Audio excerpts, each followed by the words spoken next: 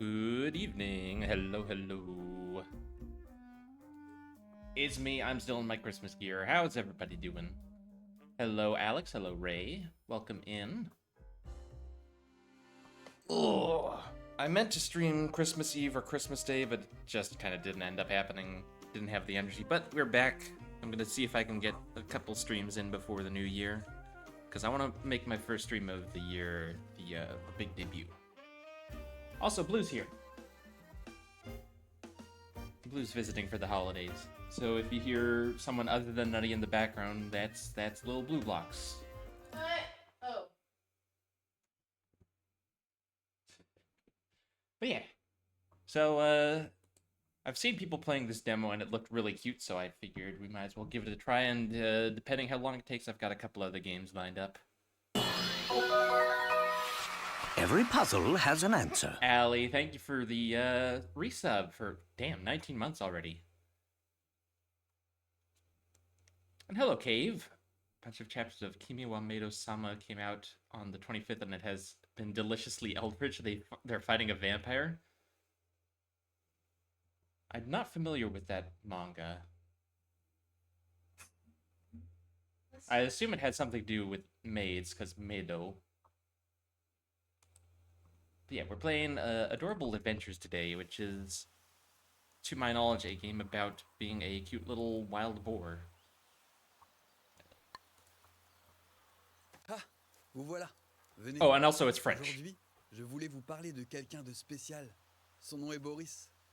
Un petit marcassin à la recherche de son frère qui adore tout renifler sur son passage.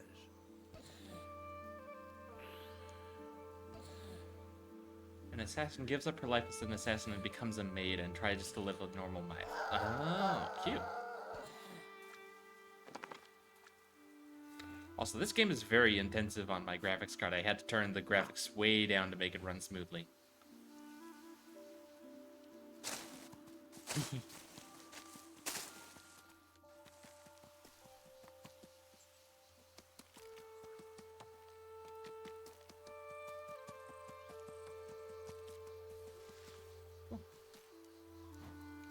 Okay, I can jump. Oh, butterflies. Oh, look at him.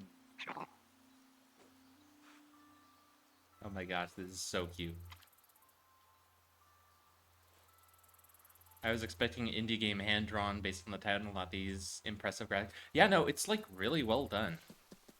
And this is just the demo. I don't, the full game is not out yet, but it looks really fucking cute.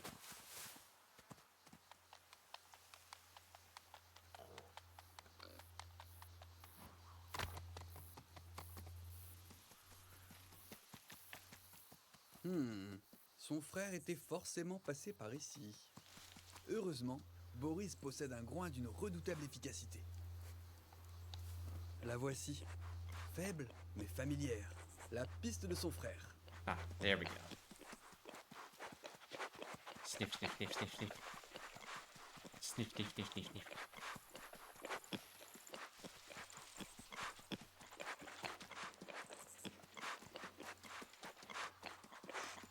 Boris suivait gaiement la trace de son frère Gary lorsqu'une odeur puissante et étourdissante le saisit et lui fit perdre sa piste. Okay, so something else has gotten our attention. Gotta sniff it out.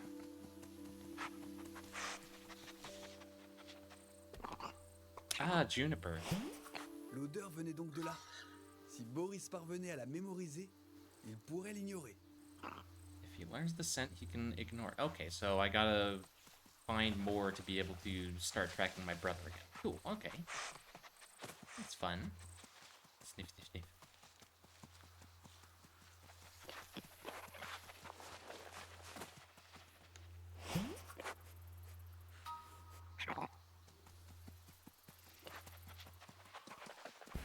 Oh, hello. Bluebell. Et voilà. Boris connaissait bien cette odeur maintenant. Ah, Il okay. pouvait désormais l'ignorer pour se concentrer sur d'autres. Ce centomètre de mon invention capte toutes les odeurs qui flottent dans l'air. Boris est capable d'en ignorer certaines pour se concentrer sur d'autres. Okay. Click this scent to ignore. Okay, so I can hide scents that I've identified enough.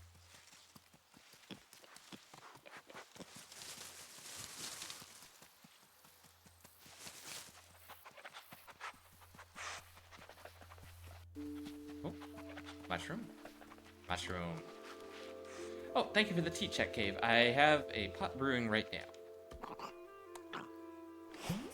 I put it on as soon as I started stream because I realized, oh, I didn't make tea. Oh, something else. Oh, it's up there. How do I get up? There we go. Is that a can? Sure is. Tin can. Oh. Well, I picked it up. I don't know what I'm doing with it. Oh, hello. Okay, there's a blue mark on this tree. I need to remember that. That might be important. Deck the halls, caroling. You're not going into a song while I'm here.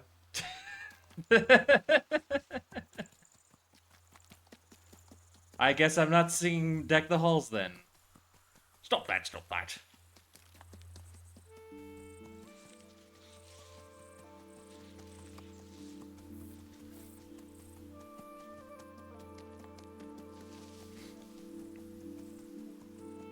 I quite like that redeem, even though nobody ever uses it. Just the fucking Monty Python. Stop that, stop that. No singing. Maybe I need to find like a trash can or something for this.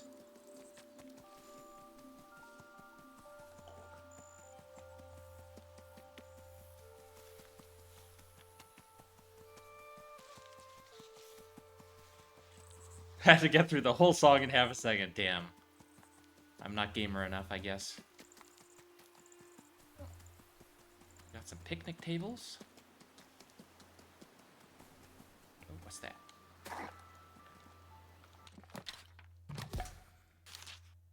Oh, old map found near the overlook. Symbols and markings. Location, people looking for the legend again?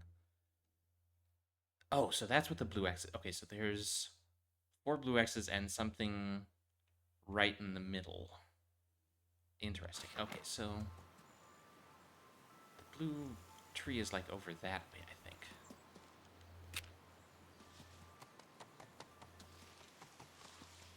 Still not sure what to do with this tin can. Oh, hello.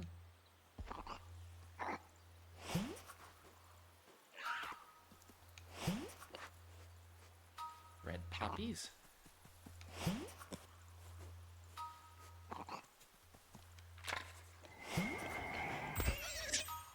Une odeur de plus que Boris pouvait ignorer. Oh,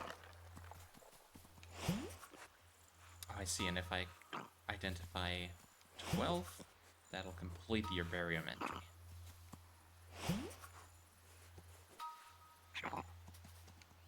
Sniff, sniff, sniff.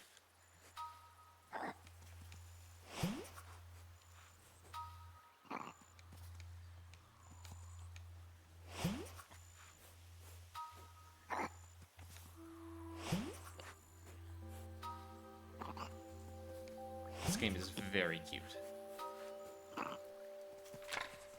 Boris doit vraiment apprécier cette plante. Il les a toutes trouvées. Found all of them.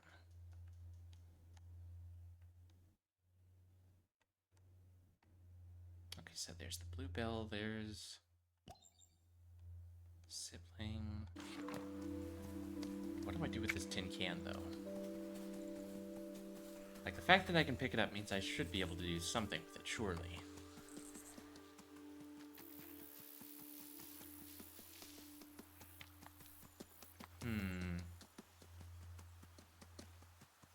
Oh, there's a trash can.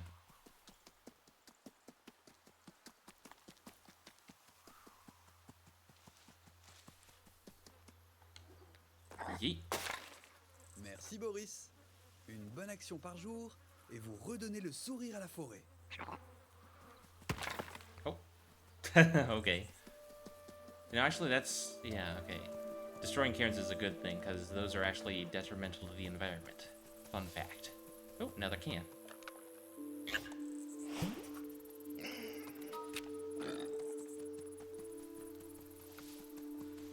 I don't recall the reasoning, but I do know that, like, cairns are just, like... You shouldn't make them. Because they are disruptive to the environment in some form. Drawing a blank as to the why, though.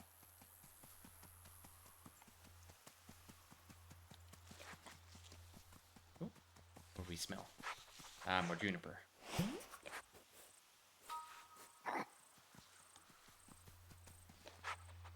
Oh. Dig? What am I digging for? Oh my gosh, football!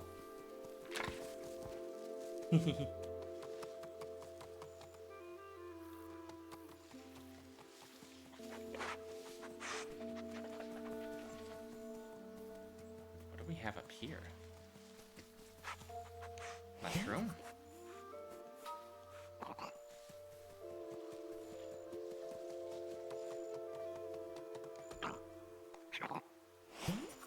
Vagabond heather.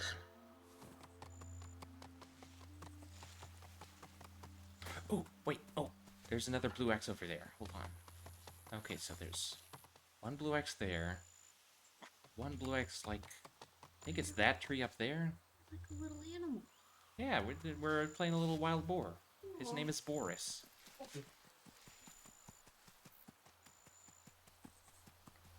Fried ham, no!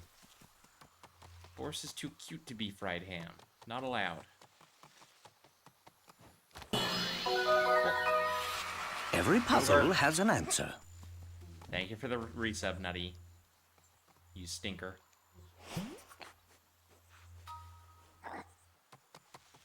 What's this? Voici une liste des meilleurs temps effectués sur ce parcours. Ooh, Un défi pour Boris? racing course?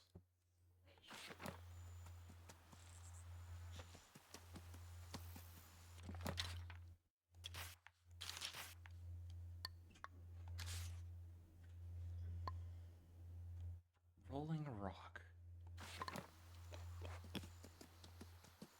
I don't know how to start the race.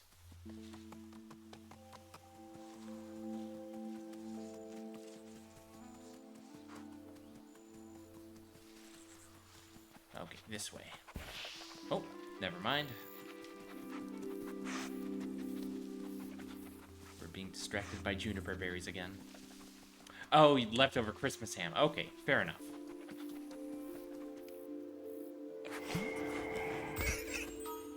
There we go. Cette odeur Now I n'avait can plus de ignore secret it. pour For now. Boris. Il pouvait l'ignorer.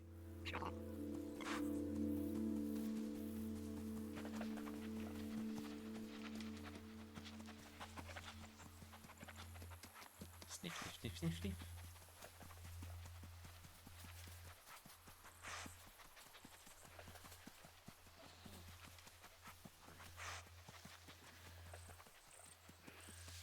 Aha! Le voici enfin, son frère Gary, qui semble dormir comme à son habitude.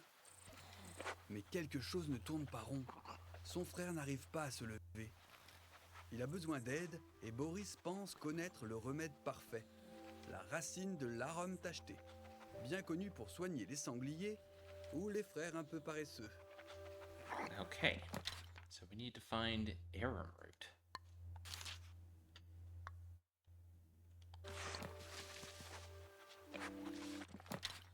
How do I change my target? This one? Or I guess just ignore it. There we go. Oh, never mind. Something else catching our attention again.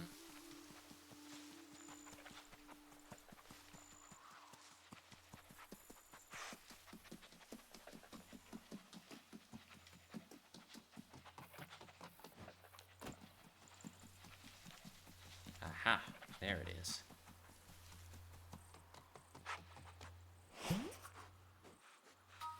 Oh, more vagabond heather.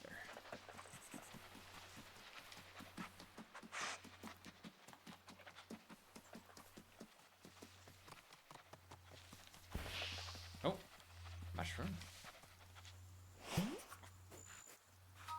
Some juniper.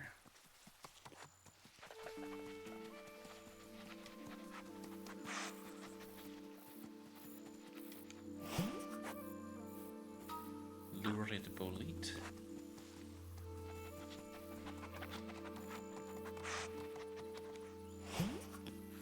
Vagabond heather.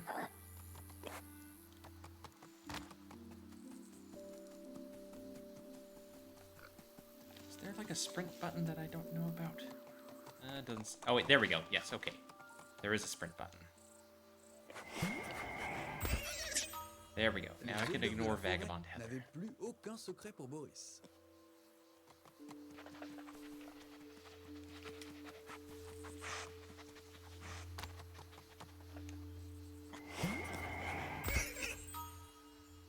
So cute. Okay, now I can track the arrow route.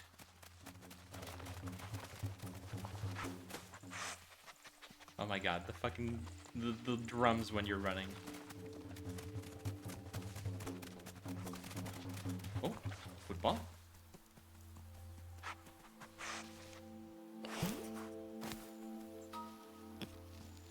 Nice.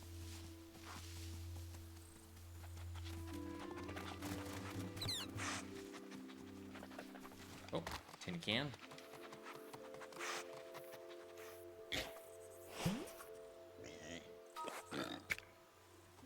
Take that to the trash can while we're at it.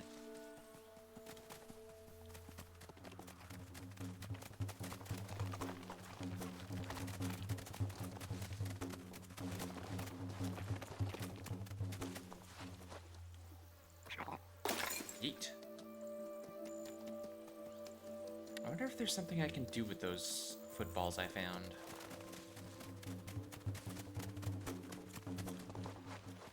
Okay, so there were... Where's the blue X's that I'm supposed to be finding? I know where two of them are, roughly.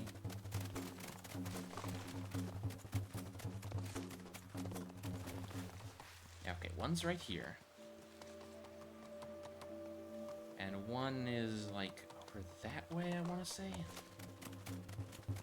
But where's the other two?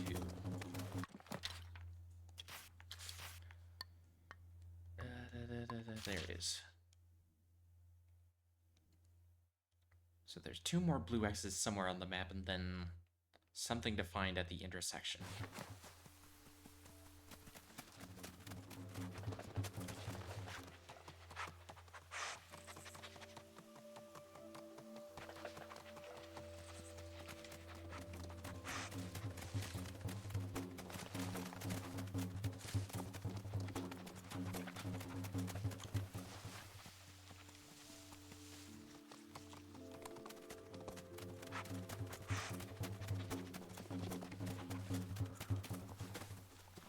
God, they weren't kidding when they named this game. This is adorable. Oh, waterfall.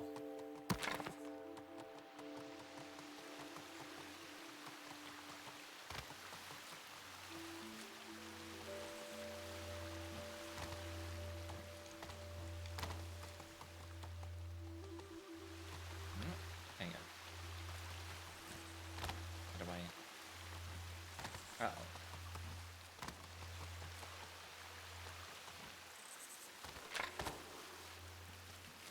Oh, okay. Secret waterfall found. Didn't realize that was a thing. Can't stack around the highlands. Could be confused for trails. Should knock them over. Right. Oh, there's one more piece of litter to throw in the trash, huh?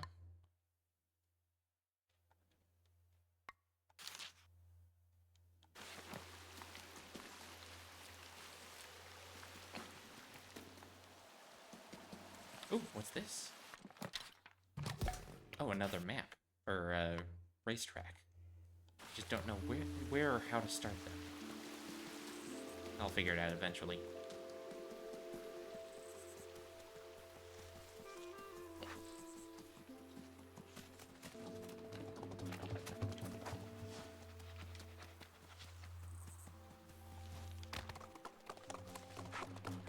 see, where's this root?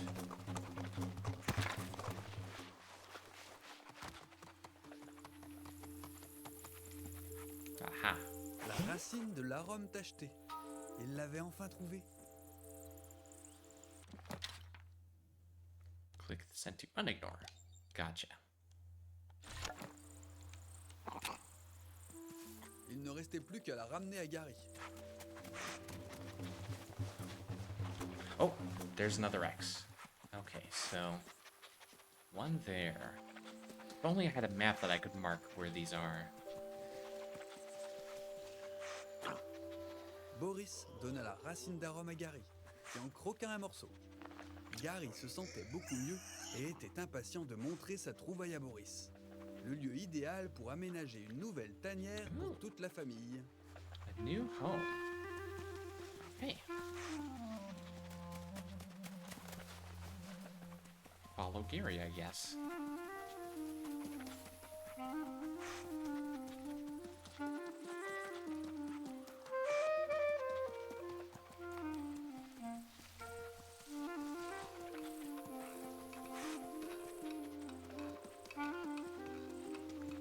I wonder if Hawkpix has played this demo.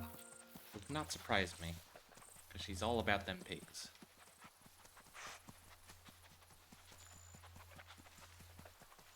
And if not, she should.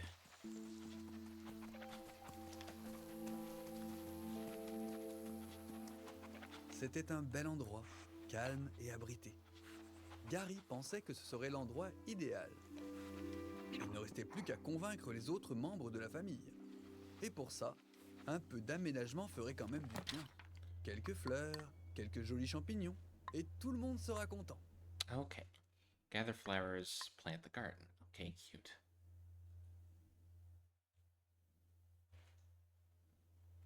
Guess I'm too cynical. When we first walked up to Gary and said it being his usual lazy self, but something seemed off. My first thought was, oh no, he's dead.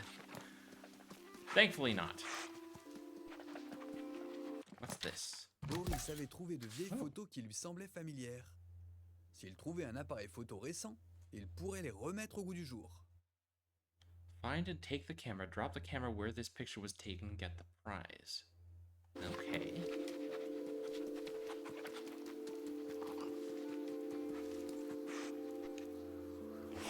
Ooh, Quelle truffle. chance! Boris a trouvé une truffe. Une de celles qui, quand on les croque, nous donne envie de courir au bout du monde. Mais que se passe-t-il? Un chemin apparaît au cœur de la forêt. Serait-ce une véritable piste de course ou l'imagination débordante de Boris? Okay. So I need to find the black truffles to start a race course. Et c'est parti! Notre petit tonneau sur pattes est très rapide. Voyons quel temps il va bien pouvoir réaliser. Mets les gaz, Boris!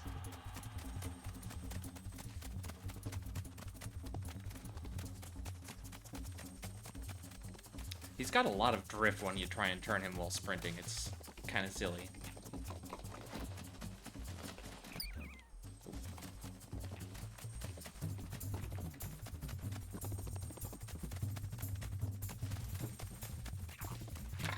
Et le voilà qui franchit la ligne d'arrivée. Pas mal. Okay, what's the... Oh. There we go. Beat the best time. Nice. Okay, so I need to find... Je consigne sa performance dans mon carnet. Peut-être un record à battre. Oh, hang on. I see another cairn up there. How do I reach it?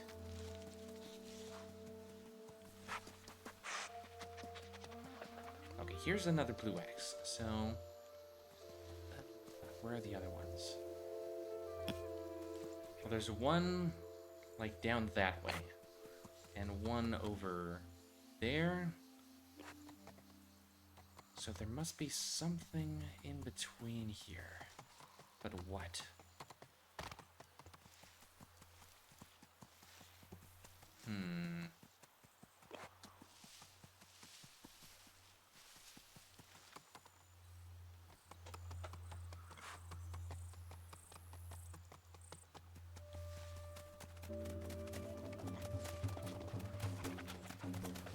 Oh. There's the other truffle.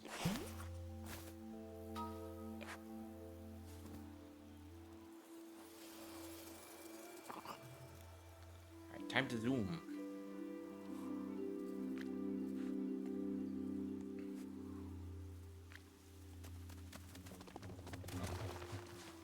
It didn't start. Hang on.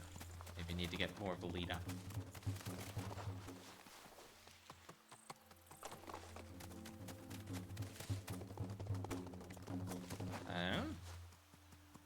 Why is it not going?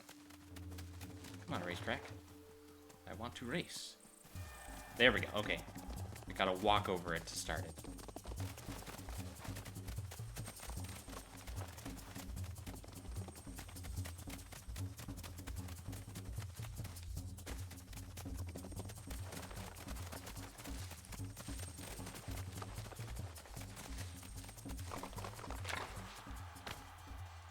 There we go. Nice. Dandelions, that's one of the flowers I need. Which way? This way.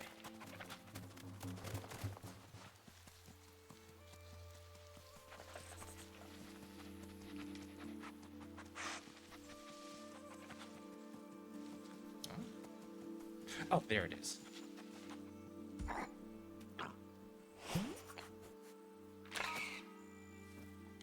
Okay, take one of those. Back to the cave.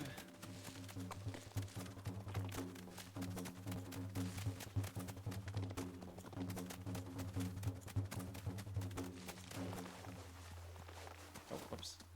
That's too steep.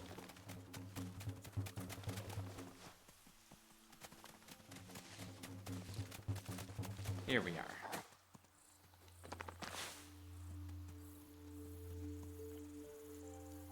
Let's see, we've got three flowers to use, and 1, 2, 3, 4, 5, 6, 7, 8. 8 plots to fill. So I can't plant them an even number of times that well.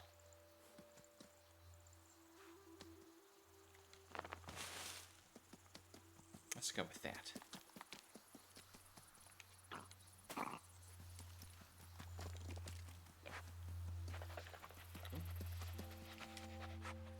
Another dandelion.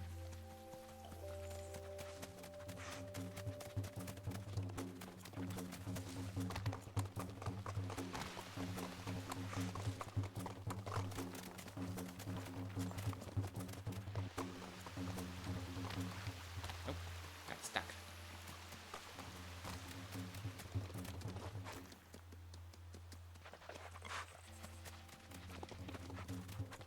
Damn, it's all the way out here. There we go. Okay, dandelion complete. Ooh, what's that? New flower? Oh, I slipped. We're good.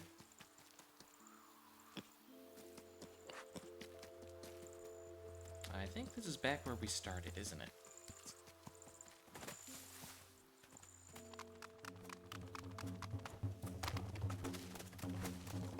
Oh, what's that?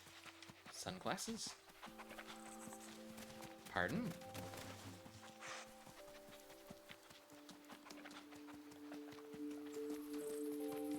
I'm apparently tracking sunglasses now.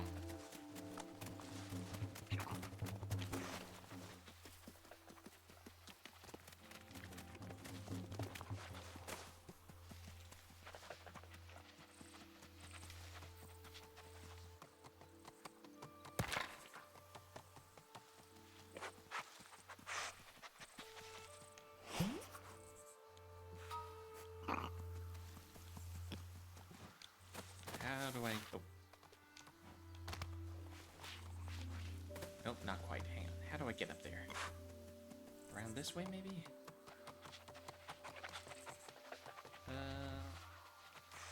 Guess so. Aha! Sunglasses. Oh my god, can I wear the sunglasses? Wow, Oh, hell yeah. Une paire de lunettes un peu cassées. Boris trouvait ça très stylé. Oh, they've only got one lens, though. That's still cute, though. So fashion.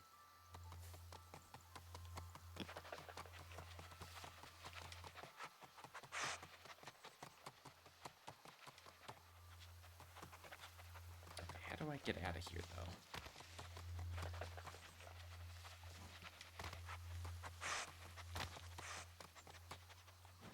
Can't go that way. Maybe around this way? Ah, here we go.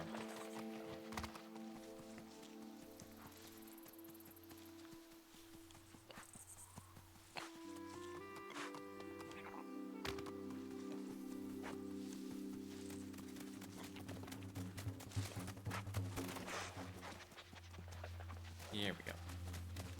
Let's see where this leads us.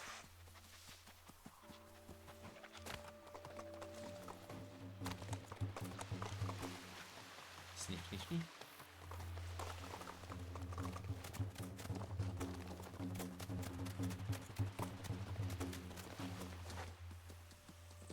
Right, I fell down when I was trying to get across here, yeah? Oh, there's the last blue X. Now, if I could just, like, mark them on a map, I would be able to, you know, figure out where the middle is.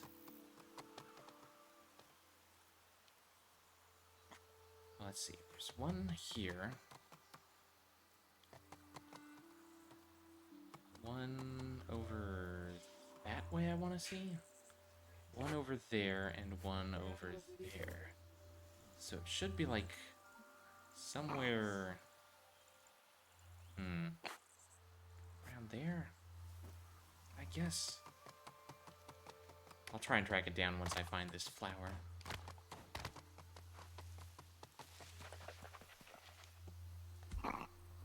Mountain pansy.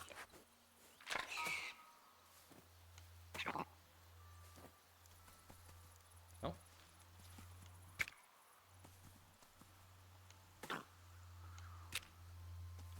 Do I need to take off the sunglasses to take it? There we go.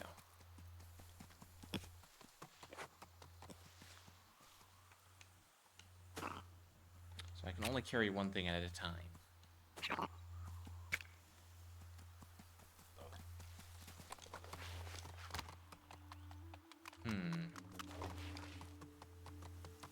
I don't think this is one of the required flowers. But if I can plant it, I will. Let's see.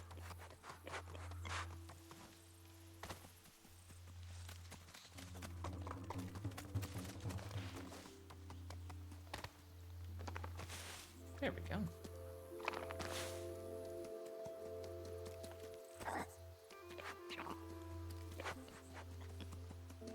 Okay, so now... where's the middle point for these? These X marks the spots. So there's one over there.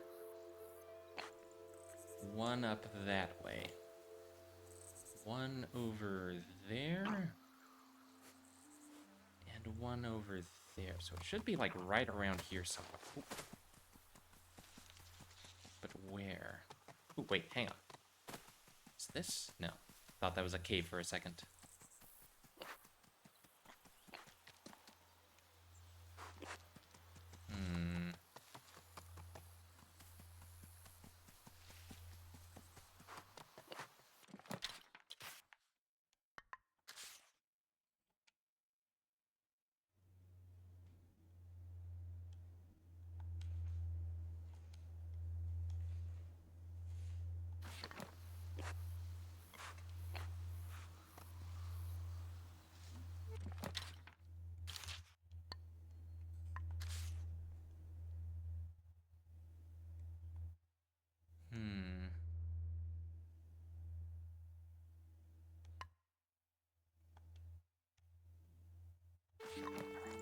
It's hard to tell.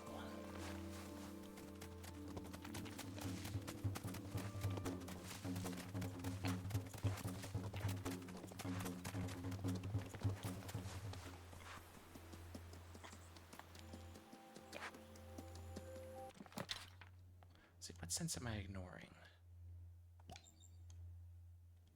Okay, there's a few more that I can complete. Oh, I need to grab one of the red poppies, I forgot. Where was that field of poppies? Right here, there it is.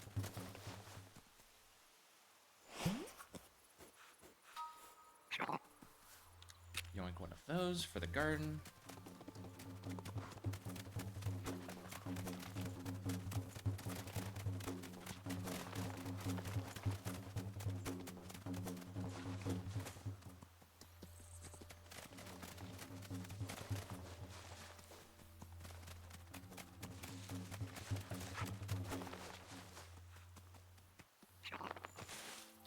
Plant those.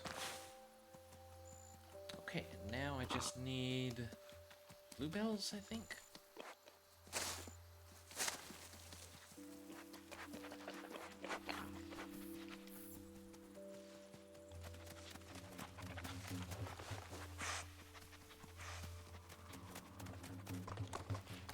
Aha. There we go.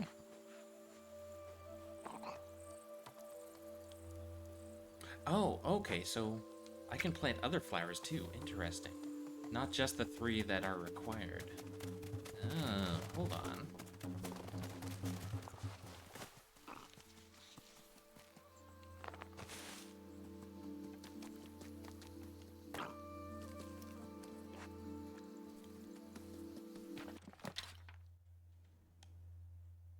Okay, need one more vagabond heather to complete, huh?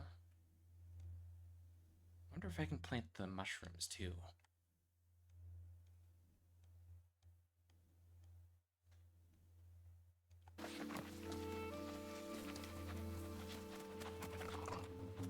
Whoa! Forest fucking yeetin'. Oh, I can take the juniper. Okay, hang on.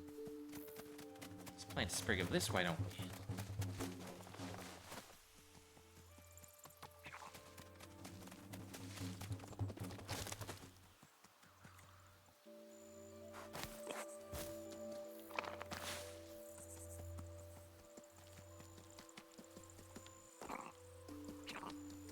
Okay, let's see.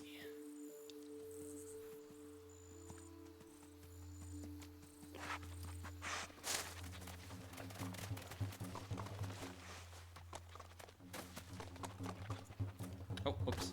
Ran right past it.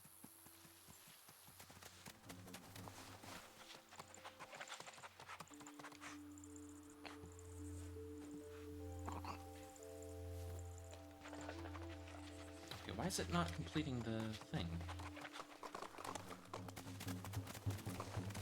Maybe I need to keep tracking it down.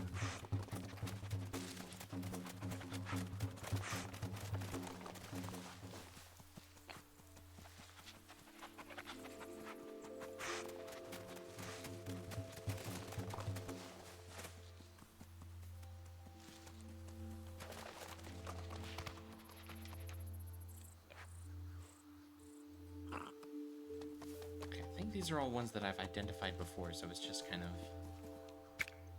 Ooh, I can take the mushroom.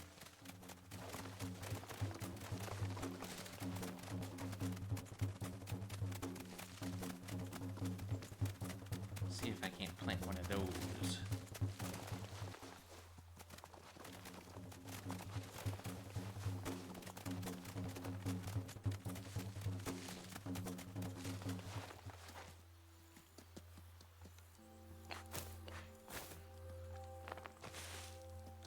Yeah.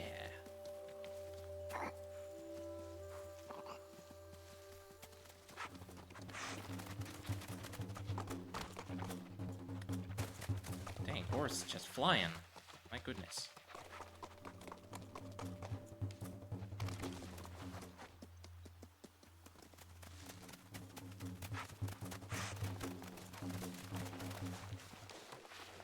Wait, hey, didn't I already identify this one? I thought I did.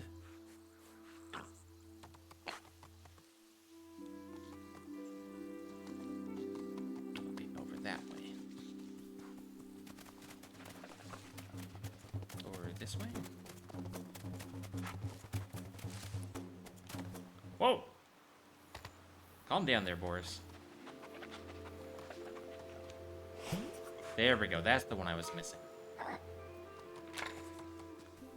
Oh, this is the camera. Hello. Okay. Alright, let's see. Yeah, Boris has gotten some air there. Okay, so I need this specific angle. So we need to back up a bit. Maybe like up on this. Ooh, phasing into the ground. Don't worry about it. Up on this ridge. Ish.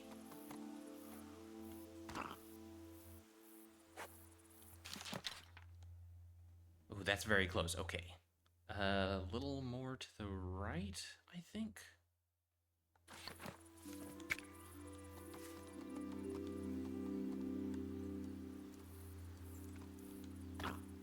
Like that. Oh, come on, that's so close.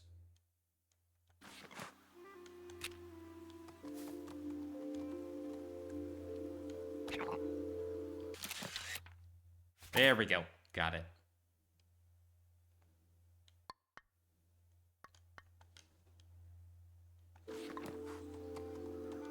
Wait, how do I get my prize then?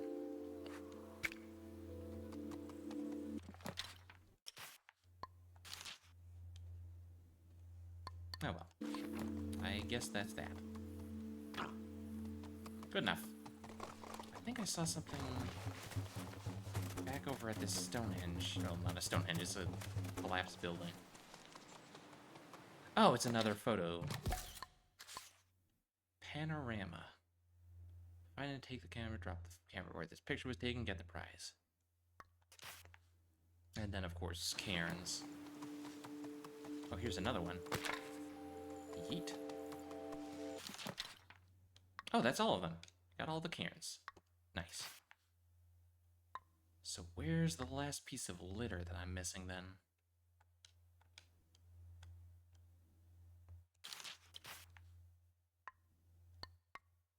Oh wait, maybe. Oh, this. I bet the sunglasses and the footballs are considered litter. I bet. Okay.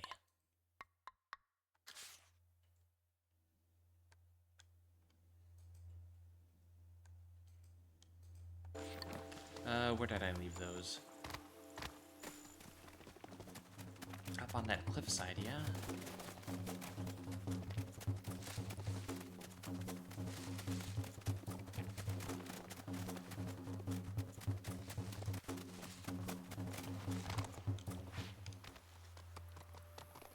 Yeah, because I left them where I found the pansy.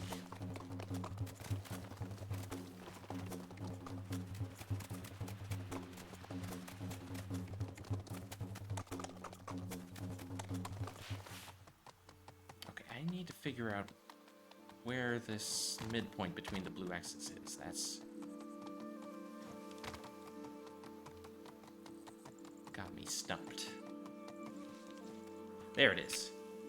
Broken sunglasses. Oh, oh my gosh, if you run into something, it makes a squeaky toy noise.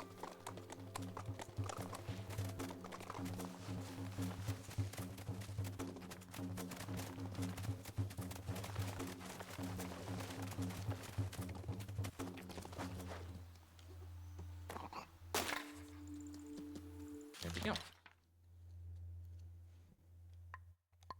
That's all the trash. Nice. Okay, so now we need to find a panorama.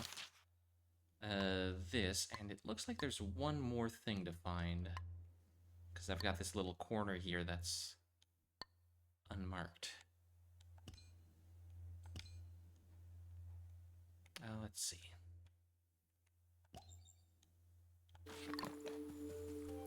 Let's pick up some more juniper just to get that fully identified. Where is it at? Oh, right here.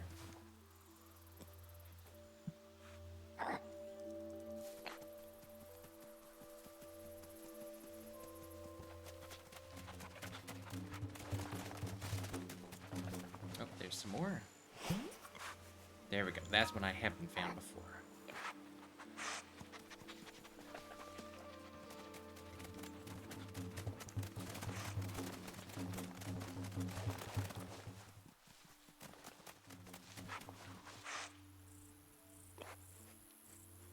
Oh yeah, apparently juniper berries are like a mild hallucinogenic. I had no idea. It puts the mead with juniper berries in a different light, doesn't it? forget when that came up, but someone mentioned it last stream, I think. They're like, oh yeah, the juniper berries are hallucinogenics. Like, huh, the more you know.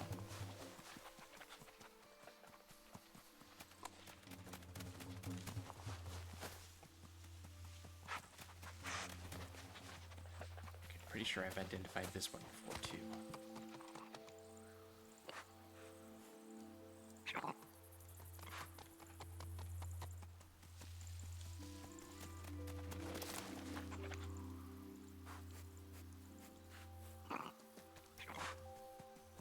Show me one I haven't found yet. Over there.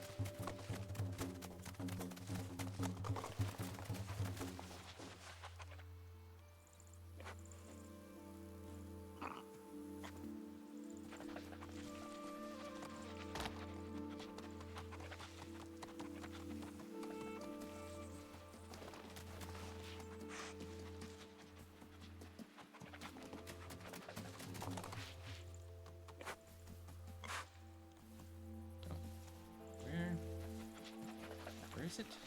Huh? Oh, this way. Here we go.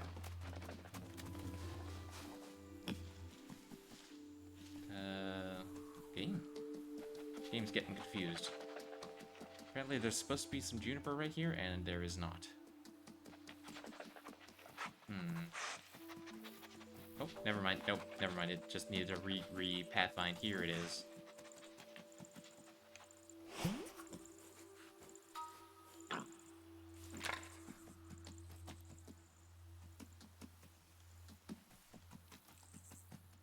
Google AI is so bad I look up, are juniper berries hallucinogenic? And it says no. Scroll to the first entry of the U.S. Forest Service, and it lists you juniper berries as a hallucin. Yeah.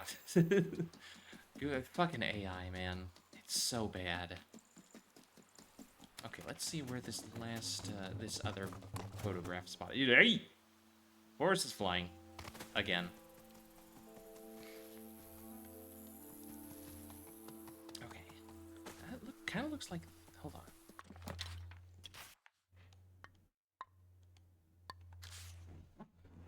Oh, okay. There's some vagabond heather right in the foreground there, and a tree.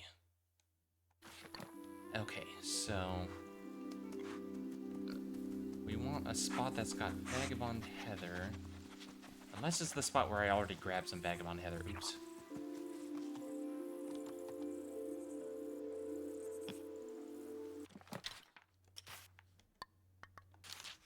Let's see.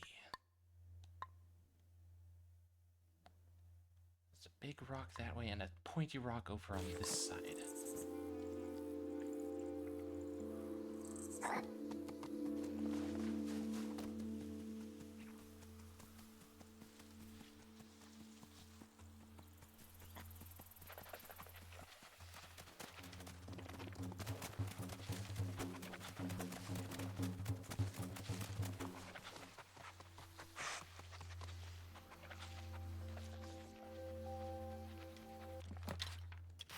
Let's see.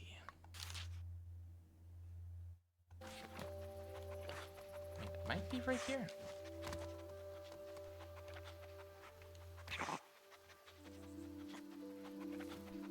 No. Hold on.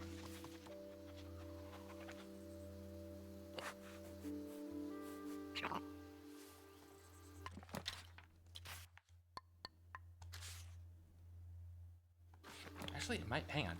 This might be the right spot, actually. Just gotta get the right angle on it.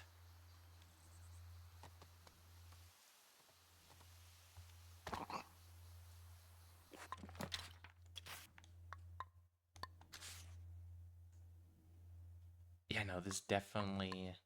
We're close. We're very close. Okay.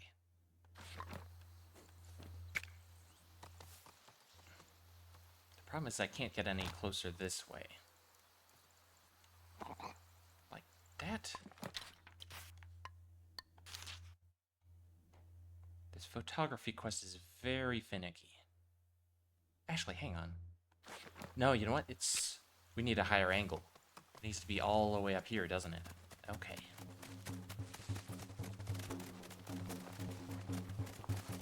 There's the That's the one that I need. Right here.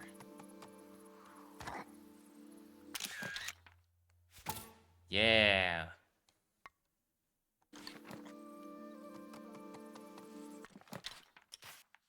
Okay. Now what is this? Okay, hang on.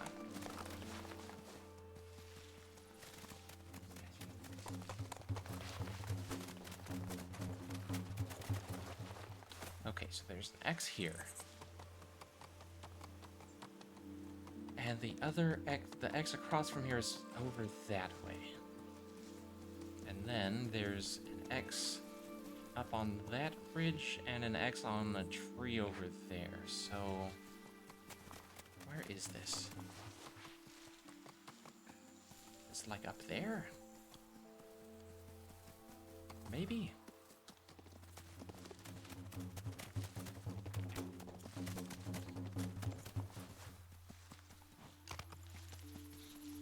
Oh, it might be. Hang on, hang on. Can I? No, I can't climb up there. Never mind.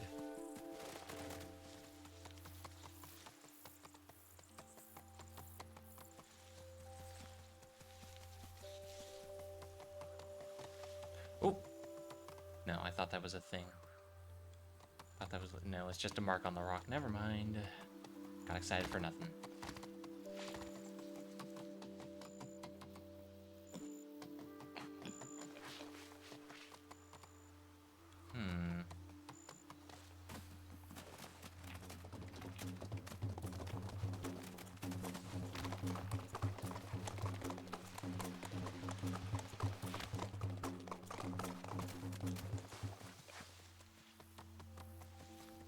Where's that other blue X?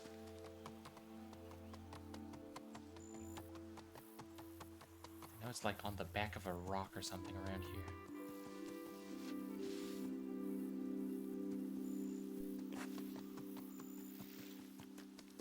Wasn't it? It was somewhere around here. Hold on.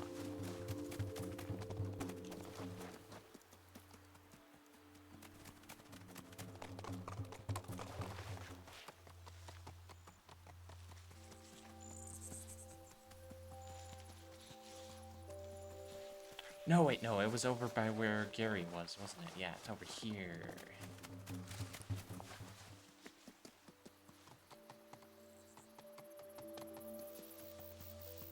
Not there.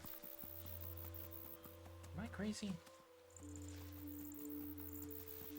I mean, yes, but I am, but am I crazier than usual? Could have sworn there was a blue X over here somewhere. Oh, there it is. There it is.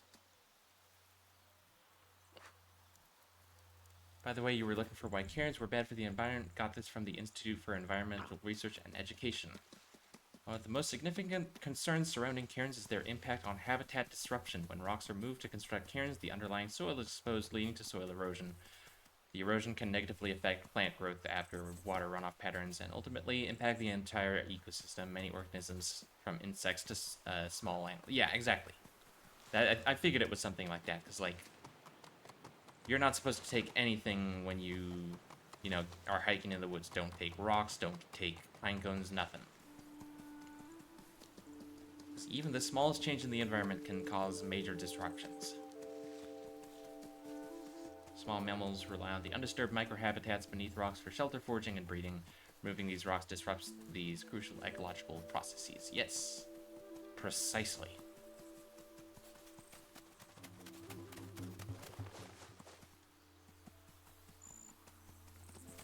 Okay, hang on. So,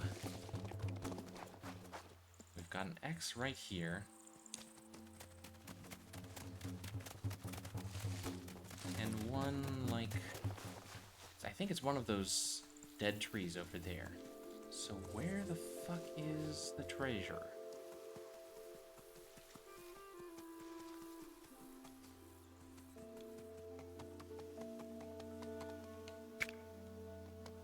Oh, there's the football.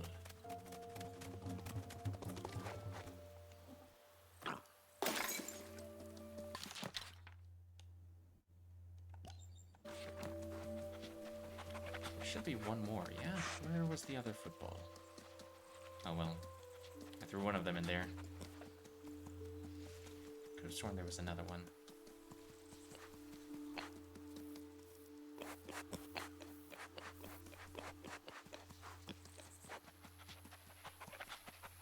Oh shoot, speaking of tea, thank you for the hydrate, Allie. I forgot to pour my tea. I will be right back.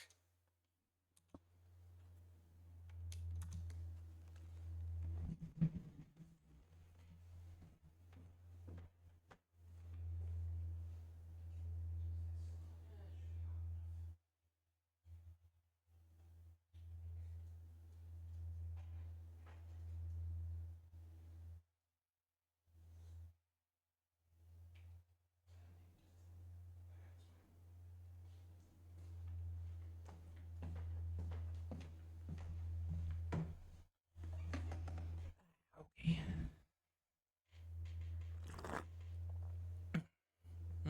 It's a little lukewarm, but that's fine. I'll just stick it on the tea warmer. That should do the trick. Okay.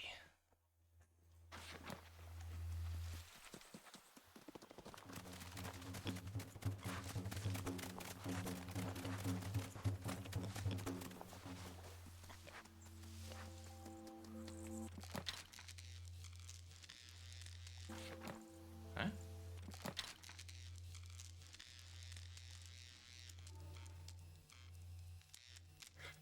Oh, hang on.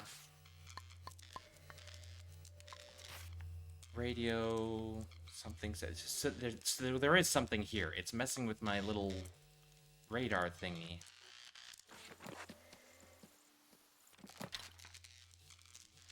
Oh, wait, the camera, where's the camera? Is this spot, like, right here? I left the camera up there, hang on. Let's see if bringing the camera over here does anything.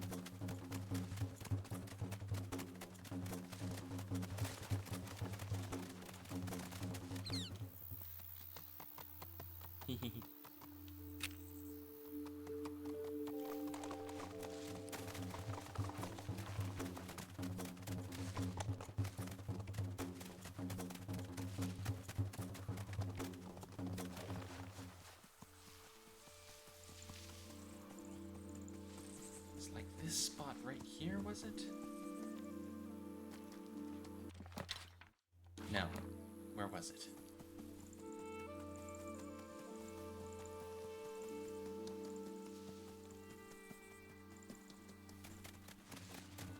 Was it here? It was here. That's the spot.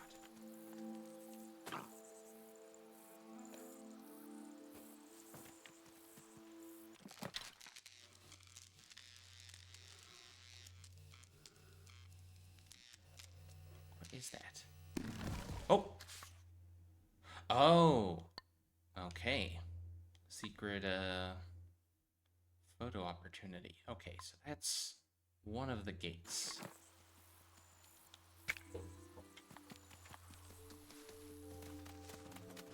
Which gate is it, though? This one?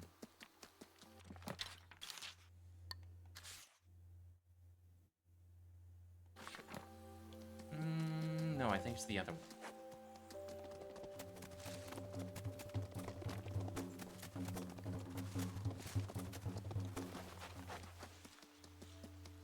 Oh, wait, no.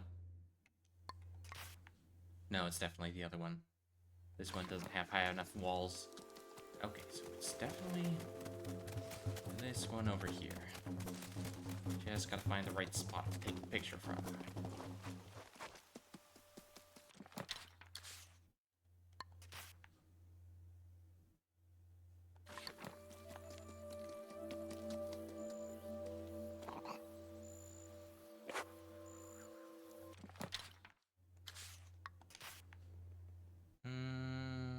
No, it's gotta be closer. Oh, never mind, there we go. Oh, hello.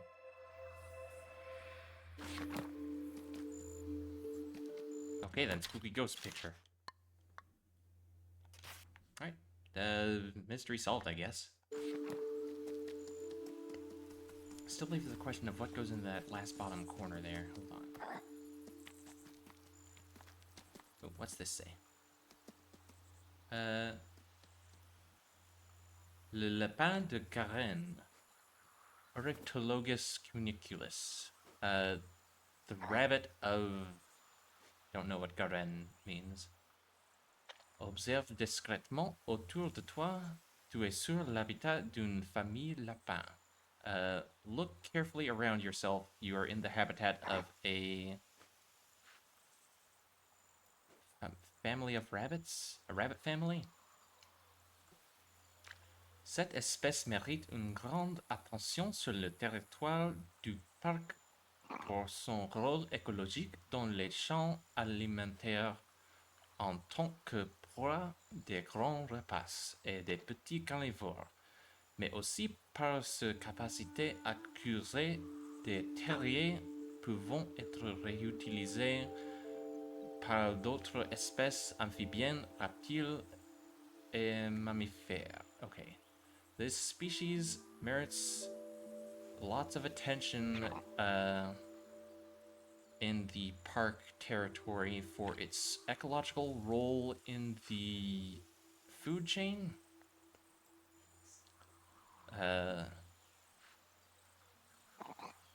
From large to small predators, maybe?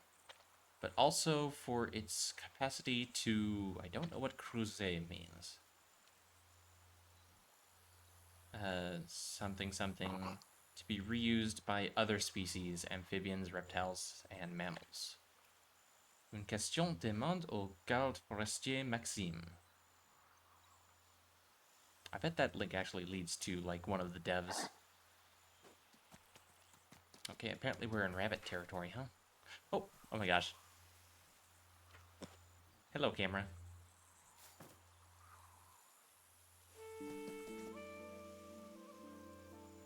That's fun. I like that you can actually put the camera down and stand in front of it.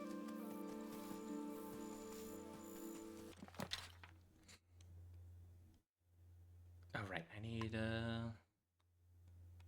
other flowers I can plant? I need the bluebells, right. And then I've got 1, 2, 3, 4, 5, 6, 7. Oh, there's one duplicate, because I don't have exactly 8 different flowers. I have 1, 2, 3, 4, 5, 6, and the mushroom.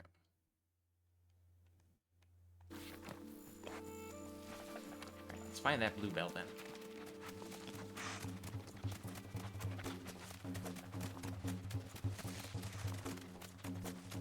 Oh, there it is.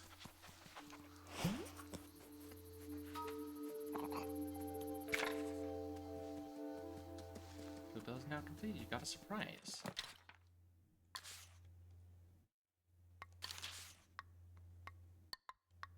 Oh, I haven't completed the lured bolete yet. Okay. I have to track that next.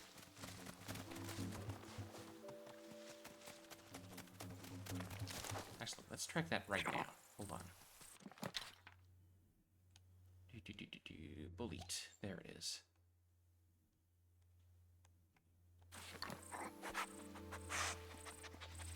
Oh, there's one right here. Look at that. There we go. Herbarium complete. Look at that. Excellent. Oh! Quel style. Oh, completing each one gets you a little decoration. Oh. Hang on.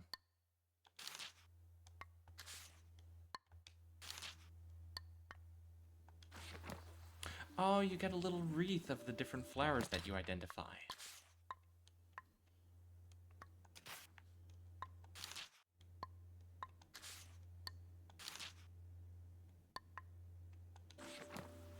Oh, look. Oh my god, that's so cute.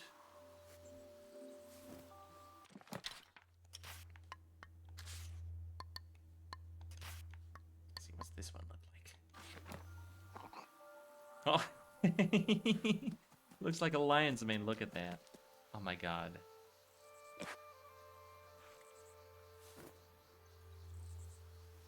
So stylish.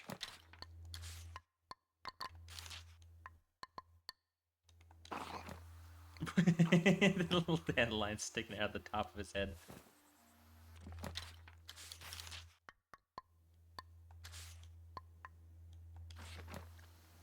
Oh, that's so cute.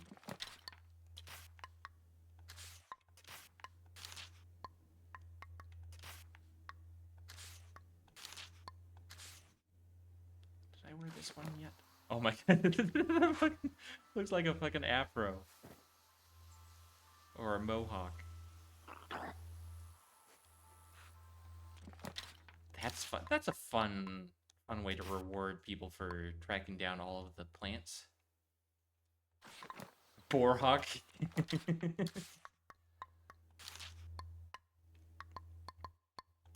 I like the pansy the most, though. Okay. I'm still wondering where that last... Like, there's gotta be one more note around here somewhere. Because there's a conspicuous blank spot down in the corner here.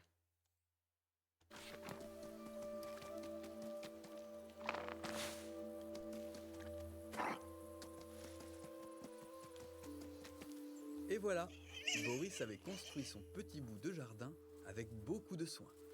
Félicitations, Boris. Oh, that's the end of the demo. That is so... Okay. I'm looking forward to the full game. That was so cute.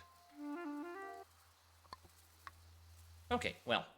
I do have a couple other games lined up. Let's see. You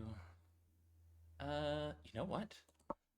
I've been meaning to stream these ones for a while. I did get some Christmas gifts that I want to play, but I think I'll save those for the new year. I don't want to cram them into before the debut. The debut will be the first stream of the year. However long that takes. But, let's see. Let me change the category. There we go. Strange Horticulture. This is a really cool game that I enjoy a lot, and I recently got the sequel, but I wanted to play both of them together. So that's what we're going to do.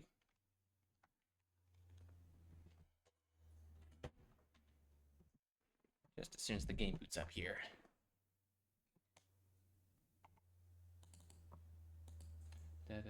Strange Horticulture. That's the one.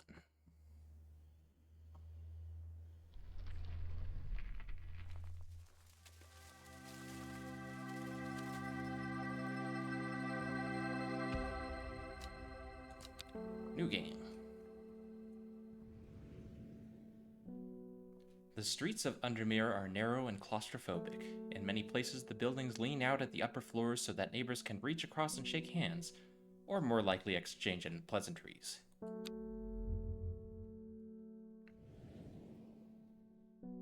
Strange Horticulture is a small shop situated away from the main thoroughfares, but it has the advantage of being one of the few buildings in Undermere that stands alone.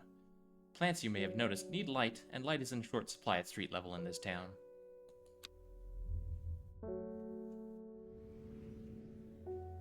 Recently, the shop passed to me after the death of my uncle. There is much to learn, but one thing is already clear. The rare and unusual plants that he stocked have their uses after all.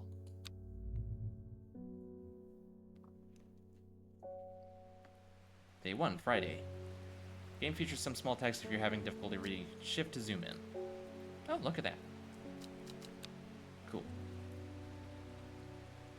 I found it, an excerpt on the elusive Wandering View. Come to the library in Ambleside and I'll tell you all about it. I even found something on the Gilded Dendra that might be of interest to Simone. Give Hellbore a good scratch behind the ears for me. Hellbore is our cat over here.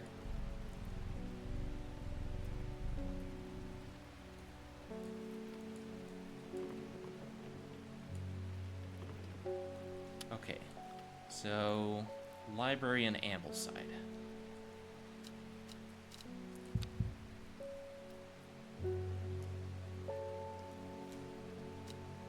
Okay, water plants to earn the will to explore. So to be able to explore the map, I need to tend the shop a bit first.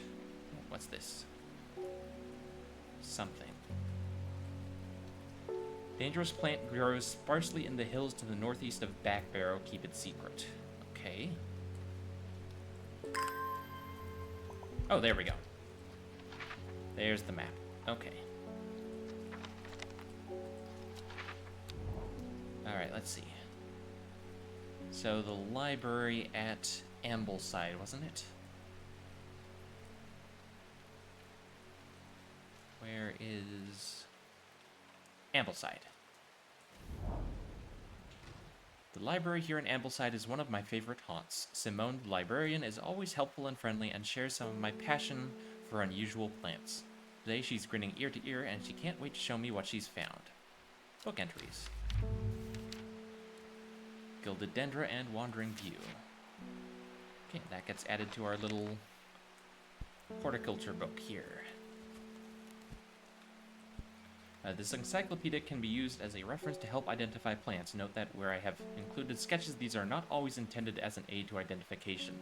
Often the description will be more useful to you. Remember to take extra care when dealing with poisonous plants. I accept no responsibility should injury or death occur as a result of misuse of this encyclopedia. Yeah, so basically, this whole game revolves around collecting pages for this book, identifying the various plants in your shop, and distributing them correctly to clients. So let's see. Mushrooms. Set all the mushrooms in one spot so I can sort through them.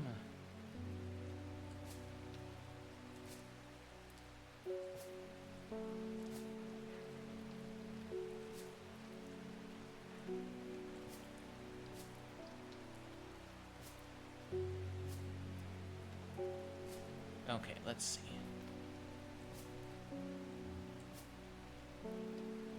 What mushrooms do we have in the book? Bishop's Parasol. Mushroom found in dark, damp places. Feeding on any light that gets close to it. Can seem to draw light in, enveloping its surroundings in darkness. Gills on the underside of this mushroom seep a milky fluid that can be consumed as a treatment for stomach pains. Closer inspection. Here we go. Smells strongly of soured milk, bad enough to make my eyes water. Not as spongy as most mushrooms. In fact, the undersides are somewhat sharp. Red warts protrude from the caps. Okay, so I don't think either of those are Bishop's Parasol. Spongy mushroom with potent abilities, only safe to consume in small quantities. Grants great strength for short periods at the expense of severe fatigue once the effect is worn off. Don't think that's either of those. Do I have any other mushrooms in this book? Wandering View. So called because this fungus can move slowly in the dark. It's been known to cover distances of up to several meters in a single night. Gills on the underside of this mushroom form beautiful flowing lines. They are also quite hard and sharp, earning this plant the nickname Fingersbane. Undersides are somewhat sharp. Okay, so where's my tags? There's the tags. We are going to hesitantly label this Wandering View, question mark.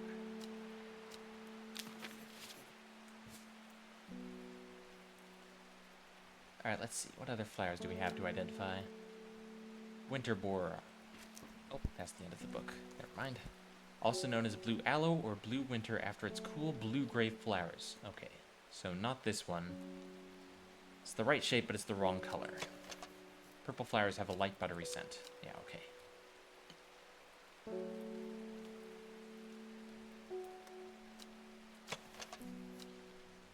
Blue flowers, light airy scent. Rubbery leaves make an effective insect repellent when applied to the skin. I don't think any of the... Oh, maybe? Smells of nothing that I can detect, okay. Smells faintly off-putting but not overpowering. Okay, I don't think I have Wandering View in the shop yet. Flowers made of many smaller blue flowers smell pleasant. Blue flowers, stiff leaves. Small leaves, delicate flowers. The leaves are coarse to the touch. Oh, whoops. No. There we go. Let's see. St. John's Poppy. Vibrant petals of this flower can be brewed to create a draught that can greatly improve the imbiber's hearing ability. Flowers of St. John's Poppy are bright red with a yellow center.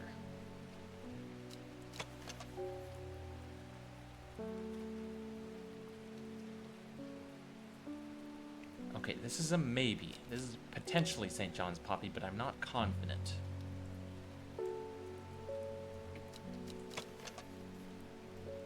Also, these flowers are 4 petals. This one is 5, so I don't think that's it. Wren.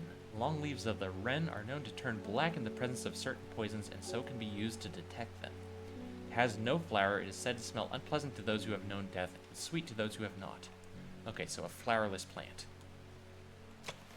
Smooth, waxy leaves.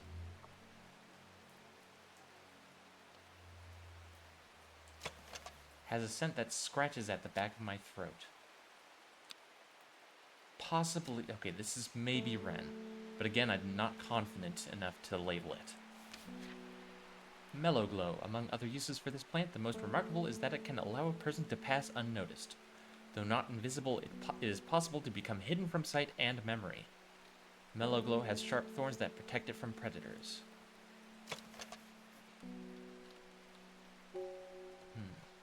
This has thorns, but they don't look particularly sharp. And also there's no mention of them in the examination. Let's see, any other thorny plants? No. Oh wait, hang on. Here we go. This, I think this one is St. John's poppy. Yeah, bright red, yellow center, 5 petals. We're going to say St. John's poppy, question mark. Mary's breath. Wide, waxy leaves allow this plant to collect the large amount of water it acquires. Said that a person can be bound to secrecy using Mary's breath. It used to be grown in the royal gardens so that the king could ensure the trust of his confidence, but the practice fell out of favor. Okay, wide, waxy leaves. Like... maybe? Possibly.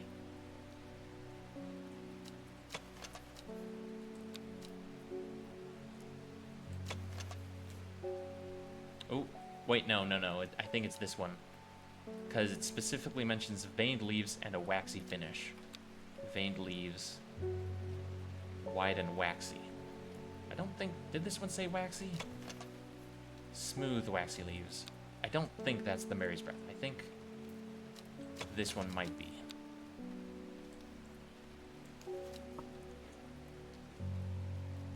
Question mark? Okay. Lemon dandy. Its curled leaves are thought to be the origin of the name of this plant, supposedly referring to a peeled lemon rind. Among several medicinal uses, the flower of the lemon dandy is mostly associated with curing afflictions to the heart. Okay, curly leaves and little puffy flowers. Like this. Yeah, okay, I think that's safe to say that's probably lemon dandy. Although if I find any flowers with curly leaves, I will have to rethink that label. Harlequin blue. When the bushy blue flower heads die back, they release seeds with a downy pappus which assists in wind dispersal. Once dried and hardened, the stems can be burned as incense. As they burn, they let out high-pitched shrieks, widely believed to be the spirits of dead souls trapped within the plant. Hang on. This one? Maybe. That might be Harlequin blue, but it's hard to tell. The shape is the... I think the shape is right.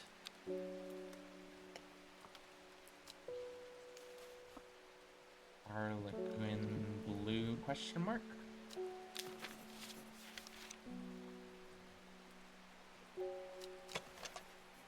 I don't think I have anything that matches the mellow glow yet. I return. What game are we on now? We are on Strange Horticulture.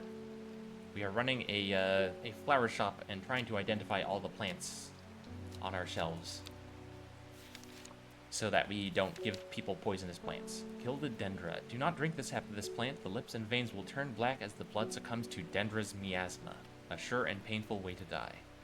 Poison is so potent that even touching the leaves of this plant can be painful. I don't think I have that in my garden yet.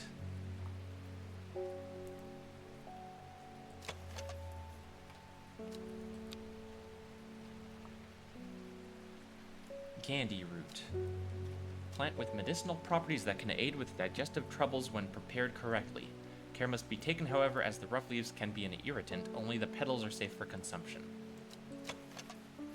Leaves are coarse to the touch. Okay, I think this is Gandhi root then.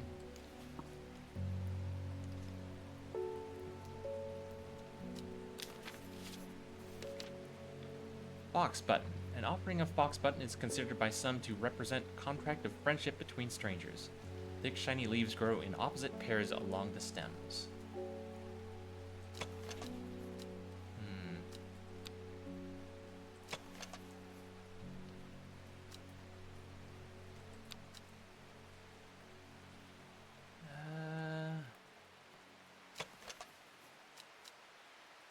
It could be any one of those three. I'm not super confident on that. So we're not going to label any of those yet, but I will put them together so that I remember. Forest camphor. The strong-smelling bulb of this plant has a powerful soporific effect, making it a common ingredient in sleeping draughts. Excuse me. The camphor produces a beautiful, rounded, dark blue cluster made up of many smaller flowers. Oh, this one. Pungent but not unpleasant. The bulb is a soft yellow. The leaves are waxy. Yeah, okay. Strong-smelling bulb, cluster of dark blue flowers. That's gotta be forest camphor.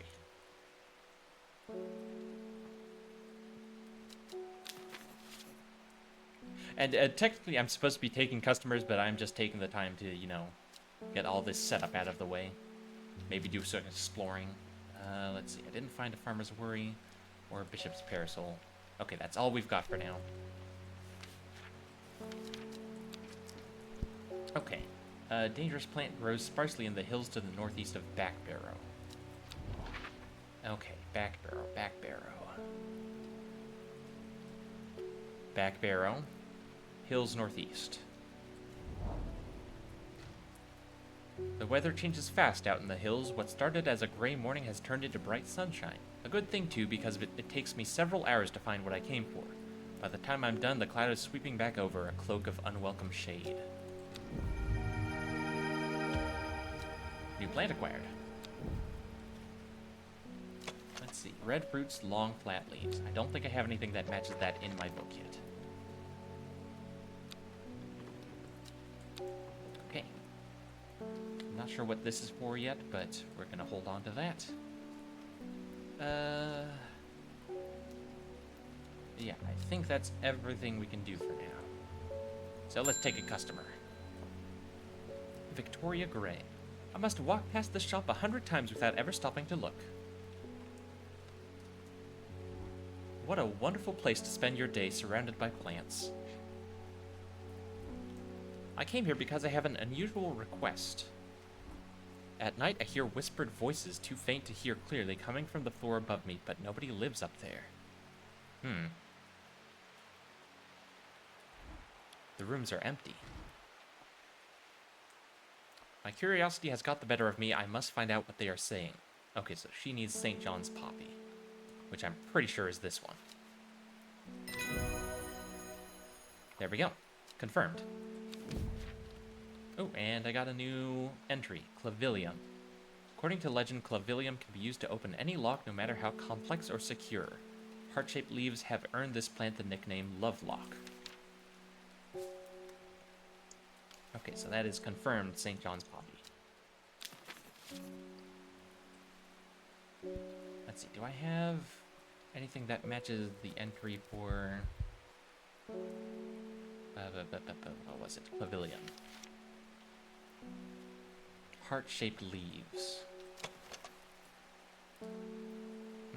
Maybe? I'm not convinced, but I don't see any other plants with heart-shaped leaves yet. But I will hold off on labeling it. Need more confirmation first. David Chaper. Good morning. Bloody awful weather out there today. Good for the plants, though, eh? Got a letter for you. Oh, letter. Let's see what we got.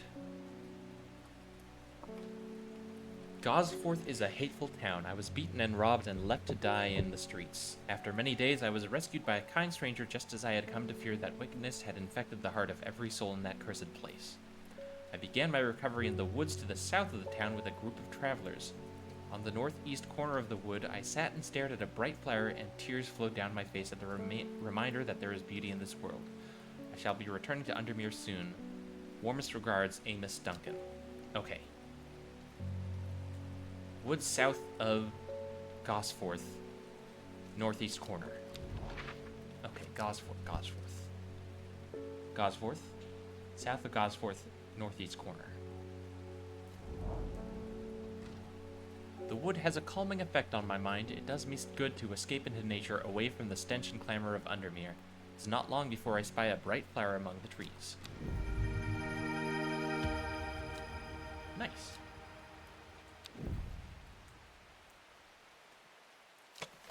Single sweet-smelling dark flower. I don't think that matches any of my entries yet. Archive that. Gilbert Ames. Something's got those witches in the forest stirred up. They're not letting anyone through. I had to take the long way around down through Back Barrow. Never did trust that sisterhood. Anyway, I'm here now, and I've brought Fennett from the south to trade for some lemon dandy. Okay, lemon dandy, you say. I believe. Hardly worth the trouble when you factor in the extra miles I've had to cover to get here. Fairly certain that's the lemon dandy. Yeah. Success. New plant acquired. Oh shit, what did he say it was? Oh, he literally said the name and I just blanked. Hold on.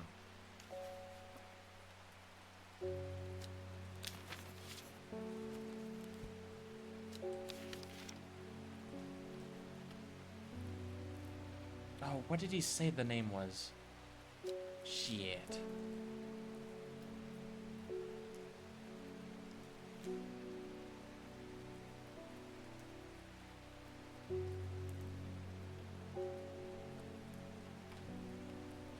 I don't think it's something I have a label for yet, or an entry for yet either. Ah, I forgot. Damn it. Quick, so someone clip it and go back and see what it was.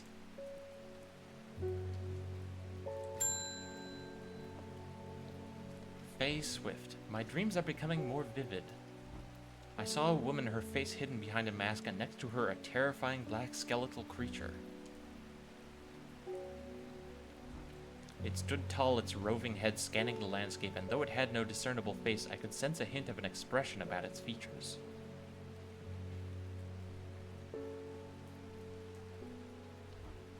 It seemed to be laughing, but not the joyous laughter of a child, a sickly, horrifying laughter that chilled me like the first breath of winter. These past weeks have been getting worse. I need sleep. Forest Camphor. Which one? I think I found that already. Oh. Or not.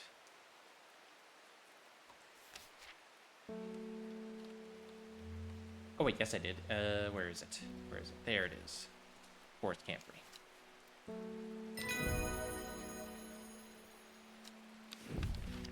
Butterdale. Often found growing in clumps on valley sides, Butterdale has been used for centuries as a cure for all manner of skin rashes. Dark green leaves can be stewed and molded to form a poultice. The flowers smell buttery to some people. Oh, this one. This is Butterdale. I remember because it specifically mentions it smells buttery. Okay, this is confirmed to be Forest Camphor, so we can take See? question mark. Belgrade, hot.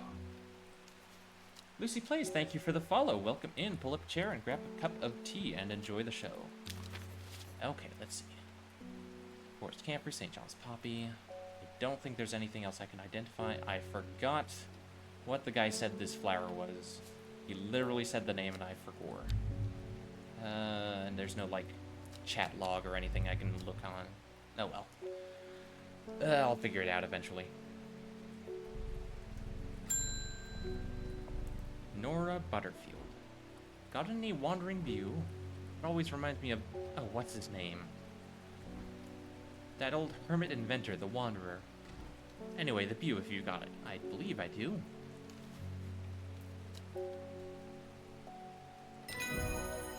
Correct. Lady of Summer. The leaves curl round delightfully, which, combined with an attractive flower and a hardy nature, make this a sought-after ornamental plant. Aged with conditions of memory deterioration associated with old age. Okay. So that's confirmed to be Wandering View. What was it called? Lady of Summer. Curly leaves. Yeah, I think this looks right. I think this is probably the Lady of Summer here. Question mark until we can confirm.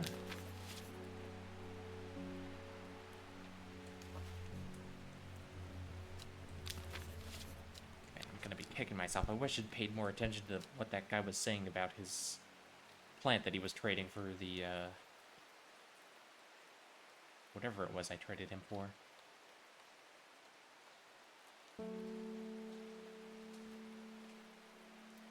Lemon dandy? Yeah, he wanted the lemon dandy, and I can't remember the name of the plant he gave me.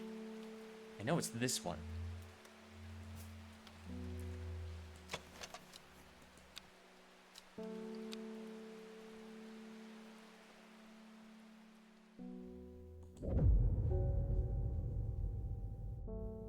It started when she found something that she was not meant to find. A book tucked away in a forgotten corner of the Ambleside Library.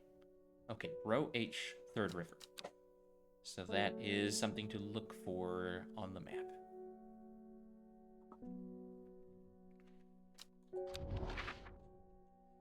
Okay.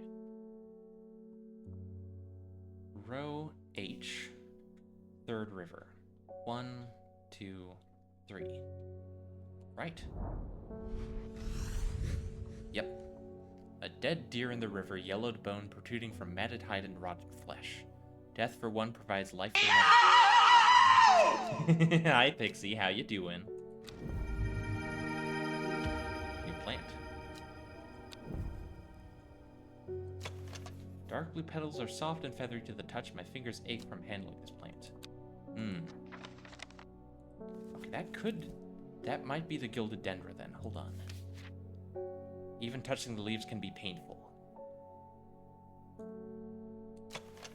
And the leaves look like the right shape, so that's possibly gilded dendra.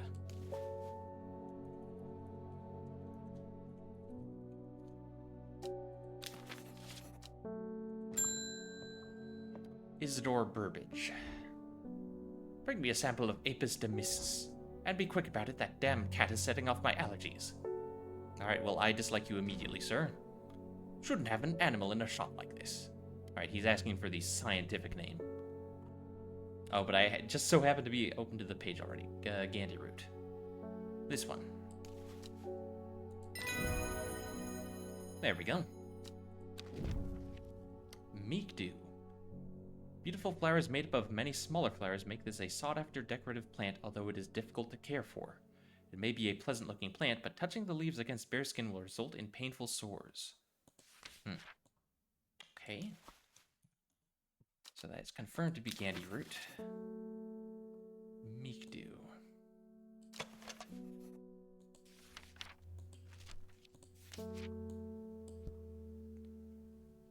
Beautiful flowers made of many smaller flowers. Maybe a pleasant looking plant, but touching leaves against bare skin. It doesn't mention the leaves, so this might not be it. Don't I have another one that's made of small flowers? This one.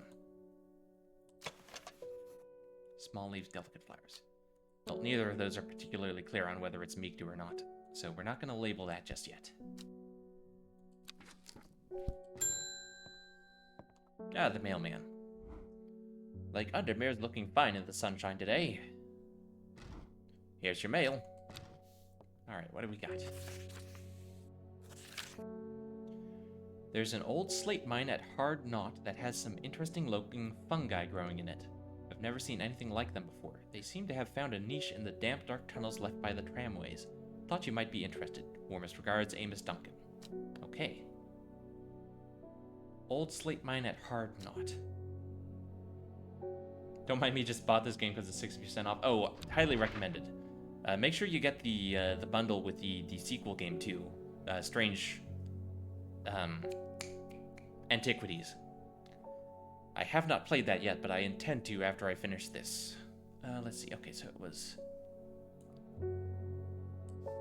Hard Knot. So I assume that's like a mountain, maybe? Hard Knot, Hard Knot. And I bet Pixie would know all about Hard Knots. Let's see. Whitfell, Gosforth, Calder Abbey. There it is, Hard Knot. An iron gate rusted by years of abandonment sits across the entrance of the tram tunnel. Rusted it may be, but it won't budge. Locked. Okay, what was the flower that helps with picking locks?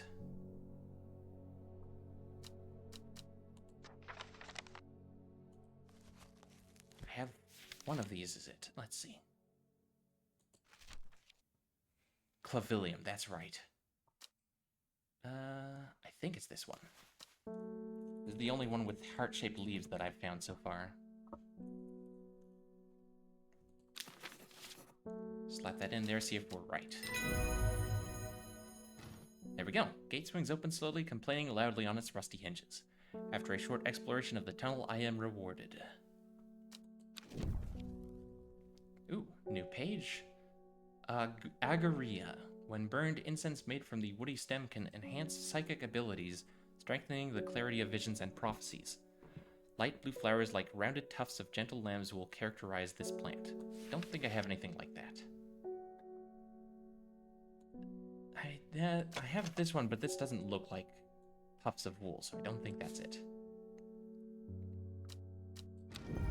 Alright, and we got some mushrooms. Let's see. Smells rotten. Seems to give off a small amount of light. And viscous white liquid can be seen oozing from its underside. I don't think any of those match the mushrooms that I haven't identified yet. Let's see. Farmer's Worry. Spongy mushroom, potent abilities. Doesn't mention anything else. Bishop's Parasol. Feeds on light that gets close to it, can seem to draw light in, enveloping its surroundings in darkness.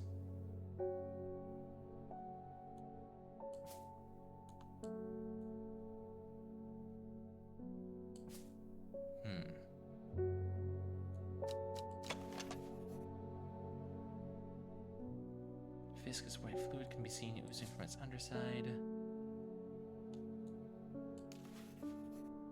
Smells of soured milk. Okay, this might be Bishop's Parasol, but I'm not convinced. We'll see.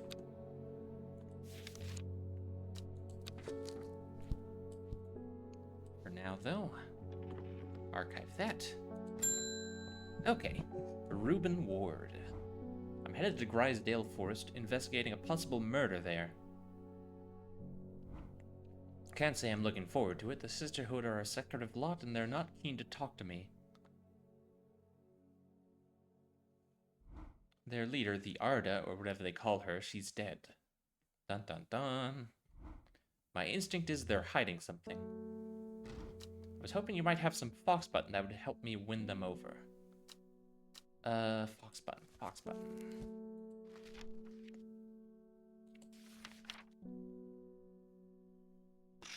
Right, this was one that I was, like, unclear on. Because I've got a few different flowers that might be it. Okay, thick, shiny leaves in opposing pairs along the stem. Where was... Is it this one?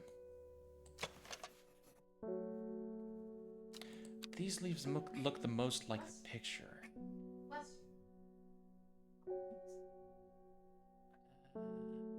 Yeah, no, it's just those three, and I'm not convinced on which one it is.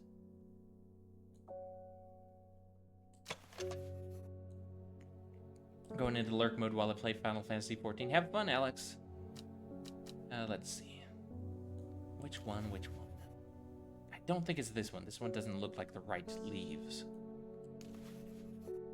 No, I'm pretty sure it's this one. We're gonna go with this flower as foxbutton.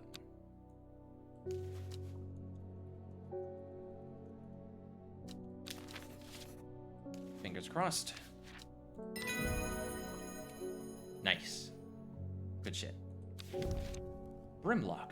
Those suffering from hypothermia can be rescued by a drop made using leaves from the brimlock plant. It is a warming effect that protects against extreme cold. When conditions are just right in the cold of winter, brimlock produces small yellow flowers. The leaves are waxy and tough. Okay. So that's confirmed to be foxbutton. Brimlock. So it only produces flowers in the cold of winter. So otherwise it would be flowerless. Leaves are waxy and tough. So it might be this one?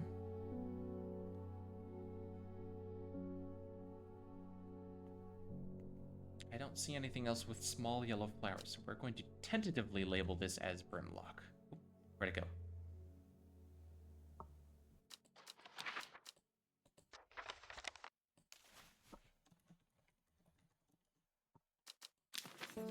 Okay. That's all we got for now. I was able to make out the whispered voices last night with the help of St. John's Poppy. There's a medium using the room illegally, I might add, holding midnight seances for gullible grievers. Is there a plant you know of that I could use to give them a scare and drive them away? Ooh. Need my sleep. Yeah, Harlequin Blue, that's what I was thinking. It's the one where if you burn the stems, it makes a shrieking sound. Right? Once dried and hardened, the stems can be burned as incense. As they burn, they let out high-pitched shrieks, widely believed to be the spirits of dead souls trapped within the plant. Yeah, okay. And I'm pretty sure this is Harlequin Blue. Nice. Shimmerlung.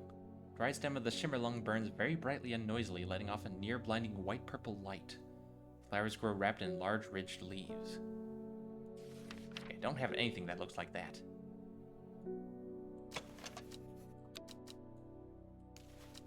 That's confirmed. Harlequin Blue. Bethany Coleman. You may have heard the rumors that our Arda is dead. May Arduina bring her spirit peace. The nature of her death is unusual. The Sisterhood does not often look to outside help, but this is beyond our knowledge. If you show my sisters this letter, they will allow you entry to the forest. To be assured of your discretion, we require to use Mary's breath to bind yourself to secrecy. Okay. Pretty sure I identified... Yeah, Mary's breath. Yep.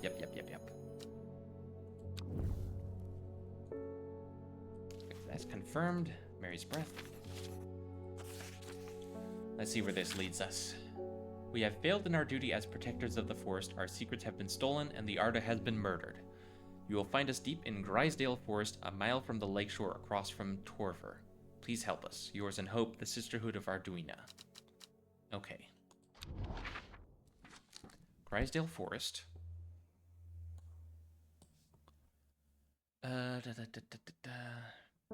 A mile from the lakeshore, across from Torver. Okay.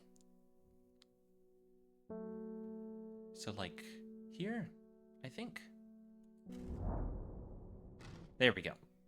The sister tries to stop me from entering, but I show her the letter and she lets me through. I am ushered into a walled courtyard and then through a large oak door, along a corridor, and down a set of stone stairs into a cool basement. Lying on a table draped in silk is the Arda. There is not a mark on her, but her open eyes are black, her mouth, her veins, her hair, all black as a raven's wing. Do you know what could do this? Asks my escort. I set to work. Okay, Wren. I believe Wren is the plant that can identify poison. And has no flower, it is said to smell unpleasant to those who have known death and sweet to those who have not. I'm pretty sure this is wren. I was hesitant to label it before, but it's the only thing that matches that I have right now, so... slap a label on that. Yep. Good. I extract a sample of the artist's blood and introduce it to the wren, and my suspicions are confirmed immediately. The leaves of the wren turn black, which can only mean one thing: gilded dendra poisoning. Upon presenting my findings, I'm rushed away quickly. The sisters do not want me hanging around, it seems. They do, however, send me on my way with a couple of plants, which I am grateful for. Ooh, gray sandfire. Sandfire has a tough outer bark, which has been many useful properties. Some to it as a form of dental hygiene, taking care not to swallow it, as it can cause unpleasant stomach distress. Flame-like tendrils give off a smoky scent, adding to the impression of a roaring fire. Well, okay, that's kind of obvious. Smells like wood smoke. Feels like rough glass paper. Yeah.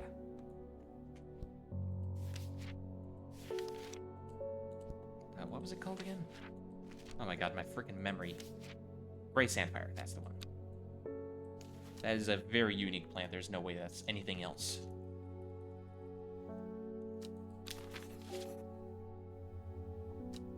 Okay, cool. What do we got here? 2 new plants. Oh, I think I know what both of those are. One of them, where is it? Oh, wait. Mellow glow.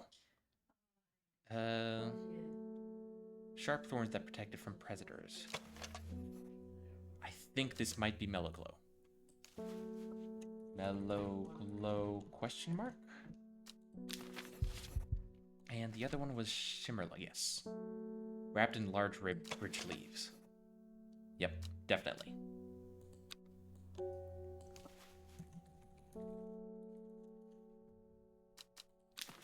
Okay. Oh, hello. It's you again. I'm this close to reporting you, half-wit. The last plant you gave me has made my skin itch furiously. What did I give him?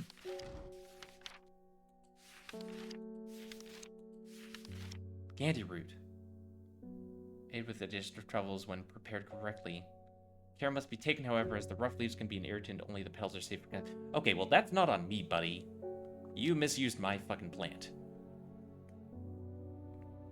You even used its fucking scientific name, so you should know better, buddy. I'll have your little shop shut down and torn to the ground if you don't make this right. Butterdale or Meekdew. Let's see. Stewed in molds to form a poultice. Flowers smell buttery to some people. Cure for skin rashes. Okay, so Butterdale will fix the rashes. What does Meekdew do?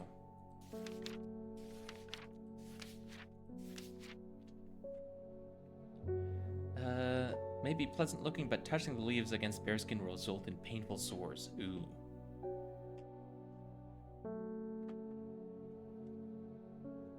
There you are. Oh, right. I think... Yeah, since I identified this one as Clavilium, I think that means that this one is probably Meekdew.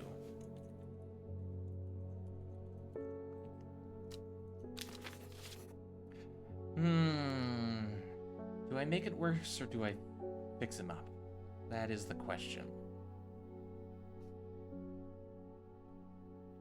He's an asshole, but I'm gonna give him the good stuff. That's fine. Storian. Dark red fruits should not be ingested under any circumstances, as they are highly poisonous, resulting in insanity and then death. A cross-section of the stem shows the distinctive triple xylem and phloem of the Storian.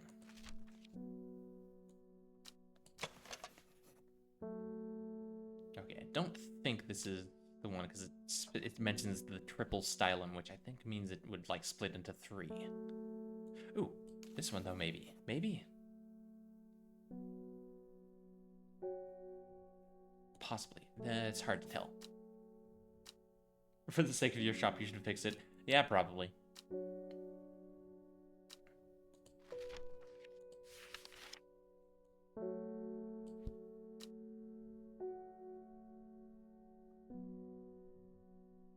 Oh, right. I need to remove the question mark from, what was it?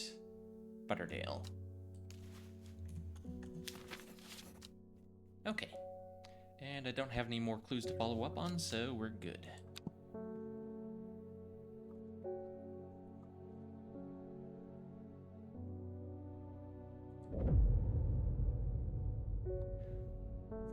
The book both fascinated and terrified her in equal measure, and after studying it for some time, she reached a decision.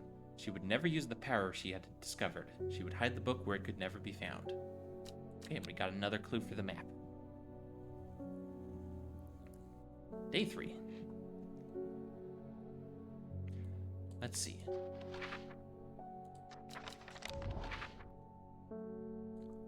North of Hawkshead. Hawkshead.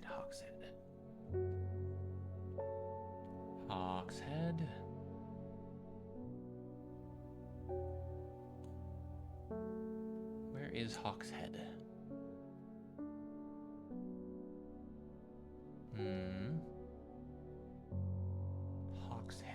Hawkshead.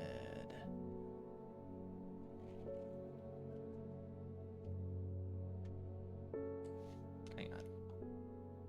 There it is, Hawkshead. Okay, north of Hawkshead. East of Lowick.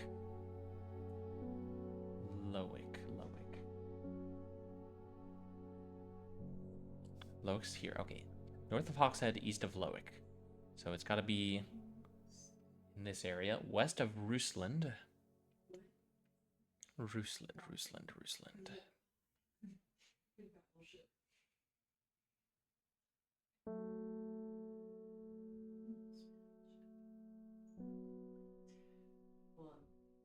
Rusland.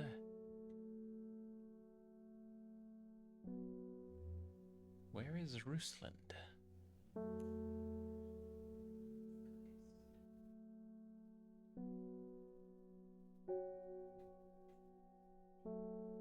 Oh, there's Rusland. Okay.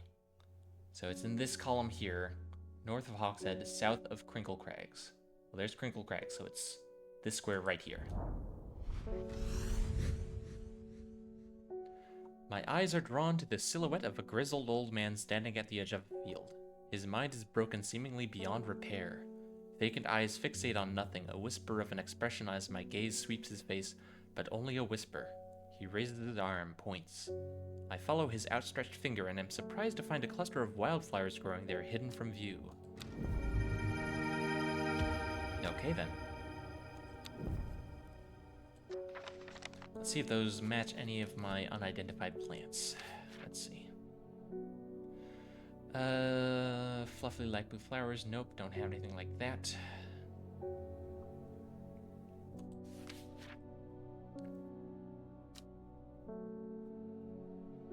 I think I identified this as Brimlock. Clefilium, Farmer's Worry. Foxbutton, Forest Camphor, Gilded Dendra.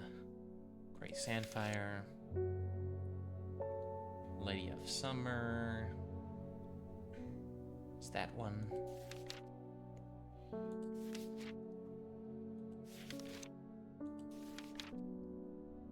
Historian, I'm not sure which one it is. It just says red berries. It could be either of these.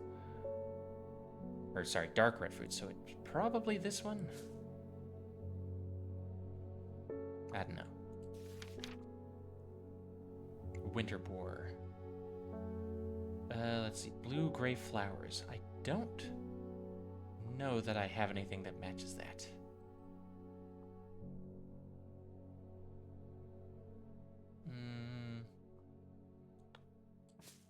Let's see. What do these say? Dark blue flowers. Smells like sweet rhubarb. Bright red flowers grow at the ends of thin stems. Okay, yeah. Don't have any identification for those two. Wilbur Miller. Looking for a plant, lady of what's it, something or other? I'm no green-eyed drayer, that's for sure. My mind isn't at all what it used to be. So the one that's supposed to help with mental decline. Yeah, Lady of Summer. This one. Nice. Fennett. Chewing the tough root of this plant is said to ease gastric distress and reduce anxiety. It has long, soft leaves. Okay. I'll need to take a look for that. Let's see, does that match any of the plants that are unidentified here?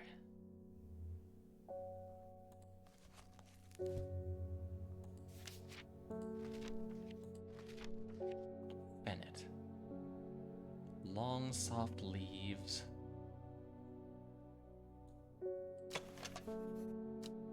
Sweet scent like strawberry dipped in honey.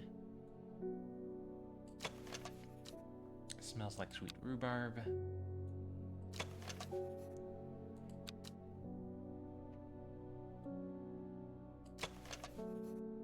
Leaves are... Okay. That's the one that the guy brought to me. I think he did say Fennec, so... That sounds right. I'm pretty sure he said he was trading Fennec for Lemon Dandy. Cool. Okay.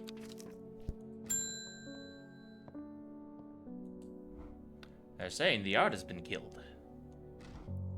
I know a lot of people don't trust that sisterhood, but it seemed to me the art always looked out for the less fortunate. What do we got? The cold is too much to bear beyond the gap. I was forced to turn back. I would advise against it, but if you are determined to explore Great Gable, be sure to take precautions. Knowing you, I'm sure you'll have a plant up your sleeve that can keep you warm should the weather turn against you. Okay, Great Gable. Presumably a mountain. There it is, Great Gable. After several hours of arduous hiking and scrambling, I am still some distance from the summit. I am freezing cold and ready to head home. I should do the sensible thing and turn back down the mountain, unless... Right, Brimlock. I think I identified that. This one. Yes! I push on, no longer feeling the cold, and am presently rewarded. Sunset Mount Cap. Type of fungus with domed cap, sometimes called stinking mount cap as a result of its unpleasant odor. Oh, I bet it's this one. Thought to deter unwanted souls and spirits from entering the home and is often placed in doorways. Mildly toxic to humans and should not be eaten.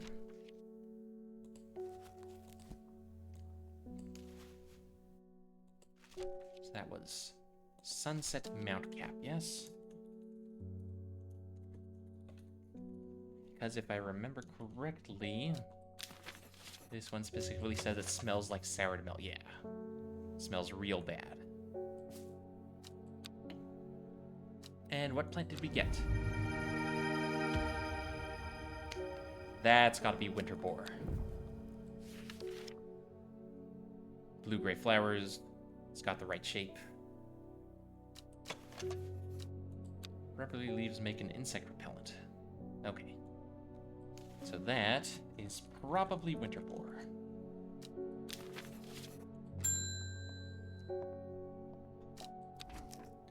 This plant's cursed. It has brought me nothing but sorrow. Please take it, I want nothing more to do with it.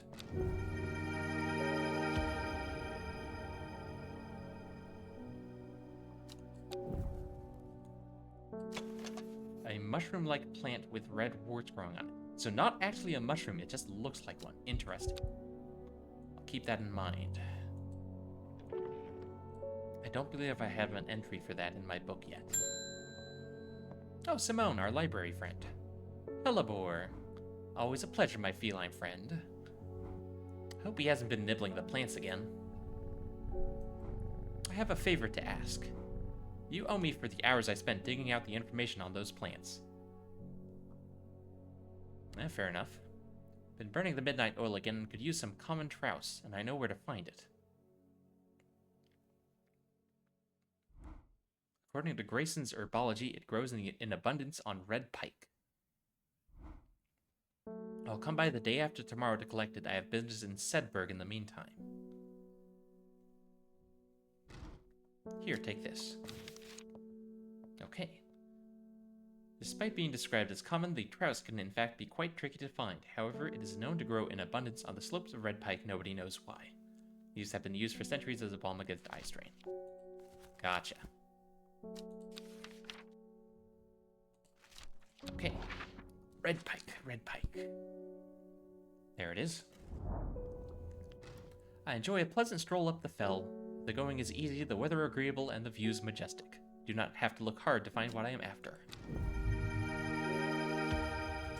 There we go. Plain and simple. Common Grouse. Don't even need a question mark because that is guaranteed. Verona Green. When you work for the occult, I find it pays to uphold a certain image. If you're going to be accused of performing witchcraft anyway, it doesn't hurt to put on a bit of a show every now and then. Let the punters know that I'm capable of the sort of thing.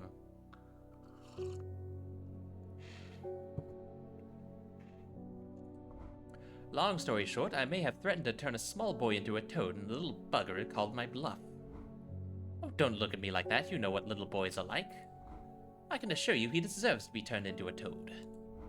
Anyway, I think a little display is needed to discourage this sort of behavior in future. Have you got any Shimmerlong? Oh, right, because Shimmerlong, like, burns really bright, I think. Is that what it does? Burns very brightly and noisily, letting off a near-blinding white-purple light. Yeah, okay. That would scare the bejeebus out of a kid, for sure. Where is it? There it is. Gotcha. Candlewood produces a red flower that provides a shielding effect, protecting against all manner of afflictions of the mind. Long, thin stems grow among tall leaves. Okay, I have a feeling that might be this one. But first, remove the question mark from Shimmerlong. That's confirmed. What was it called? Candlewood? Candlewood.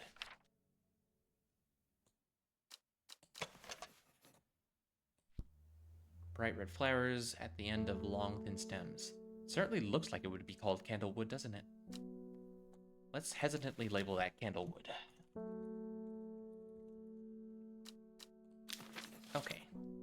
That's good. Next. Irving Harris. Sorry if I'm shouting, I'm a little hard of hearing. I'm looking for a plant that can supposedly help me hear better, but I've forgotten what it's called. I remember it's bright red, though. Okay, bright red helps with hearing. Let's see, what do I have? Meek Dew. Oh, wait, no, I already know this one. It's the St. John's. Because that was the first flower we gave to someone who needed hearing. Yeah, good shit.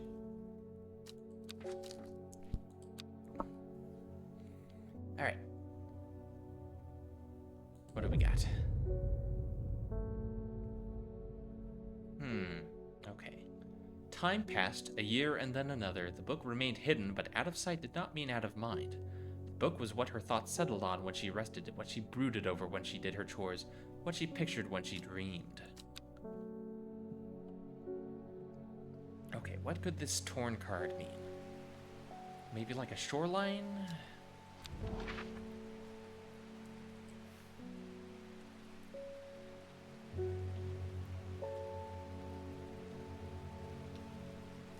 Ooh. Aha! There it is. Right here. The gentle sound of flowing water, the sunlight through scattered clouds. A reset. 2 new flowers, look at that. Oh, that's gotta be the, Aguria? I think it was.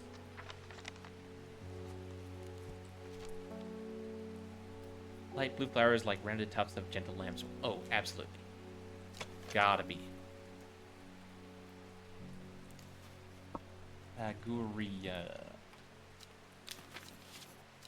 And this one, rather unpleasant scent. Don't think I have anything that matches that. Let's see. Bishop's Parasol. Might be this one, but I'm not convinced. Candlewood, I'm pretty sure is... Where is it? This one. You know what, let's hesitantly say Bishop's Parasol.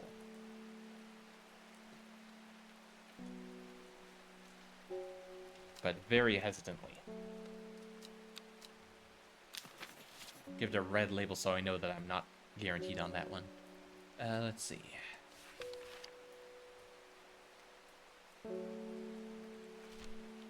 Gildedendra, I'm fairly certain on that one. For a Sandfire, I am absolutely certain on that one. Meekdew, I'm fairly certain. Bennett, pretty sure. Mellowglow, probably sure.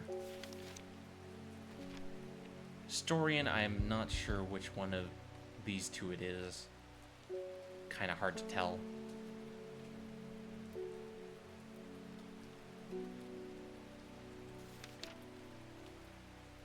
I'm fairly certain this one is Sunset Mailcap. Okay, yeah. So whatever this one is, it is not accounted for. I should organize. Hold on a second. Let's put anything that has not been identified yet in one area. Things that are questionably identified somewhere else, and then everything that is confirmed identified elsewhere. Let's put our confirmed identifications over here. Well, this one's not technically confirmed. It is, I'm fairly certain, but it's not 100% confirmed.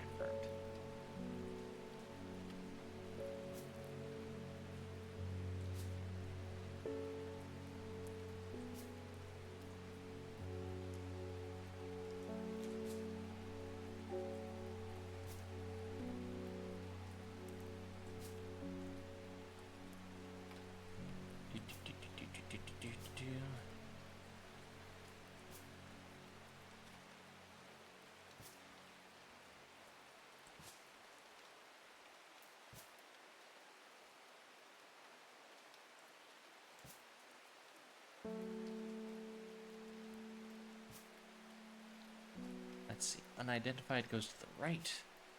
Confirmed goes to the left, and anything iffy goes in the middle.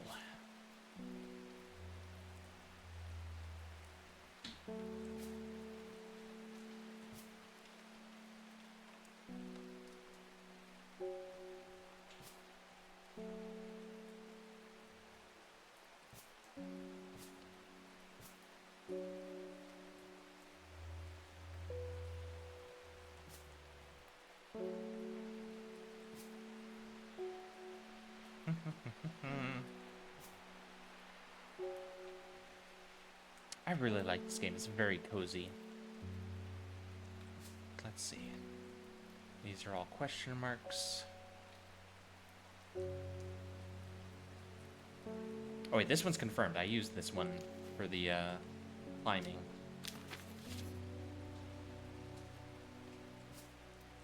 Or the cold resistance, whatever it was.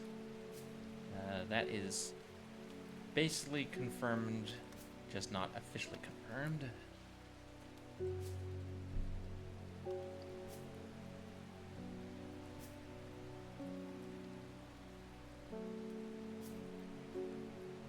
Okay, these three are basically confirmed, but not in the book yet, so... Strange horticulture. Hello, Quill. Welcome in. Yeah, we're tending to a weird, flower shop. Okay, there we go. Just organizing my shelves a little bit here. Ah, Mr. Reuben Ward. Fox Button was no help, I'm afraid. The Sisterhood still refused to speak openly with me. Only ever played the sequel? Oh, I intend to play the sequel after I finish I've played the first game many times, and I've been putting off playing the sequel until I could stream it. Let's see. Rushed off my feet this week. There's been a body found up at the Swinside Stone Circle, and apparently it's a grisly one. Don't suppose you've got anything to help keep my lunch down? My stomach's never coped too well with grisly ones. Bennett. Yes, there we go. Bennett for you. Witch Fig. Plant that is said to have many uses, including easing the symptoms of infection, soaking up moisture, and detecting the presence of certain compounds. Also well liked by butterflies. Similar leaves to the fever kiss plant, which it is often confused with. Okay, I don't think I have fever kiss yet, so I can't really compare it with anything. Yeah, no, okay. So I don't know which one which fig is yet. That is confirmed, Bennett.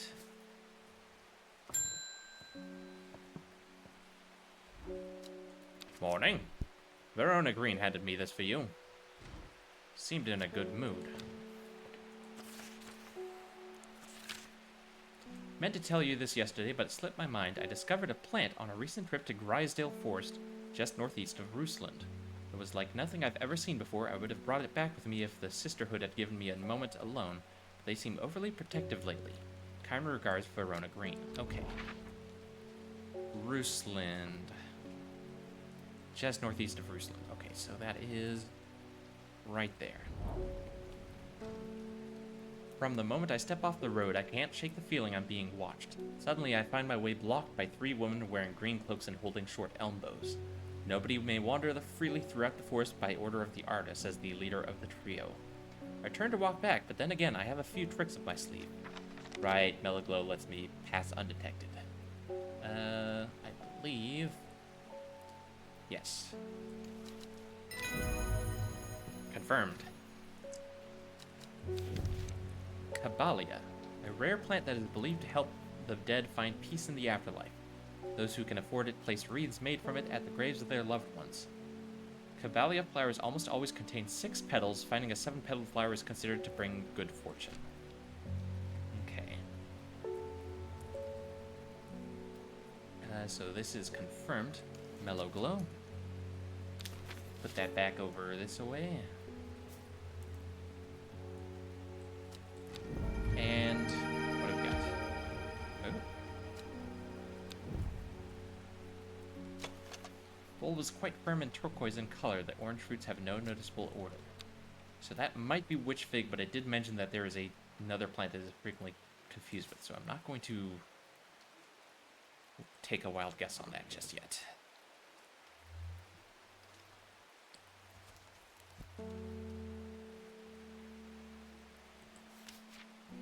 Let's see, Caballia. Does anything match Caballia?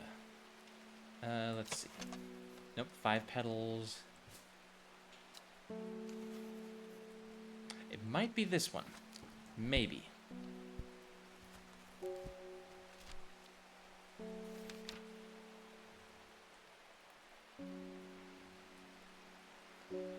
Possibly. I'm not convinced, but I also don't see any other flowers with 6 petals, so we'll see. That is a definite maybe. Actually, you know what? I'm gonna do what I did with the parasol and say red label. Oops.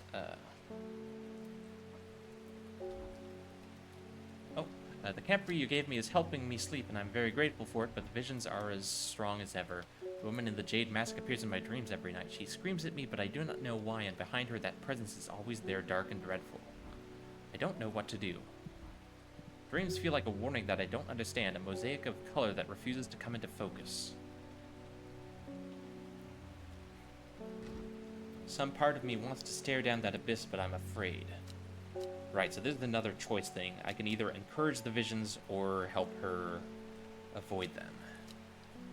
And I believe it affects the ending, and I don't remember which way goes what. What was I doing? Right, Caballia. Question mark. But it's a very questionable question mark. Okay, so Aguria or Candlewood. What do those do again? Let's see. Candlewood protects against afflictions of the mind, so that would stop the visions. And Aguria enhances psychic abilities. And I'm trying to remember which one leads to what ending. I know there's like a good ending and a bad ending, and endings where you side with one faction or another. It's been a hot minute since I played this. Hold on. I'm just going to look up real quick what the endings are. Strange Horticulture. Endings. There we go.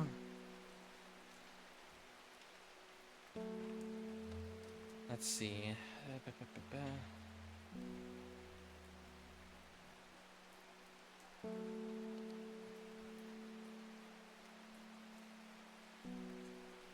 Let's see. Go to the woods to help with the ritual. Nobody dies.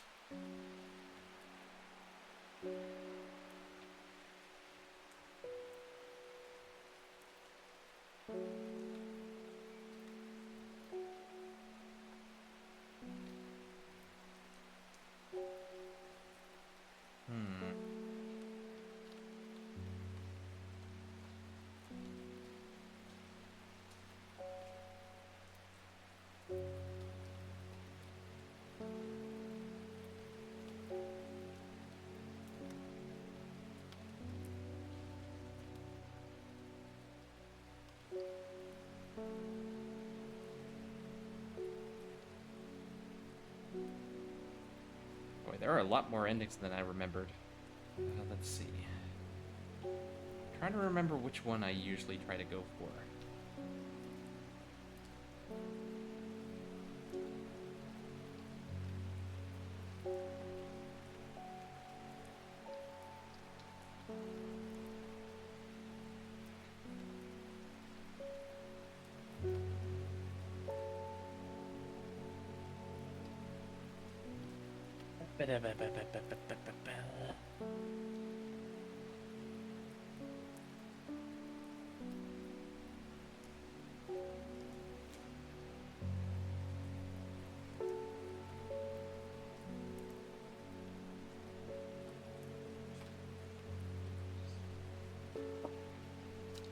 Let's play it safe and give her the candlewood.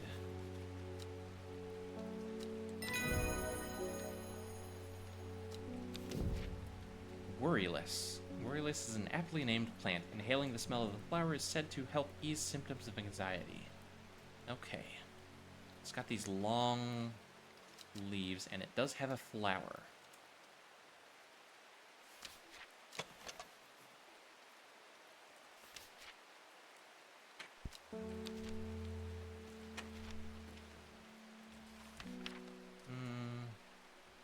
No, that doesn't look right. Oh, maybe? They smell wonderful.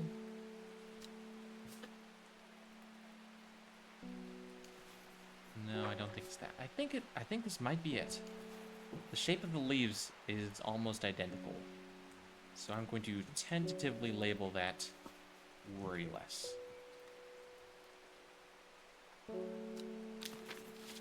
Put that over here until I can confirm it. Margaret Elsbeth. We don't come to Undermere often, but I heard about your shop and I said to Francis we simply must pay a visit. It's a wonderful breath of a life in an otherwise dreary town. I'm the green-fingered one, and it's not really his cup of tea, but I persuaded him the trip would do him good, and besides, he'll be wanting to take a boat out on the lake. Shame about this awful weather, though. You must come to Sizergh. We have a small library with some books on plants that my grandfather acquired many years ago. I'm sure they will be of interest to a horticulturist such as yourself. Oh, thank you. You are cordially invited to Sizergh Castle, Lord and Lady Elspeth. Damn, okay. Fuck it, let's go right away. Let's see, Sizergh. Sedberg? Sizergh Castle. I am greeted enthusiastically by Lady Elspeth herself. She's very talkative and has many questions on horticulture that I do my best to answer as she takes me on a tour of the gardens. Oh, you must take a sample of this back with you, she exclaims, pointing out a plant that I do not recognize. But before I can stop to take a look, she has already whisked me on to the next. And this one too, she says. I'm quite exhausted by the time we make it to the library, and I don't have the time to make as thorough a study as I would like. Nevertheless, I am able to find an interesting entry that I note down. Don't forget these, Lady Elspeth cries as I make to leave. She thrusts the plants from the gardens into my hands, and I thank her warmly. Nice. Aha, Fever Kiss. Red berries provide an energy boost that lasts several hours. Leaves are pale in color.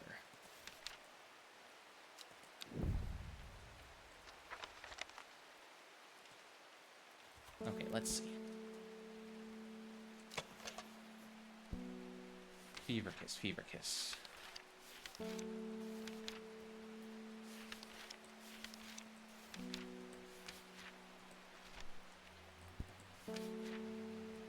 Red berries, pale leaves. That's plausible. Fever kiss question mark. And there was another one that's like, it's often confused for fever kiss. What was it? Witch fig?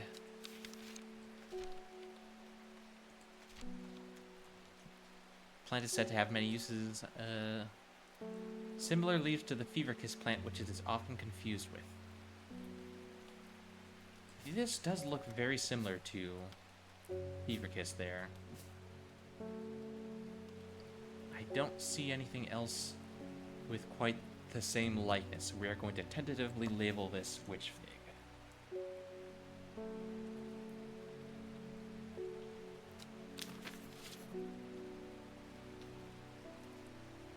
Okay. So leaves seem to have a mind of their own. Interesting. Okay, next customer. Philip Shaw. Mushroom. Red spores. Moves in the dark. That's all I've got. Any ideas? Oh, that's Wandering View, sir. I just so happen to have some here.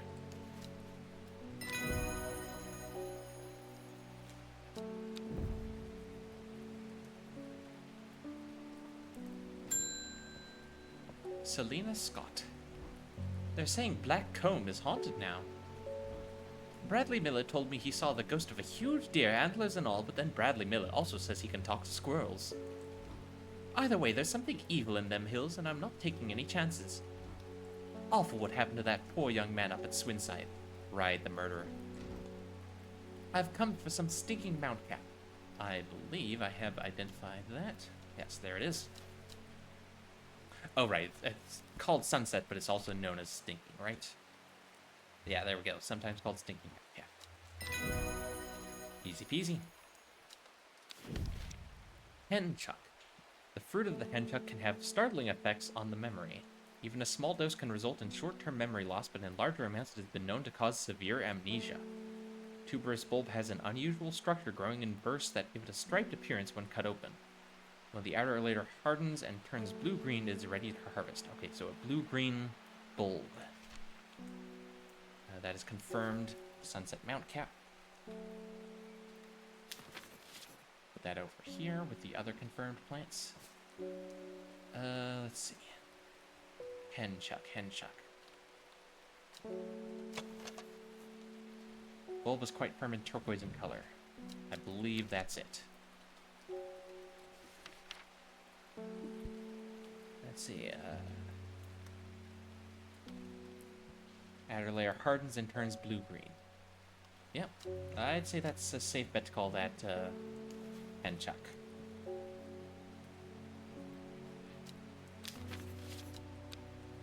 Put that over here. Yeah, I sleep. You going to bed? Yes. Okay. I have work. It's bedtime for Nutty. What? Oh, careful. So going there first. Okay, Nutty's off to bed. Which means Blue is probably not far behind. Good night, Blue. So it's just me left out here now. Alright, let's see. At 15, her mother, strong, dependable, loving, was struck down by typhoid. The girl drew inward as her father turned to drink.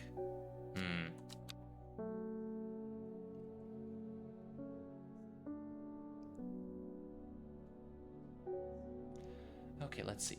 Lives alone in the castle to the northwest of the abbey. Buried her husband 3 miles to the east where the Everheart grows. Okay, hang on. Castle northwest of the abbey. Oh, well, there's an abbey, there's a castle northwest. I I don't believe there's any other Abbey Castle combos. Let's see. Are there any other Abbeys? Daughter Stone Circle, Fairfield Peak, Grasmere, Rydal Cave. No, that is the only Abbey. So 3 miles east. 1, 2, 3. Right? Yeah! A dead tree, its bark cracked and blackened by fire, stands alone on the hillside. Off to one side, a patch of flowers grows on a low mound.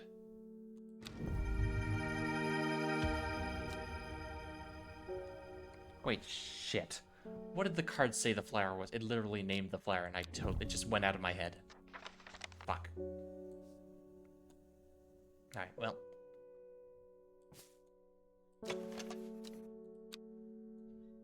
Right? Huh? Don't forget to bring up the laundry. Oh yes, I it need in the to morning. swap the laundry over. Oh, Thank yes, you. please do. I'll take care of it. Okay. It's laundry day. I must thank you. Last night, for the first time in weeks, my mind was calmed. I am no longer tormented by visions of the woman in the jade mask and that terrible monster. Now I'm wondering if you have some worry left to keep my over-anxious thoughts at bay. I believe I do. If this is indeed worry-less. Indeed it is. Hop Heart. Inhaling smoke from burning the dried leaves of this plant can provide pain relief. Firm leaves grow up the stems, leading to blue flowers. Oh, that's this one. That's Hop Heart. Okay, so that is confirmed worry-less. Stick that over here.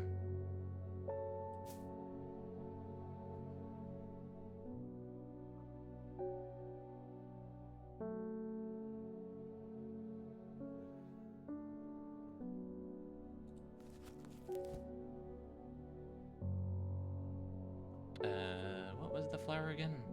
Hop Heart? Hop Heart. Blue flowers, stiff leaves.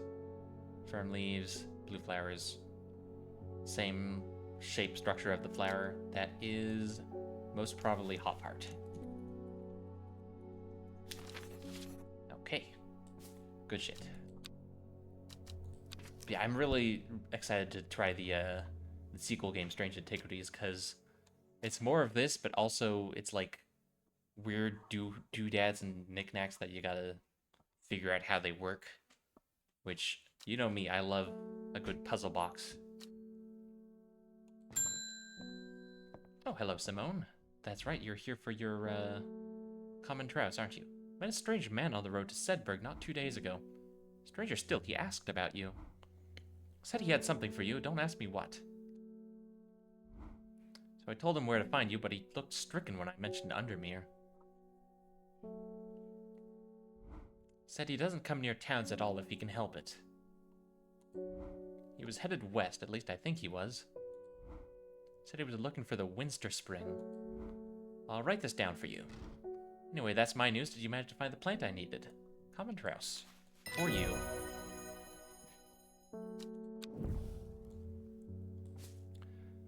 West from Sedberg, near the source of the river Winster. Okay, let's take a look. Sedberg.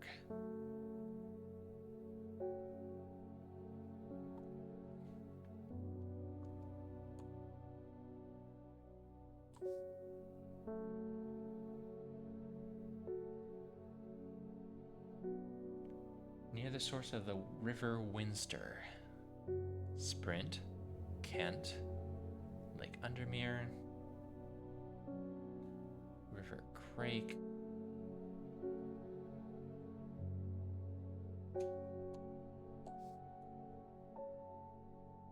River Winster. Hello, Omega. How you doing? I don't see a River Winster. Oh, wait. There it is. River Winster.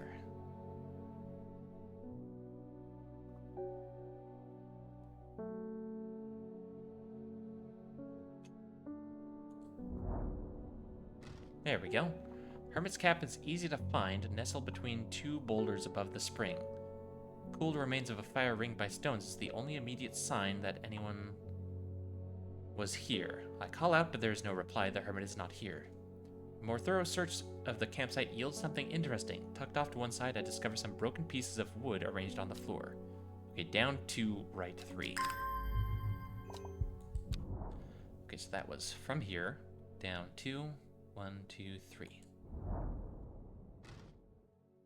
The camp at the Winster Spring has led me to another camp of sorts where I am greeted by an eccentric man.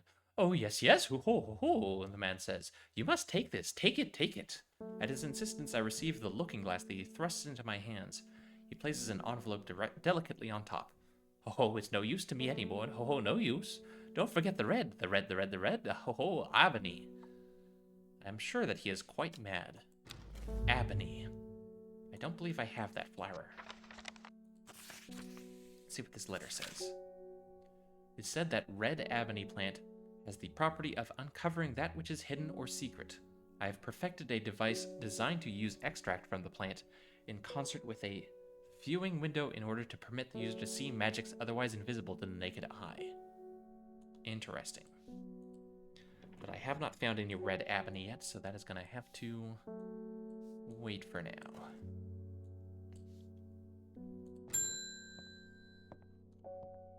Conrad Stanway. I am not long for this world, and I have decided that I want to be buried in a grave decorated with the rare and beautiful Caballia, like a rare huntsman with their dranthium-covered tombs. Well, the only one that I've found with 6 petals is this one, so I'm going to assume this is Caballia.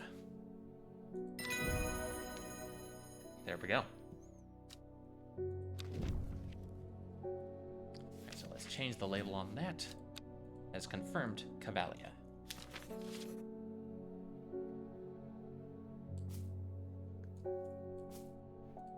And what was the new one I got?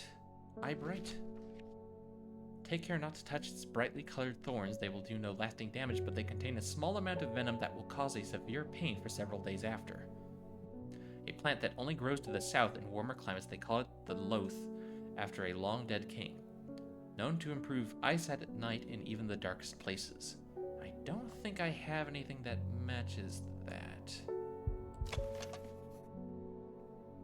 See, this one does have thorns, but they're not brightly colored, so I don't think that's it. So that's a no-go on any clues there. Oh, the woman in the jade mask. Your reputation is growing, Horticulturist. I hear you are the person to come to for plants that are difficult to acquire. My head feels like it is being torn in two lately. I am looking for some hop heart. Hop heart. I believe this is the hop heart here. Correct. Copper Caledonian. This plant has a rejuvenation effect, but most who have tried to benefit from its properties have come to realize that it is a curse, not a blessing.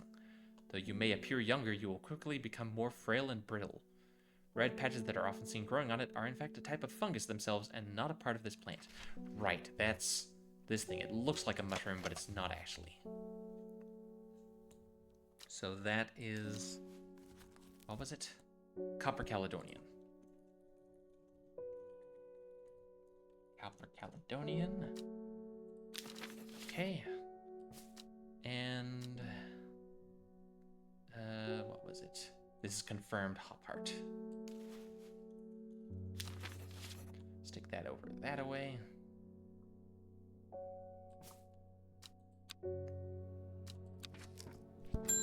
Next customer. Miss Verona Green again. Reuben Ward has called in my unique expertise to aid in his investigation at the Swinsit Stone Circle. Unique expertise, ha! He knows how to flatter an old woman when he wants something. I thought about telling him to suck on an egg, gave it a good long thought actually, but my curiosity has got the better of me. He must be desperate if he's coming to me, and I'll bet they've found something juicy down there. Signs of ritual sacrifice, maybe. I could do with some witch fig to take with me. Always comes in useful. Okay, if I'm correct that this is Fever Kiss, then I'm pretty sure this is witch fig. Yes! Jacob's Worth. People tend to be drawn to the unusual flowers of the Jacob's Worth, but it is the leaves that have the most interesting properties. said they will point the way towards any person who you wish to locate and have been used successfully to find many a lost wanderer out on the fells. Okay, so that's this. That is Jacob's Worth, because I remember it said the leaves have a mind of their own when I looked at it. Let's just check, make sure. Yep, leaves have a mind of their own, and the flowers are very distinctive. So that is that. And that is confirmed. Which fig? Which means this is all but guaranteed to be Fever Kiss.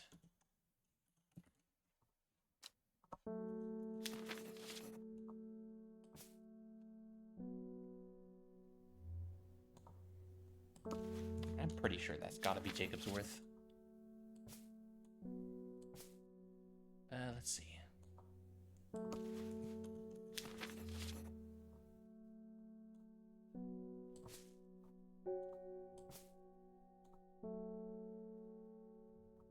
Most of these I'm actually fairly certain on, so I'm going to go ahead and remove the question marks from most of them.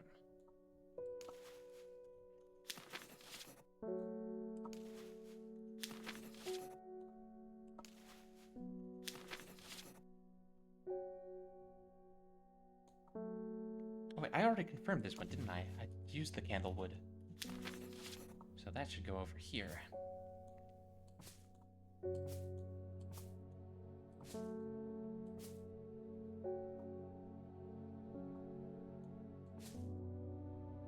I'm still not absolutely positive on this one, though. This one's kind of iffy on whether it's Bishop's Parasol or not.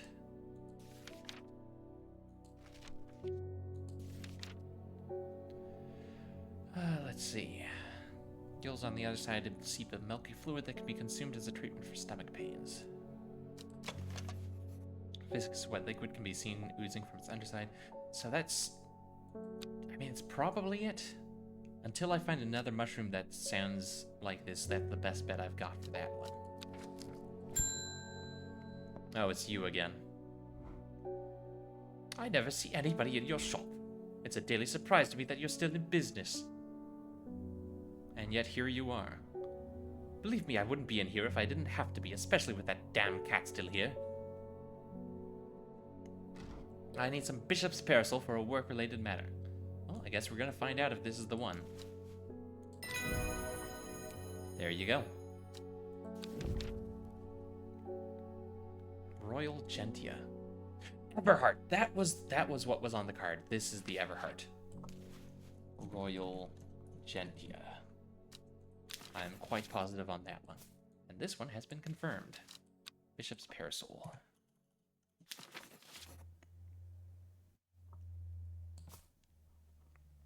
Okay, and that is the end of day. Let's see what we get next.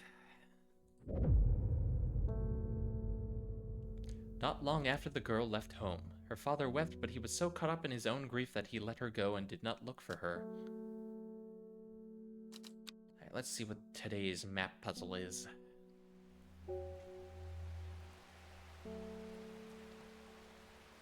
The old man of Caniston looks out across the lake with blind eyes. His mind wanders with the current floating gently southwards to the fork. Ah, here we go. The old man, Caniston Water.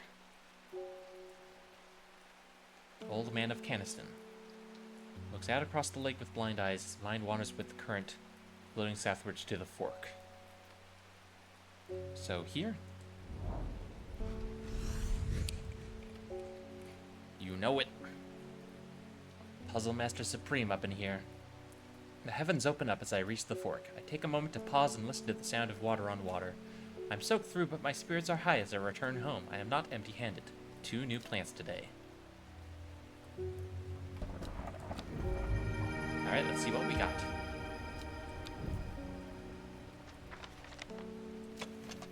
Light purple flowers, they smell alluring. And dark purple flowers. Okay, I don't think I have any entries that match either of those.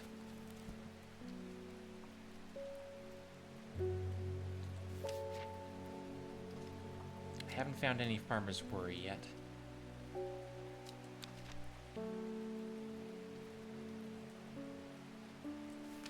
I don't think I've found a flower that looks like the eyebright yet.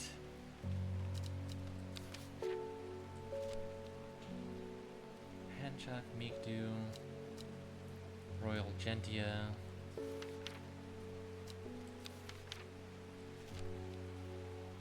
Storian. I think this might be Storian. But I'm not positive, so we're going to put a red label on it. Storian? Question mark?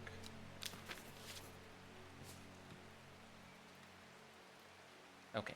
Yeah, I don't have any pages to identify any of these with. For now. Eleanor Brammer. The insects make the salt marshes uninhabitable. People stay away and not much grows there, but Ooh, thunder. But I know where to find an unusual plant. I've drawn you a map in case you decide it's worth your time. Well, alright then.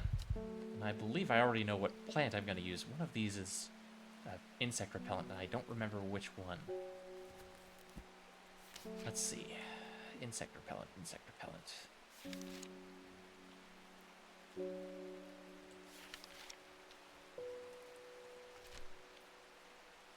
Cometraus, Clavilium. Improve eyesight. Energy boost.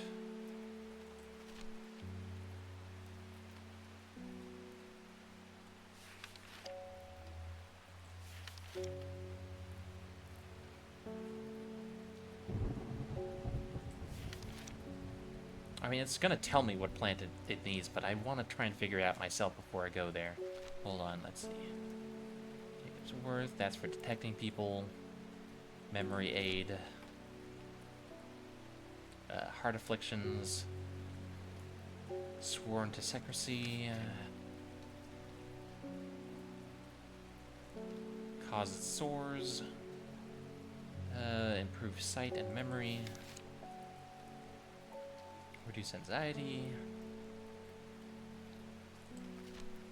Detects poison. Swift snare.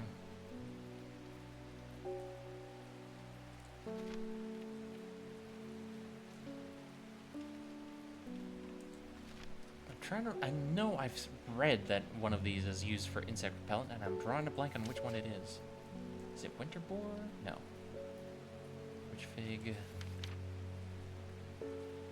I must have passed it. Damn it. Hold on. Oh wait, no, there it is. It is winter boar. Insect repellent. That's the one. Okay. So let's find where this is on the map. Looks to be right here. The air is thick with flying, biting insects, an unbearable plague. I fight against it for mere moments before I am overwhelmed. If only I had some blue winter to keep them at bay. Yeah, winter boar, I was right. That is... There it is. Confirmed. Duranthium. Plant with powerful mind-altering abilities. Those who inhale smoke from burning its long, sharp leaves elevate their awareness to levels otherwise unachievable. Some know Duranthium as Green Eye, a name derived from the telltale sign of overdose, where even the whites of the eyes take on a green tint. Interesting. Duranthium. I don't think I have anything that matches.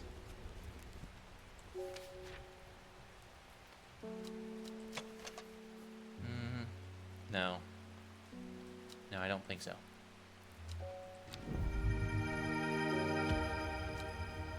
Oh, now that's got to be eyebright, though.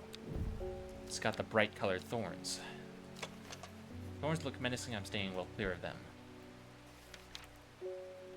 Yeah, brightly colored thorns cause severe pain for several days after.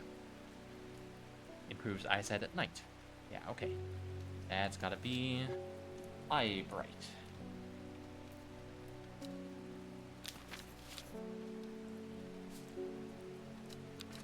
Next customer.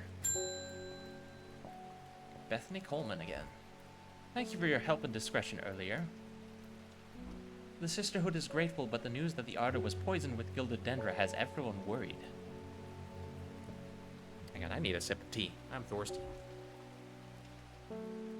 The temporary acting artist is panicking. I probably shouldn't be telling you this, but one of the sisters has gone missing. A runaway called Thea that we took in a few years ago. Let me guess, you're gonna ask for Jacob's Worth? Yep. We're trying to find her, and Sister Charlotte remembered that Jacob's Worth plant is said to help locate people. That's the one.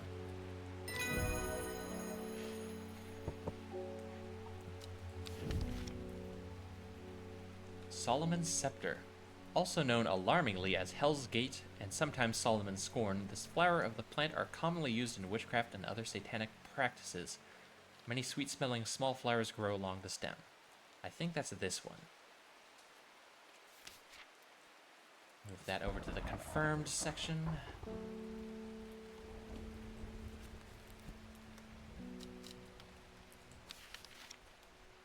What was it?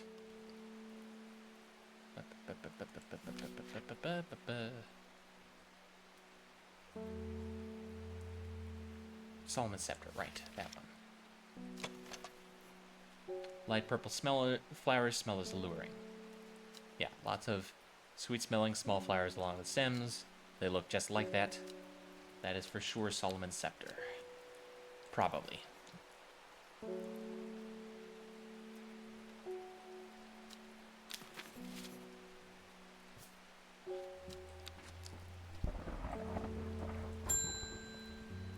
Arthur Cook. It's my wife's birthday, and I want to get her something special.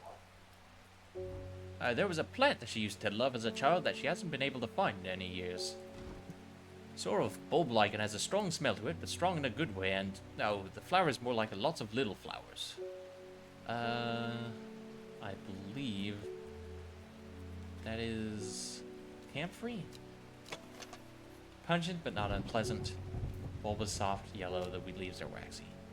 Lots of little flowers. Yeah, okay. I believe that's the one. There we go. Good.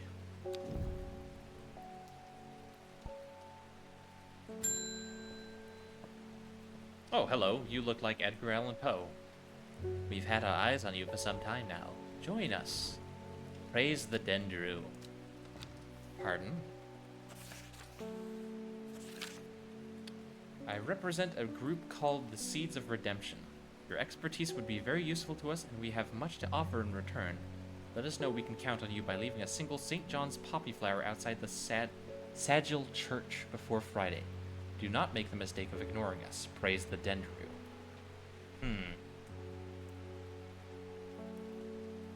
Okay, then.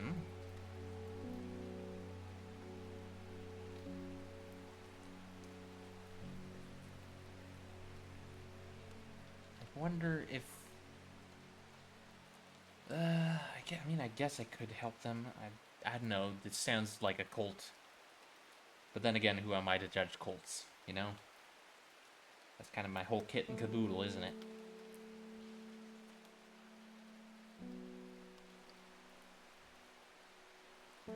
Alright, well, St. John's Poppy, that's rather straightforward. Sagil Church before Friday. Might as well knock it out of the way.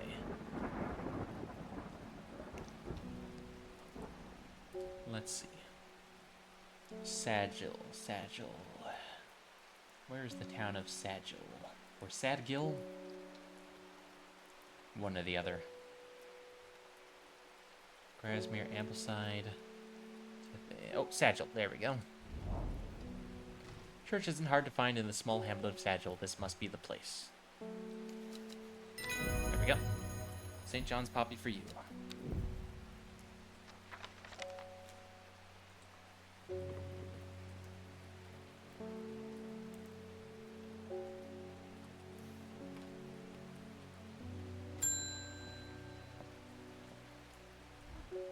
I've returned from Swinside. I must admit I was hoping for more to go on, but there was certainly signs of a ritual having been performed at the stone circle. And the poor victim, well, the less said about him, the better. Reuben had it right, though, grisly. I have the beginnings of a theory, but I'd like to run some tests on a sample of the gilded dendra. As a matter of fact, I have some right here. There we go, confirmed. Maiden's Sorrow. Rubbing the soft leaves of this plant between one's finger and thumb is said to help prevent the mind from wandering, providing a focusing effect. The flowers of this plant droop mournfully, but it is the thorns along its stem that are thought to lend it its name. Oh, I know which one that is. That is... Where is it? This one. Definitely. That was, what, Maiden's Sorrow? Maiden's Sorrow. There we go.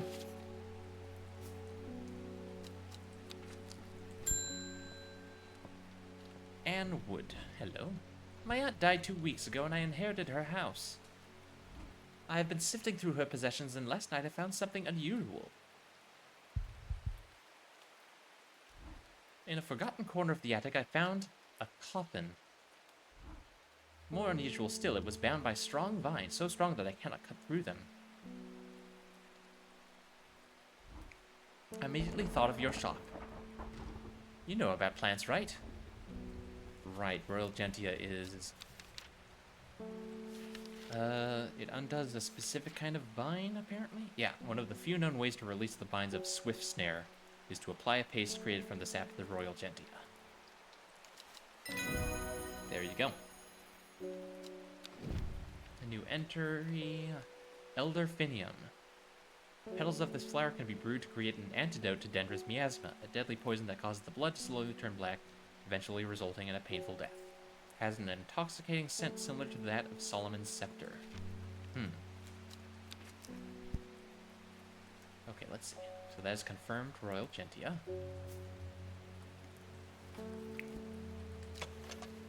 The smell is alluring.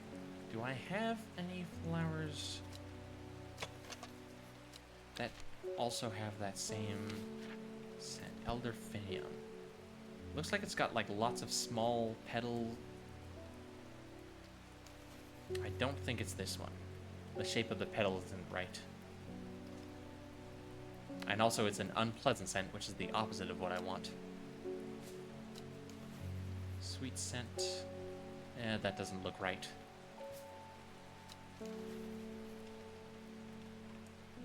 Yeah, okay, I don't think I have Elderfinium flower yet.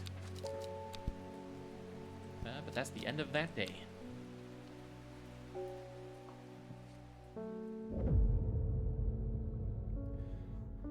Before she left, she returned to her hiding place and carefully retrieved the book, her excitement building as she did. She couldn't articulate what was so alluring to her about the book, but by now it had become an obsession.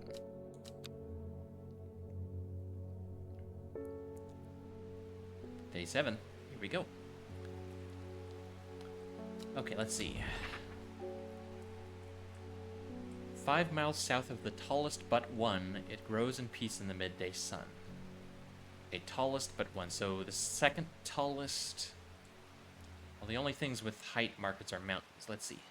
899, 826, 902, 859,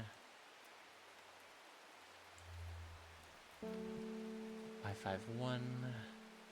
What is the tallest mountain?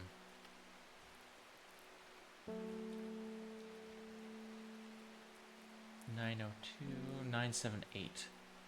So I believe Bowfell is the second tallest.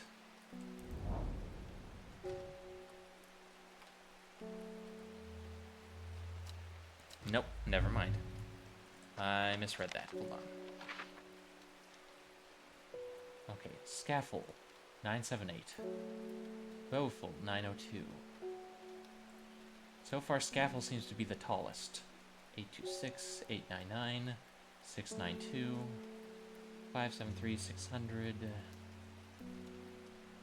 803, 859, Fairfield Peak, Tarn Crag, Whitbarrow. I don't see anything taller than Bowfell but shorter than Scaffold. Unless I'm just blind, which is entirely possible.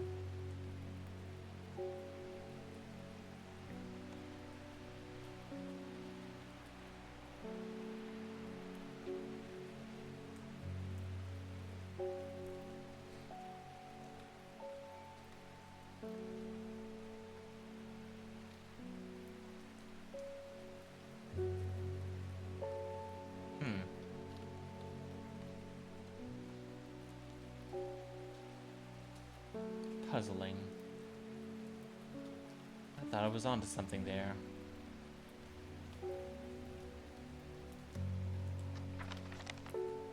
Oh! I'm dumb. It's not on the mountain, it's 5 miles south. Okay. Well, I'll just wait for the exploration to pop back up again. Oh, hello again. I was able to strip away the swift snare's vines and lift the lid, which, with more than a little trepidation, I'll admit. To my relief, but also disappointment, the coffin contained nothing but dust. At least that's what I thought at first, but when I looked closer, I discovered a golden amulet embedded in the gray ash. Oh, girl, don't tell me you put it on. That is Mondo-cursed, surely. On the back of the amulet is an inscription that says, "With Solomon's scepter, I awake." Solomon's scepter, that's a plant, right? Yes. There we go. Long vericund, sometimes called the witch's remedy, the long vericund is believed to lift curses. Small leaves grow in pairs along the stem. Alright, so that's confirmed Solomon's scepter. I don't have anything that could be long vericund. Okay, let's try that again. So, Bhopal is the second tallest, but it's 1, 2, 3, 4, 5 miles south. There we go. The forest here is lush and vibrant. The birdsong feels enchanting like the call of sirens. Nestled in the undergrowth under the shade of a birch tree, a plant grows. Oh, hello. Looks like a, oh my god, what's it called? Rafflesia. Looks like Rafflesia plant. Large blue flower with an odd protrusion. Well, that is currently a mystery to me.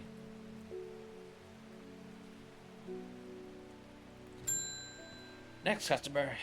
Oh, it's the mailman. I heard a shepherd got killed by some wild beast up near the Swinside Stone Circle. They say it's slaughtered half his flock as well. People around here don't seem too bothered, but it's got them panicked down Foxfield way. Ooh. Kentmere Eye. Okay. Kentmere.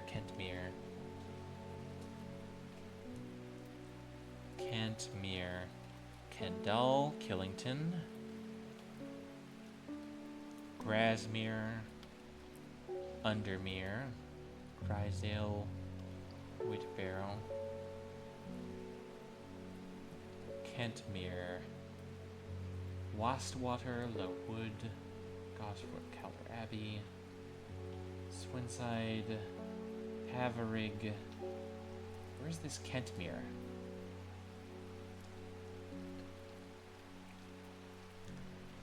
Kentmere.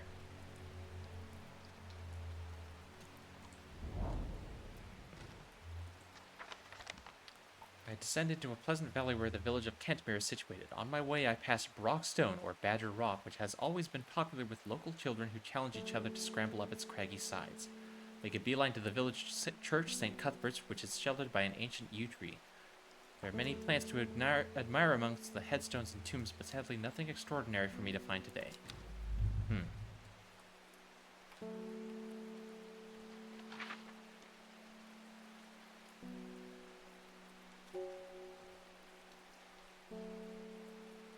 Kentmere Eye.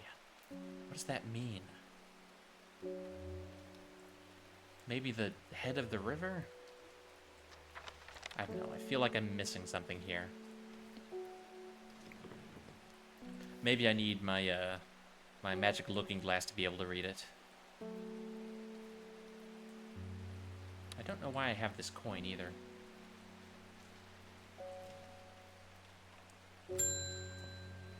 Ah, Miss Verona. Well, this is getting interesting. I was able to confirm that it was indeed gilded dendra that was used at the Swinside ritual site. That's a worrying sign. It's a plant that is used in several of the darker incantations, and it can't be a coincidence that the very same plant was used to poison the Arda. There must be a connection between this other murder and the Sisterhood. I need some mental clarity to think it through some more. Some maiden sorrow would help a lot. Ah, yes. I have that for you. Easy peasy. Red ebony. Aha. This plant is said to uncover that which is hidden, including buried treasure and secret writings. Red ebony is extremely rare and not well studied. Blood has been spilled over this plant, which is where the red part of the name is believed to come from, since confusingly the large flower is in fact blue. Ah, this is red ebony, because it's got that weird protrusion on the top.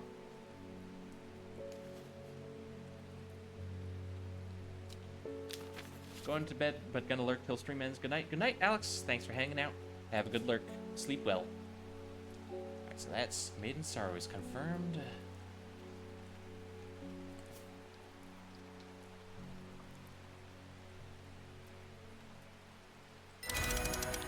There we go.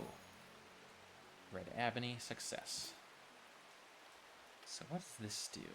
Well, it makes these flowers light up on here. Is there anything else? Like, is there anything on this page? No. So what is the Kentmere Eye? Is it the top of the river, maybe? No. I don't know.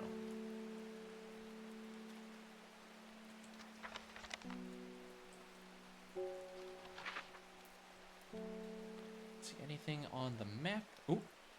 The Great Oak. Okay. Tomb of the Hunter. Elderfinium grows here. Okay. I'll need to check out those 3 spots then.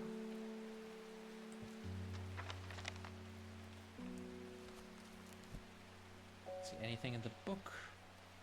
No, it doesn't seem like it. I hope they don't make me flip through the entire book checking the pages. No, I don't think there's anything in this book. Any secret writing.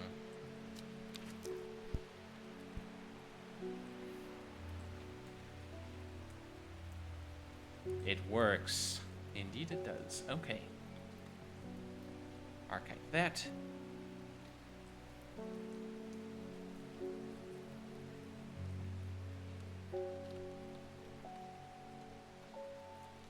Oh, property of Nicholas Culpepper.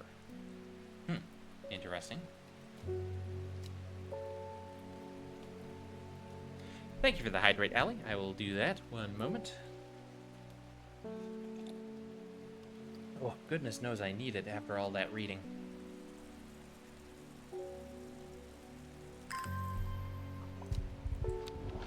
Alright, let's see. Let's check out this Tomb of the Hunter, see what that is. The memorial bears the name Swaith Prior. It stirs a memory. He was one of the Drear. Theirs is a lonely life at the mercy of a dangerous addiction. They build a tolerance to the Duranthium sap in childhood that they might benefit from its potent effects, but they will die if they stop taking it. An unusual plant grows sparsely around the memorial. I believe that is Duranthium. Just a hunch. Yeah, no, it's got the exact same leaves. Purple flowers, long thin leaves that bear surprisingly sharp edges. Long sharp leaves. Yep. Okay, that's Duranthium.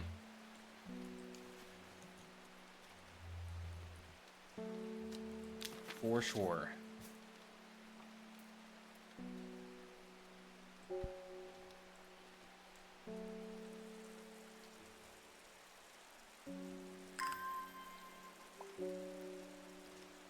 I want to explore the other spots too, so just gonna water a couple plants.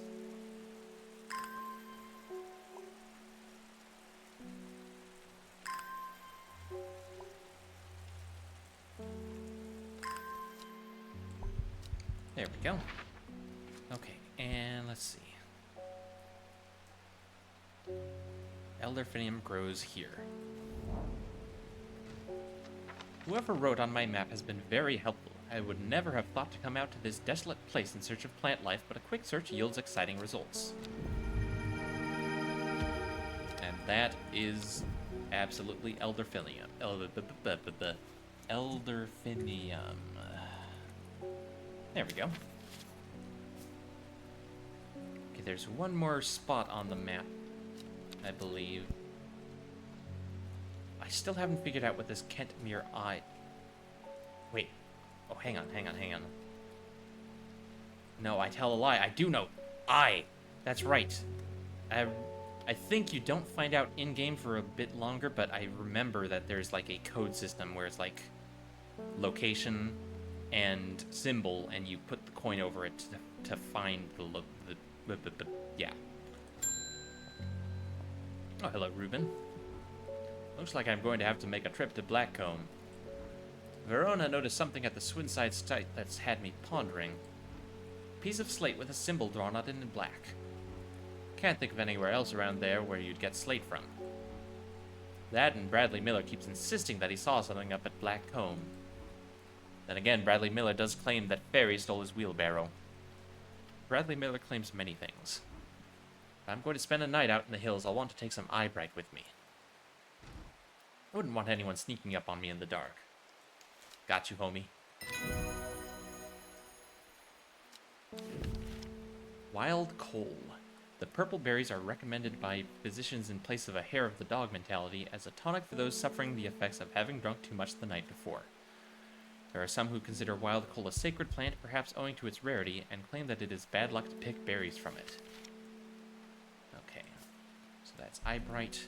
I don't believe I have any purple berried plants. No, that's just purple flowers.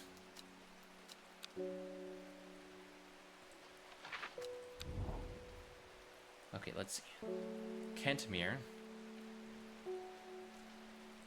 Eye. So, here?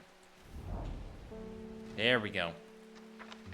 From Kentmere, I follow the bearing of the eye and end up in a small forest north of Kendal. The woods are thick with briar and brambles, but amongst the tangled flower undergrowth, a type of flower is flourishing. There we go. Thin leaves and small purple-red berries. That might be whatever it was I just got. Right? Wild coal?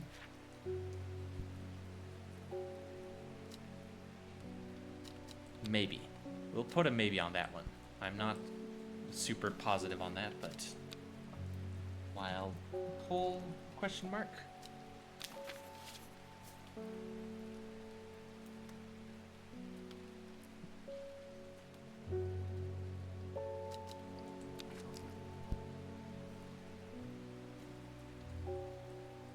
Means I can archive that.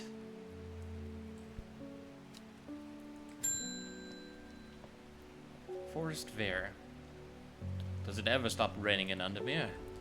You have a reputation in town for knowing about unusual plants. I need some gray sandfire. Nobody around here seems to even know what I'm talking about, but I hope I'm in the right place now. You are in luck, sir. Here's some gray sandfire for you.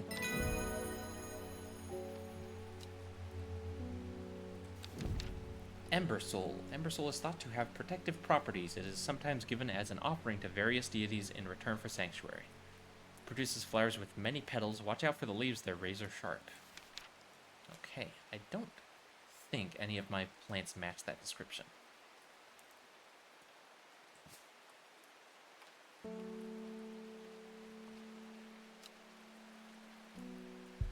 There we go. Great oak. Anything there? A huge tree stands before me, impossibly tall and wide, bigger than I could have ever imagined any living thing might be. Its upper branches raise the sky. Okay, that's the great oak, but there's nothing there. So that must be important for something else then.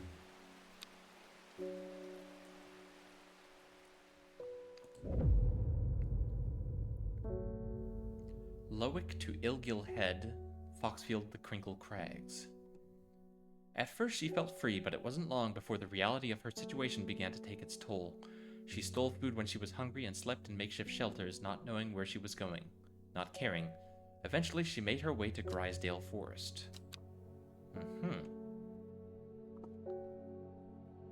Day 8.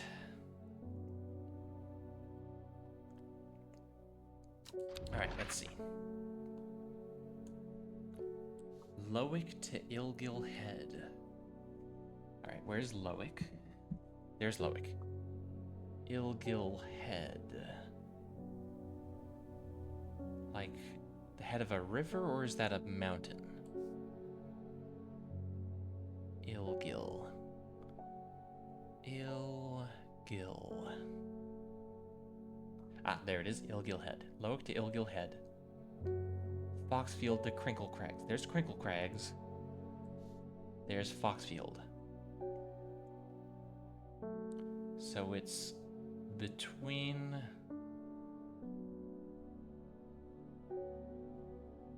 Ilgil Head, Loic, Foxfield, and Crinkle Crags.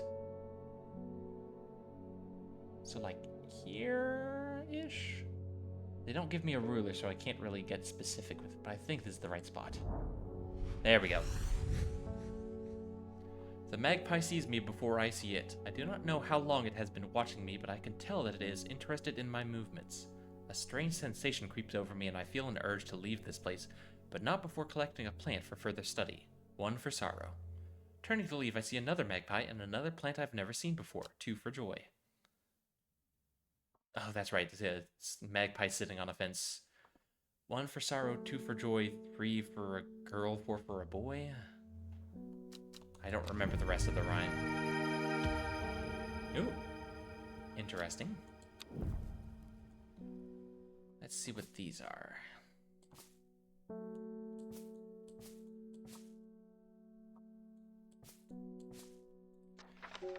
Do those match any of my entries?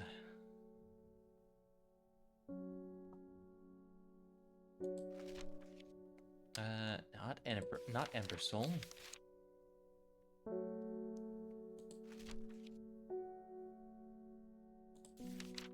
Oh, this one might be Long Veracund. Small leaves grow in pairs along the stem. We're going to hesitantly label that Long Veracund. Question mark? But I'm not positive, so we'll put it in red so I know to double check.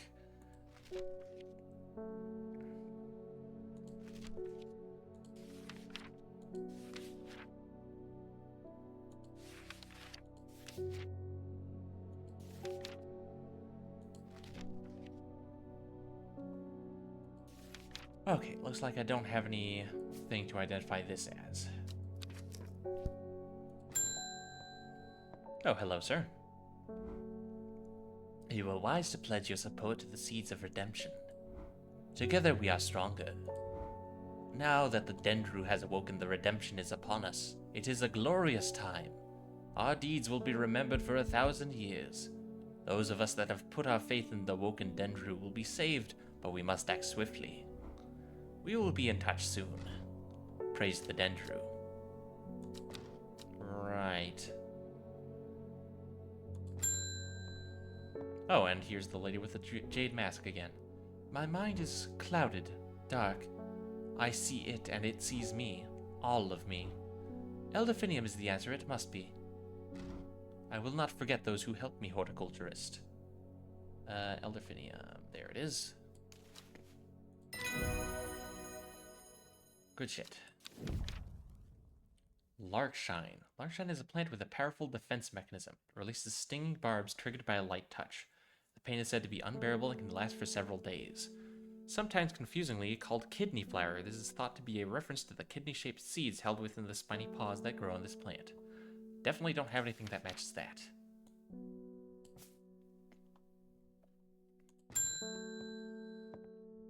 Grace Enright. My mum was into horticulture. I found this among her things. Golden light, that's a plant, right? I'm not sure what long Meg could mean, though. Oh, that's, I believe that's what Long Veracund is called? Or maybe it's something else. Anyway, I thought you should have this just in case it's any help. She loved this shop. Oh, I see. Okay, Golden Light. Start at Long Meg, S3, E2. Okay, South 3, East 2. Long Meg. Is that like a name for a river? Or a mountain?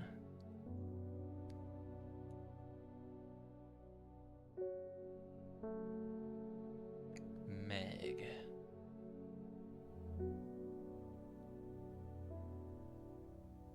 Dudden-esque.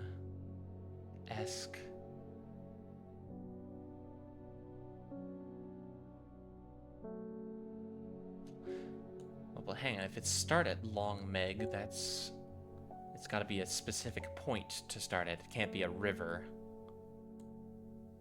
Long Meg. Long Meg.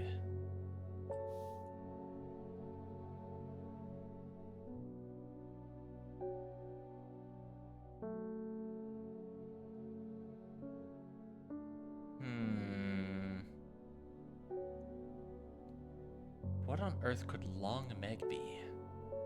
Tarn Crag, Dodderstone Circle, Grasmere, Jack's Rake, Ambleside, Great Gable.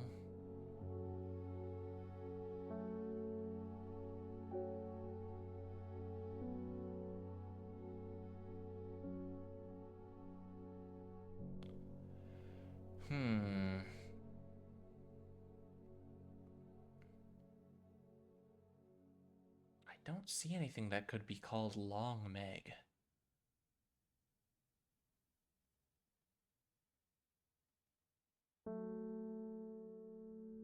I just don't know.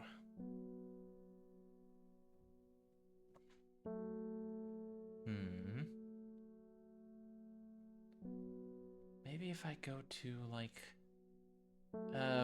where was the library? Ambleside?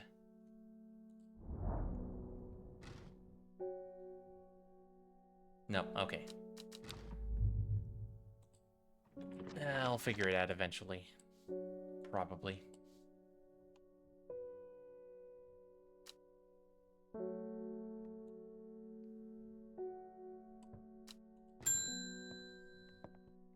Oh dear.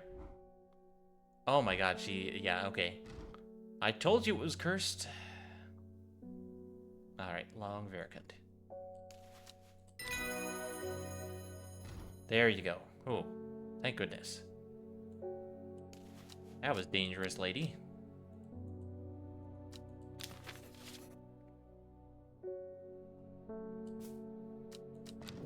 This is why you don't put on random amulets you find in coffins. Caldery. The uses of Caldery are not well known. Some say it has applications in dark magic, but this author has found neither substance nor specifics to back up those claims. Those who worship the huntress Arduina place the flower as an offering to ensure a successful hunt. It grows from a thin stem with small leaves. I don't believe I have anything matching that. Amos Duncan. Oh, you're the guy who kept sending me letters. Thank you. I've been on the road so long, I started to wonder if you were still on the other end of the letters I've been sending. I'm back in town for a few days, though, and I wanted to give you these before I forgot. I found them in the pocket of an old overcoat that belonged to your uncle.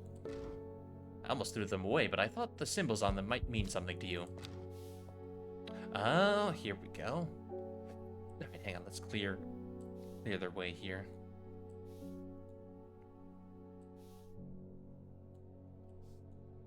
Let's see.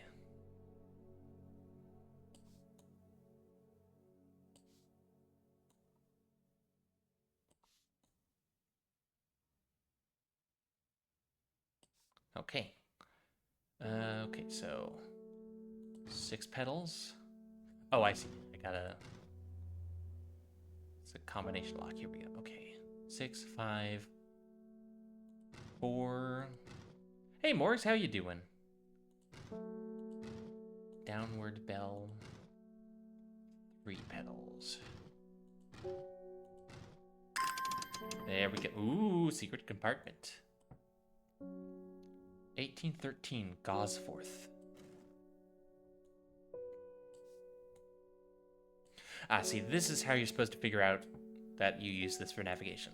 A Briar's Disc, often called a Smuggler's Disc, is a simple device that can be used to send coded messages, the location of cached cargo, for example. The principle is cunningly straightforward, but the code is undecipherable to prying eyes. Both parties must be in possession of a disc of identical size with the same symbols etched around its edge and a map.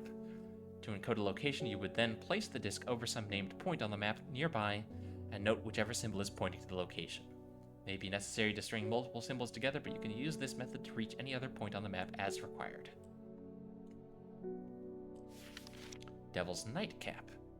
Plant is known colloquially as corpse's friend. If ingested as a seed, it will cause a slow, agonizing death, and the plant will grow out of the body once deceased. Not bad. How are you doing? I'm doing good. Playing one of my favorite games. Getting ready to play the sequel that I've been waiting to play for a long time. Let's see. It has a light, pleasant scent, not dissimilar to pine needles. Boiling the root in vinegar creates a tonic against fevers and poisons. I don't think I have that plant yet. Trimblehuff. Trimblehuff is traditionally used as decoration at weddings, as it is thought to strengthen relationships.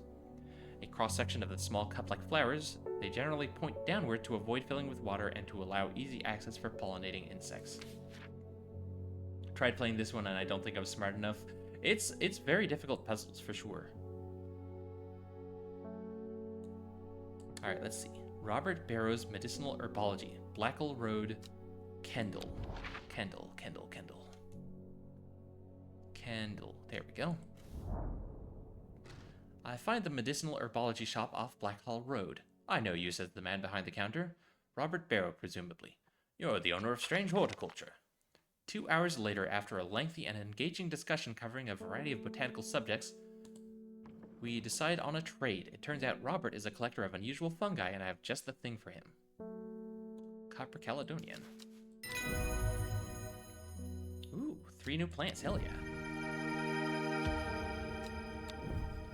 Looky here. Okay.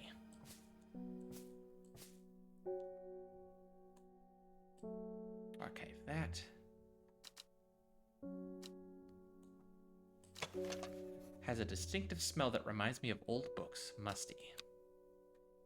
An overpowering, sickly sweet scent. And this one, purple flowers, long leaves. Let's see, does that match anything in here that I haven't identified yet? Agoria is that one. Caldery. I don't believe I have Caldery yet. I don't have anything that looks like it at any rate. Wait, no. Hang on.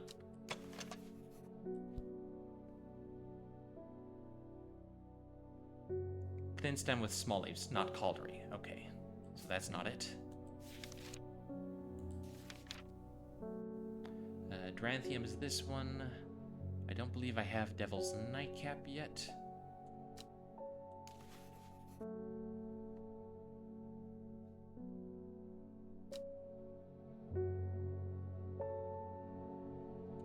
I don't think it's this one. Ember Soul.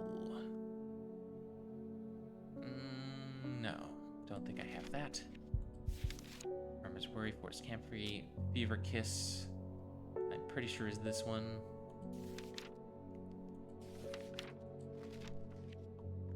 Henchuck. Don't have Larkshine yet for sure.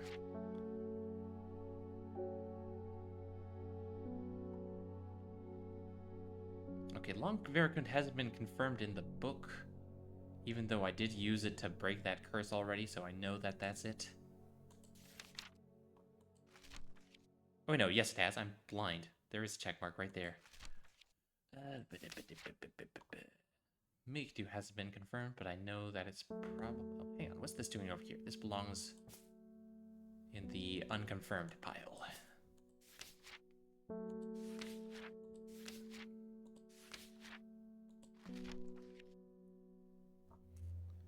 Trimblehuff, don't have that. Wild Coal, I think, is that one.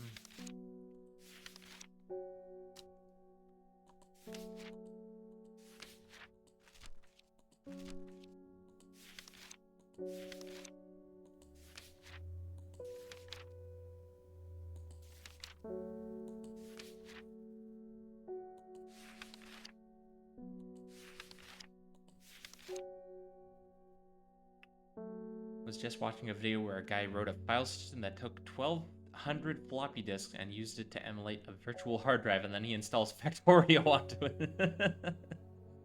Oh my.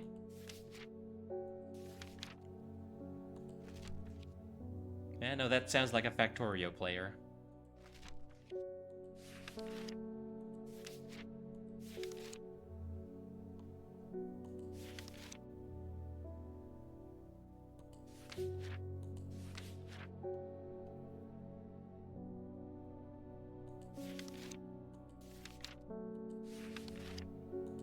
Yeah, okay. Can't identify any of these yet, I don't think.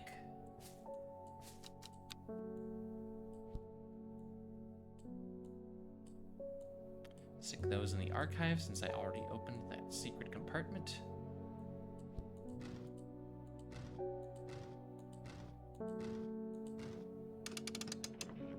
Yeah, there's nothing else in here. Unless, no. Okay, hang on. Gosforth, 1813. Gosforth. Got to the part where he says you can buy one of the floppy disks before I might have just felt my soul leave my body briefly. Might have been a minor dissociative episode, whichever. Let's see.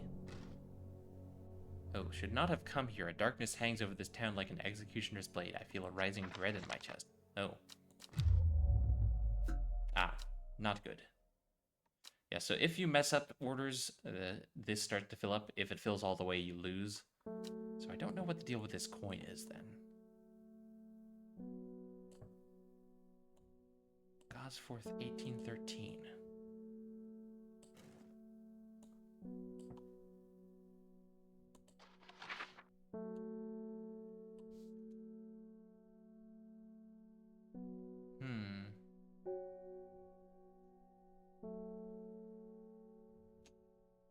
Yeah, I don't know.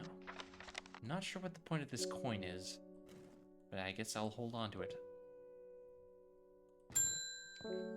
Oh, hi, Simone.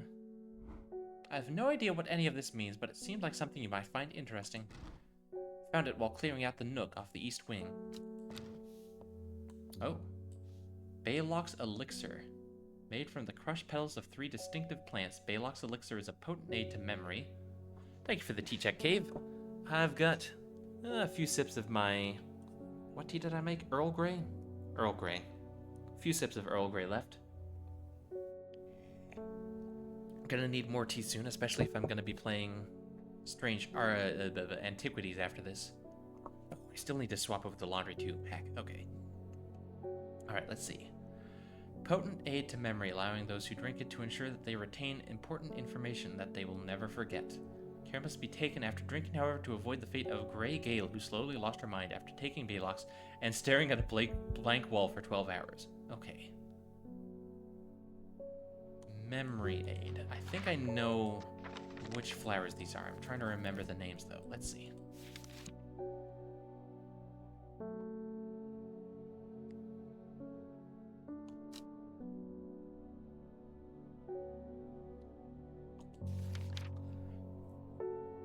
Let's see.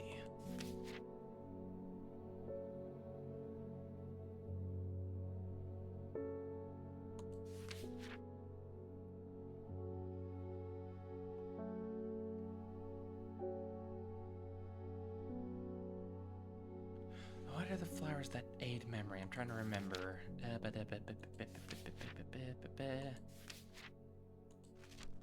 Oh, isn't one of them Lady of Summer, I want to say?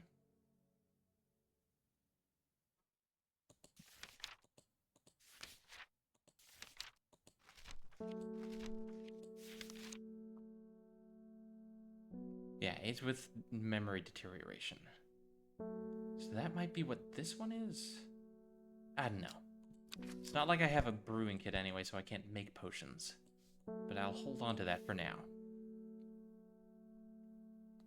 Still don't know what Long Meg is supposed to be.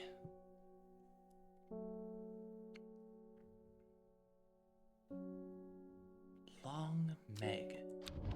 Hold on. Long Meg, Long Meg, Long Meg.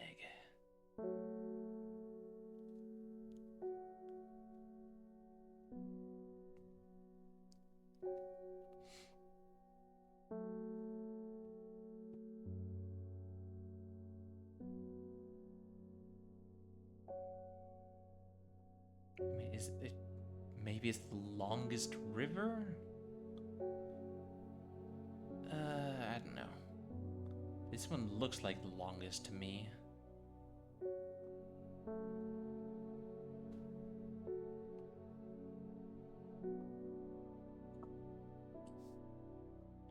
Long Meg, south 3, east 2. Maybe? Nothing yet. Okay, well, I'll figure that out eventually. But not today.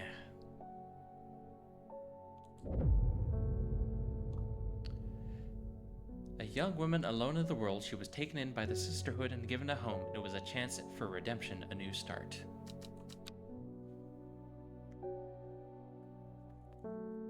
Day 9, here we go.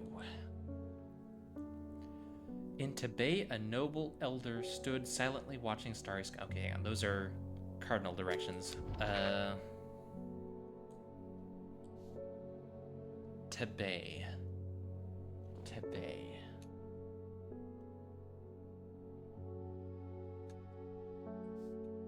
Is that a town?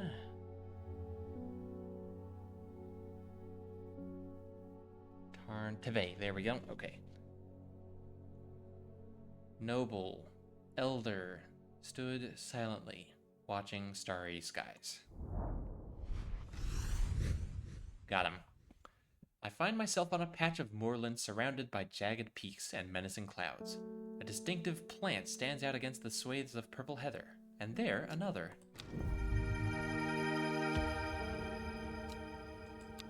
Ah. Okay, hang on.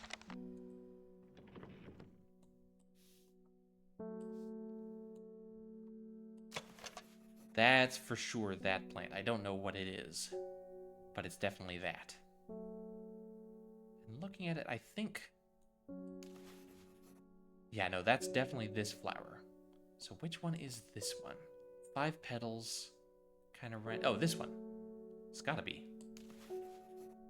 Okay, so I know what the flowers are for this elixir, I just don't know how to make it.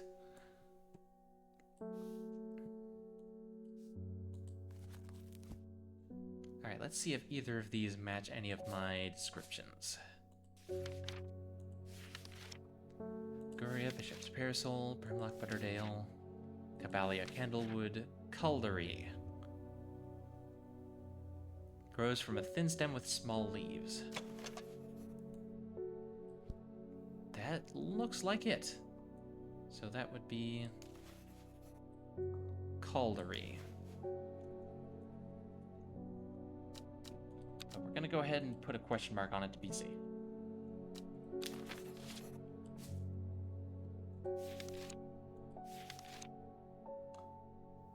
Don't believe I have any Devil's Nightcap yet. That's not Ebersol.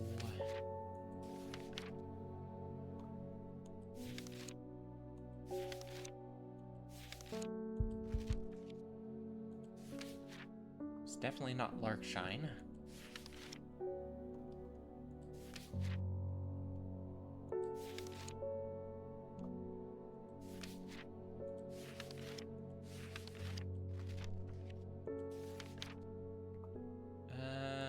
Not Trimblehuff. Okay, whatever it is, I don't have an entry for it yet, I don't think.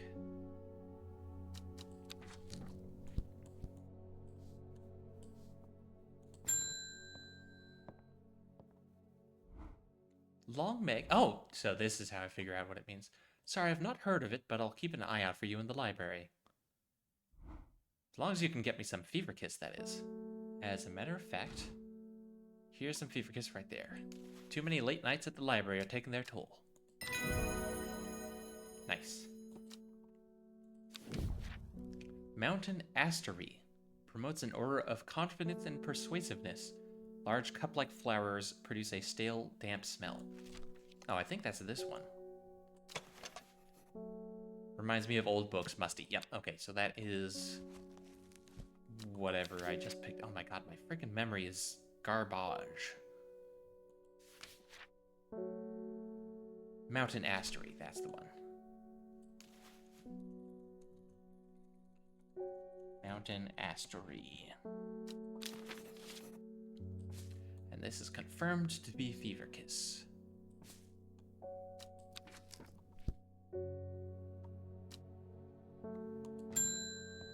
Oh. Mail. There's talk around town of a woman who wears a green mask made of jade. There are all sorts of oddballs in Undermere, but that's certainly unusual. What have we got here? Beckfoot candle. Okay.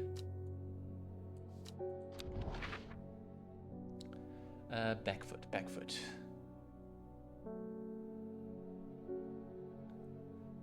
Lizard. There's Beckfoot. Lizard. There's the coin.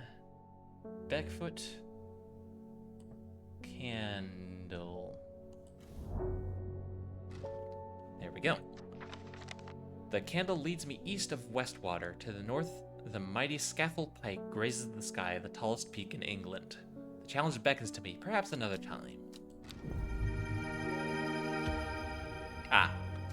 That is for sure... What was it called?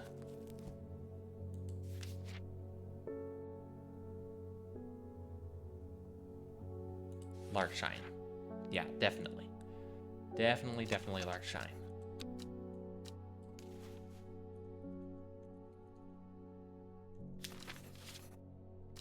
Okay.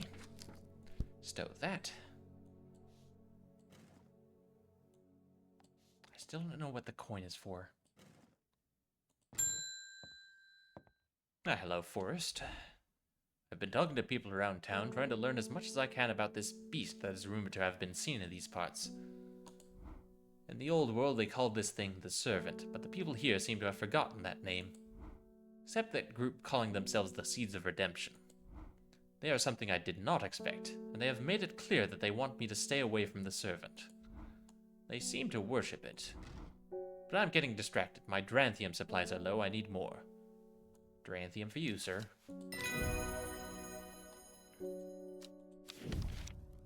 Palliance. Most plants offer a small improvement to air quality, but the Palliance is in a class of its own. It is sometimes called sweet breath thanks to the freshness of the air in its vicinity. The many short leaves of this plant are thought to help filter toxins from surrounding air.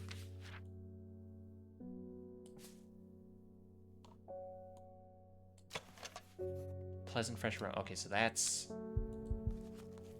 What was it called? Sweet breath?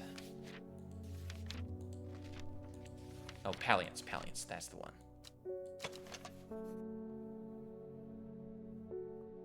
I think that's right. Just in case, let's label it red so I don't forget. Let's double check. Palliance, question mark.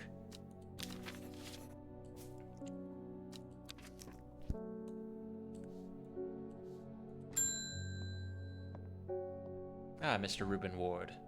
Wrapped around Black Comb 2 nights ago in the pitch black. That eyebright is some potent stuff. I could see clear as day. Up on the fell, I found a shallow pit full of skulls. Some deer, fox, badger, and some human.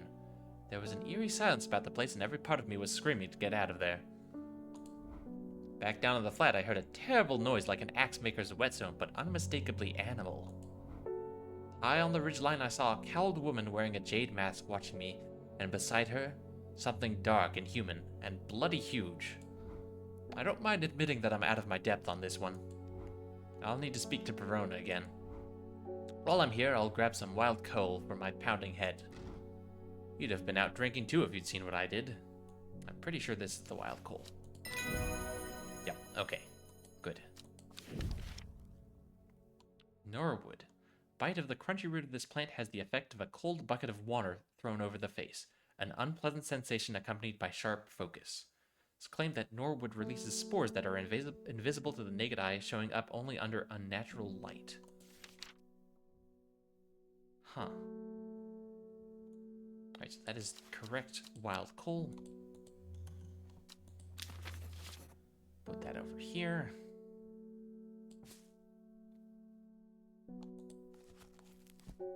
Norwood.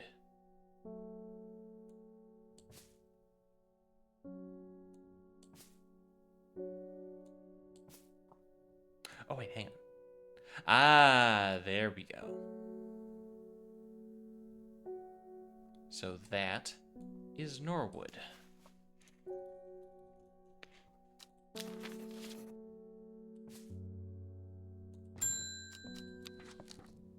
Amy Sullivan. My son is very sick. Someone told me about a mushroom that produces a thick, milky liquid that will help relieve his stomach pains. I'm willing to try anything. I believe... Let me double check my work here.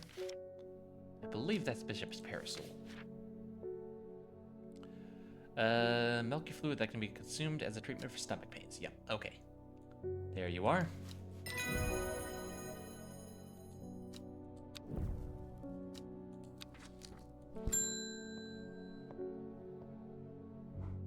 Poor Reuben, he looks a little worse for wear this morning. He took it hard when his wife died and never did quite give up the drink. I think I know what ritual was performed at the stone circle. It all adds up. It was a summoning spell. Someone called it something across the void and tried to bring it here, and with the state of that body all torn to shreds, I say they succeeded. And then the gilded dendra. That really got me thinking. I found this in Dr. Worthing's bestiary. A little light reading for you. I'm headed to Grisdale Forest again. The Sisterhood will know more. It has many names. Some call it the Woken Dendru, believing it to be related in some way to the deadly gilded dendra plant. Others call it the Night Stalker, the Miasma, or the Dread, but the most common name for it in the Shires is the Servant. Okay, so this is the creature that the green-eyed guy and the cult were talking about. You'll have heard of it in children's songs such as Keep the Fire Burning and Servant and Master, and there are hints of it in the older stories, but nobody alive has seen it in the flesh. Said that the dead ground northeast of Tibet, where nothing but black Digitatus mortis grows,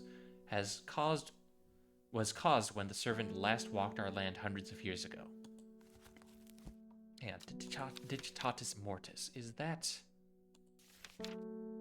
No. It is not Devil's Nightcap. I believe the Latin translation of Digitatus mortis would be dead fingers. Okay, so... Dead ground northeast of Tibet. Tibet is here, northeast. The wide area of blackened ground here is known to the locals as Dead Man's Field. Dark mushrooms protrude from the soil like fingers reaching out from the grave.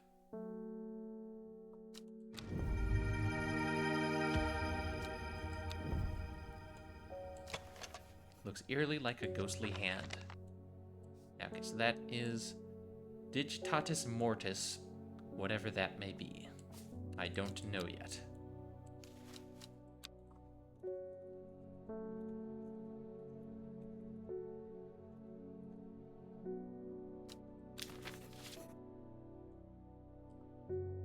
Okay, that's all for the day.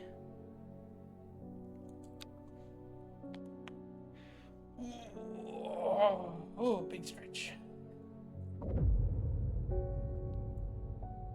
A blank card, okay. Every day she attentively followed the teaching of the Arda. Every day she patiently performed the tasks given to her. Every day thoughts of the book itched away at the back of her mind.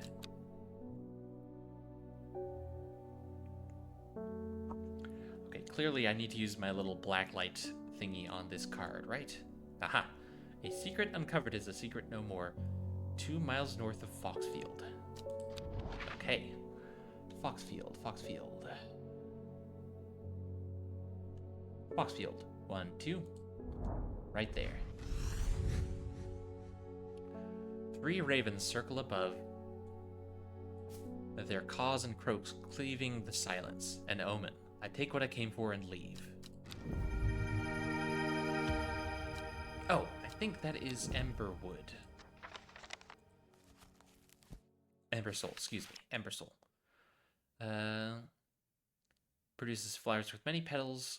Watch out for leaves, they're razor sharp. Quite easy to cut oneself on the jagged leaves, as I've just found out. Yep, okay. That is Embersoul.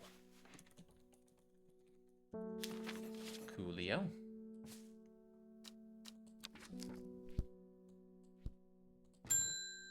Ah, mailman. One for your librarian friend today.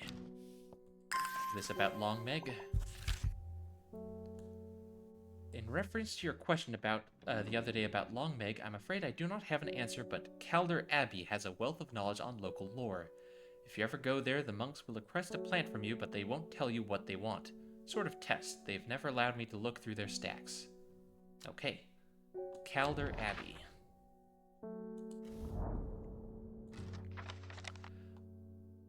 Let's see. A small window opens within the much larger oak door. From the darkness within, a voice proclaims only a friend may enter. Oh, what's this flower that's a symbol of friendship? Let's see. Butterdale. Candlewood Caballia. Clavilium Colliery. It's... Oh, wait, it's Fox Button? Offering a fox button is considered by some to represent a contract of friendship between strangers. Yep. Which one is that? Fox button. There it is. Bada bing, bada boom. Sheep snap. Sheep snap is thought to bring good fortune when prepared correctly. Green seed pods of sheep snap have a hard outer shell and sound hollow when tapped. To the south, they call this plant bulbs of Bayonne. I don't believe I have that yet. The hatch snaps shut, and the oak door swings inward slowly without a sound. I am ushered in by a man wearing a plain brown robe. He nods silently when I ask about Long Meg and leads me through the abbey to a small library filled with scrolls and books. Without a word, he pauses for a moment surveying, before selecting a scroll and handing it to me. There is a stone circle north of Undermere. According to local legend, some hundreds, perhaps even thousands of years ago, a witch known as Long Meg lived nearby along with her daughters. They were wild, godless people who practiced evil magic until one night they went too far and Meg and her daughters were turned to stone. The tall stone that stands apart from the main circle is called Long Meg by the locals. Aha. Stone circle north of Undermere. Undermere.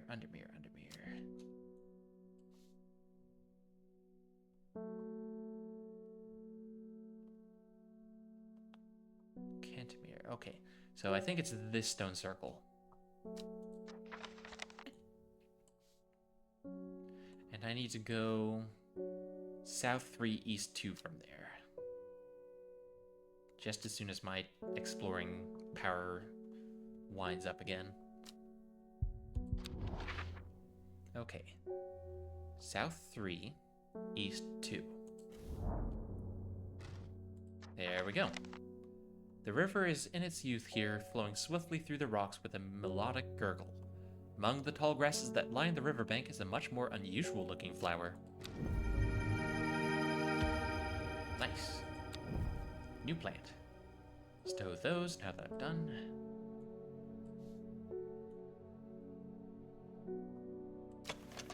Red flowers, soft leaves. I don't believe I have an entry for that yet. No, it doesn't look like Devil's Nightcap.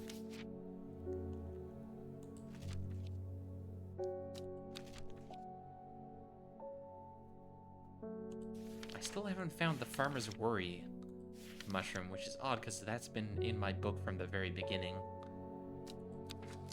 Okay. You'll just have to wait for identification then. Ah, hello, Verona. The Sisterhood are trying my patience again.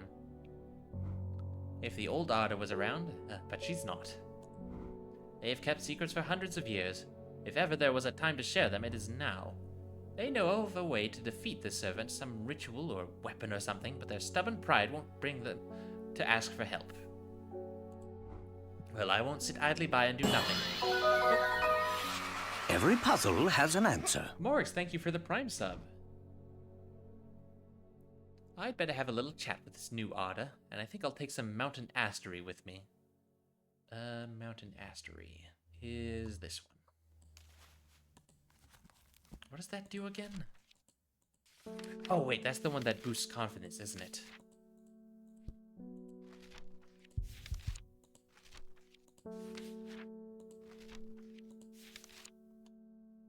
Promotes an aura of confidence and persuasiveness. Yeah, okay.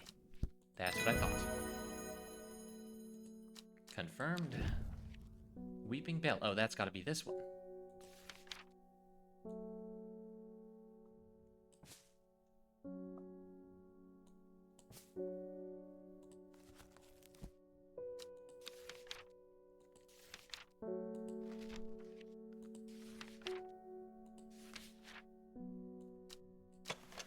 Plant that is believed by many to lead to gold. You'll have about as much luck searching for the end of a rainbow.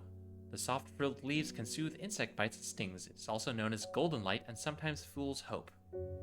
Oh, right, this is where it's the fucking message literally said golden light started. Yeah, okay, so this is golden light, also known as weeping bell.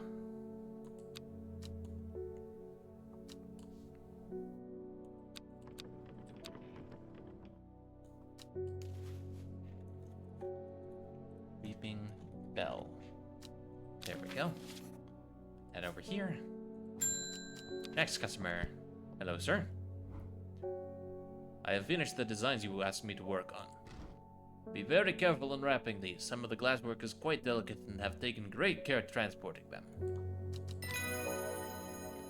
My lab equipment is finally here. I will now be able to brew elixirs using ingredients from my plants. Ooh.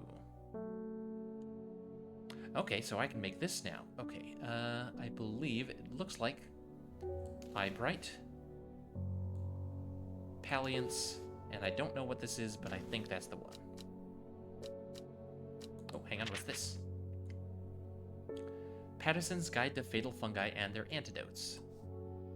Spring wax cap, sometimes fatal, can be cured by taking hop heart boiled in vinegar. Sunset mount cap, generally not fatal in small doses, use crushed leaves from sour bandy to cure. Bishop's parasol, often fatal, can be remedied using the sap from lemon dandy.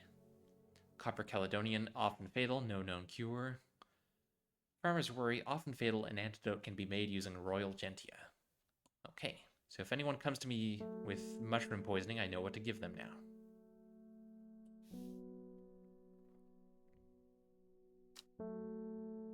I should probably wait until I've identified this plant before I try and brew anything with it. I'm pretty sure these three are the ones for this recipe, but I don't know for sure. But I have a brewing kit now, so that's cool.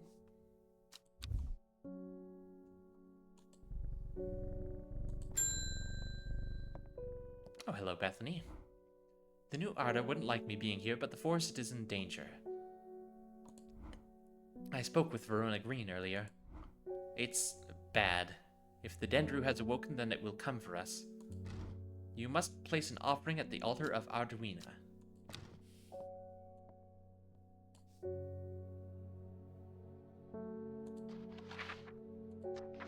Okay, let's see. Altar of Arduina. They stay in Grisdale Forest, so it's presumably... Yeah, okay, there's the two houses, so it's right at the corner of this river bend. Seems Beth has been able to keep her fellow sisters away from this part of the forest for now, at least. The trees are thick here, old too. The altar seems to belong here as much a part of the forest as the gnarled trunks and twisting roots. I must place an offering to the goddess Arduina. Okay, Empress Soul and Caldery. Which do those do? Caldery. Those who worship the huntress Arduina place the flower as an offering to ensure a successful hunt. It grows from a thin stem with small leaves. And Ember Soul, what does Ember Soul do? Protective properties is given as offering to various deities in return for sanctuary. Okay. I do not want to give it Ember Soul, because they want protection from the Dendru. If I give the Ember Soul, that will help the Dendru, I think, because it'll ensure a good hunt. Caldery is for protection, so we want to give it Caldery. Which one is Caldery again? This one. Wait, no. Caldery's the bad one. Ember Soul is the protective one. Ooh, I almost messed that up.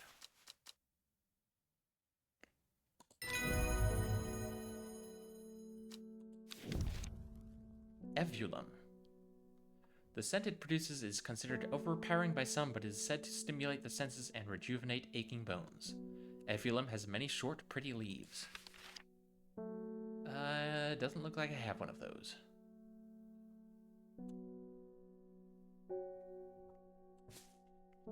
I am fairly certain, though, that this is caldery.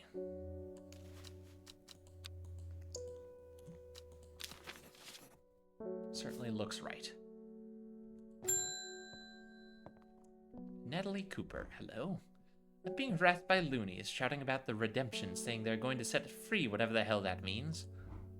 Well, they can take their seeds of whatever woken something or other nonsense and stick it where the sun doesn't shine. I'm not joining their damn cult. I just want to tend my garden in peace. I'm looking for some larkshine to drive them away if they come round again. Larkshine, larkshine. There you are. New entry, Lyle of Neptune. Also called Truthsayer, this plant will force a person to tell the truth when eaten. The sparsely petaled pale flower gives off a strong scent.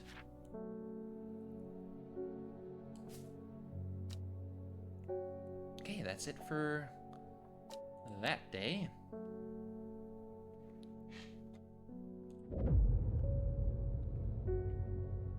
Oh, interesting. In time, she learned that the sisterhood had secrets, or had she always known that? Had she come to them by chance, or had she sought them out deliberately? She wasn't sure, but by now she knew that what she wanted, and she would do anything to get it. Alright, so this story that's unfolding at the end of day, I think, is the story of the woman who summoned the Dendru, the lady in the jade mask. Alright, let's see.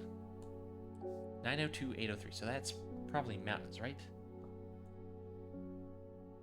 902, 803. I want this spot right here. Perfect. The impressive ridgeline of the Crinkle Crag stretches across the full width of my vision. Days like today are worth being alive for. A colorful plant stands out amongst the moss. Oh, hello. What on earth are you?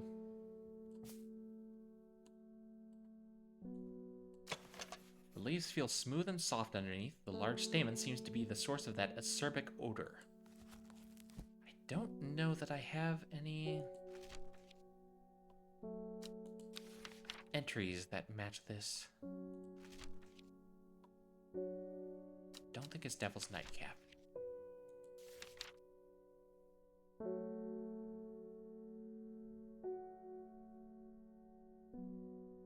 But hang on, what does acerbic mean?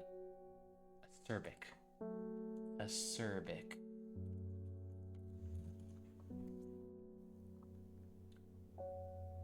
Sharp, tasting sour or bitter. Okay, I don't think it's Devil's Nightcap.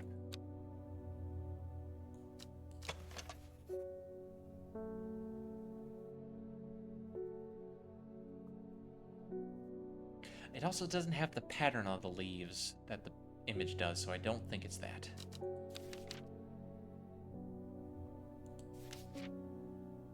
And Chuck, I've already identified. Lyle of Neptune? No, definitely not.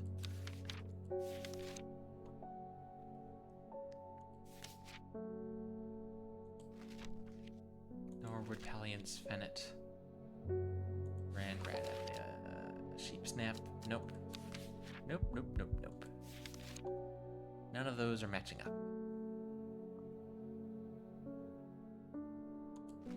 Trimblehuff? No, that's the downward-facing flower. Okay, nope. That's that. Hello, sir. My old man reckons there's a plant what can find pots of gold buried underground. Don't know what it's called, but I bet you do. Tell you what, when I'm rich, I'll throw a share of the gold your way. Well, good luck with that, but here's the weeping bell you want.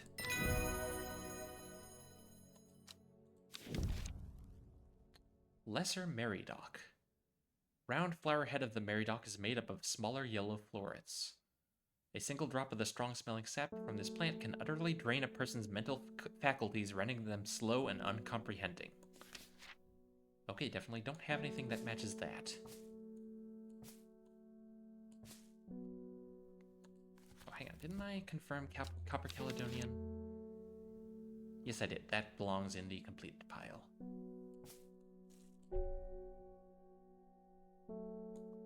Agoria is still unconfirmed, as is Migdu, Henchuk, Caldery. Weeping Bell has been confirmed. Norwood, okay. So these are unconfirmed, these are unidentified. And everything over this way has been confirmed correctly. Oh, hello, Mr. Cultist Man. I have a task for you that would greatly aid the seeds of redemption. One of the Dreher is in town, and we know he's paid you a visit already, no doubt feeding his habit. We suspect he's here to hunt the Dendru. If he returns, give him some of this. New plant? Oh, that's literally the flower that I just got the entry for. What was it? Lesser Meridoc. Yellow flower is very strong aroma, slightly aniseedy. Ground flower head is made up of smaller yellow florets. Strong smelling sap. Yeah. So that is Lesser Meridoc. I don't think I want to help the Colts, so I'm not going to give that to what's-his-face. Lesser Meridoc.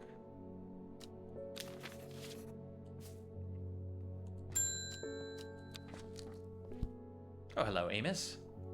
I'm heading out on the road again, but before I leave, I wanted to store some valuables in a safe. I don't trust myself to remember the combination, and I certainly don't trust myself to write it down anywhere and not lose it.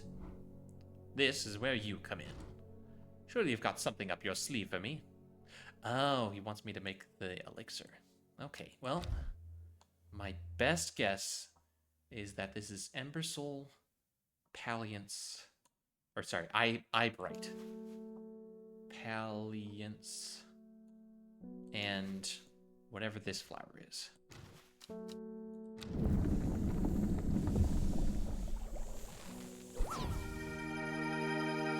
There we go. Got it right. Alright, so that. Baylock's elixir.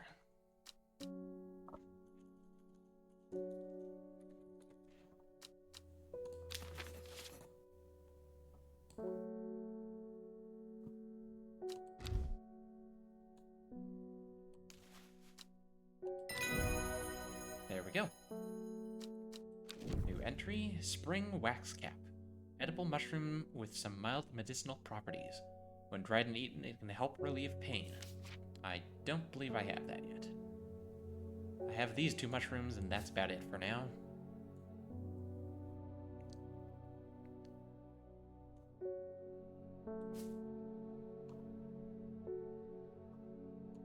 Oh, hang on, did that confirm Palliance? I still don't know what this one is, but...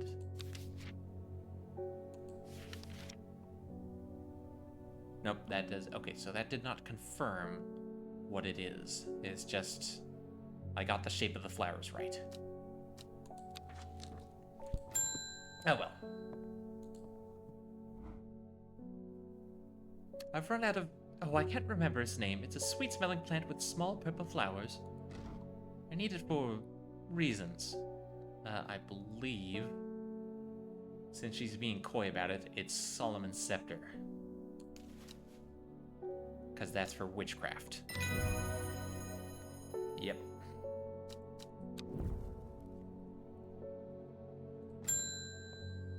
Oh, hey, Simone. Oh, goodness, Hellebore, you haven't been getting enough food? Don't spoil him. That's terrible. Whatever will become of you? Oh, whoops. My mother's had me looking into this servant creature for you, but I'm afraid I'm not been getting anywhere. It's strange, I'm sure I've seen some reference to it before, but I'm drawing a blank when I try to find anything. think Lord Frement's archives would be a good place to look.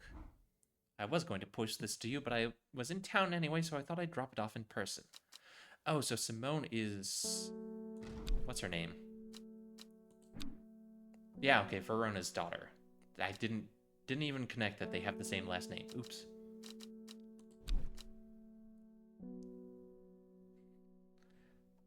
That and sneak in some hellebore hugs, of course. Alright, what do we got here? Not getting anywhere, looking for my collection in Ambleside. Lord Frement's archives at Muncaster are home to many ancient and esoteric scrolls covering a wide variety of subjects. Might be worth a visit. Okay. Munster, was it? Or Muncaster? Muncaster. So that's presumably a castle then. Muncaster Castle. I follow Frement's manservant deep into the vaults of the castle. 2 hours later, I have still found no mention of the servant. On the verge of giving up, a name grabs my attention. The Woken Dendru. Didn't Verona say that was another name of the servant? Indeed. The Woken Dendru is loyal to the summoner who becomes its master and can bend its terrible power to their will. This servant is assumed to be immortal since it has no known vulnerabilities, but that does not mean that it cannot be defeated. Many hundreds of years ago, a site of ritual importance was created near Black Combe to the south of the water, the Great Oak, and the Dendru was ousted from this world. Unfortunately, although we know that 5 plants were required for the ritual, the specific plants are not known. I see. Any secrets? No secrets.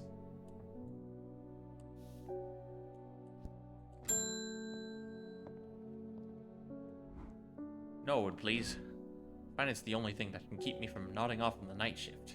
Norwood. This one.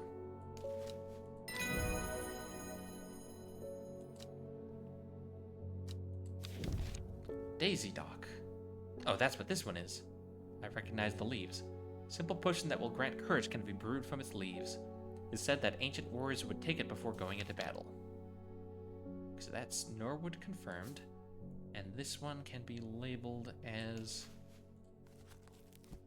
the, what was it? Daisy Dock.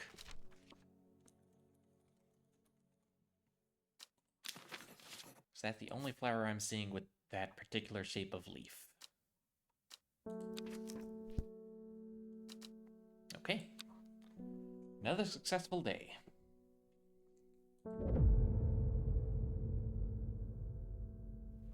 When her chance finally came, she did not hesitate even for a moment. Afterwards, when the Arda was dead, she felt only elation. Years after she had first laid eyes on the book, she had what she needed. I see. So she killed the Arda to get the Gilded Dendra to summon the servant, the Woken Dendru, whatever it's called.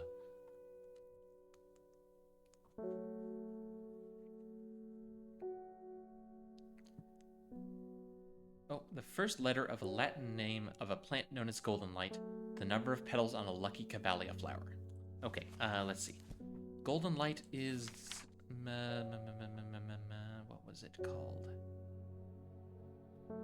Mary's breath? No. It was this one, Weeping Bell.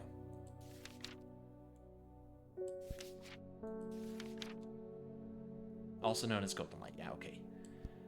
First letter of the Latin name, Lamentum Nixus, L.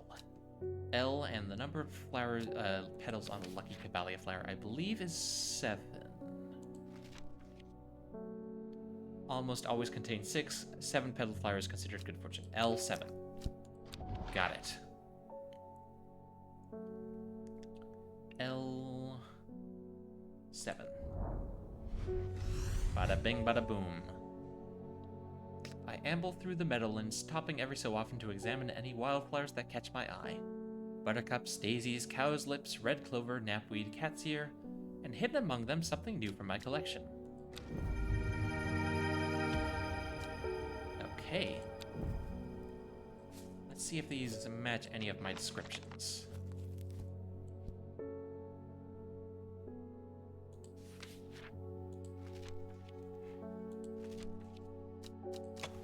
Somewhat pungent. Flowers are blue. That's all I get from those. Okay. Evulum. Scent it produces is considered overpowering by some, but it is said to stimulate the senses and rejuvenate aching bones. Many short, pretty leaves. Okay, I'm pretty sure that's Evulum then.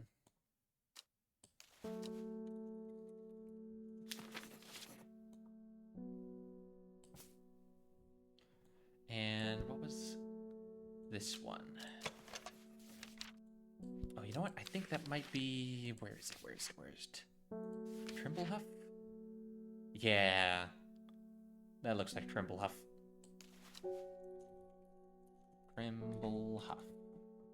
Bunch of bell-shaped flowers facing downwards.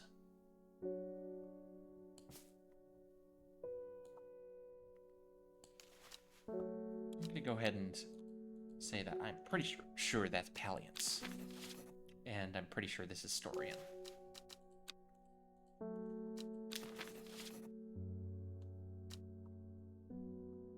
I don't have the entry for Digitatis Mortis yet, but I'm pretty sure it's going to be something like Dead Man's Hand or something, probably.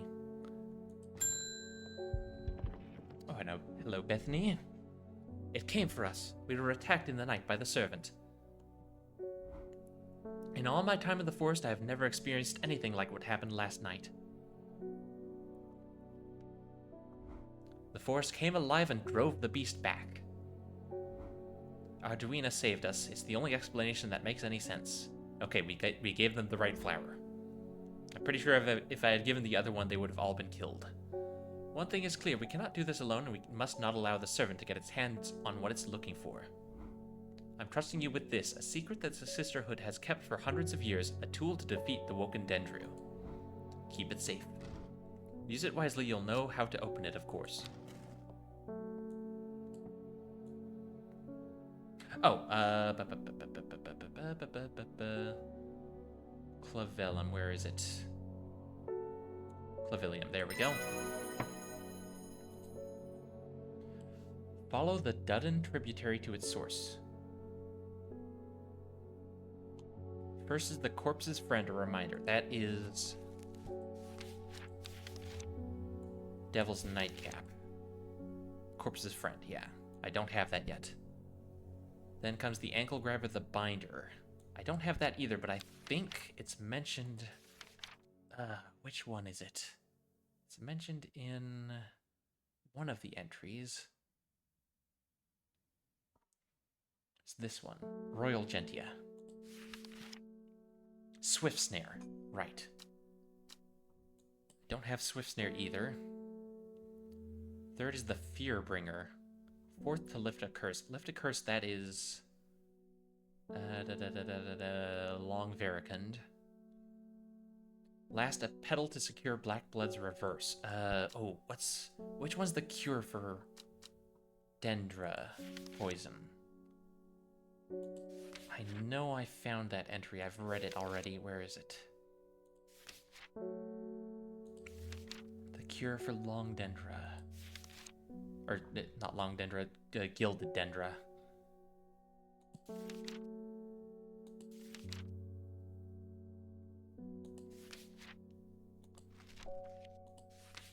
Which one is it?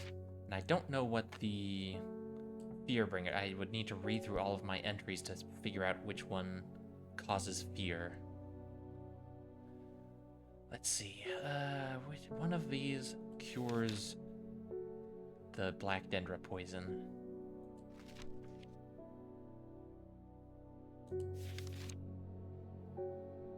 This detects the poison, it does not cure it.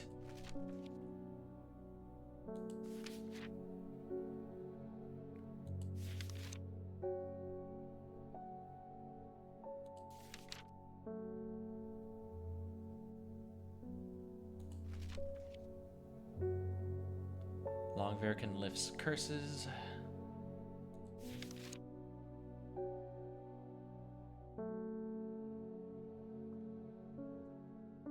Peeled lemon rind. Larkshine.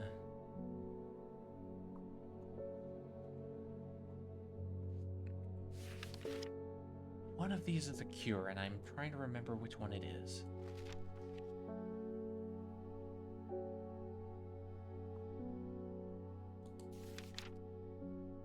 there's the Gilded Dendra. Which one is the cure for Dendra's miasma?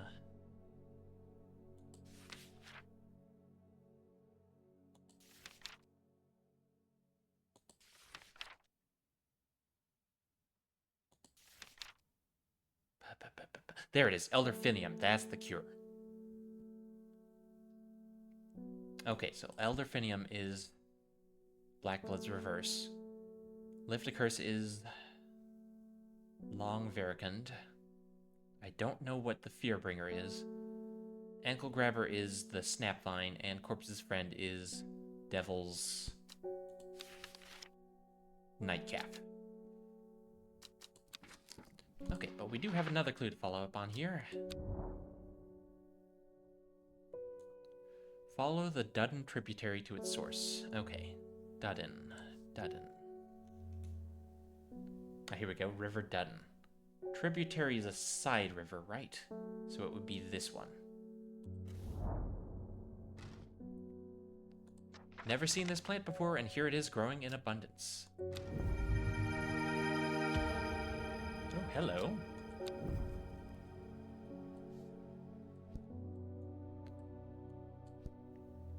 Where'd it go?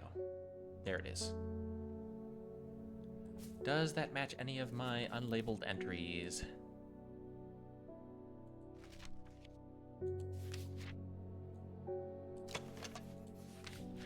Somewhat damp smell, dark red flowers.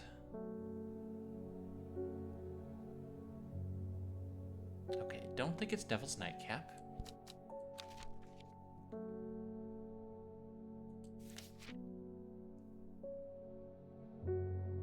I don't believe it's Lyle of Neptune. It doesn't look anything like that.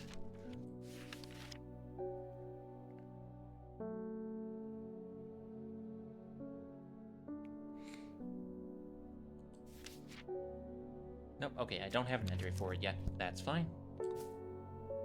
I'm sure we'll get there eventually.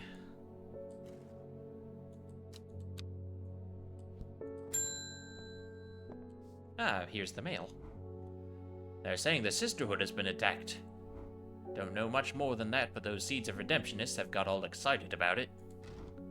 There's a bunch of them chanting outside Pulliver's right now. Oh, hello. Boxfield Trident. Boxfield is right there. Trident.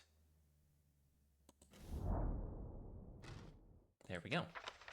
From Foxfield, the Trident points me in the direction of some foothills northwest of the Swinsted Stone Circle.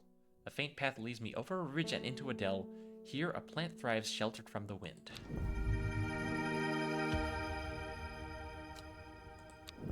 Oh, hold on a second.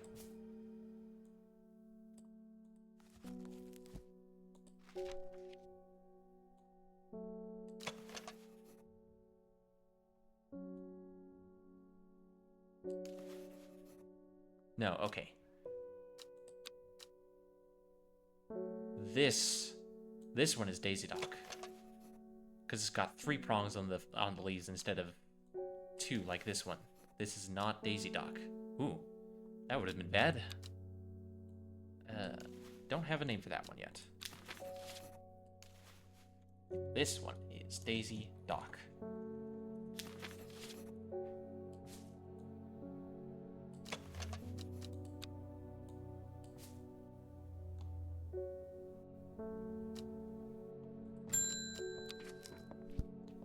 Oh, hello, sir. I am going to Blackcomb. I will kill this servant. My people have a saying, he who lives without fear does not live at all. I will not say that I am not afraid, but it would be no bad thing to die hunting such a noble adversary.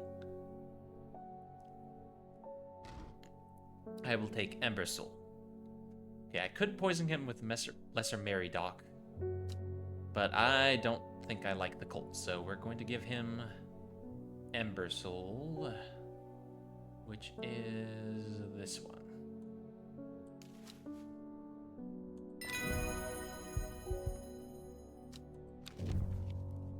Widow's Woe, said to induce fear. Ah, that's the Fearbringer. Also called Kempfoot, partly due to its unpleasant scent. Dainty dark flowers grow out from a bed of long, thin leaves. Is that this one? I think it might be.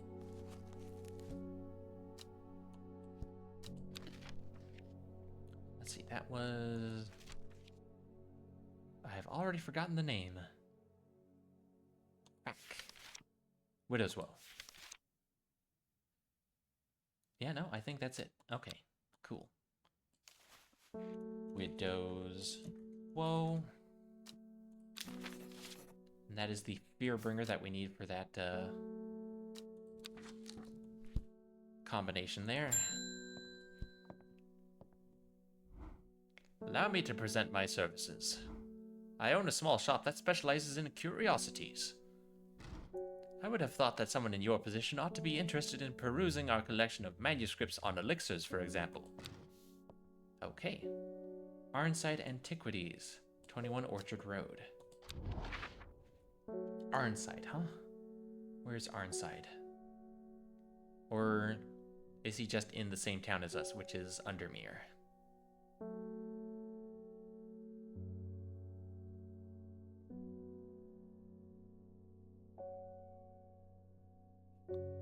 Yeah, no, I don't see an Arnside. I think it's just here in Undermere.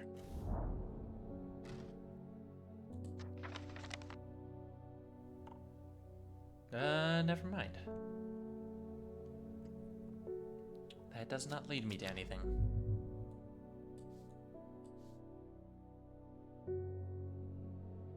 Okay, hang on. Where is Arnside then? Let's look a little more thoroughly this time. Swinstead, Boodle, Blackcomb, Haverig, Foxfield, Gleaston Castle, Kirkhill. Arnside, there it is. Okay. Alright. Duly noted. I goofed that one. Oh, hello, Miss Faye. The dreams have changed. I understand now what I need to do. When your librarian friend visits tomorrow, give her this instead of the palliance that she will ask for.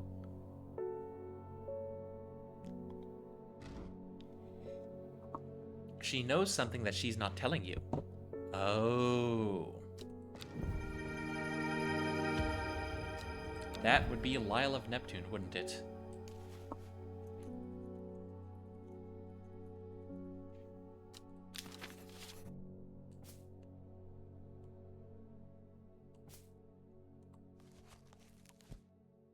Let's see.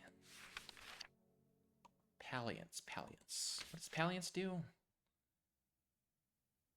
Oh, right, it, air freshener.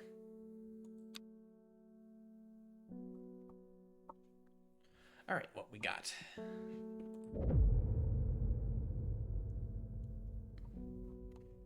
Equipped with the artist's knowledge, she journeyed west to the Stone Circle. Unknown to her, she was not alone as she made her preparations. Okay, Endmore, Raven, Spider. Day 13.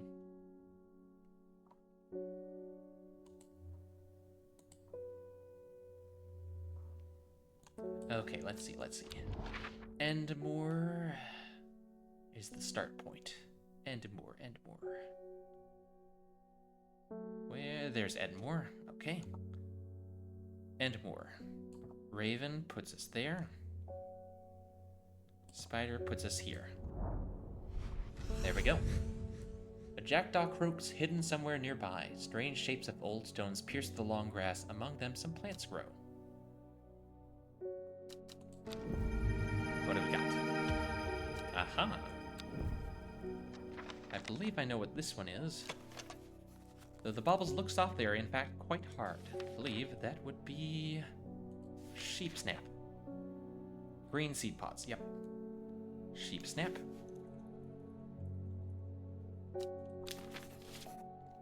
Good. And this one... leaves are strong and leathery. I don't think I have an entry for this one yet. Dang it, I've got to go to bed. Enjoy the rest of your stream. Thank you, Morgs. Sleep well. Take care. Oh, right. I need to remember to go to Arnside for that one. Oh, hello again, Grace. Have you heard of this masked woman? Imagine having that amount of power. Nations would kneel before you. You would be a god. That creature, it's huge, unstoppable, and they say it obeys her every command. It would certainly come in helpful with my father-in-law tomorrow. I guess I'll just have to settle for some Daisy Dock to help me get through it instead. Daisy Dock, Daisy Dock. There we go. Correct. Dead Man's Fingers, there we go. Finally have Digitatis Mortis' entry. That's what I've been waiting for.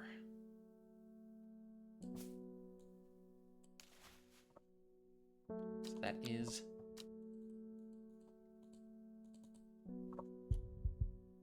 Dead Man's Fingers. What's the entry for that say, though? I didn't check. Dead Man's Fingers. This fungus is typically found in dense forests protruding through the mulch. At a glance, it can appear as though a corpse is reaching up from the undergrowth. Said to strengthen, resolve, and sharpen the mind. Okay.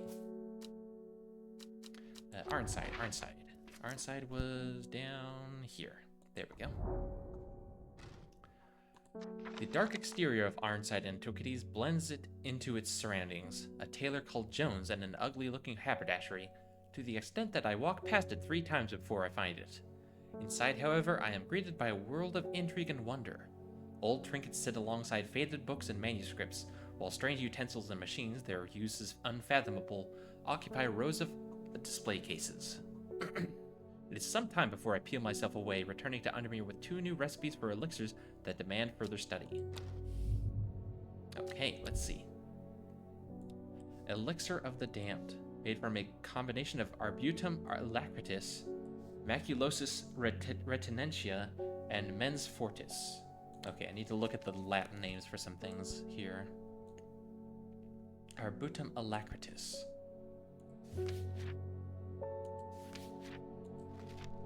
Ah, here we go, Caballia. Okay. Which one is Caballia again? There we go, Caballia. Maculosus retentia.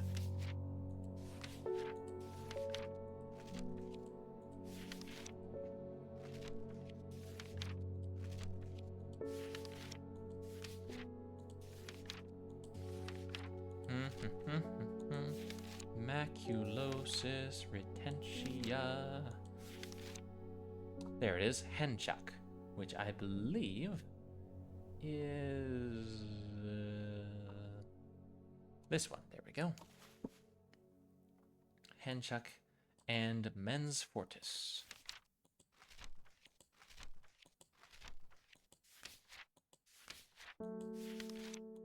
Oh, there it is, Granthium.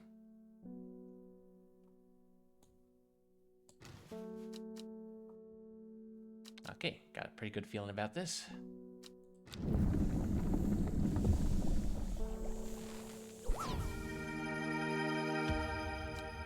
There we go. Elixir of the Damned.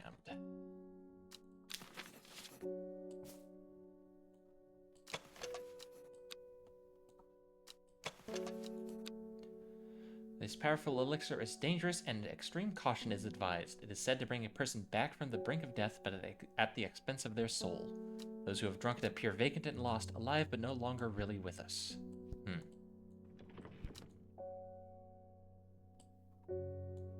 And then we have St. Quentin's elixir.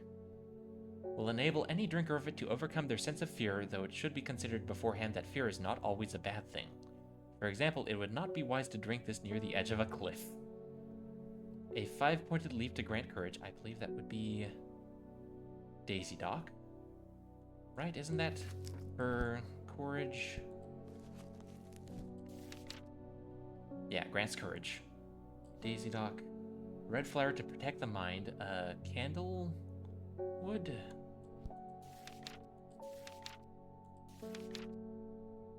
Yeah, protects against afflictions of the mind. And a seed pod for luck. I believe, is sheep snap good luck?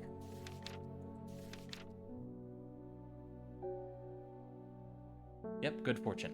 Okay, so that is Daisy Dock candlewood, and sheep snap.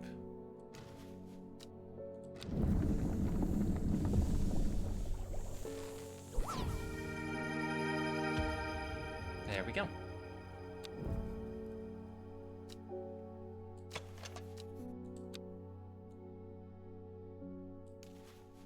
St. Quentin's Elixir. There we go.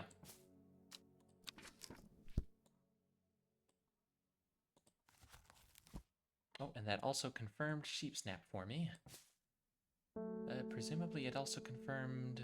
What was the other one that I used in that?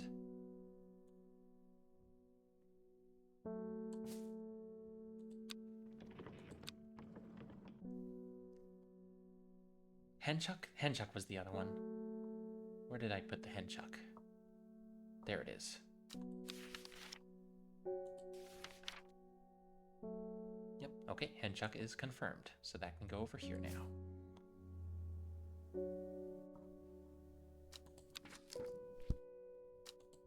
Alright, that's all the elixirs I've got for now.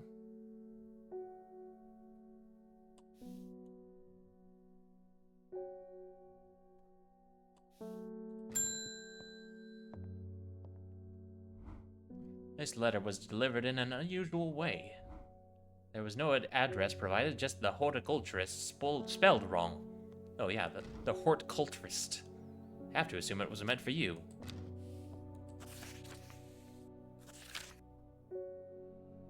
If you know your plants, this letter is for you.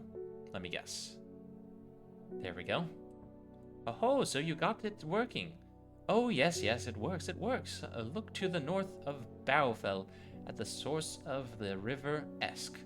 Nobody knows it grows there. It will be our little secret, ho-ho. Okay.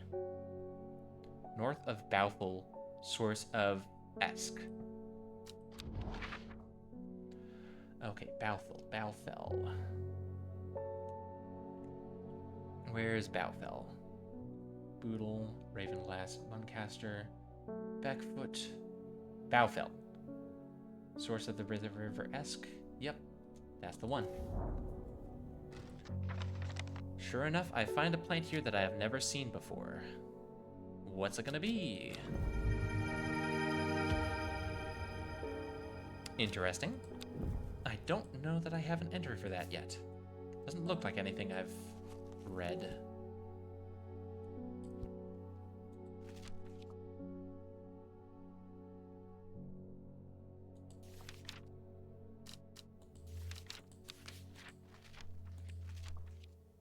Yep, no, okay.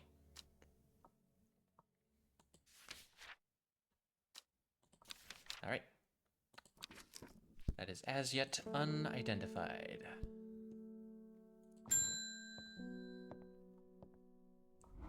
My husband likes to forage for mushrooms, but I'm worried about the ones he's brought back from his latest venture. He's just been on a trip across the lake exploring the woods to the west of here. He's got a bag full of odd-looking mushrooms that he says are perfectly safe, but they don't look edible to me. I'd have brought one with me to help identify it, but he's hoarding them because he thinks I'm going to throw them out. I'll come back tomorrow. Okay, so that's probably where this is going to come in, and I need to find out what mushrooms exactly he's collecting.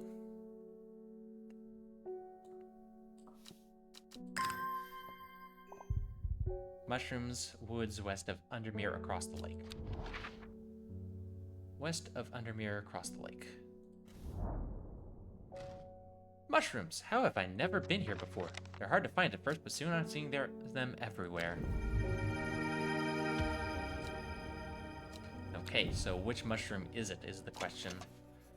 Red caps have a spongy texture. Let's see.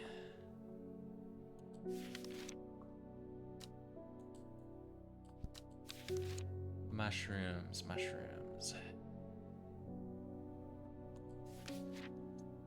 Farmer's worry?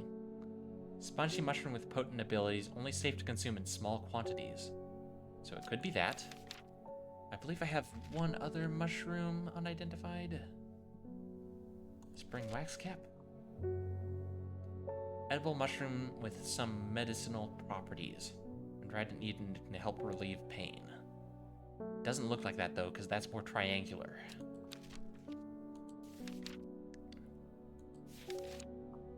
Okay, I'm pretty sure, then, that this is Farmer's Worry.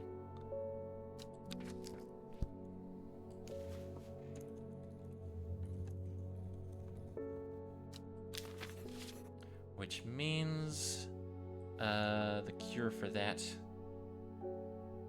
Royal Gentia. So I'll need to remember that. Lord Fremet told me he was able to help you find some information on the servant. I've been looking all over the library, but all I've discovered is a mold problem. I hope you might have some sweet breath that could help clear it up. Okay, so what is she not telling me? Hang on. I want to make sure that I'm not, like, locking myself out of a good ending if I do this.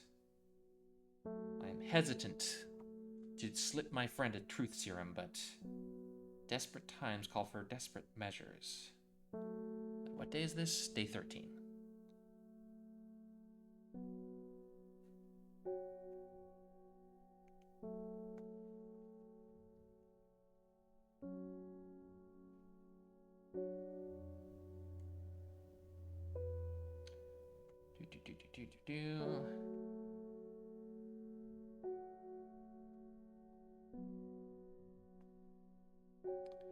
Let's see.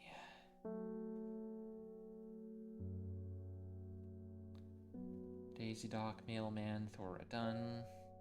Simone's request. Decided to give her Palliance or Lyle of Neptune.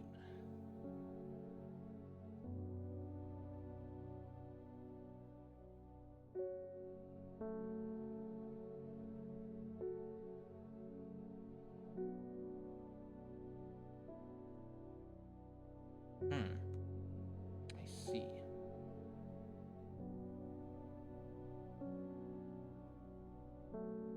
Okay, it doesn't lock me out of an ending. I would still feel bad about doing it, though. And it's for an ending that I don't think is particularly good, so we're just gonna give her Palliance like she asked for, actually.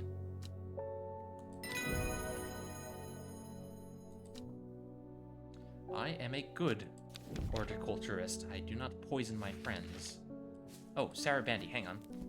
That is this, I think. Help with memory recovery, especially if the memory has been deliberately sabotaged. The name of this plant is derived from the fact that although edible, the large stamen is extremely bitter to the taste. Acerbic. That's, yeah, acerbic means sour. So that is sour bandy. Good shit.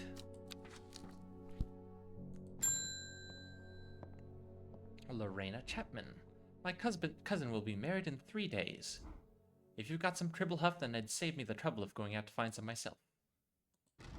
If you knew my cousin, you'd know she's not worth the trouble. Well, okay, here's your tribble huff, then. Easy peasy. Glowhorn. Oh, well, that's kind of obvious which one that is, isn't it?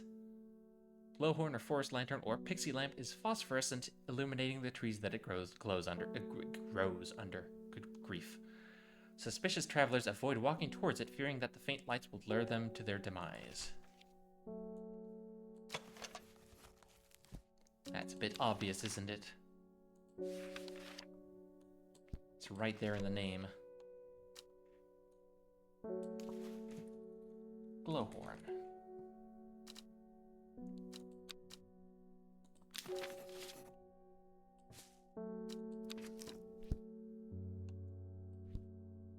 Okay. So let's see. Farmer's Worry, Poison. I need to give them Royal Gentia tomorrow. Because I assume they're going to show up like, oh no, he got poisoned by the mushrooms he ate.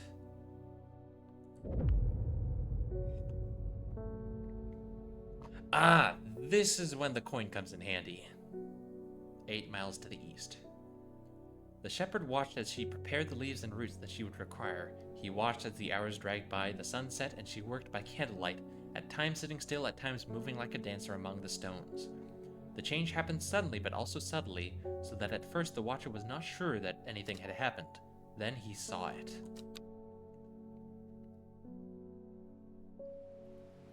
Right, the guy who got killed at the stone circle was a shepherd, wasn't he? Okay, let's see. Yeah, okay, so this symbol matches the card. Gosforth. 8 miles east of Gosforth. Gosforth. 1, 2, 3, 4, 5, 6, 7, 8. Perfect.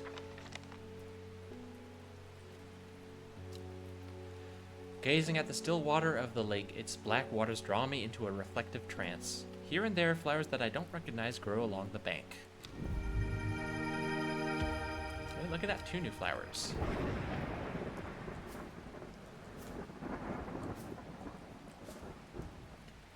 Alright, let's see if these match anything. Bland-smelling flower, and... Flowers are very delicate, the petals fall easily. I don't think those match any of my entries, no. Damn. Oh, hang on, wait a second.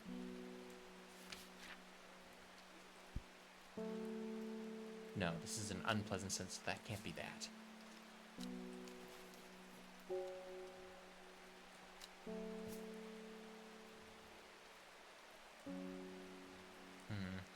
I'm sure I'll find Devil's Nightcap eventually.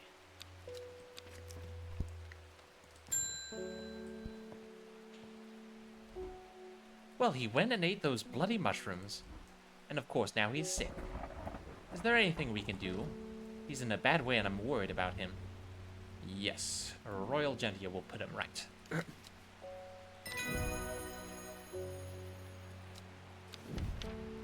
Liverstone. Caution is advised when handling this plant due to the strong paralyzing agents contained within. Liverstone is a mushroom with pointed caps. I'm pretty sure it's this one because that's the only one that matches.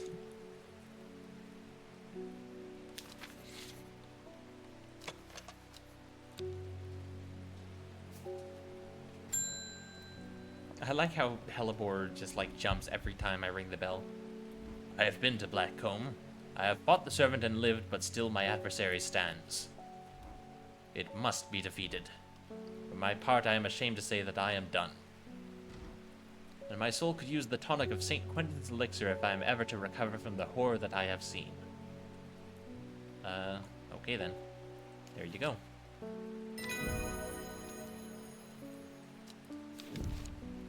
Prittle. Coveted by the rich, pretty Prittle is crushed to make dyes. This is a very rare plant that is hard to come by and requires great care to cultivate.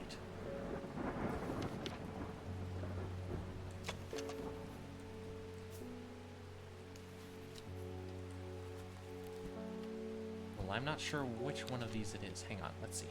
Let's take another look at that picture.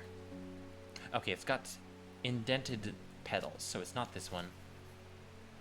I think it's gotta be this. Prittle. Put that over here. Ring the bell. Mail's here. There's a hateful man I sometimes see around town. He's called Isidore Burbage. Ah, yes, him. Yesterday I saw him bending down as though to pet a stray dog, but instead he punched it as hard as he could. I rushed over and the coward fled. Someday he'll get his comeuppance. Yeah, so earlier on when we had the option to give him something to make his rash worse, I believe if we had, he would come back and say, please give me an antidote. And then we would have the option to give him something lethal. So yeah, you can murder him, but I think you also get arrested at the end of the game if you do, so. Let's see what we got in the mail. Sadgill Chalice. Sadgill. Where is that? I know I found it before. Sadgill. There it is. Chalice.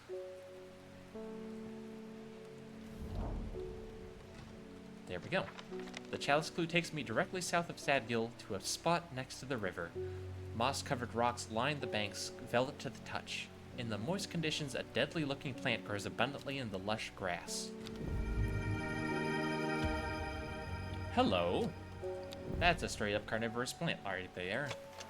Sharp thorns grow along the edges of the upper leaves. Well, I don't have an entry for that yet, but we have it now. Reuben! Verona tells me you're working on gathering the plants for a ritual that will help us defeat this creature. I want to help in any way I can. From what Verona told me, I think this might be one of the plants needed to perform the ritual, but I'm afraid I do not know where it can be found. Swift Snare, yes. Binder, Ankle Grabber, and Never Let Go are several of the names given to this plant that may give some clue as to its properties. Once ensnared, it is impossible to extricate oneself without help.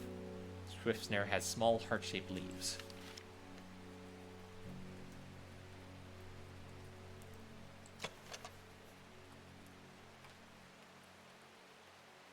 I don't think this is Swift Snare.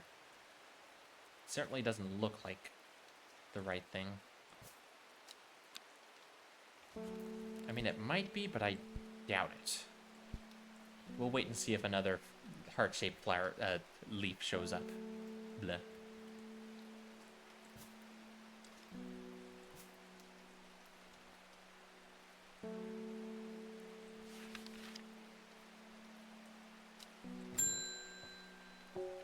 Hello, sir. I'm visiting my grandmother up in Tebet, and I thought I'd take her favorite plant to cheer her up. It's blue with large flowers, and it smells lovely and fresh. My nana calls it sweet breath. That would be Palliance. Easy peasy. Oh, hello. I can't help noticing that Dreher Huntsman is still alive. You don't seem to understand the importance of our work here. If you are not with us, then you are against us. When the redemption comes, and it will come, you will regret your actions. Praise the Dendru. Yeah, fuck you too, buddy.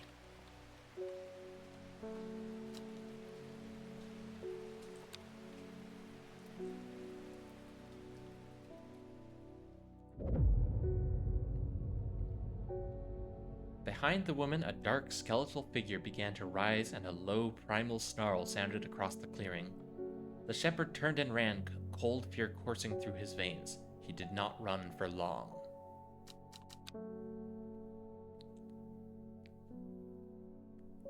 Day 15. Decay gives way to growth, from death life. Oh, that's upside down. Hold on. No, I just gotta turn my fucking head over. The cycle starts again west of White Scar by the river. Okay. Literally turned my head upside down to read that. White Scar. Probably a mountain? White Scar by the river. Whitbarrow.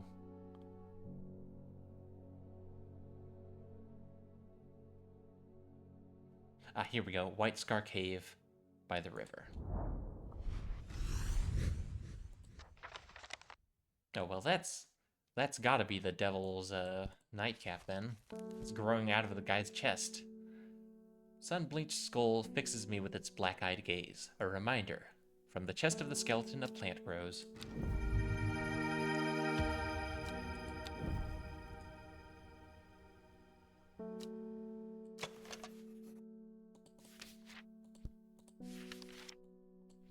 Yep, it's got the patterned leaves.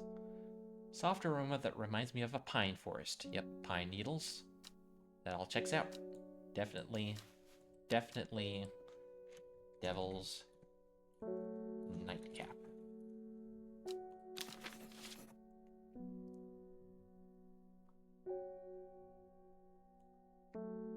So that's another one of our ingredients found for the ritual. What am I missing?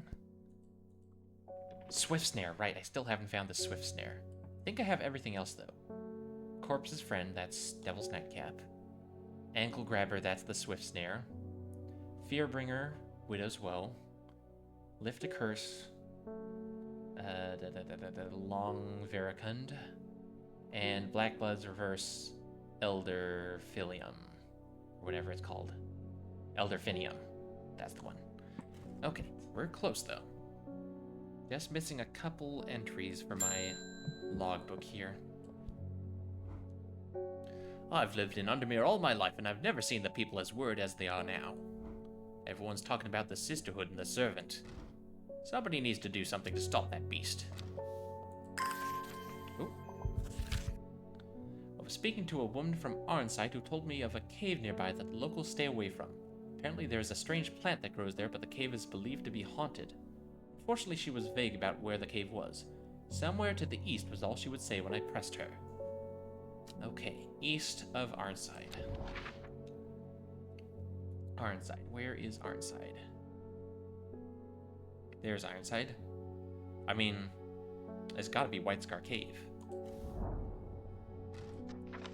Here we go. A thin crack runs down the rock face, widening as it nears the ground. Just wide enough for a man to slip through, but there's a problem.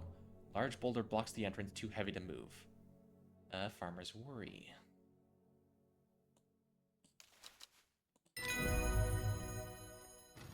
Just a small dose to boost my strength. Twilight Lepiota. In the twilight where shadows grow, take leaf and root and eye of crow, a plant of gloom and despair and dark magic. Do not be fooled by the pretty flower, the smell it gives off is quite foul. Oh, I know which one that is. That's this one.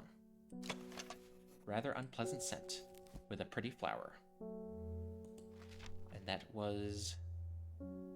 the... which one was that? Twilight Lepiota, there we go. Twilight Lepiota. Okay, there we go. And now I've got 2 new plants.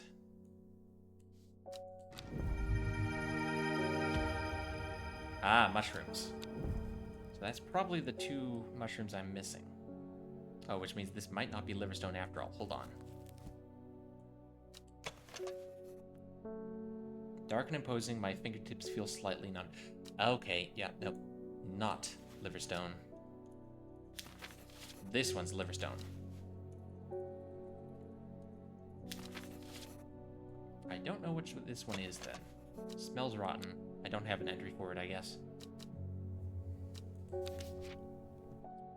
And this one is the other mushroom. Which one is it? Spring wax cap.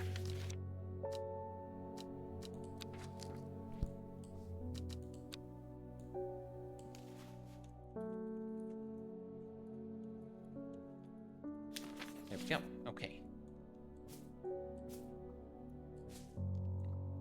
Still a few unidentified. Ooh, excuse me, unidentified here.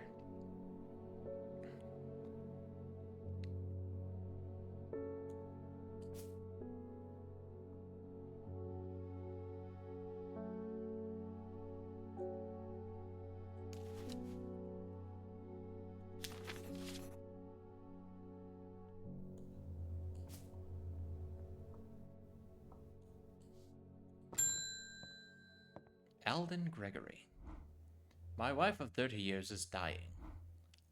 That is the truth of it, as painful as it is to say out loud. The doctors say there is nothing they can do, but I cannot sit by and wait for it to happen. Oh. A man at the hospice let slip about a plant-based elixir. I don't think he meant for me to hear it, but I did, and it's all I can think about. I understand the risks, but any price is worth paying if it means she doesn't have to die. Ah, yes. Greetings, Sir Bry. Happy holidays. How fare thine games? Hey, Fizzy. Games are going good. We're playing a puzzle game about horticulture. Called, aptly, it's called Strange Horticulture. It's one of my favorite games. And, time allowing, I'm going to be diving into the sequel, Strange Antiquities, once I finish this run. Oh. Haverage. Pretty blue flowers line the stems of this sought-after plant. Said that if you give haverage to your beloved under the light of a full moon, you will both live long and blessed lives. Well, that would be this one. Probably. Average. Is horticulture like herbology? Yeah, it's basically same difference. Actually, what is the difference? Hold on. Horticulture.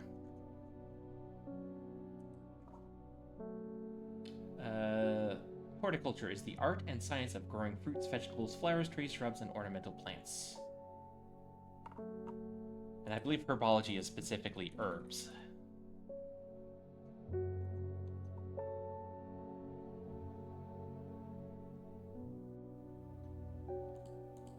So yeah, the horticulture is sort of a wider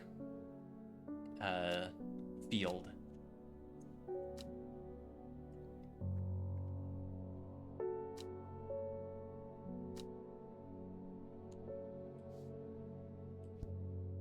You know, plastic shopping bags, those weren't designed to be disposable? No, absolutely not. They take years to disintegrate, and they don't really decompose. They just kind of fall apart. They're horrible for the environment. What about them?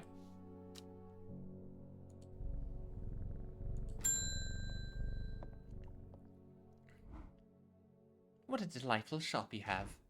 I'm only in town for a brief visit, but I heard I might be able to get a hold of some liverstone here. I believe this is the correct one. There we go. Thoom.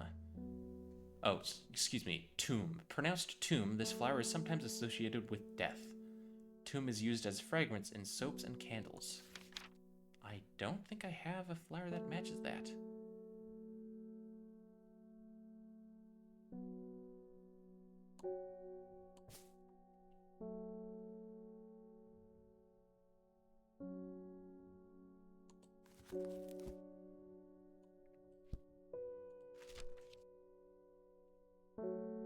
They were designed for the exact use we use now, reusable shopping bags for. The bags we think of as disposable were always intended to be yeah. And unfortunately, it's just kind of, they just become kind of trash waste now. My mom always keeps plastic bags that she gets from shopping, though, like, to reuse for other things. Okay. Yeah, I don't think I have... What was the entry I just got?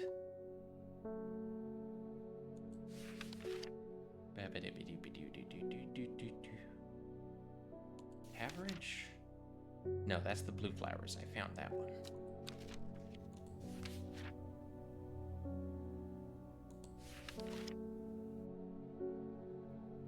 Tomb, right. I don't think I have... Oh, wait, hang on.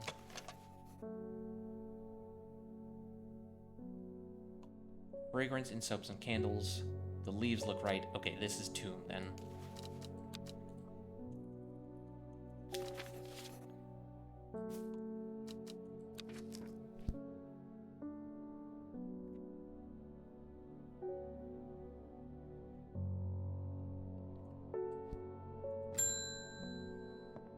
Oh, it's the Jade Mask Lady again. Hello. I can't control it anymore. This has all gone too far. I never meant for it to turn on my sisters.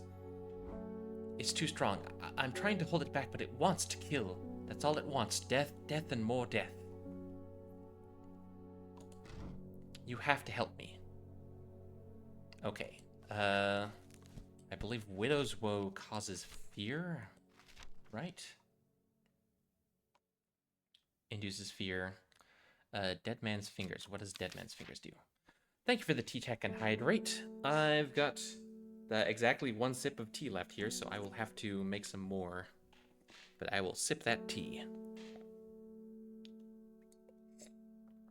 Oh, ooh, oh, I needed that. I could feel my throat getting hoarse. All right, I think we're pretty close to the end of this game, so once I take a break, I'll go move the laundry over and make a fresh cup of tea. Oh, wait, Dead Man's Fingers. What does Dead Man's Fingers do? Said to strengthen resolve and sharpen the mind. You know what? We're gonna help her.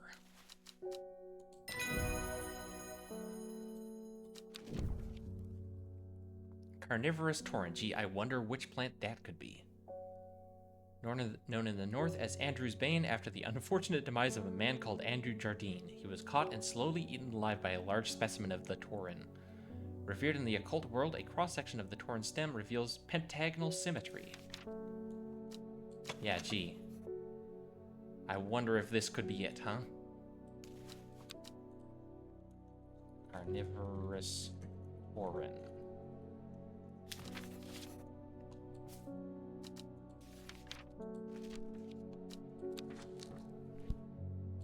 Alright. Next. Hollis Gibb. There's been talk over the last few nights down the Royal Oak of a servant creature going around slaughtering people. I used to enjoy walking in the hills, but I daren't leave my house now. I've decided to bring nature to me in the meantime. The glow of a few pixie lamps should surely warm my heart. That would be Glowhorn.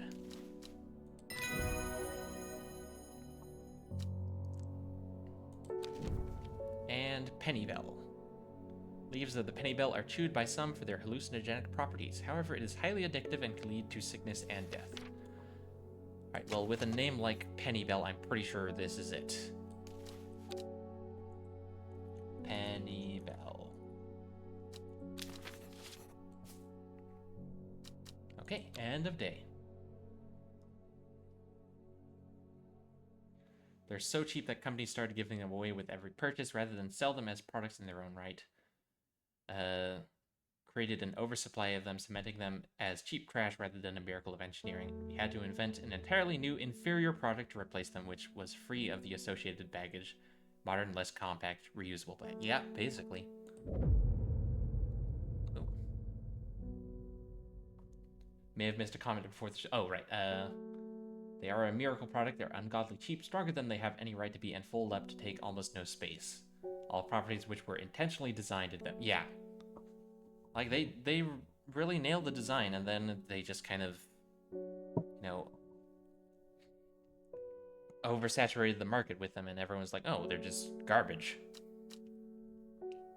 East of the castle, across the river, and through the mountain pass, it grows at the edge of the wood.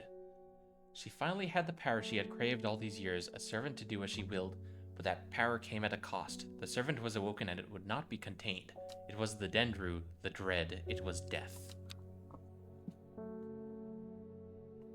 Isn't anything wrong with their design, but how they were framed. Exactly, exactly. I know what you mean. Okay, east of a castle, across a river, through a mountain pass, edge of a wood. Okay, so we start at a castle. How many castles do we have? 1, 2, 3. There are 3 castles. We need to go across a river, through mountains, and to the edge of a forest. There's no river here. Cross a river, but there's no mountain before the forest. Cross a river, over the mountains, edge of the forest. Perfect.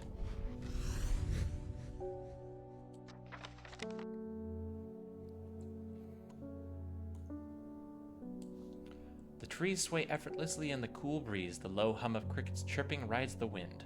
A sense of calm washes over me, and I'm rewarded with a new find. What's it gonna be?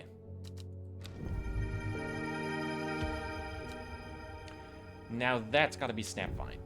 Like a no-brainer.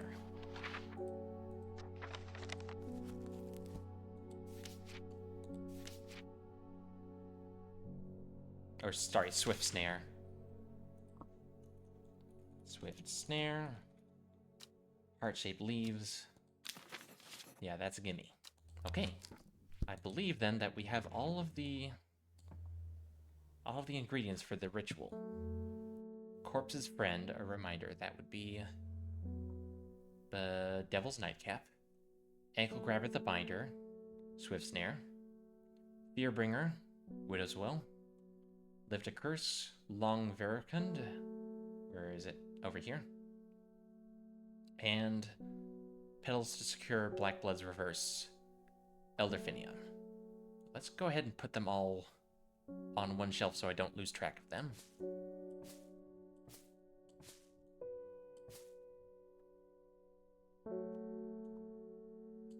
Devil's Nightcap.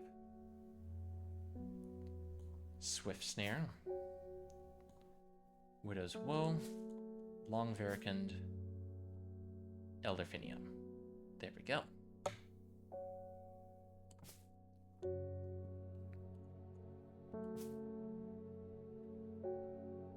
Someone's spending all your money. Yes, I know him. He's me. Got money for Xmas and have promptly spent it again. That is a whole ass mood. I've been holding back on splurging for the winter sale, but you know, I might jump on some more sales. I bought a few games already. Okay, yep, that's all for now. Hello, Verona. It is time. The servant is on the move again. Time to act. Meet me at the ritual site. Hope for all our sakes that you've been able to track down all the plants we need. Okay. Where was the old... There it is. Great oak. Huge tree stands before me, impossibly tall and wide, bigger than I could have ever imagined any living thing might be. Its upper branches graze the sky.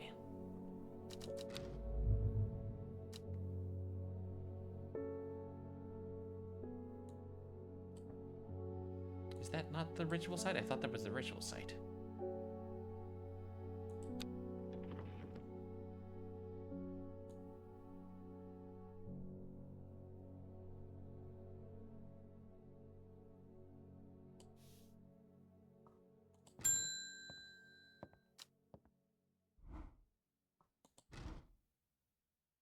Fuck, what's the ritual site? I forgot. Yeah, okay, I can't ring the bell.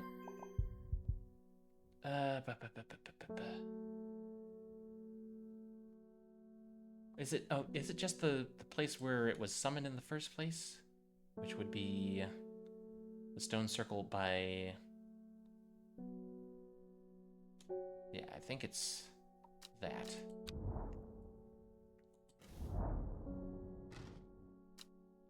Nope, never mind. Damn it, what? Fuck. I thought it was the Great Oak. I thought the Great Oak was the spot for the ritual.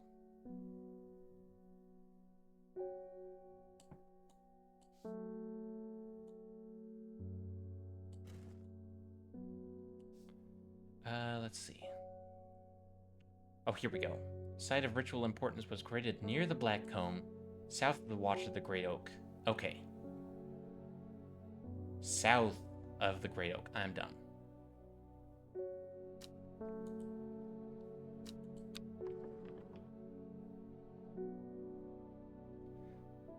So the Great Oak is there, so the ritual site is here.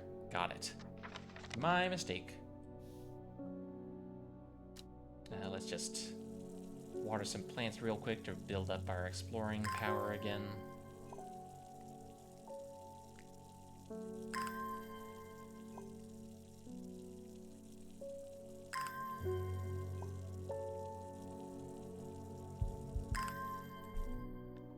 There we go. Okay. One more time. Here we go. A small stone shrine sits off to one side of the clearing. 5 grooves run out from the center of the stone, widening into recesses at the base. 5 slots for 5 plants. First is the corpse's friend, a reminder. Second, then comes the ankle grabber, the binder. Third is the fear bringer. Fourth, to lift a curse. Last, a petal to secure Blackblood's reverse.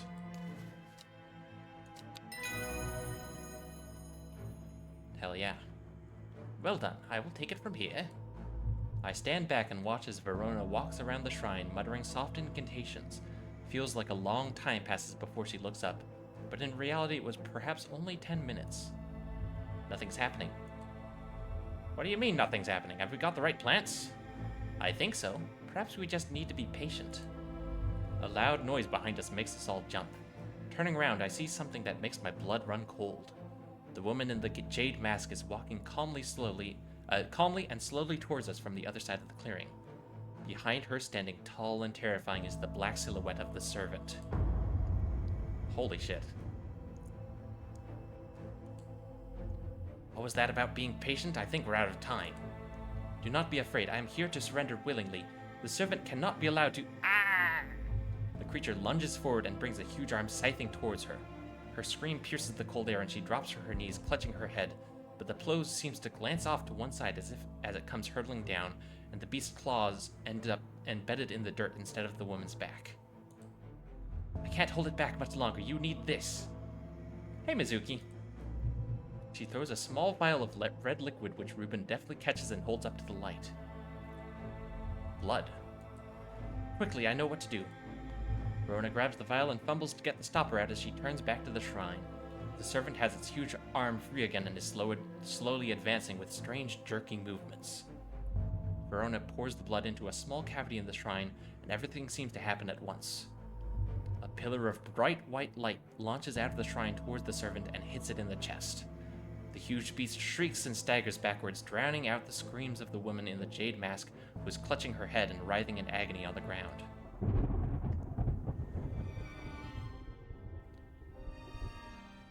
There is an almighty thunderclap and a blinding flash of light, and suddenly the servant is gone. A patch of charred ground smolders where it stood just moments before. My head is spinning at what has just happened. Did it work? Have we defeated the servant?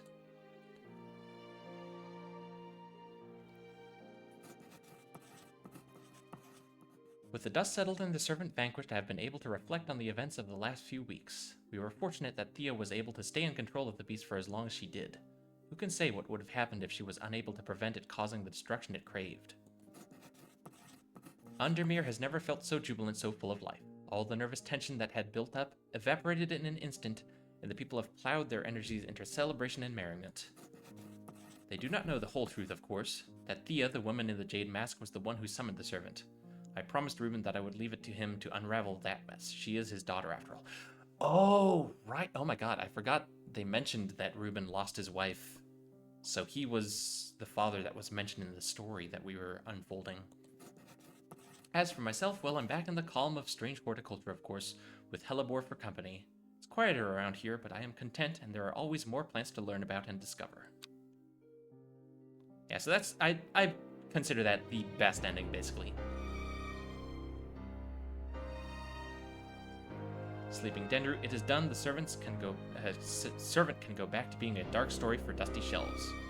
Reuben Ward is alive, attempting to reconnect with his daughter. Verona Green, alive. She regularly visits you for advice. You have become firm friends. Bethany Coleman, alive. In your debt, your actions help save the sisterhood. Faye Swift, alive. She has not dreamed of the servant since you performed the ritual. Ennis Aylford, in hiding, has not been seen since the defeat of the servant. There are rumors he is living in Rydal Cave once again. Forrest Vare, wounded. Both his body and his pride have been damaged, but he lives. The Award, in hiding. Ashamed of her actions that caused so much pain and death, it is unlikely she will ever fully recover from the trauma. Isidore Burbage, alive, currently pursuing legal action against strange horticulture. Asshole.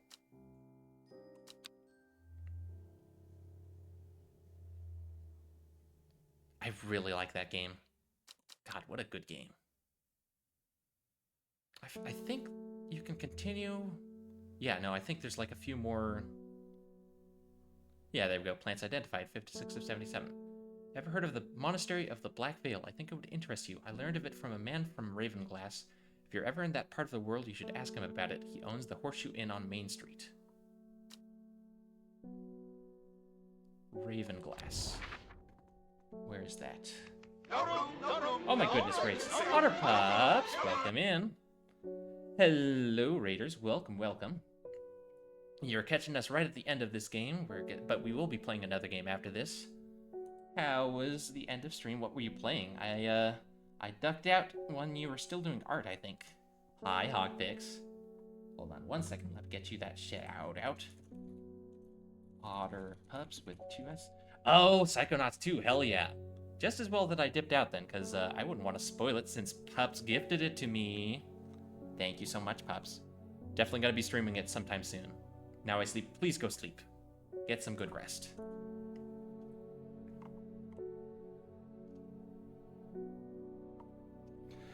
Ooh, stretch. Oh, my back. Oh, crunchy bones.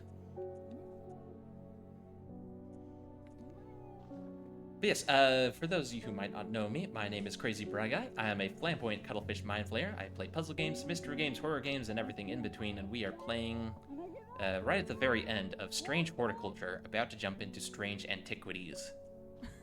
But if that sounds like your cup of tea, pun fully intended, go ahead and drop a follow. We are debuting a new model soon, I don't know. by none other than OtterPups herself. I have, I believe it should be pinned, a Blue Sky post with the ref sheet for Ursula, the Hisuian Typhlosion, who will be appearing sometime soon. I plan to make it the first stream of the new year. But yeah. We were just, let's see. Man from Ravenglass. Ravenglass. Where's Ravenglass? I'm just finishing off this game, and then I'm going to take a quick break to go do some laundry, make some tea, and then we're going to play, there we go, Ravenglass. The sequel to this game. Met by a man with thick beard and kind eyes who is delighted to have found a willing ear to listen to his stories. You won't find the Monastery of the Black Veil marked on any map. They don't want to be found. The monastery was on the edge of a wood, I remember that much. It must have been heading west because I could feel the sun on my face and it was evening. We crossed 2 rivers, then we followed a river for a while. I could hear it to my left as we traveled. Left me here in Ravenglass and I've stayed ever since. As I turn to leave, he adds, here, if you're serious about going, you'd better have this. Okay, let's see. Elixir of the Black Veil. No seed will grow that does not wither, no water will languish upon the river, no man will last forever hail, we all will wear the blackened veil. Leaf of the Storian, dark flower of the tomb, stench of the twilight. Okay, I believe this is Storian. Tomb, where was tomb? I know I identified it. Tomb, there we go.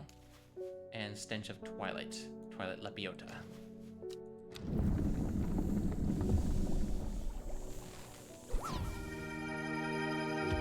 Success.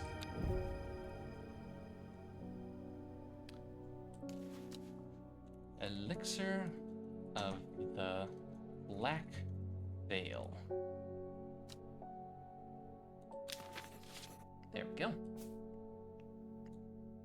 And now we find the Black Veil.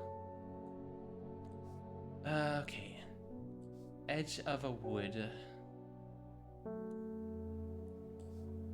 So it's on the edge of a wood. Don't know which one. We were heading west. I could feel the sun on my face and it was evening. Crossed 2 rivers and followed a river for a while. They left me in Ravenglass and I've stayed ever since. Okay, so from Ravensglass, which was, where was it? Fuck, I already forgot. There, okay, Ravenglass.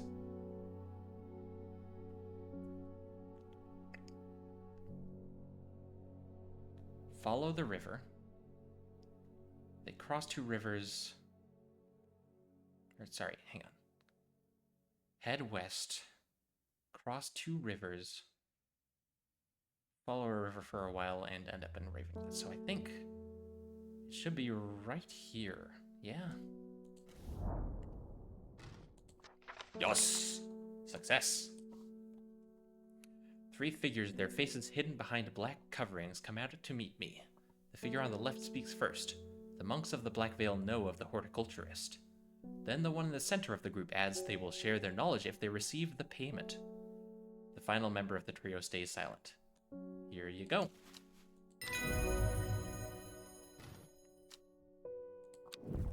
The third member of the trio accepts the elixir, and together they disappear into the monastery. Sometime later, they return with a stack of parchment.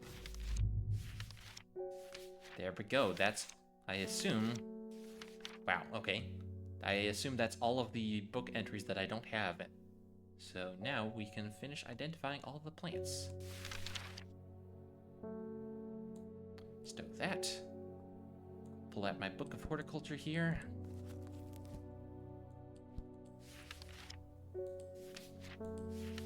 Alright, let's see. Aguria, I identified. Umbrella, that's a new one. Powerful balm against diseases of the heart. It will not be a cure once illness has set in, but it can ease pain and prolong life. Long rounded leaves and flower that smells of strawberries. This one, I remember. Sweet scent smells like a strawberry dipped in honey. That is Umbrella.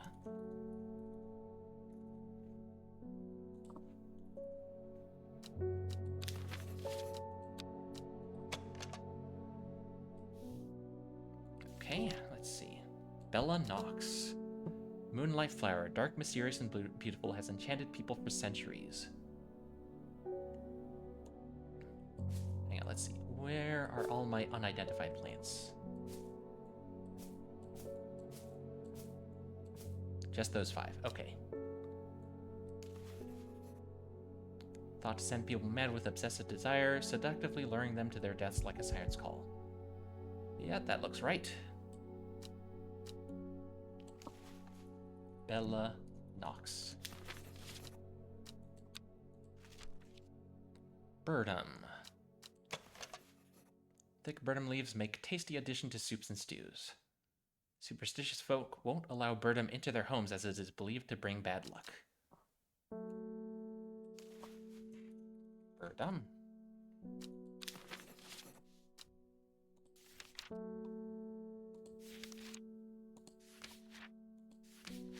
Let's see. What else we got? Oh, hang on. Demel. Unremarkable flower is related to the common thistle. Leaves are occasionally brewed into a tea that is used to calm anxiety. Damn, get me some of that. Well, that's obviously this one. I mean, it just looks like a thistle, doesn't it?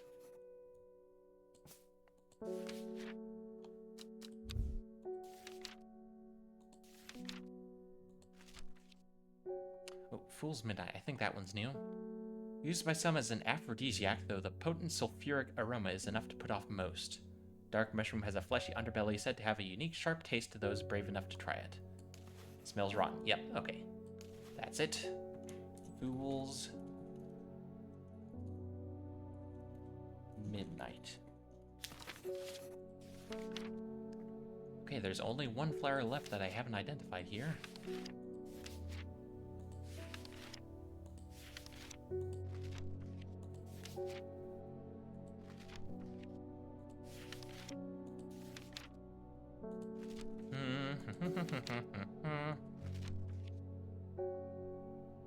Poliscus? I think that's it.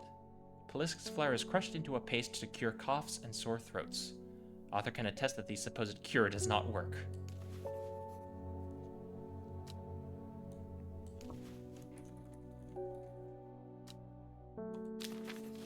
Okay. I think that's everything identified, so now we just need to give them to people to confirm.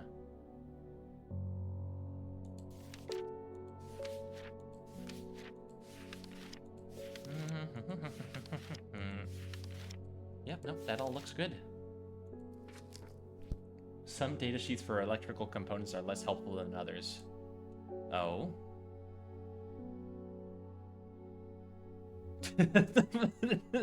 It's just a whole bunch of do's and don'ts just pointing at different parts like do, don't, do, don't. I don't even know what I'm looking at, but that's funny. Okay, so now... It's good to see you too, Hellebore. It's been a while. You seem as relaxed as ever, though. Nothing ever phases you, does it? I must admit, I've been buried in my books, and I seem to have missed all the excitement. Here you and your plants had a part to play, though. I think it's an LCD screen. Been collating some information on a selection of plants for a little book I'm putting together. I was hoping you could help me finish identifying all these plants. Start with Moonlight Flower Bella Knox. I've always loved that one. Okay, so she's just going to help us confirm all of our plants. There we go. Spring Waxcap. That's a mushroom, isn't it?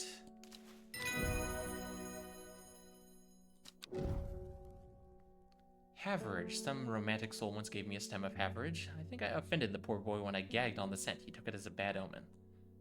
Yeah, it's stinky. I think I'll give Fool's Midnight a miss, thanks.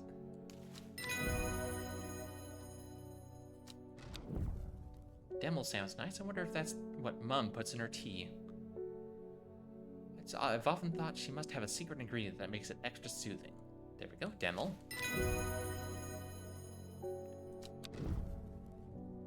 Lesser Meridoc, I don't know that one. It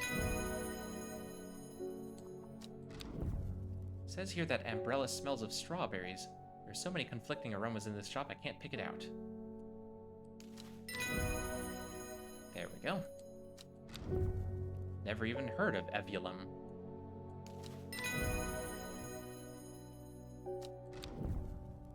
Pennybell next. Pennybell.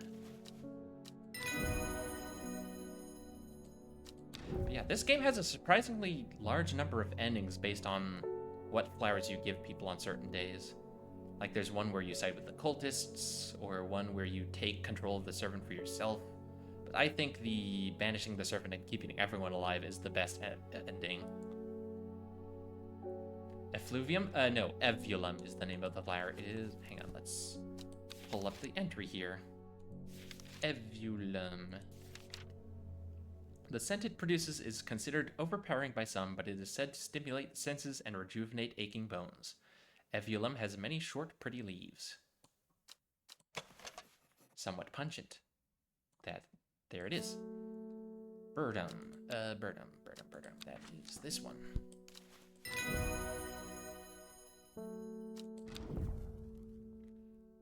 Another herbal remedy for sore throats that doesn't work. Poliscus. Lyle of Neptune.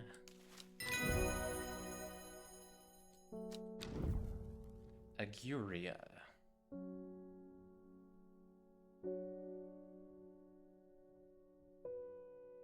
Oh dear, where is that one? Oh, there it is. Sour Bandy.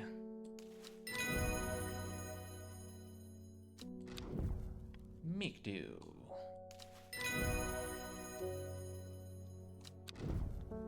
Carnivorous Tauren.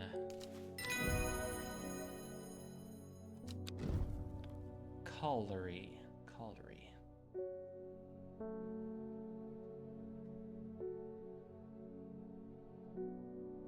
What's Caldery look like? Hold on a second. Oh, there it is. Caldery. And Brittle. All plants identified. Well, that seems to be all of them. You know, I think you've earned the right to call yourself an experienced horticulturist.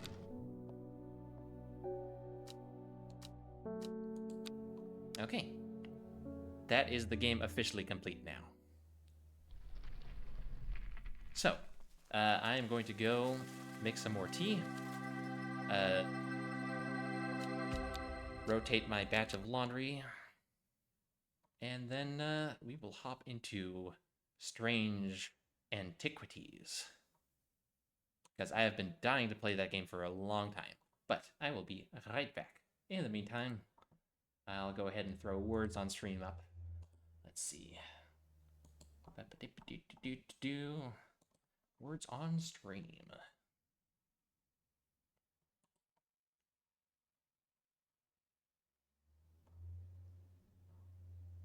And let's put some music on.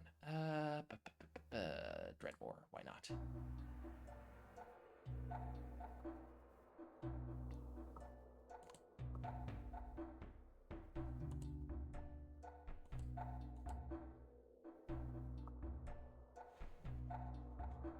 Okay, I shall return shortly.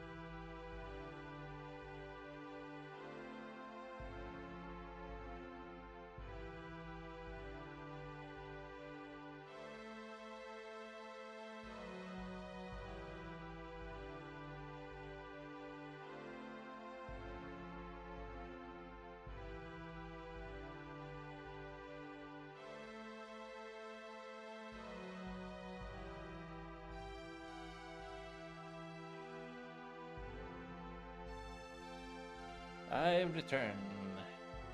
Okay. Ba-ba-ba-ba-ba-ba-ba.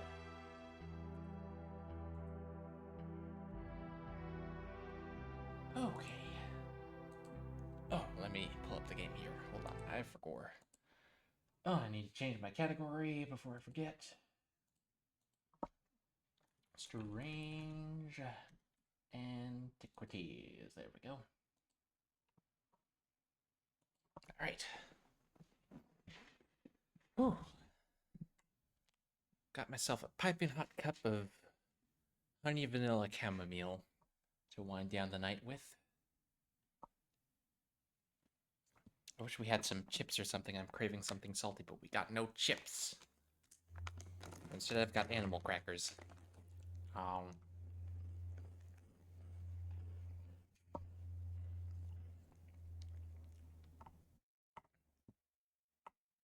Oh, Hogpix, if you're still here, I don't know if you're still here from the raid, but we played a game at the start of stream that I think you would really like. It's called Adorable Adventures. It's just a demo right now, but it's about a oh, that's loud. It's about a baby boar exploring the forest, sniffing out flowers and stuff. It's very, very cute.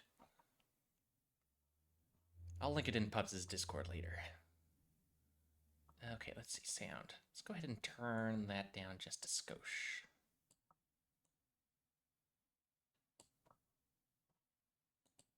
That's better. Okay. Oh, automatically label identified items? Yeah, sure, do that.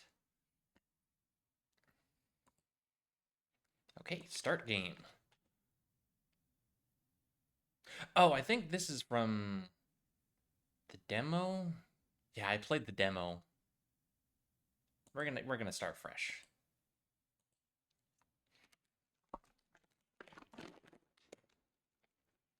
As a thaumaturge's apprentice, there is a lot to learn. Every object must be treated with care, and it is important to identify the harmful from the harmless, the potent from the mild. It was only supposed to be a temporary arrangement when Eli left the shop, Strange Antiquities, in my hands. None of us knew that by then the pendulum was already swinging with a terrible certainty that could not be stopped. The ravens were an omen, a circling unkindness of black wings and cheerless cries that seemed, even then, to signal the start of a rising dread.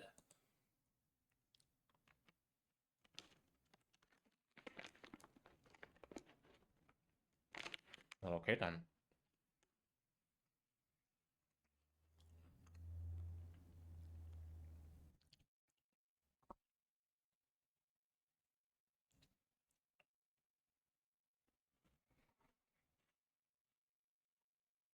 Cat. Pet the cat.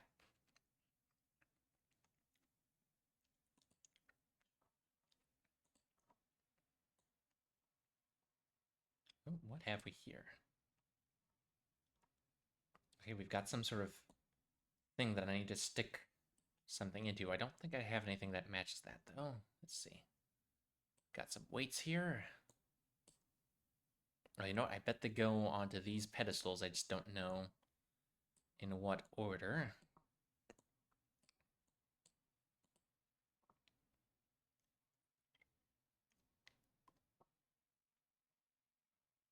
Okay, we got a whole bunch of stuff here. Oh, that's locked. Okay. Oh. Oh.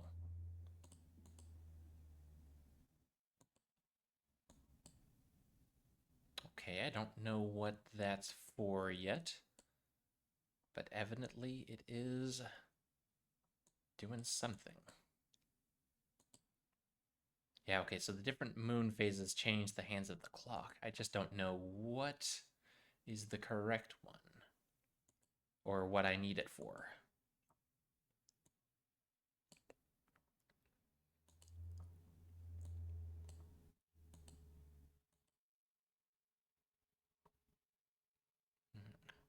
Need to find a key for this.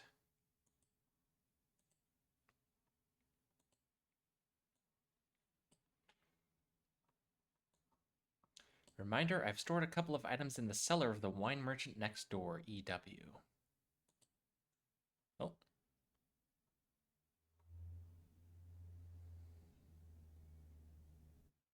Okay, I don't know. Let's see. Is there any pattern to this? Let's see. Oh. Okay.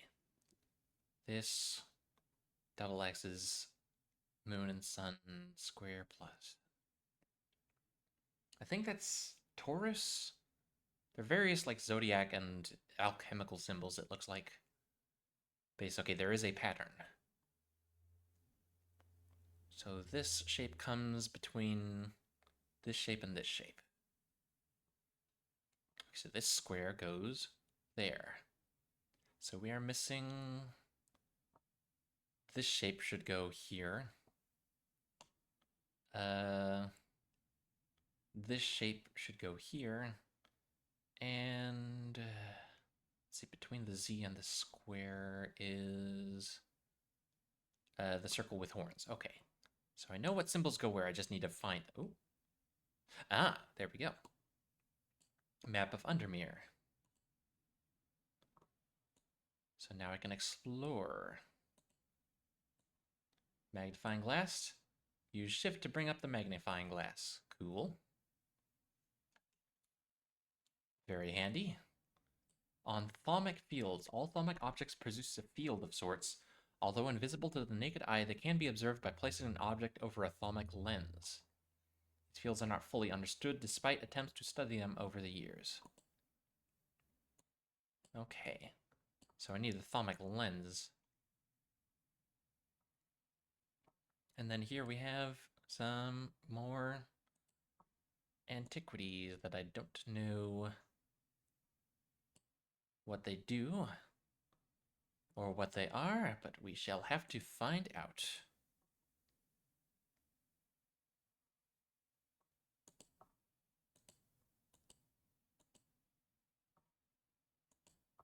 Okay, yeah, there's a lot more going on here than the last game, that's for sure. Okay.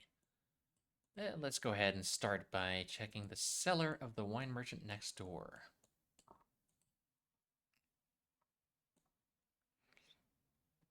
Okay, let's see. Oh, hey, there's Strange Horticulture at number 2.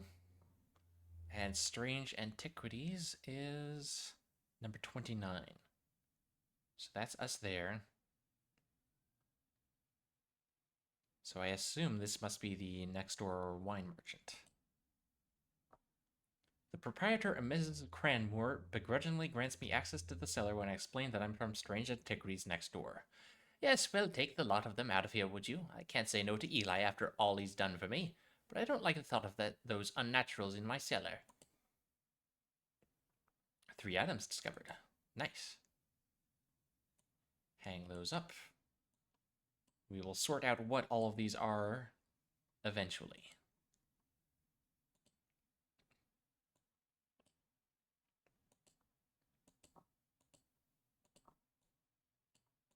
Stow that in the archives. Okay. It's all fairly familiar. Although there's definitely a lot more mechanics going on here.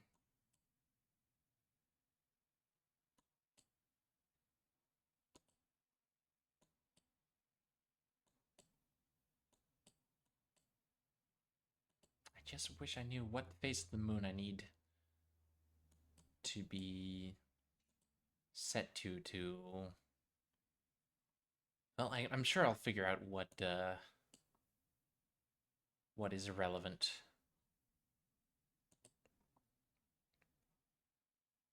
Eli White. I've been called away to assist in an urgent matter in Ravenglass, and I must leave at once. I am leaving the shop in your care with some reluctance, I might add. Oh, oops. Make use of my reference materials. Here, take this. There's an index in the back that may be useful to you. There we go. Guide to the occult objects. If in doubt, study it carefully. And remember that there are some powerful artifacts here. Under no circumstances should you seek entry to any locked doors, drawers, or cupboards. In fact, safest not to touch anything at all. Thanks for the vote of confidence. I should be back in a few days. Okay.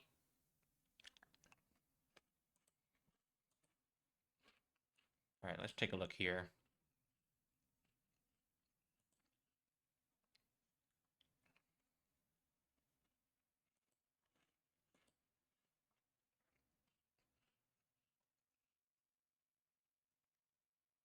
An ecumenical is a receptacle commonly featuring a memento mori that acts as an aid to recollection. A memento mori is a reminder of death. A memory cannot reside in both the mind and the ecumenical at the same time, and it cannot be stored indefinitely. When a memory has been left for long periods, it can begin to emit unpleasant vapors. An empty ecumenical, on the other hand, has an ominous presence, pulling at the threads of one's mind.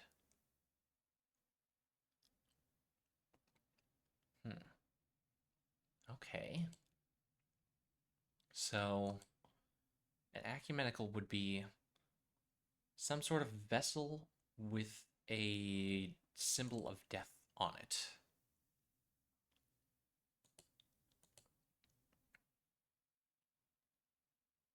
I don't see anything that fits the bill, though. Okay. Alright, here we go. Eli White. Eli is the thaumaturge, a collector and curator of powerful objects. Objects that to the untrained eye may appear dull and lifeless, but then in the right hands and armed with the right knowledge can be a gateway to so much more. For Eli, the quest to unearth and understand each new object has been a driving force for his adult life. As owner of strange antiquities, Eli is a stern master. He knows firsthand what can happen if the right precautions are not taken. Doesn't tend to show much emotion, but he does have a more tender side, a side that is mostly reserved for the store's cat, Jupiter. Speaking of which, devourer of souls, Jupiter. Jupiter is the thaumaturge's cat, or more accurately, Eli is Jupiter's thaumaturge. Jupiter found strange antiquities, perhaps drawn to the curiosities within, and made it his home. Eli was more than happy to accommodate him, but he learned early on that Jupiter was his own master. His business is his own, but it largely consists of regular naps, terrorizing rodents, and midnight explorations of Undermere and beyond. What he does on his excursions is a mystery, but he seems to be well known among the town's residents. Alrighty then.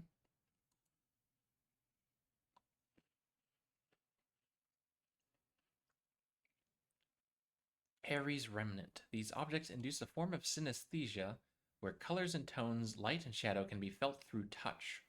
They are sometimes used by those who work in low-light conditions such as miners. The gemstones in an Ares Remnant are arranged in the shape of the constellation that shares its name.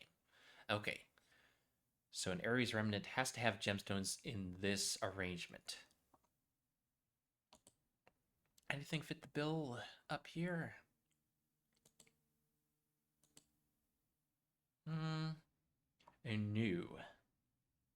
That is a distinct no.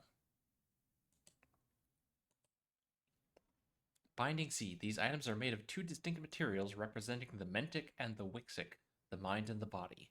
The winding path of the mind is described by a spiral encompassing the body, the seed.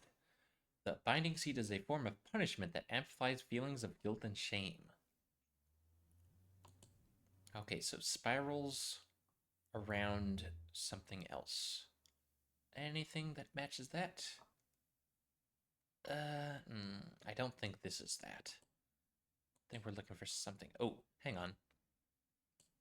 This looks like a potential binding seed.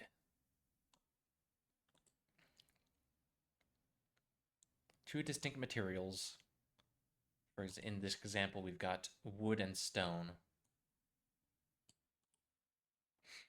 Oh, here we go. We can color and composition. Dark wood, you perhaps. Stone. Sense of touch, rough and gnarled, cool and smooth. Scent and sound, nothing to remark. Inner perception, don't like how this makes me feel. Okay, I think that is plausibly a binding seed. But we're going to give it a... Oh, wow. Damn, they made the labels much more extensive this time. Holy shit. Okay. Until I confirm it, though, it's going to be red.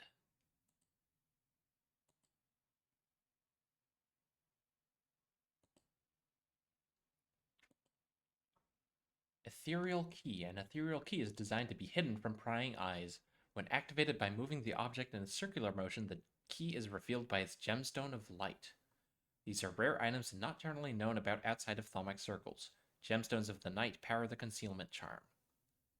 Okay, so an object with a gemstone that turns into a key when moved in a circle, huh?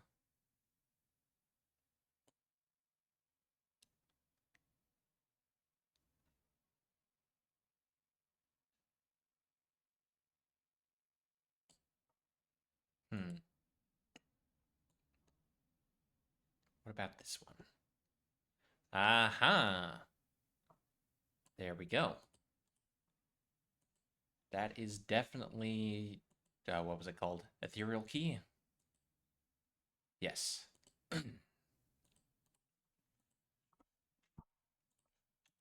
Ethereal Key. I'm fairly certain of that one, so we're going to leave it yellow until confirmed.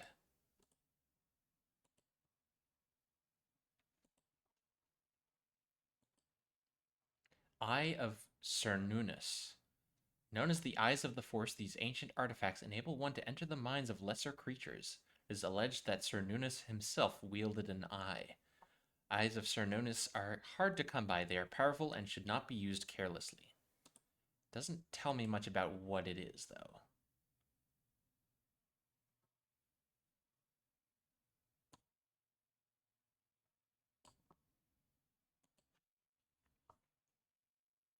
I have a feeling it's not as literal as this. Like, surely not.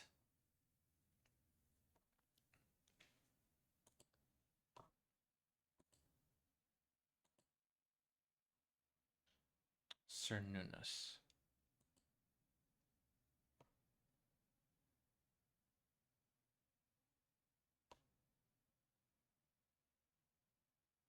So this is Cernunnos.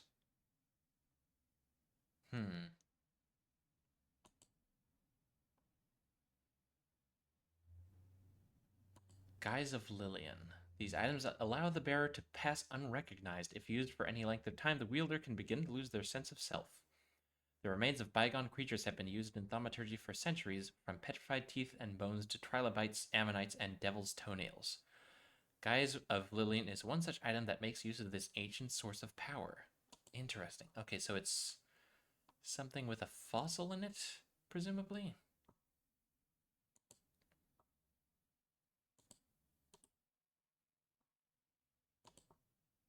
It appears to be a fossilized creature of some sort.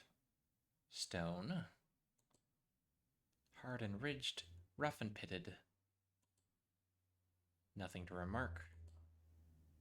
Slight out-of-body feeling like my hands belong to somebody else. We are going to tentatively mark that as a Guise of Lillian then.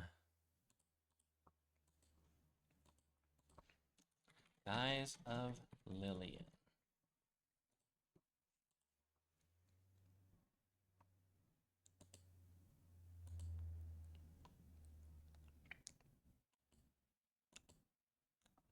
Hearing Charm, a simple trinket that amplifies sounds. While generally used by the hard of hearing, they are a curiosity that can be enjoyed by young and old alike. Of course, they have more devious applications too, making it possible to eavesdrop in private conversations. Hearing charms take the form of animals known for their hearing. Okay. Let's see, we've got the goat, elk,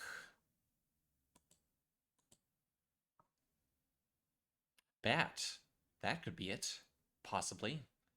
And an owl. Every sound has become louder and clearer. There we have it.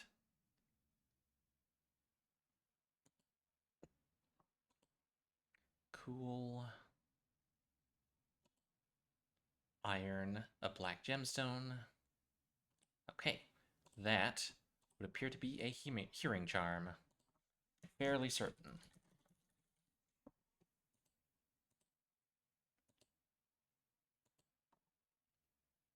Heart Chamber.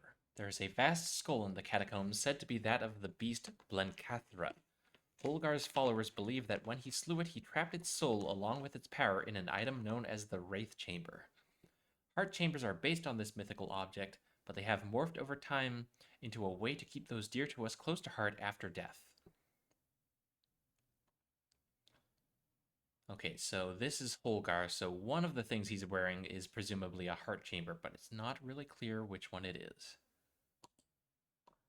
Horned Shackle. Horned shackles are used to bring about change in one's life, bestowing the ability to overcome personal demons. In use, the horns are rubbed between one's fingers, causing them to become worn smooth over the years. They can be worn as pendants, but are more commonly totems of some kind. Example of an elaborate horned shackle. Okay, so something with horns that have been rubbed smooth. Bronze. Ridged. Smooth. The horns aren't smooth, though. Nothing to remark. Strong sense of being watched. Nothing to remark. Nothing to remark.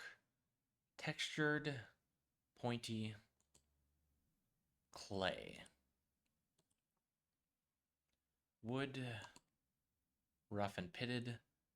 This part feels smooth. The horns specifically are smooth. Interesting. Nothing to remark. Nothing to remark. Okay. Going to tentatively mark this as a horn shackle.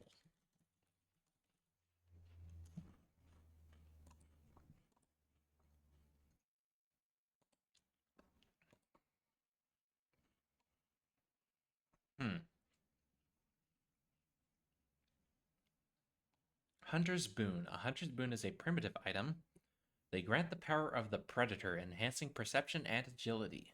They are made from trophies taken from slain beasts, with those from the deadliest predators being the most prized. They are simple items without embellishment. Okay. So like tooths or claws or something. Oh, like this. Yellowy brown, yellowy white color. Smooth but with hard ridges. Nothing to remark. Gives me a sensation of power. What was it called? Hunter's Boon. Tentatively calling this a Hunter's Boon.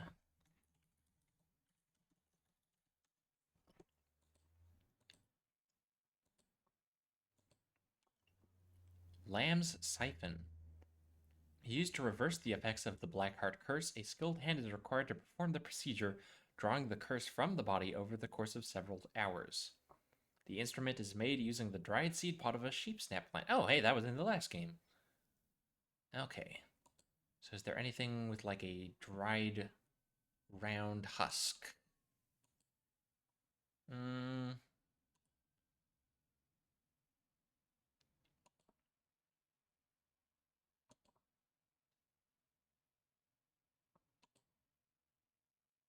No. I don't think any of these are that. Libula. Libulae are purported to offer reassurance in times of upheaval and change, but they are not held in high regard by most scholars of the occult. That being said, an imbuement of wisdom shows that a libula is not merely decorative. There is power in symbology, as the old thaumaturges knew well. Okay, I don't know what the symbol for wisdom is, though, so I can't really identify that. Orford Spire. During the Rite of the Red Knives, an Orford Spire is fully submerged in goat's blood for 9 days and 9 nights. When performed correctly, the rite is said to impart vitality and clarity of thought, although perhaps not for the goat. Okay, so submerged in goat's blood. So presumably it smells like iron or blood or something. This, maybe? Iron, gray metal, flecked with dark red. It's not rust, it's blood. Raised detailing. Substance flakes off and leaves a mark on my fingertips. Nothing to remark. Has an energy about it. This might be it, but I am tentative to label it just yet.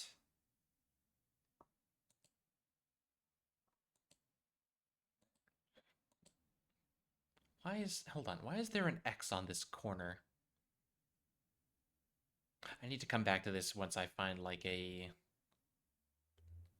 invisible writing reader, because I'm sure that's got to be something, surely. Ossic Ring. These somewhat macabre objects were originally made as offerings to the goddess Korchin, but the practice fell out of favor as belief waned. They are hard to come across now, but they are occasionally sought out for their ability to keep vermin at bay. Some say that they can hear Korchin's unearthly hiss when they hold an Ossic Ring up to their ear.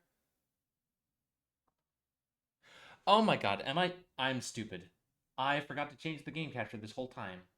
I am so sorry, holy shit. Thank you for bringing my attention to that, Care. I'm a dum-dum. I've been playing the game this whole time with the fucking game capture off. Oops. Fortunately, we're not far in. I'm just looking at the... Oh, starting stuff. Thank you so much for bringing that to my attention. I feel very silly.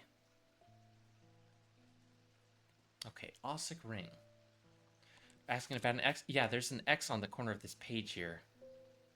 I'm guessing maybe I need to come back when I find, like, something to read invisible writing with. I don't know. Korchin the Serpent Goddess. Some say they can hear Korchin's unearthly hiss when they hold an Ossic Ring up to their ear. Okay, so... a ring that hisses when I listen to it.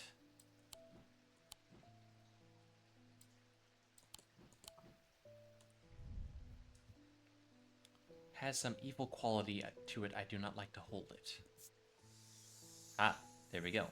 Sound like a serpent's whisper emanates from within.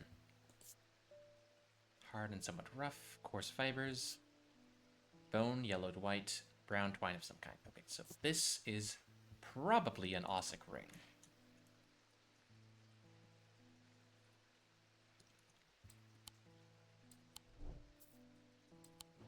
I'm glad we caught that when we did, because we're still very early on in the game here. Restful Mether. A mether is a thaumaturge's link to the inner mind. A hot tea made from the Dranthium plant is drunk from them, taking on different properties depending on the type of mether.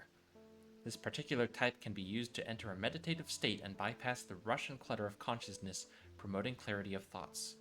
Okay, so the mether is like a mug. I don't see anything that fits the bill, though. No. Okay. Sextrum protects against insanity in all its forms. These items, like the mind itself, are not well understood. Not a lot to go on there. I think there's like a book of symbology I'll unlock soon that will help me identify some of these. But for now... Shadowhold, or Oshadic Vessel, is a container of any kind, sometimes a jar or bottle, or some sort of box. It can be used to contain an Oshadic spirit, the manifestation known as Creeping Dark, pulling it from the shadows like poison from a wound. They are decorated with an elaborate design called a Shadow Catcher.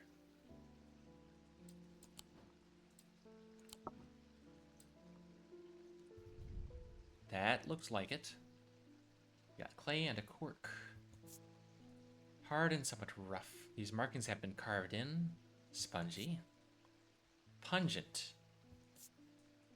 Nothing to remark.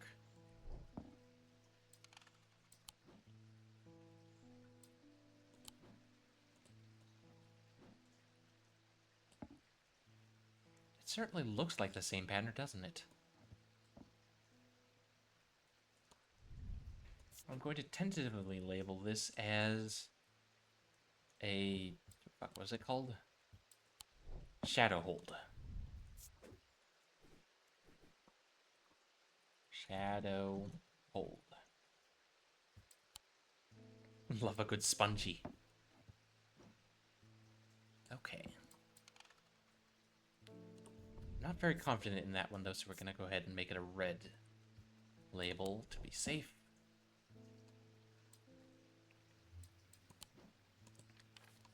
Let's see, Shimmer. These belong to a series of objects that were designed to slot into armors or weaponry. They induce calm rage in the face of the unimaginable horrors of battle, allowing the bearer to stay one step ahead. The Knight of Thorns famously wore a shimmer on his chestplate, but it didn't save him from being slain in the Battle of Sutherfell of 1356. Okay, so it's something that slots into armor or weapons. Could be anything, really. It's very vague.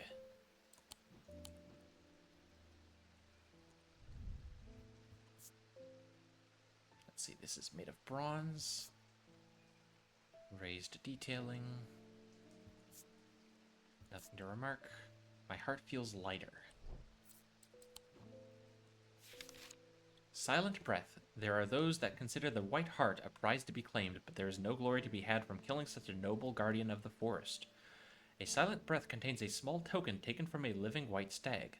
While the stag lives, the item will retain its power, allowing the bearer to sense danger before it arrives. Interesting.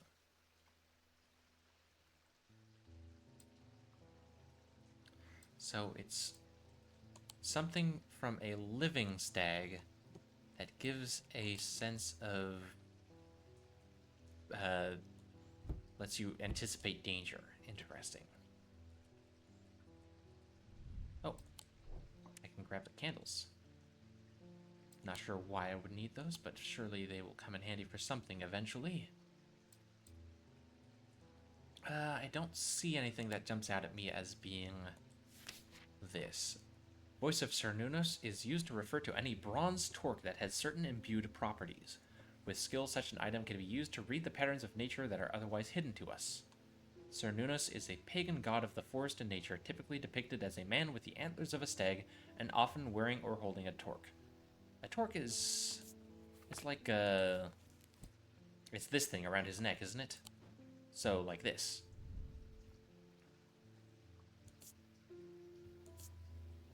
Uneven texture. Made of bronze.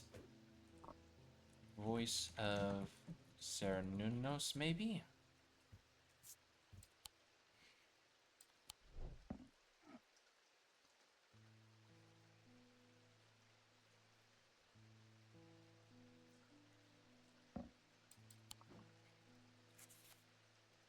Zaya, worn about the neck to place them closer to the heart, these innocent-looking items instill a sense of fear and paranoia. They can be difficult to remove. Zayas are made of any single material except wood or clay. They typically have no symbol or other writings upon their surface. Okay, so a blank object made of not wood or clay. And meant to be worn around the neck.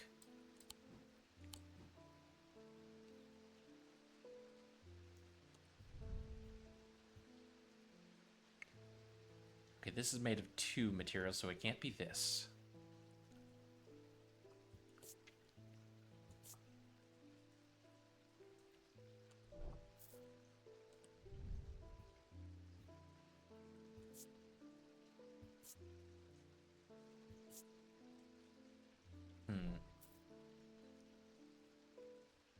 Well, I think that's enough preliminary examination. Don't think I'm gonna get much further without more information. So, let's ring the bell, see who comes in. Thomas Pope. Hello, sir. Congratulations. Today is the day you meet the great Thomas Pope. That's me. I'm a man of two loves, fresh mountain air and a little white dog called Hamish. But I reserve some room for laughter among friends and shops with cats in them. If you would be so kind, I'm looking for a replacement for my hunter's boon.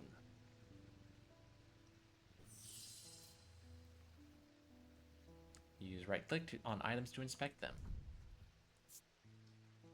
Yeah, I'm pretty sure this is the hunter's boon.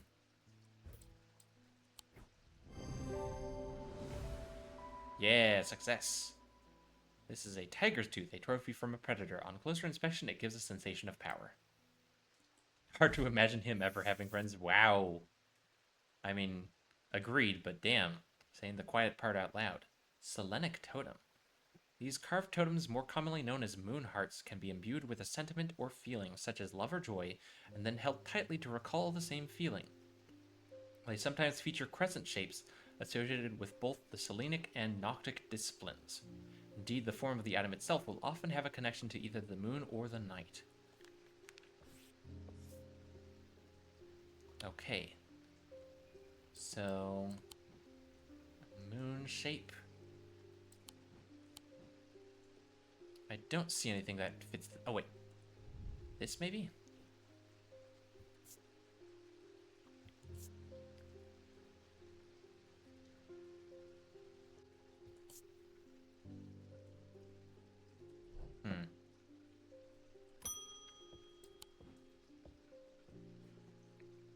The nights are drawing in again. Dark shadows hide dark deeds, or so my father always used to say. Seems like the shadows have grown darker since he passed to winter's gone.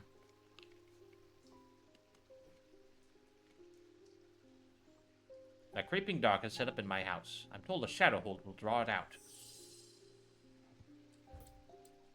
Alright, so far we're getting all things that I've already identified, so that's a good sign.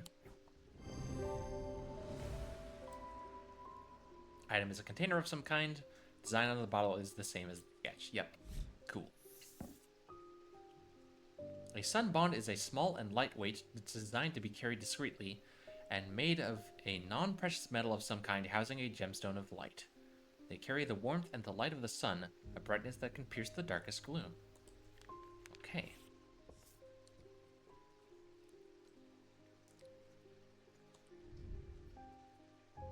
Iron, pearlescent blue glass, cool and smooth, surprisingly warm.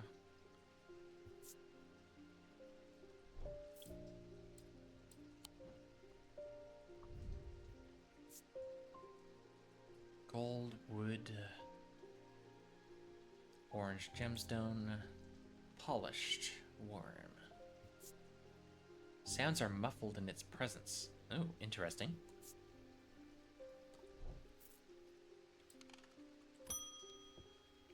Oh hey, it's the mailman from the last game. What's with all these ravens flying about Undermere today? Can't remember ever seeing anything like it. Oh, a good day to be the sort who believes in dark omens. Well, that is for you. What do we got here? We discovered some papers in a hidden desk drawer in the boatyard last night. Mr. Jones almost threw them in the fire pit, but I asked to take a look at them first. That man does like to burn things. They look old. Maybe there's nothing much of use here, but I thought of you when I came across an entry on the Shin. Charlie Weathers. Boatyard, huh?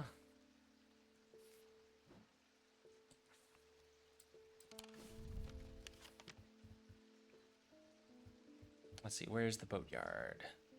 Number 8, the boatyard. The yard has seen better days. A mess of broken and rotten timber covers most of the outdoor space that isn't taken up by upturned boats, slowly being claimed by the weeds. In the middle of all this, a man looks up from repairing a small rowing boat. You must be from strange Antiquities, he says with a smile. He takes me into the dilapidated office where 2 metal buckets collect drips of brown water and a thin window pane rattles with every footstep. He pulls a sheaf of brown papers out of the desk drawer and places them gently in my hands. Aha. Sleep vessel and Shin. Apparently as an afterthought and somewhat reluctantly, the man gives me something else as I'm leaving. I've no use for it, he says. Don't even know what it's for. Ooh, okay. A new antiquity that I don't know what it is yet.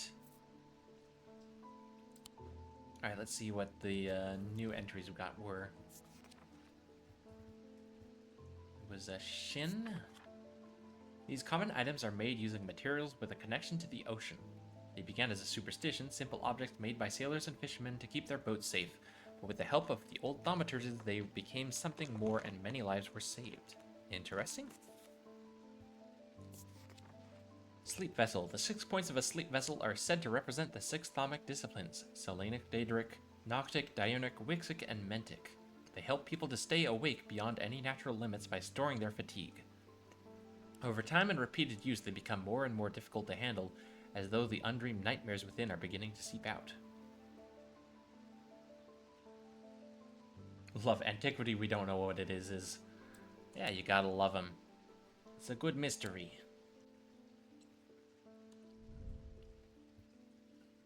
Sense of crackling energy flickers in the depths of my mind. Nothing to remark. Cool and smooth. Engraved symbols. Bronze.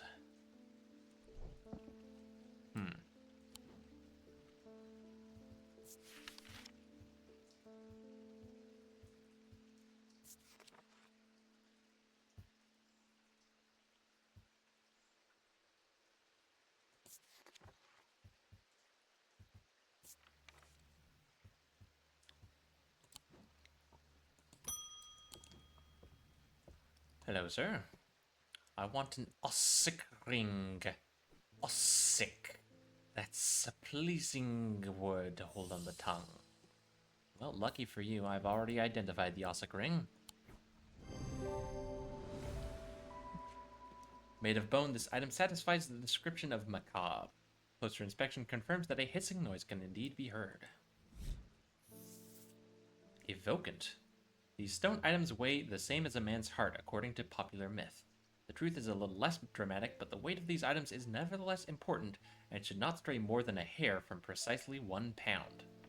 They are placed on the chest of those in a coma to draw them out. Interesting. Where's the scales? There it is. So it should be precisely 1 pound, whatever it is.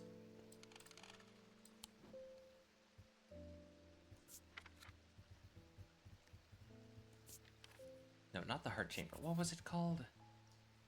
Oh. Bleh.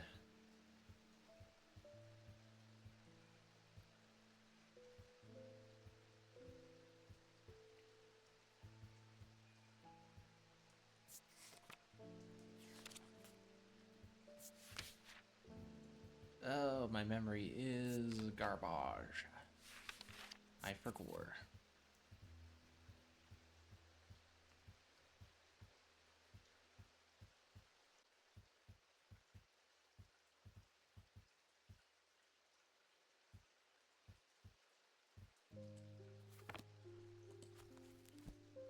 Hang on, am I dumb?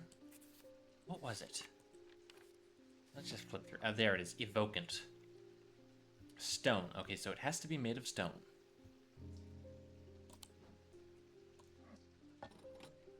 Okay, nope. That's too heavy.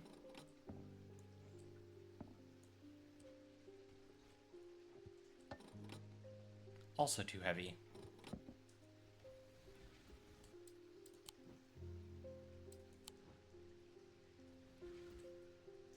What about this one? That looks pretty even to me.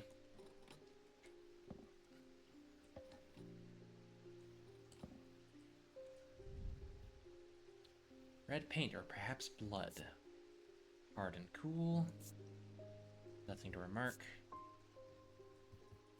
Alright, tentatively labeling this as a evocant.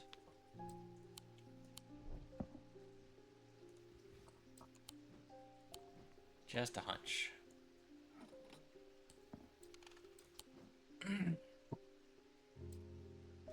Fun fact, the magic disciplines in this were inspired by Book of Hours, when the devs saw a marketing tweet and realized that a traditional elemental magic system would be boring relative to one with unique, if recognizable names. Oh.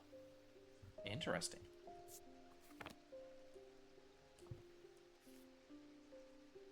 Let's see, stow that, because we found that already. Okay. Next. Hello, sir. The behavior of these ravens is disturbing, to say the least. As a rule, they only come together to feed. Ravens are omnivores, carrion eaters mostly, but they'll take anything they can get their talons into. And they'll kill if necessary. I didn't plan on dropping in today, but there's something happening out there, and I'd like to know what. A voice of Sir Nunus might help put me at ease. Or it might do the opposite.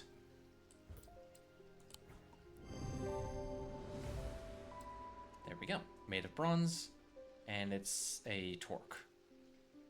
Appears around the neck of Sir Nunus in the sketch, yep. Spirit Eye.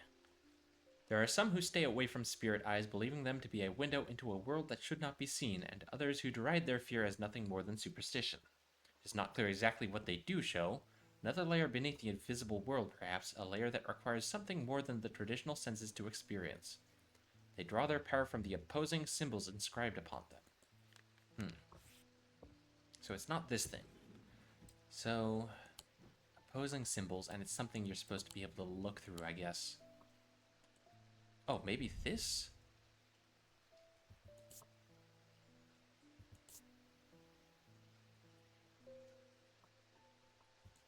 I don't know what the symbols are yet, but they might be opposing symbols.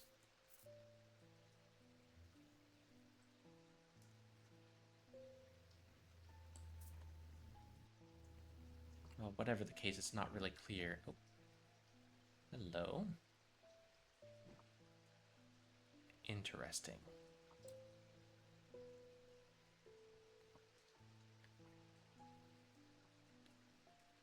Huh. I don't know what item this is supposed to be yet, but it can apparently dim light.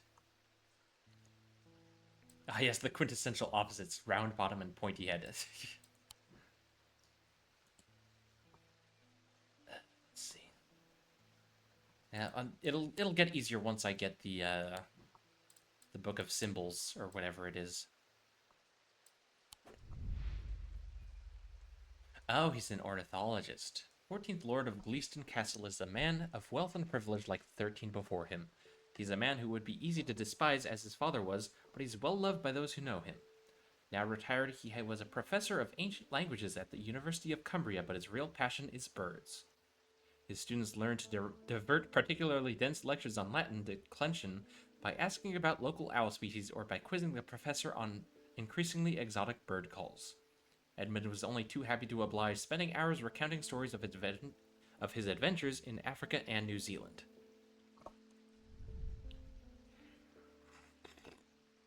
Oh, ooh. Oh, I needed that sip of tea. Ooh, that was good. Okay.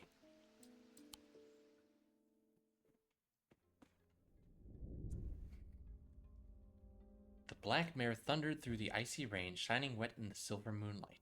Her cloaked rider was exhausted, cold, and soaked to the bone. He knew he would not survive the night if he did not reach Backbarrow.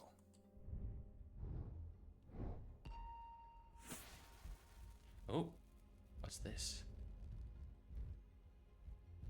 I don't recall this from the demo.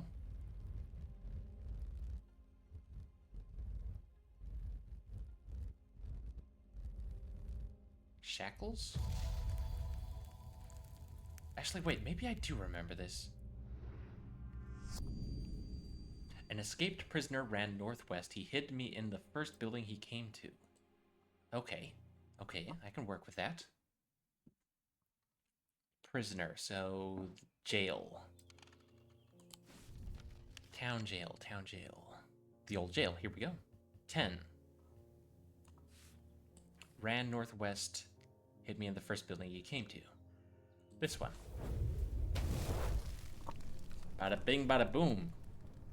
The dilapidated warehouse is dark and imposing, and the struggling flame of my lantern does little to pierce its depths. I slowly search through its contents with a sense of despair, wondering if I'm even in the right place at all, when suddenly and unexpectedly I uncover something of value. More relieved than elated, I take the trinket back to the shop for further study and a warm drink. Ooh, spooky. Let's see. Huge black gemstone streaked with red. And a claw made of iron. Polished, rough, polished. Nothing to remark. Nothing to remark. Okay. So that's a mystery. Hey, it's Verona Green from the last game. Ah, well, that's just perfect. Undermere fizzing with fear over these ravens, and the thaumaturge has left his apprentice in charge. Sorry, my dear, that was rude. Pay no attention to me, I'm an old lady who got out of the wrong side of the bed. These ravens have got under my skin is all. Please do let Eli know that I was looking for him next time you see him, and pass on my thanks for letting me borrow his copy of Hermetic Symbology. There it is, that's the symbol book. That's what I've been waiting for. These are the 3 branches of thaumaturgy. Each of these is split into 2 disciplines represented by the following symbols. Celestial, Selenic of the moon, Dradic of the earth. Diurnal, Diurnic of the day, Noctic of the night. Individual, Mentic of the mind, Wixic of the body. Imbuements, elements, materials, mundane elements, planetary metals, seasons, weather, Wicca. Yeah, okay. So this will help identify some things that are otherwise very vague.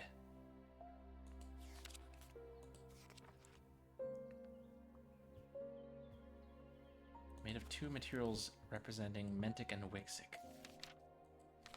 Unfortunately, I don't know what those materials would be. Like, do they have specific materials assigned with them?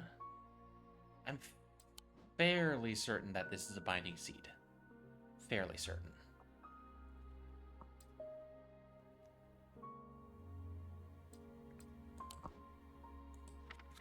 Let's see. Ethereal Key, I already found that one. Evocant. I'm not entirely sure which one is an Eye of Cernunnos. Guise of Lillian, Hearing Charm, Heart Chamber. Death. What symbol is death? That. Okay, so do we have anything with that Omega symbol on it?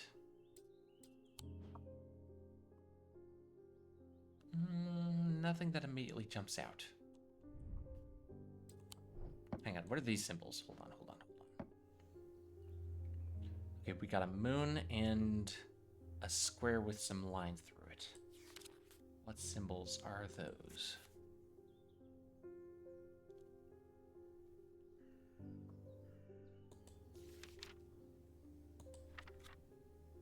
Ah, witch sign.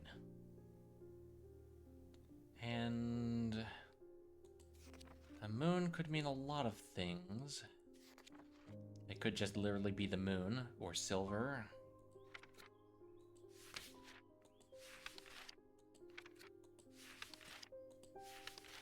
The thing is, it's the wrong way around for that, though.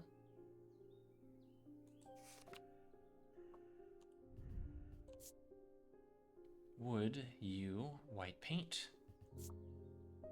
Rough and gnarled. Nothing to remark. Okay.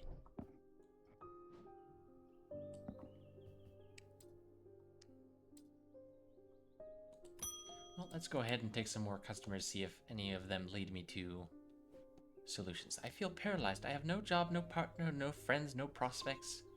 I heard a horn shackle might be the answer. Okay, I'm fairly certain this is what you want. Mood girl, yeah.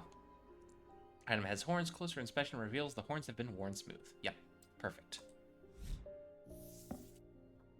Vesiger. A vesiger can be used to prevent the spread of disease and pestilence. Among other oddities, flames burn pale blue in their presence. Oh, well, I already know what that is. I found that earlier. This is a vesiger, then.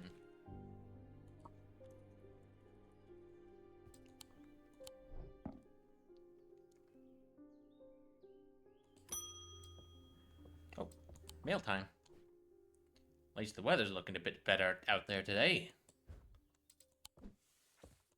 What have we got? Good day. You might be interested to hear that my plow overturned a strange-looking object yesterday. Come to the farm and it's yours, for the right price, of course. Kind regards, John Royston. Royston.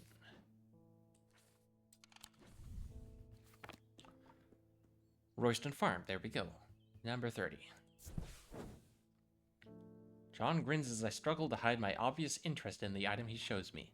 Any hope that he might not be fully aware of its value quickly evaporates, and after a lengthy negotiation, I reluctantly hand over the amount he originally asked for. Ooh. Okay.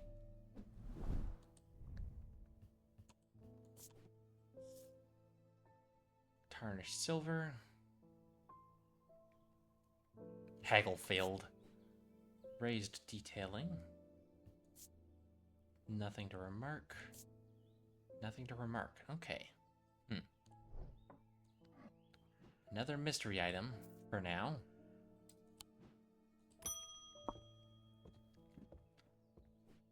Ah, Jupiter, we meet again. Our paths crossed late last night on Prince's Street. We shared a moment before he slunk off into the dark on important business, no doubt. I wonder if you can help me. I'm visiting my grandmother later, and I wanted to bring her something. She lives all alone on the edge of the town, out on Clanbrook Road, and I don't always manage to get out there as often as I'd like.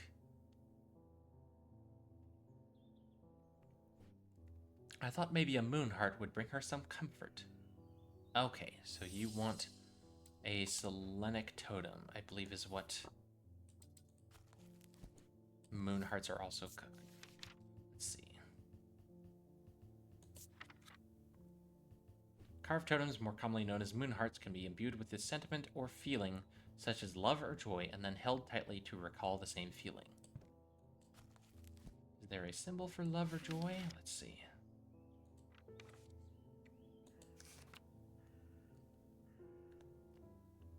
No.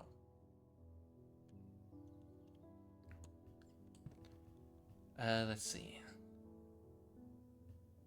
Sometimes feature crescent shapes associated with both the Selenic and Noctic disciplines. Selenic and Noctic, okay. Form of the item itself will often have a connection to either the moon or the night. Oh, maybe the owl? Hold on. Overcome by a warm, loving emotion. There we go. Polished. Light-colored wood. Okay. Yeah, this is the one.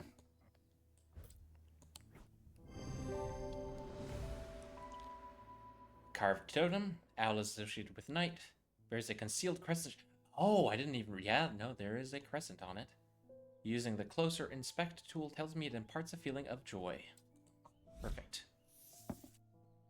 Ooh, Holden Grim. These eerie creations are worn by priests of Holgar in various rituals relating to death and the afterlife. The sacrament to ask for his protection, Wolfsong's truth to seek his judgment, path of the warrior to help the dead find their way. Holden Grim.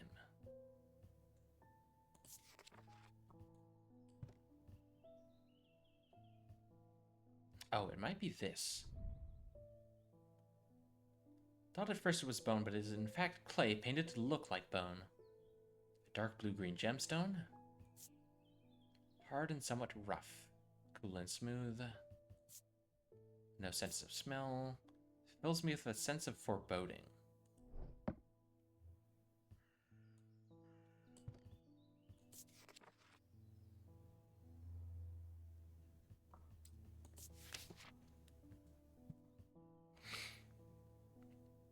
Well, I would assume it's probably a mask of some sort.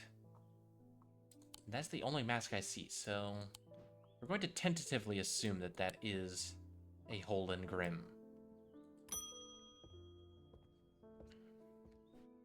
A friend of mine, or former friend I should say, has been stealing jewelry from me.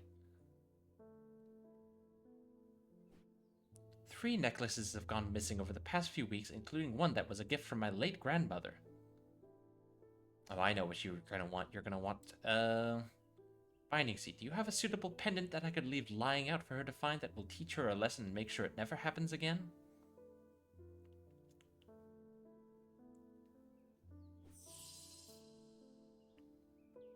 Oh, I see. I could give a binding seed or a Zaya. No wrong answers, but my decision will no doubt affect the events in motion outside my shop. Let's see. So the binding seed, I believe, causes guilt. Yes, okay. Amplifies feelings of guilt and shame. And the Zaya, I think, is more sinister. Instills a sense of fear and paranoia, difficult to remove. Any single material except wood or clay. No symbol or other writings upon their surface. Okay, so... pretty sure this is the binding seed. I'm not sure what the Zaya would be. It has to be a plain thing, not made of wood or clay. And it's a single material. And uncarved. Or unadorned. Yeah, no symbol or other writings. I wonder, is it this? No, sense of being watched. Oh, wait. No, it might be. Sense of being watched, that's paranoia. So this could be the Zaya. But I think the Zaya is a little extreme. Let's give her a binding seed.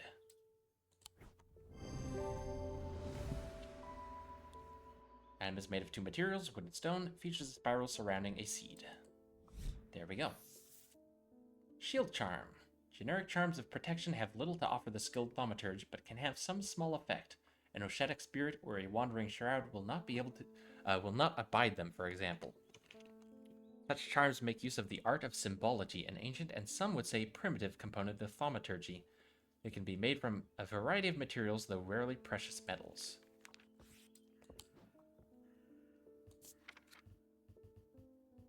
Okay, which one was that? That was Shield Charm.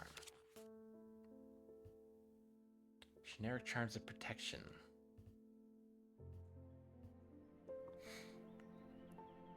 Make use of the art of symbology. So, like, protection. Oh, wait. I've seen that symbol. Hold on. I mean, it's right there, but I also saw it on an item. Like this.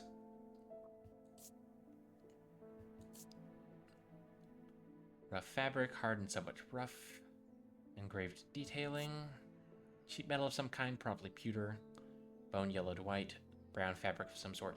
I think that may be the shield charm. Because it does say it's primitive. So, tentatively calling that a shield charm.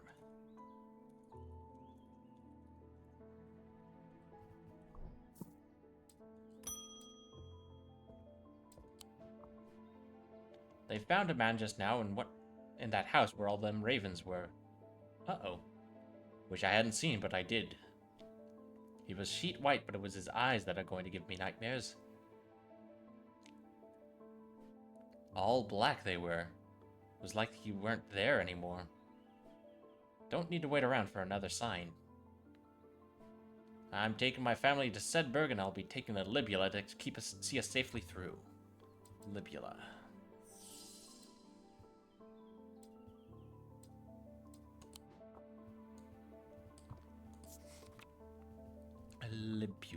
Libula. Purported to offer reassurance in times of upheaval and change, they are not held in high regard by most scholars of the occult. An imbuement of wisdom. Okay, wisdom. Okay, wisdom is the crown shape. So that would be this thing. There we go. Nice and straightforward. Bears a symbol of wisdom. Simple as... Witch's finger. Witch's fingers are said to be the severed digits of the Witch of Undermere. They are capable of inflicting intense pain, but the goal is supposedly purification of the body. A most unpleasant experience, but a last resort that has cured some and finished off others.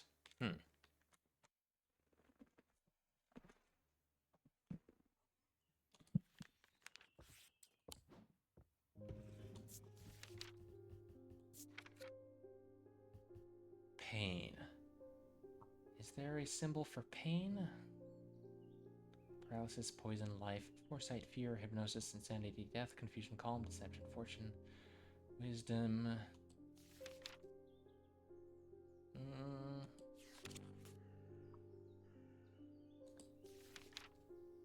Seasons, weather, Wicca.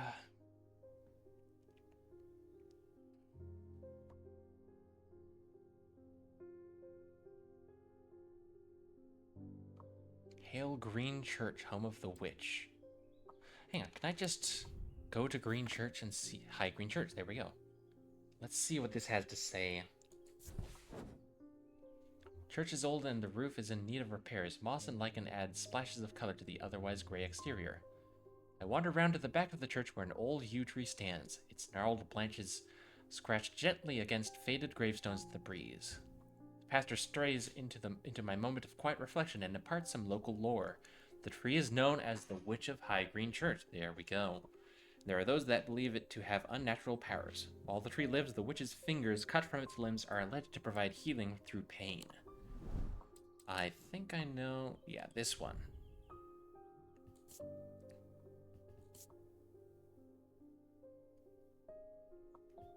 It's got the symbol for witchcraft on it. I don't think there's any other... like, you... It's because it specifically said it was you. So I think that is A witch's finger.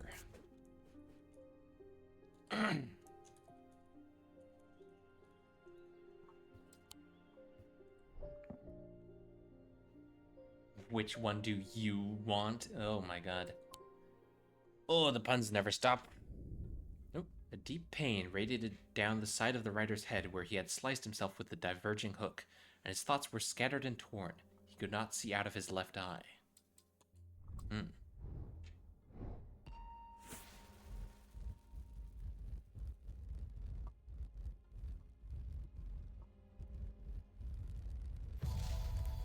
What is that?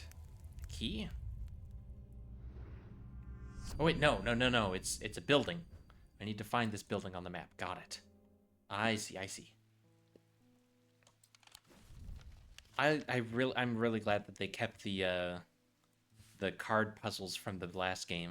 Okay, so looking for this particular array of buildings.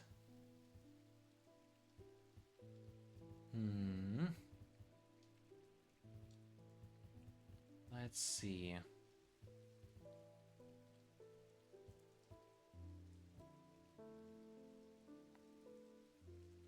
Oh, I think...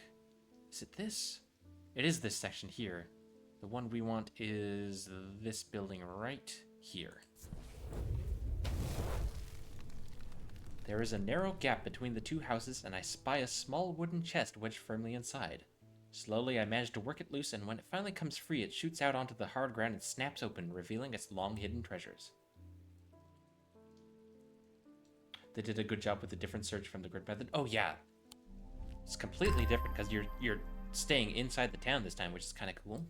Ooh, a couple new items. Look at that. Oh, hang on.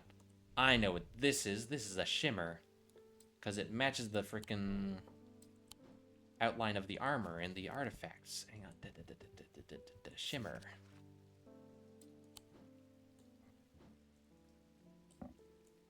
Yeah, that absolutely looks like it's supposed to be fastened onto a piece right there. Let's see. Pale yellow orange gemstone, gold, dark green gemstone, black gemstone, weathered, hard and cool. Nothing to remark. Nothing to remark. Okay, I think, fairly certain, that's a shimmer.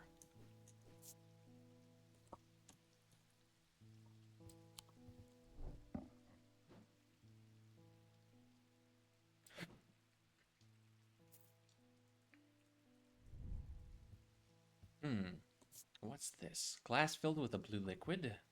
Silver. Wood. Cold. Nothing to remark.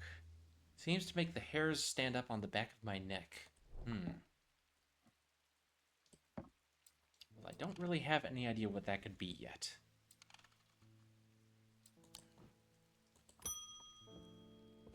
Oh. Francesca Robertson. Good afternoon. No, morning. Sorry, I'm a little distracted. I'm Francesca Robertson, a doctor of sorts. Are you a vet? Because I see you've got claw marks on your face. I assume you heard about Hungerford. Seems to be the talk of the town already. I'm used to dealing with maladies of an occult nature, but black eyes are certainly unusual. I've heard of something like this before, but I don't see how it could be the same thing. Either way, I'm hopeful an evocant will have some effect. I believe this should be the trick. It's made of stone and it weighs 1 pound exactly. Oh, whoops. Wrong. There we go. Made of stone. Weighing the item using my skills shows it's exactly 1 pound. I also like that they added like a recap of like, hey, you got it right. Because these are the reasons. Daedalus Link. A Daedalus Link is a powerful object capable of producing a levitation field. The field is extremely fragile, however, so it would be prudent not to take risks. These items are surprisingly light in weight. Their designs vary, but they might point to some facet of flight. A feather or the wings of a bird or insect, for example. Something that causes levitation and is shaped like wings or flying. Well, we've got a floating rock here, but I don't think that's it. Rough and pitted. made of stone.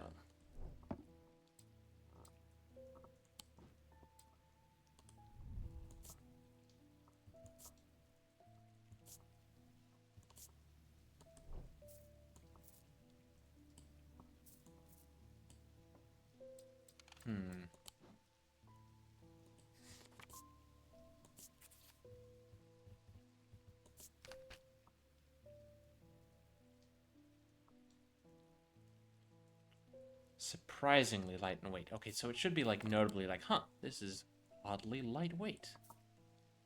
I don't see anything that fits the bill. Something with light motif and that is unusually light. Oh well. Temperance Parker. Had a quiet chat with Edmund Bishop and the Guilty Ram last night. He's always got an interesting story to tell, but last night he was different. I can tell he's worried, which has got me worried too. I know it's not much, but I'd like a shield charm all the same. Lucky for you, I already know exactly which one that is.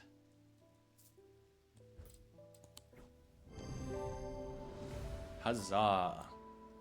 Has a symbol of protection. St. John's Anvil. These items have much in common with the St. John's poppy plant of the same name, a fact that is reflected in their designs. They have quite different uses, however, whereas the plant helps to overcome deafness, an anvil will dampen sound. Oh, hang on. I know which one that is.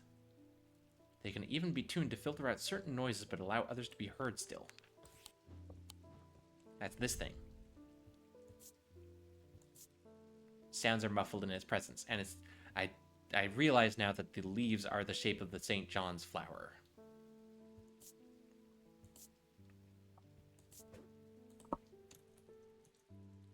St. John's Anvil. There we go.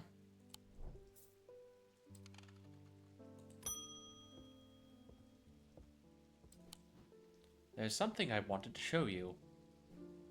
I didn't like the look of it, so I left it where I found it. What if it's cursed? It was hanging behind an old shed all overgrown with ivy. Let me draw a quick map for you. There. Thanks. Okay. Church, pond, old shack. Let's see.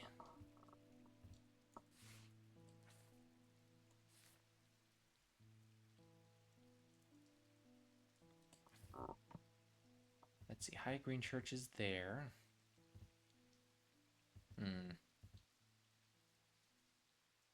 No, okay, there must be another church. Oh, there are other churches. Hold on. Okay, let's see. Da-da-da-da-da-da-da. Convent. No. Undermere Station, Mossywood, Galfrey Tower, Marybell. Undermere Church, hang on. 28. Ah, here we go. Okay.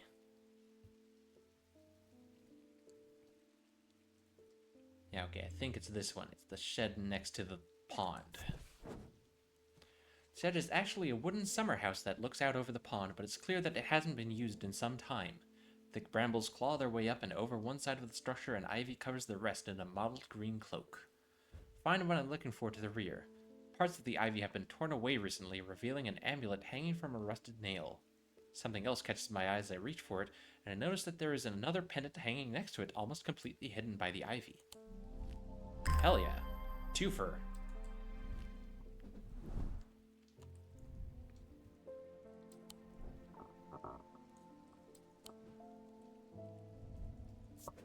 Right, I need to mark this as the Zaya since I figured that out. I almost forgot. Alright, what do we got here? Orange gemstone, bronze. Feels a little warmer than I would expect. Interesting. Nothing to remark. Nothing to remark. Okay. Let's see. Nothing to remark. Nothing to remark. Warm and vibrating with energy. Interesting. Made of gold and silver. Okay.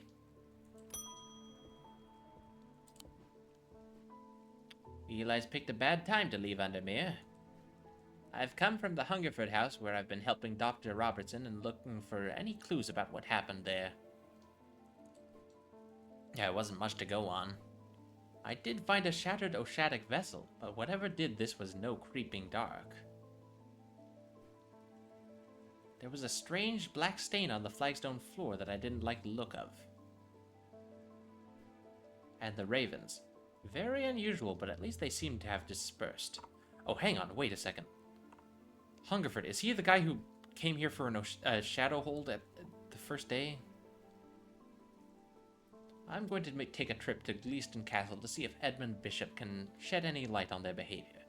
But first I would like a vesiger. Whatever this is, we don't want it spreading.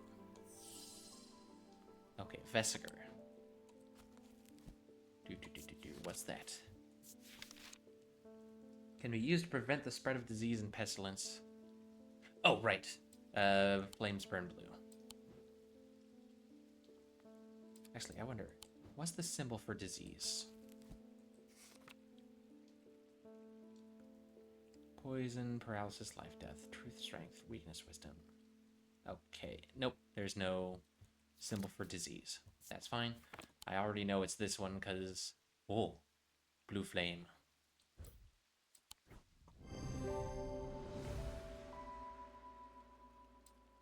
Using a candle, I am able to confirm that flames burn blue in its presence.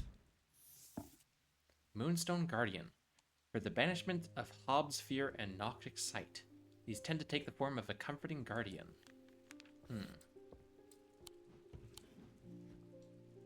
I don't know that I have anything for that. Comforting guardian. Like a teddy bear?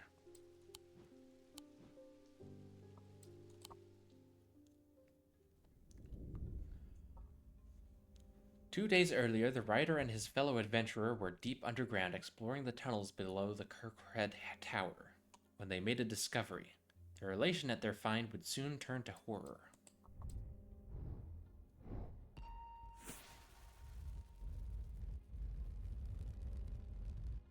Okay, that is definitely a key shape.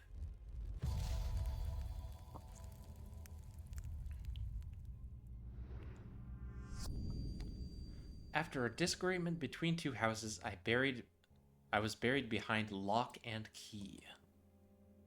Okay, hang on. Lock and key. Lock house is at 7. And Keystone Manor is 13, so it's behind lock and key.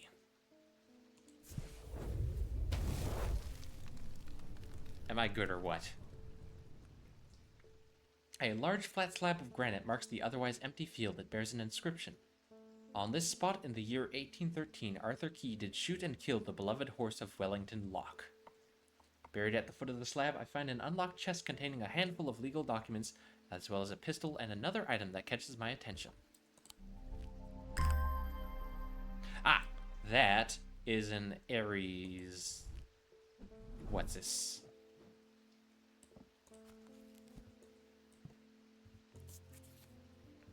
Ares Remnant, there we go. Got the exact same arrangement of stars. Ares Remnant.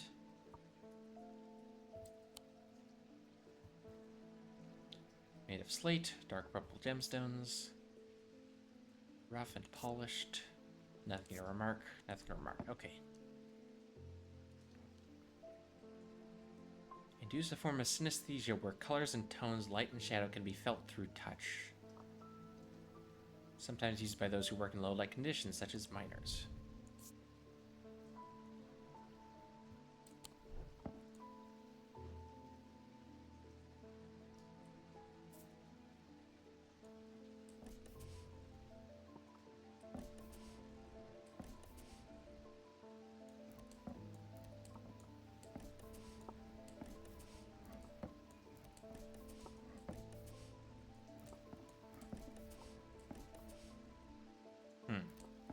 I don't know what goes there, but I will have to figure that out eventually.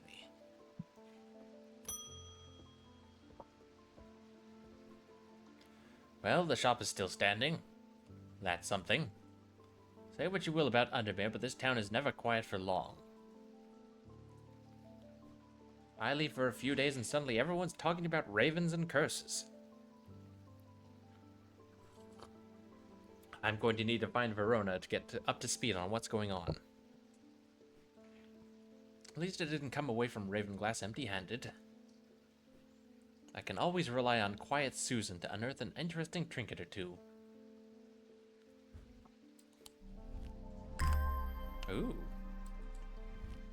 Hello. What is this? Green porcelain, gold, a white feather, pinkish gemstone. Cool and smooth. Has a smell like rotten egg. Nothing to remark. Hang on. Rotten egg.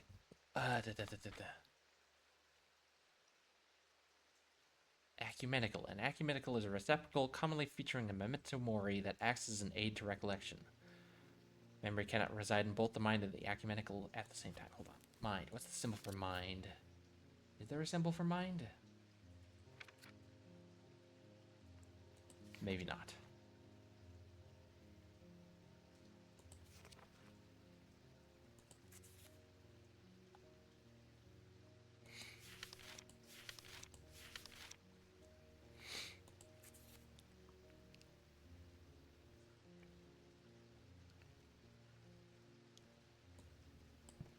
When a memory has been left for long periods, it can begin to emit unpleasant vapors.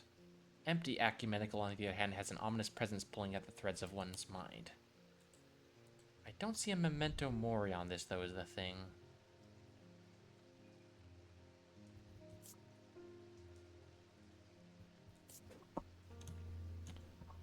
Tentatively calling this an ecumenical. Though I'm not confident in it, so we're giving it a little red label.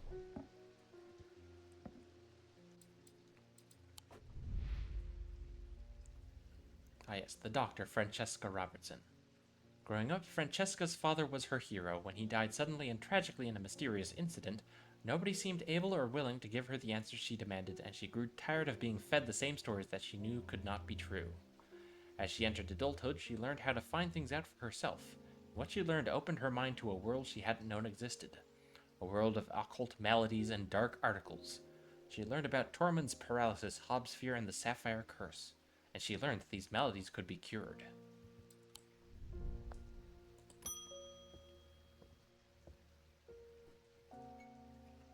Oh.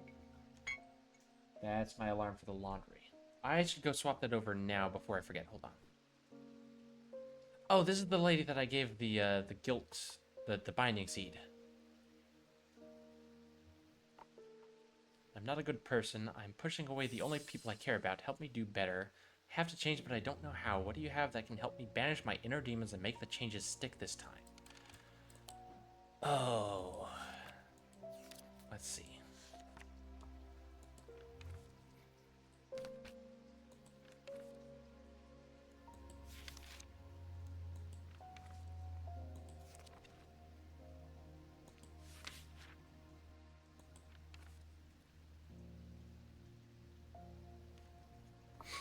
Oh, here we go.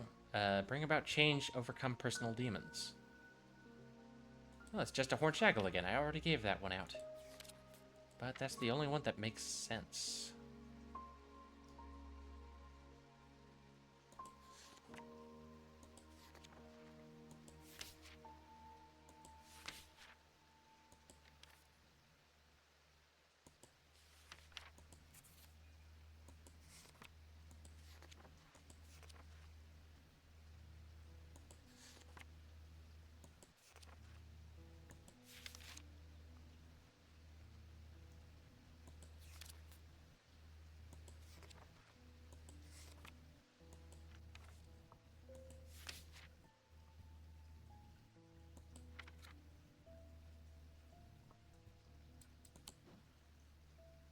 Yeah, I think it's just the horn shackle again, yeah.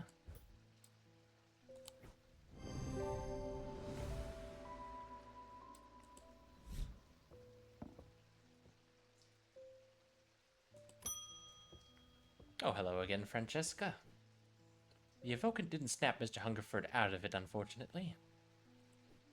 It's strange. At times he appears almost awake, but he is deep in some kind of trance, and I can't get anything out of him.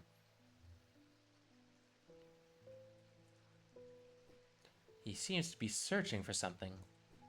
I'm beginning to suspect this is beyond my skill set, but I'm not willing to give up so easily. I know it's a bad idea, but I'm going to need a sleep vessel to get me through this week. Sleep vessel. Alright, how do I identify that?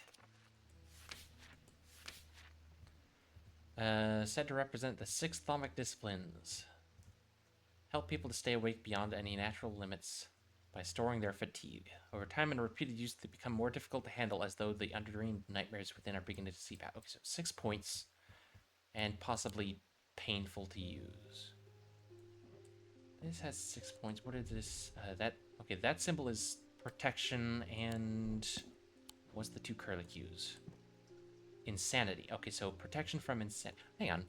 Isn't there an item that's literally a protection against insanity? Where is that? Oh, hang on. Wait. Index. Insanity. Sextrum. Yeah, okay. I'm pretty sure then that is a sextrum.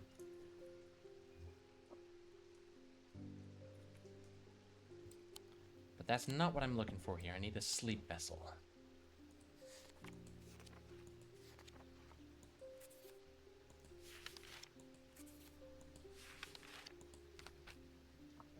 Okay, so 6 points. And difficult to handle.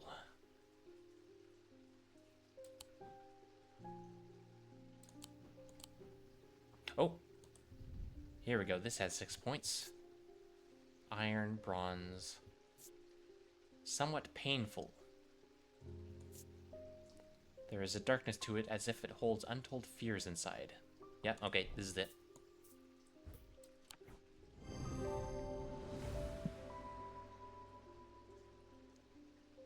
Item has 6 points. Closer inspection reveals the darkness inside.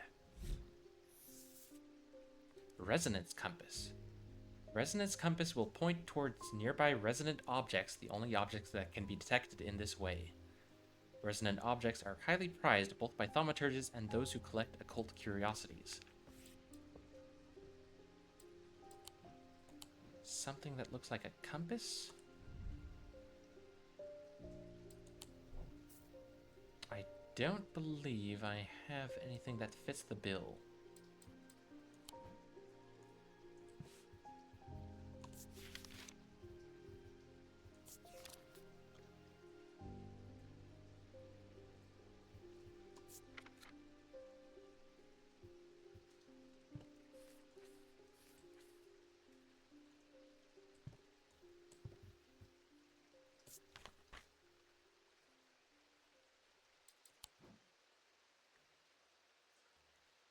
Oh, hang on.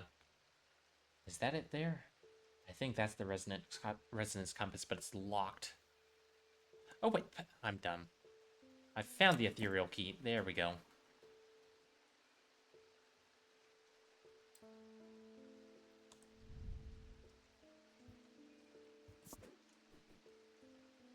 Resonance compass.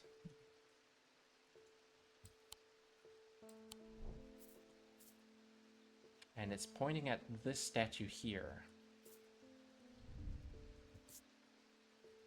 White paint carved of wood. Rough. Nothing to remark. Nothing to remark.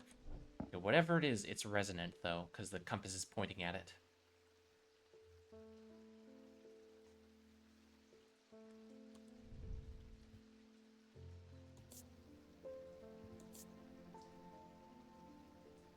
Let's see. Rough and pitted. Made of limestone. What is that symbol? Paralysis? Okay, so it's something that causes paralysis, or prevents paralysis, maybe? Probably causes it.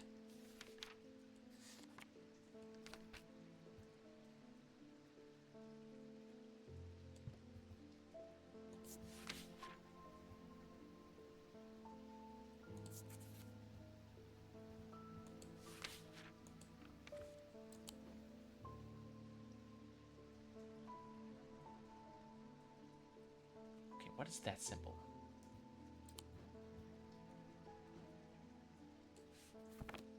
Nope, don't put it on the shelf. I want to read it. I can only read it when it's down here. Damn it. Okay. Ah, okay. Confusion. So this symbol is confusion. What's that symbol? Downward triangle with a line through it. Ba-da-ba-ba-ba-ba-ba. Weakness. Okay. Weakness. Confusion. Gold, bronze. Sense of touch, smooth, textured. Nothing to remark.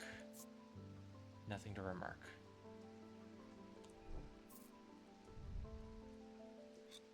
Oh, hang on. I see. Okay, what symbol is that? Moon shape with teardrops.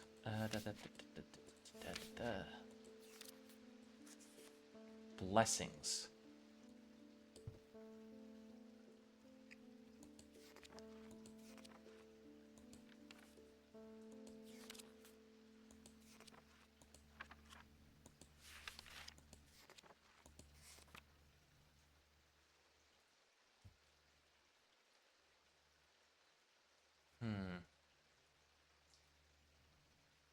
Well, I do see that one there.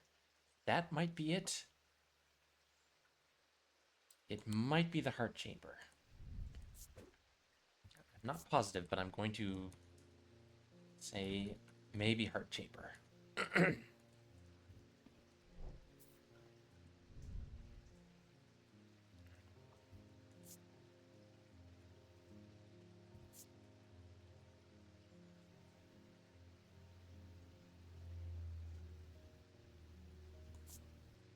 Made of clay, gold, and a bird skull.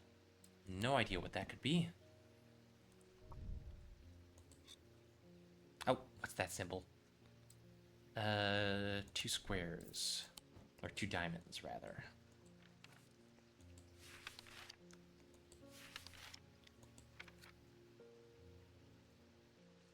Hypnosis. Interesting. Okay, made of bronze. Engraved symbol. Staring at this symbol makes my head swim. Yeah, okay. Secret panel, secret panel. On the necklace, secret panel. Notice myself becoming drained of energy as I handle this object. Whatever it is, it causes weakness. Smells strongly of linseed. Appears to be hand-carved from wood. Yeah, I don't know what it is. I don't think I have an entry for it yet.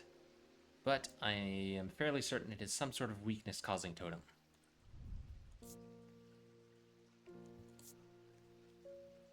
And whatever this one is, the symbol means confusion, and it is resonant because the compass is pointing at it.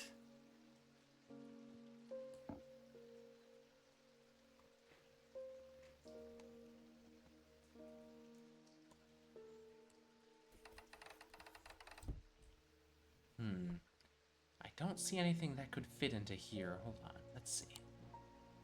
Anything at all that fits the bill?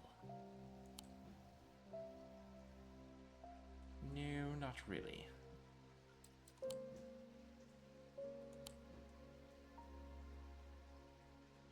Oh, well, that's enough exploring for now, I think. Let's take a customer. Oh, it's you again. Don't just be putting anything in your holes. I'll put whatever I want in my holes, thank you very much. Many years ago, I owned a silent breath, but it was already old when I inherited it, and its power died soon after. It's about time I replaced it. Silent breath. That's the protective charm of some sort? No, wait. No, it's the warning of danger. Right. Especially not potentially cursed artifacts. Curses schmerses. Silent Breath contains a small token taken from a living white stag. While the stag lives, the item will retain its power, allowing the bear to sense danger before it arrives. Wait, could it be this? The white hair from a white stag? Makes the hairs on the back of my neck stand up. Yes, okay. Hell yeah. Features the white hair, a potential trophy from a white stag. Closer inspection causes my senses come alive. Perfect. Elva Stone. Elva Stones can be used to relieve the discomfort caused by otherwise incurable ailments such as Braxis or burning blood. The planetary metal used in these items is associated with the Selenic discipline, a connection that is also reflected in their design. Okay, hang on. Selenic.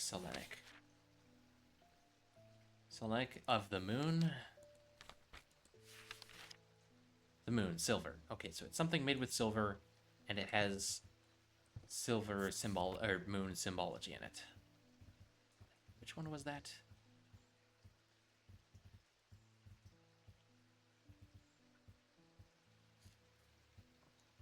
Elfstone. Yeah, planetary metal used in these items is associated with Selenic discipline, also reflected in their design.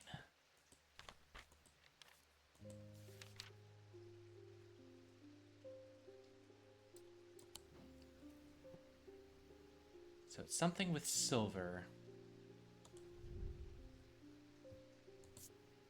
That's iron. This is silver and gold. I don't think that's it.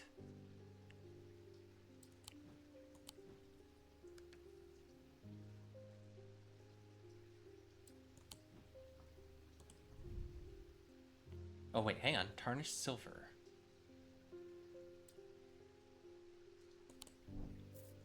That's a maybe.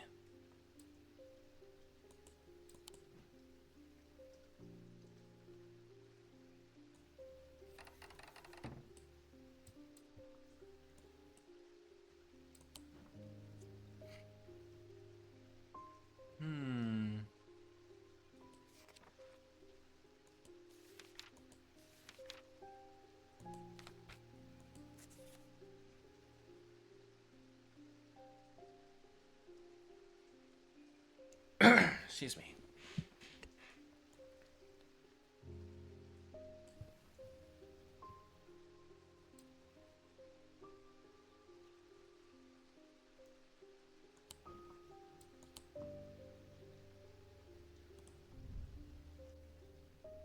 Selenic discipline.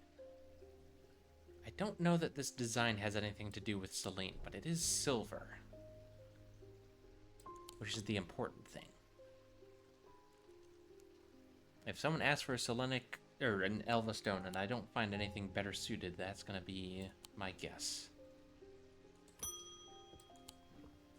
Rufus Shelley. I've always wanted to try a Daedalus Link.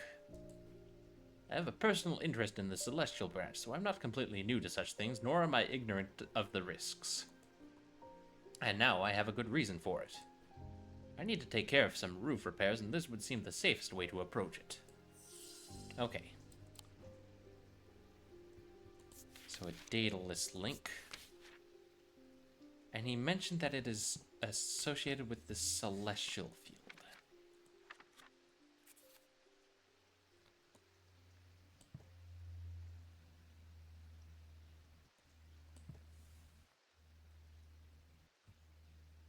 Surprisingly light in weight. Designs vary, but they might point to some facet of flight, feather, or the wings of a bird or insect. We're starting to get complicated with these requests. Actually, it might be this. I was looking at this earlier and I was like, oh, this is the only flight-related thing that I've seen.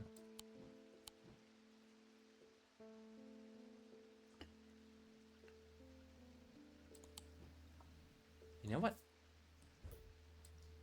He mentioned that it's celestial, which means it could be Selenic or Dradic. And Selenic means it's silver. Or probably silver. Light and weight designs vary, but they might point to some facet. Yeah, let me see. Is there anything else? Anything else that fits the bill?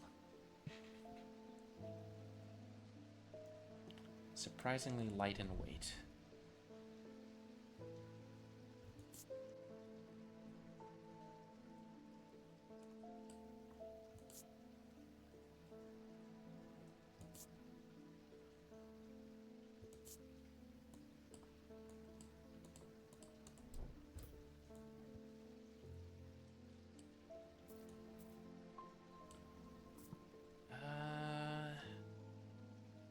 I don't. Oh wait, hang on. I can. Oh yeah, no, that is very lightweight, less than half a pound. I forgot that I have a scale for testing weights. Yeah, okay. Data list link. Bird motifus connection to flight. Weighing scales, I can confirm that is very lightweight. There we go. Cussick Purifier. Small topaz gemstone known as the Eye is placed in a strong-smelling liquid, usually some potent barley spirit or vinegar. Small tokens such as rings or amulets perhaps submerged in the liquid and left for a full cycle of the moon are cleansed of simple imbued curses or hexes. Of course, there is a limit to the effectiveness of this process. Interesting. What's this? Papery, cool and smooth, spongy, cork, green glass, yellow paper. Strong odor, and when I shake it, it rattles. Ah, this is it. Probably. What symbol is that, though? Cross symbol. Ah, vinegar. Is that...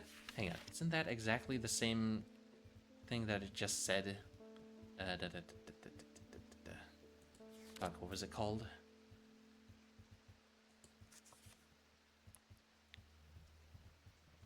Cussick Purifier. There we go.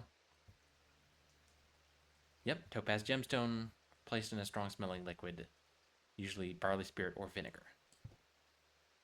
That it is. Cussick Purifier.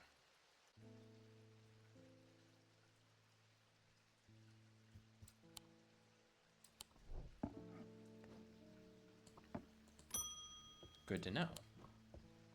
Oh, hello, Mr. Bishop. The ravens are back, I see. Looks like it's going to be worse this time. After speaking to Verona, I've come to extend an open invitation to visit Glayston Castle. My family has lived there for generations, and I know there are artifacts that would be of use to you, gathering dust in hidden corners. Oh, goody. All I ask is that you stay out of the south tower and the master bedroom. And run anything you find by me first, of course. Okay. Here's something to get you started. Walk past the main staircase and turn left. Follow that corridor down to the end and go through the door to the left. There is a small plinth in the corner of that room with an item on it that you are welcome to. I never did like it anyway. Oh! Okay. We got a map of the castle now. Cool. Alright. Main staircase. Main staircase.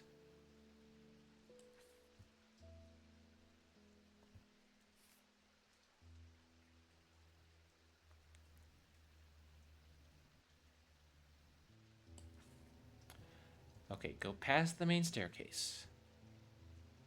Follow that, turn left, follow the corridor down to the end, and go through the door on the left. There we go. Immediately hunts down master bedroom.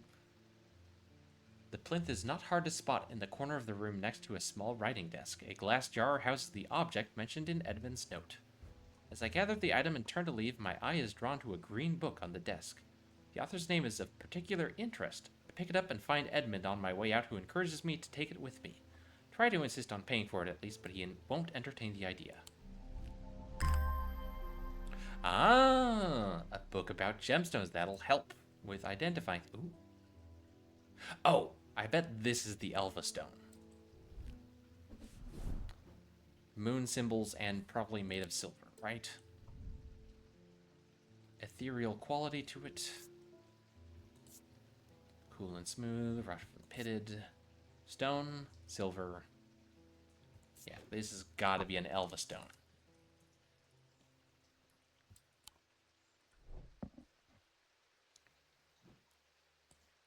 And now with this book, I can start identifying what various gemstones mean, yeah?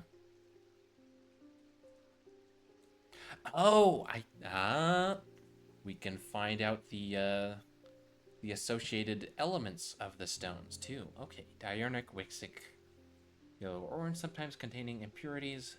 Sunstone, fire and light, heat and life. Purple, a stone of containment. Bloodstone, wixic, dark green or black with flecks of red. Dark stone for dark purposes. So presumably, that's a bloodstone.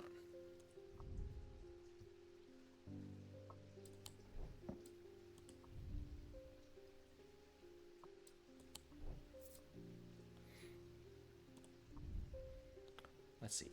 Yellowy orange, dark green, and black.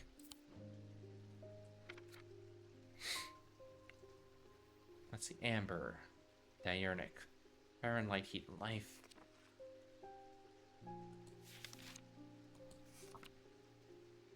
Dark green, stone of sight, malachite. Obsidian, dradic, black volcanic gas, stone of fire and fury. So we've got fury, sight. Try to confirm if what I was looking at there was in fact the shimmer. Induce calm rage in the fear of in face of the unimaginable horrors of the battle, allowing the bear to stay one step ahead.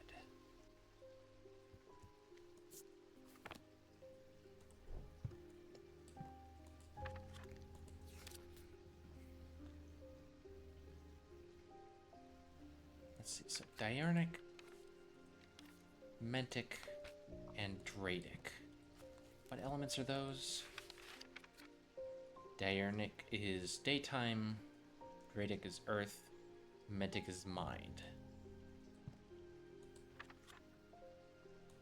Interesting. Pinkish gemstone, what is that? Let's see.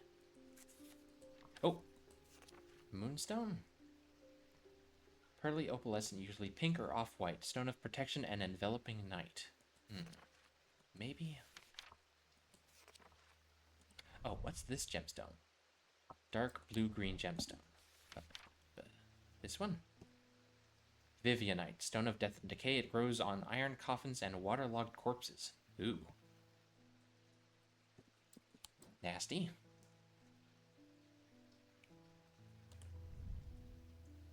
Dark green gemstone. Oh yeah, dark green, and what are these two symbols? Hold on. So dark green is malachite. Probably. Yeah, no, the other green gemstone is light green, so it's got to be malachite. Stone of sight. And the two symbols that I saw were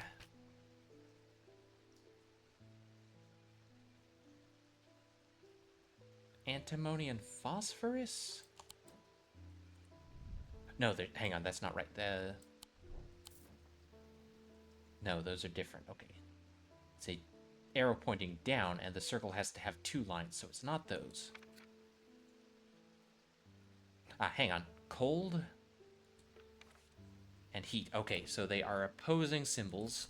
What was it that I thought it might be? Something with opposing symbols related to sight. I know I saw something like that.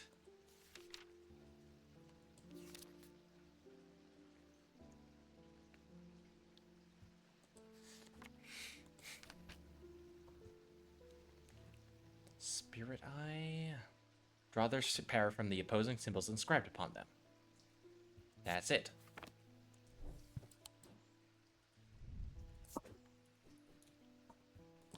Spirit eye. There we go. Wonder if I can use that to look at anything. No, I guess not. Oh well. At least I identified it.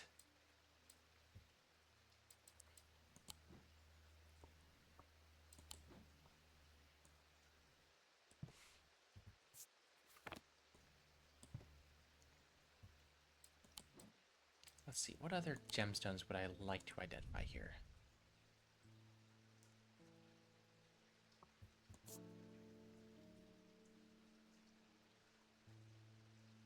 The iron around this one is surprisingly warm. Interesting.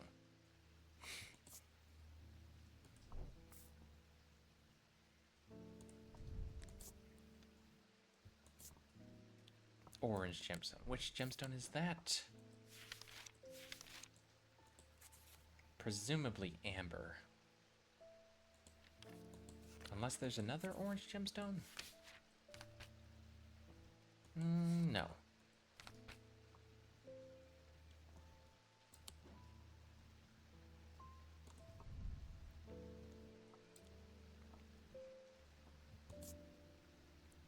Feels warmer than I expect.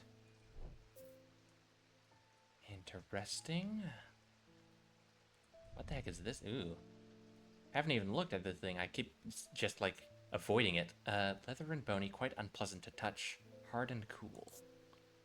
Withered flesh, grim. Gold. Brass, polished wood. Expecting it to smell worse than it does. Nothing to remark. Okay then.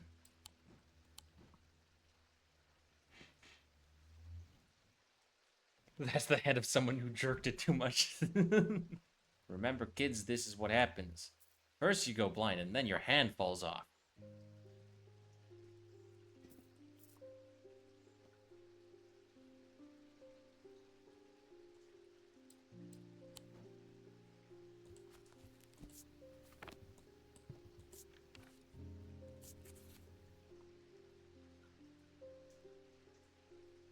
I feel like this might be an ecumenical, but I'm not certain.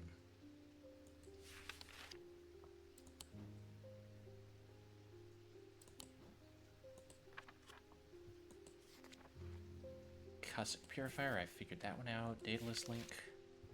Elvastone, I'm pretty sure. I haven't figured out which one is the Eye of Cernunnos. Enable one to enter the minds of lesser creatures. It is alleged that Cernunnos himself wielded an eye. Hold on. Cernunnos.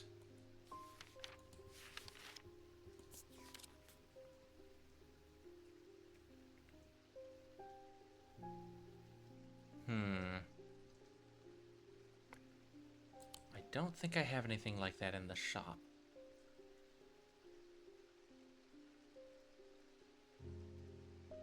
I guess I could wave artifacts over the cat and see what happens.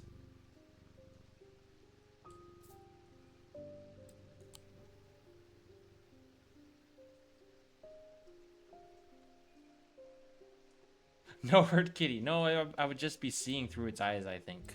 Probably. It's fine. Ah well. At the end of a long passageway, after days spent clearing away dangerous rockfalls, the duo came upon a chamber. In it, they found a small stone tomb, too small to contain human remains. No occult experimenting with kitty. Alright. Fair enough. Alright, what do we got here? Oh, that was a simple one.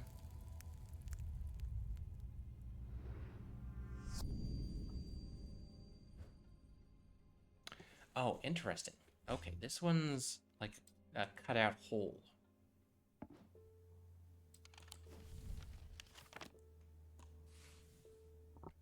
Let's see. Does this match? Aha! It does. Ha ha ha! A portrait of some dead lord eyes me suspiciously as I enter the room and start absent-mindedly opening drawers. The room is cold and austere, and I am about to leave when I spot a crate under the chest of drawers. This could be something. Hello.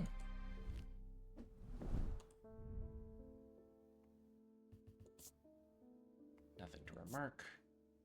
Cold, warm, cool and smooth. Pinkish gemstone, bronze stone.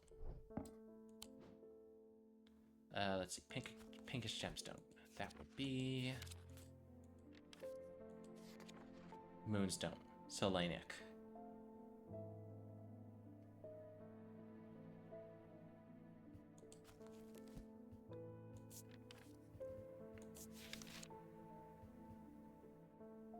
You know, okay, it's not an Elvastone, because Elvastone specifically mentions planetary metal, which means silver. So I'm pretty sure I'm right about this being an Elvastone. I don't know what this one is, but it's definitely selenic.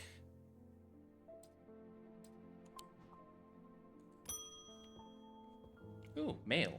Hello, sir. Not sure about this fog today. It's an eerie atmosphere out there, especially with those damn ravens back again. It's usually fierce black dogs I have to worry about, not big black birds. Better off inside, I reckon. What do we got? The triangle has intrigued me ever since I first heard about it as a young boy. What caused the pine trees to grow like that? Did someone plant them? I know you'll have at least heard of it, but did you know this? I calculated the exact center point and there's a small clearing there. It can't be a coincidence. What's more, there is a certain energy about it, not entirely welcoming either. Wonder if you might take a look for yourself. Thomas Pope and Hamish.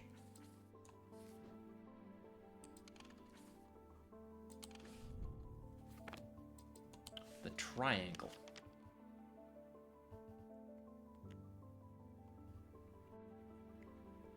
I would assume it's this triangle here. Sure enough, as I approach the center of the curious triangular copse at the heart of Heath Wood, I come across a clearing. A tree that has been split in two stands in the center. Sunlight breaks through and I take a deep breath of cleansing pine and earth. Almost immediately, I am struck by a sense of ominous power, and my intuition tells me that there is something unusual here at the heart of the wood. I examine the broken tree and notice some strange markings carved into the trunk. Heart beating faster, I spot something else embedded in the wood. 3 pendants arranged in a triangle shape. Hello. 3 new doohickeys. Alright, made of tin. Weathered. Nothing to remark. Alright, that's a bit of a mystery. Hold on, tin. Tin. What metal is... what element is tin associated with? Jupiter. Okay. That doesn't really help.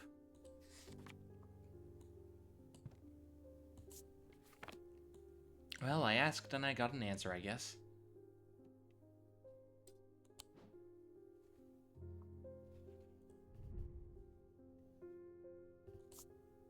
Nothing to remark. Polished, hard and cool. Turquoise gemstone. What is turquoise?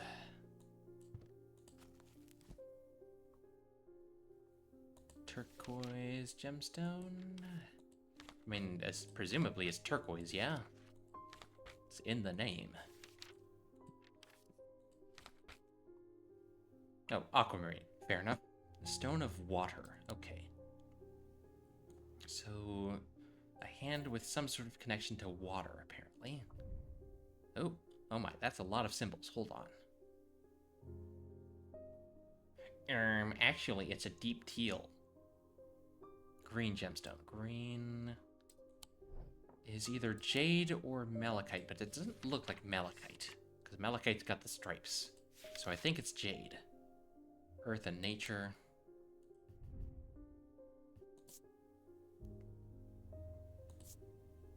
Nothing to remark. Nothing to remark. Okay, what are all these symbols?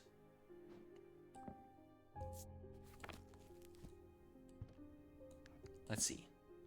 Fog, hail, lightning, rain, storm, snow, Wind, thunder. Okay, so it's just all the different weather symbols. Some sort of weather talisman, I guess. Interesting. Archive that.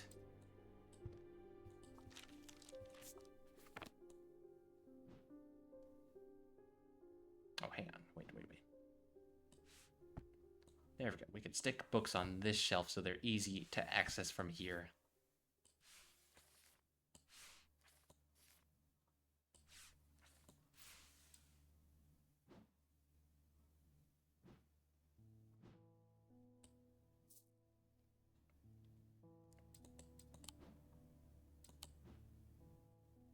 I'm still missing some of these symbol squares.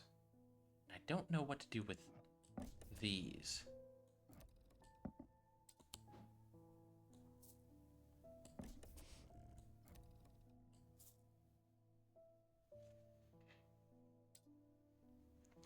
Questions for another time. I don't think I have the clues I need to solve that yet.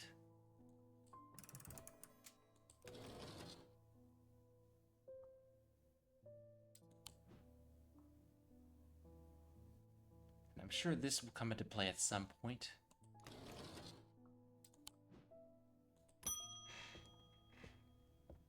Gus Foley. It has been many years since I've performed the rite of red knives, but I can still remember every step. I'd do it one more time before I died if I could only get my hands on an Orford spire. I tried the place in Arnside and they sent me here. Orford spire. Okay, that's the thing that's submerged in blood, so I'm fairly certain it's this. Yeah. 2 points of the item are visible in the sketch. Closer inspection reveals dried blood, suggesting this item has been submerged in blood. Yeah. I picked up on that. Amphisian talent. The League of the Amphisian Heart uses these items as a part of its grim initiation rite. They guard their secrets closely, but it is said they worship the ancient nameless gods, communing with them via the broken path. Acolytes must press the tip of a talon hard against their cheekbone to the point of drawing blood. They perform this act nightly for 49 days, 7 sevens, after which the scar will forever mark them.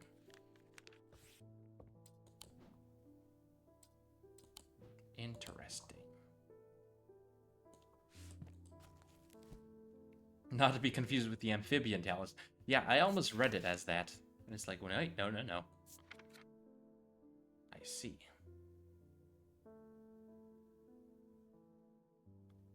So it looks like it leaves like two kind of curved marks there. And presumably the talon would have blood on the tips. I don't think I have anything that fits the bill, though. Oh, hello, Eli. I need to go away for a few days again. The Order of the Black Veil will have the information I'm looking for. They seek to understand the world beyond death, drinking an elixir that sinks them into a deep trance. If I'm right, they may be able to shed some light on these events. The only problem is, I burned that bridge long ago. Could you hand me that Guise of Lillian? Won't be the first time I've used one to get around their hatred of me.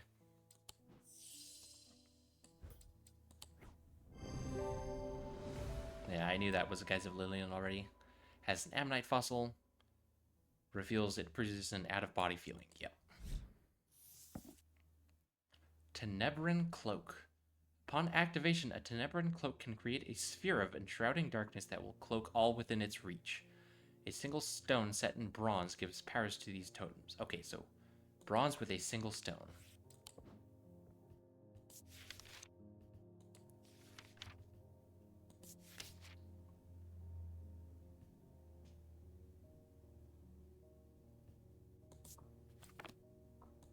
So bronze with a single gemstone, presumably one relating to darkness. Gemstones. What would be the appropriate gemstone for that? Peace and safety. Stone and water. Dark stone for dark purposes. Bloodstone, maybe?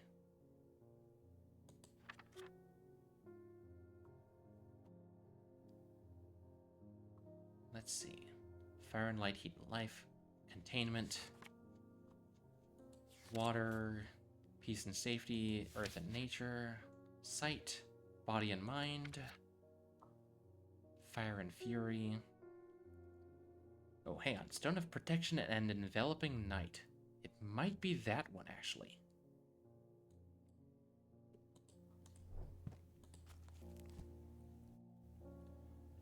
Single stone set in bronze. Bronze.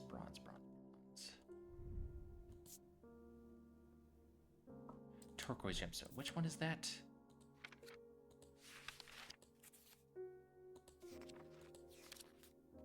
Aquamarine. I don't think... Because aquamarine doesn't have any association with darkness. So I don't think that's it. I would say moonstone or bloodstone, maybe.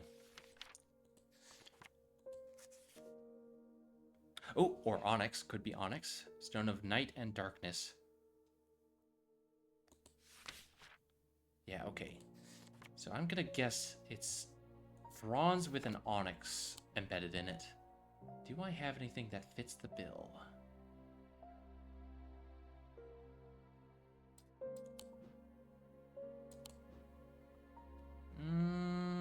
Doesn't look like it.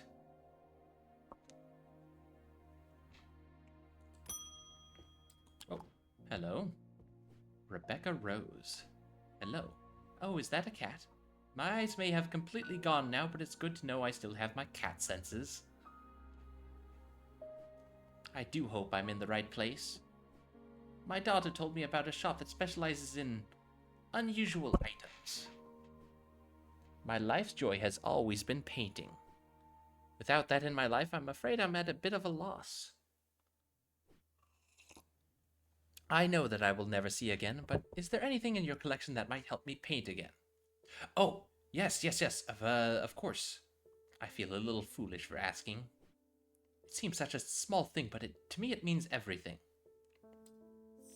I know precisely what you need. Oh, I have options. Ares Remnant or Spirit Eye. Hold on. I want to pick the right one for this. Spirit Eye. Some who stay away, believing them to be a window into a world that should not be seen. Others who deride their fear as nothing more than superstition. Not clear exactly what they do show. Another layer beneath the visible world, perhaps. A layer that requires something more than the traditional senses to experience. They draw their power from the opposing symbol. Okay. If she wants to paint, though, I think what she needs is the Ares Remnant. Induces a form of synesthesia where color and tone, light and shadow can be felt through touch. They are sometimes used by those who work in low light conditions such as miners. Yeah, I think that's more appropriate for her desire for painting. I think Spirit Eye would be more disturbing.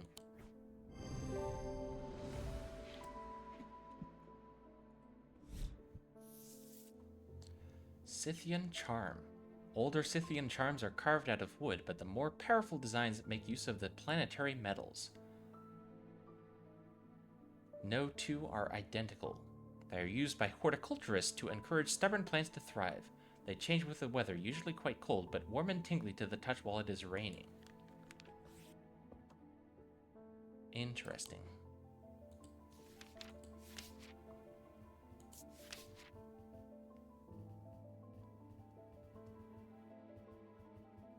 And I've already forgotten what the name was. What was it?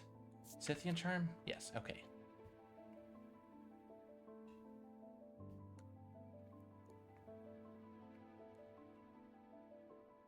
Usually cold, but warm and tingly when raining. Okay.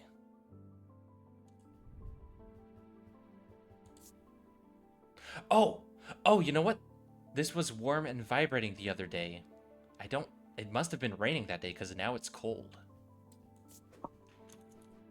This has got to be it. Scythian... Fuck, what was it called? Scythian Charm. Yeah, okay. I got most of the way there.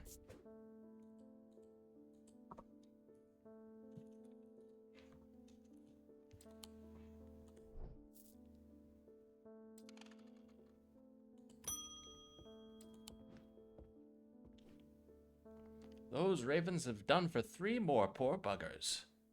2 of them up at Calgarth, and another fella a fisherman. People are getting a bit panicky round here. Nothing natural about folk turning up with eyes all black like that. And now this fog, too. With the night drawing in and me working late, I refuse to walk down Holbrook Road without so much as a lantern. I had something nice and bright in mind. Okay, you want a sunbond. I don't believe I've identified that yet, so let's see. Small and lightweight, designed to be carried discreetly, and made of a non-precious metal of some kind, housing a gemstone of light. Oh, gemstone. Light. Which gemstone is related to light? Oh wait, amber. Amber is light, right? I think. Yes, fire and light, heat and life. So it's a non-precious metal housing a gemstone of light. Carry the warmth and light of the sun, brightness that can pierce the darkest gloom. I think... feels warmer than I would expect.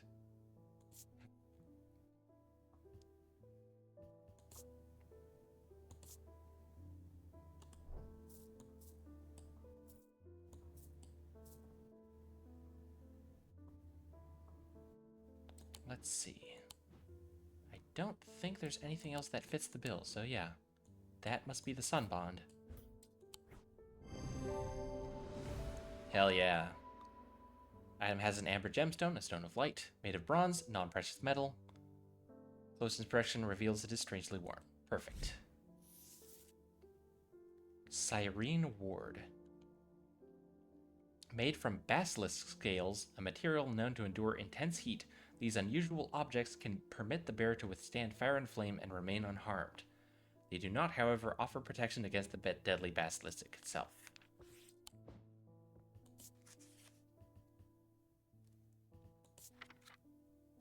I see. Basilisk scales. I don't think we have anything that looks like it's made of scales. No. Okay. So that will remain a mystery. Hello? Bend your ear to the trees. Hold your palm out to the wind. The ravens can feel it. Can you? Something is stirring. I'll need a Holgen Grim in the coming days. Right, Holgen Grim.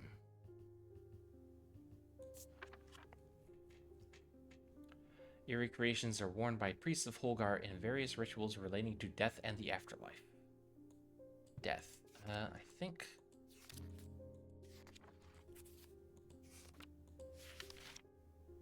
yeah, Stone of Death and Decay.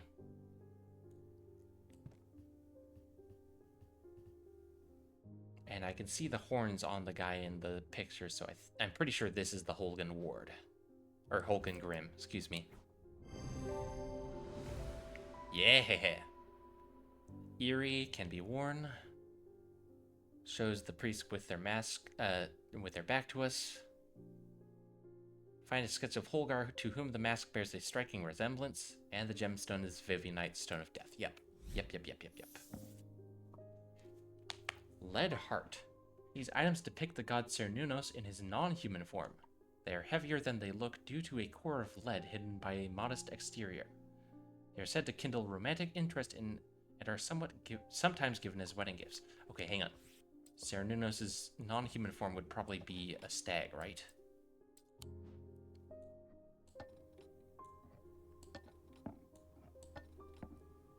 Heavier than it looks. I think that might be it.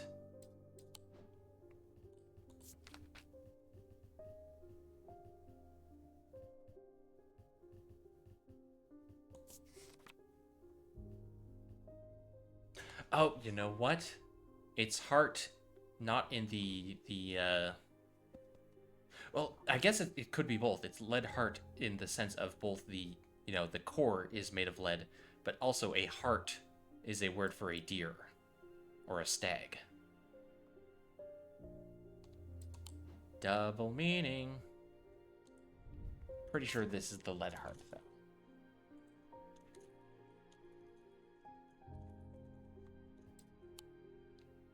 Because it is very heavy. And it's shaped like a stag, which is what Cernunnos' non-human form is, presumably. Cool. Making progress. The priest Audrey Bell. Followers of the warrior god Holgar are not easy to come by, but they make up for their low numbers with zeal and grandiosity. Their priests have all the self-appointed authority of a village fete organizer, and the power struggles between clergy and acolyte are as bitter and hard-fought as many a debate about bunting or cake stands. Audrey has strong opinions about death and the afterlife, perhaps forgetting that the god she follows is best known for sending thousands of people reluctantly to it, but had very little to say about its substance. And then the artist Rebecca Rose. Rebecca's eyesight deteriorated very quickly several years ago, and now she is just barely able to distinguish dark and light. The affliction has robbed her of the thing that brought her the most joy in this world, painting, yet it has not robbed her of her determination or her kindness or her love of life. When she learned of strange antiquities and that it might hold a way to restore her sight, she was hesitant.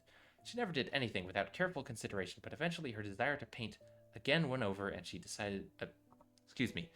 Her desire to paint again won over, and she decided the risk was worth taking. Alright, on to the next day. Inside was the reason they had toiled so hard, a small black casket. A very valuable small black casket. They knew enough to open it, not to open it, but perhaps too little to fully understand the danger it posed.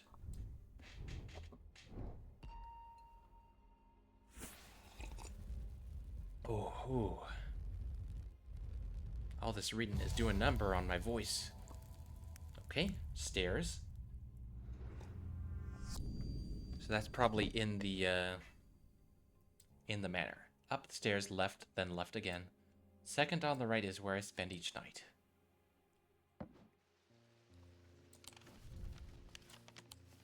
Alright, let's see.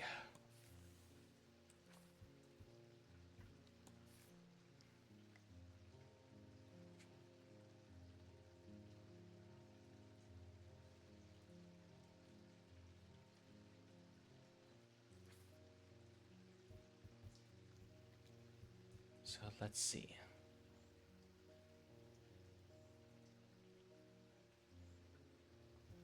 Up the stairs, left, then left again. I don't think it's the main stairs because I can't turn left from the top of the stairs without hitting a room. So it might be these stairs here? Up the stairs, left, left again, second on the right. This one? Yeah! The bedroom looks like it hasn't been used for some time. A thin layer of dust coats the furnishings and cobwebs decorate every corner. Pulling back the thin curtains lets some light in, but more importantly, they reveal a macabre item that has been hiding on the windowsill all this time. Ooh. Hello? Makes me feel uneasy. I don't like it. Hard and somewhat rough, leathery, hard and worryingly sharp. Are they real severed fingers? Surely not. And a gold ring. Not for diddling. No, goodness me. I should hope not. Oh. Oh, you know what? I bet this is the Amphibian Talon. Worship ancient nameless gods, communing with them via the broken path. Broken path. Is there anything about that in the symbol book? Nameless gods, broken path.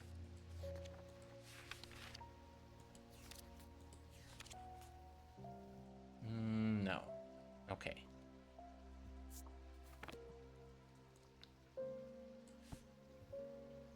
Press the tip of a talon hard against their cheekbone to the point of drawing blood. Nightly for 49 days. 7 sevens. Scar forever marks them. It's the right shape. Yeah. Yeah. I think this is it. Amphibian Callan.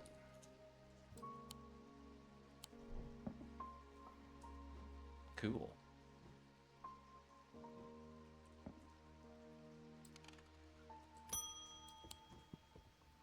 Helena Appleton. I can never get any peace in my house. When am I to find time to do my writing? I've tried beeswax, but that makes my ears sore, and besides, I can still hear the shouting and banging at all hours. Oh, I know what you need. I heard you might be able to help me.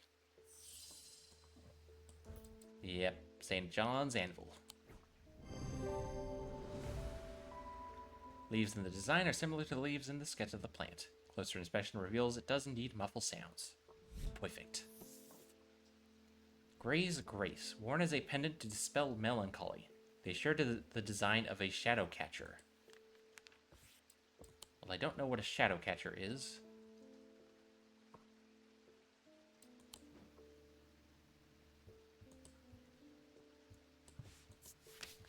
Let's see, Gray's Grace.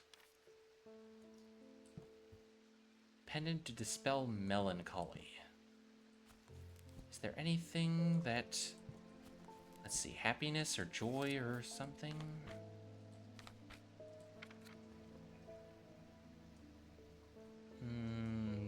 No.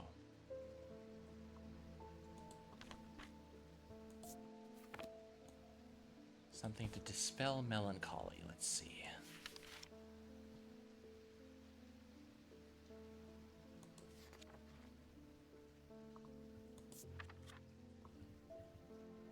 Oh wait, Shadowcatcher is also a shadow hold.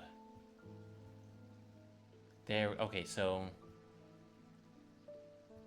Shares a design with a Shadowcatcher.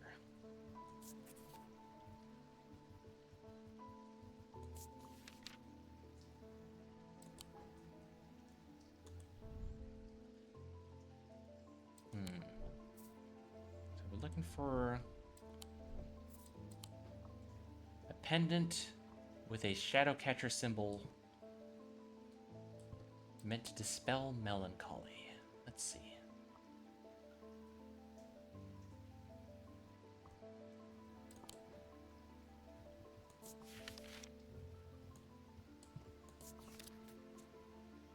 Oh, you know what? It is this, isn't it? Yeah, that's totally the same symbol. And looking at it, my heart feels like that's it. That's the Gray's Grace.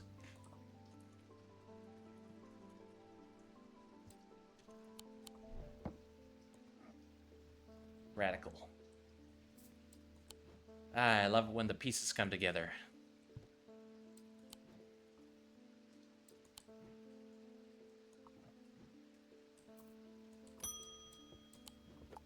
Hello, you have an eye patch. You must be the Thaumaturge's apprentice. I bet he's a hard man to work under. He's helped me out more than once in the past, though. And speaking of the past, my eye's been aching again lately. That can't be a good sign. I'd be willing to make a fair trade for an Elvastone if you have one. I'm fairly certain I do. Yeah. Crescent moon's a reflection of selenic, and metal is silver associated with the moon. Ooh. Okay. New item. No idea what it does yet.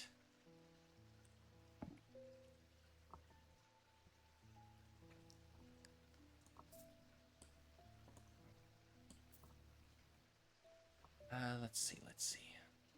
There's something else I was thinking about a second ago, and it's gone right out of my head. What was it?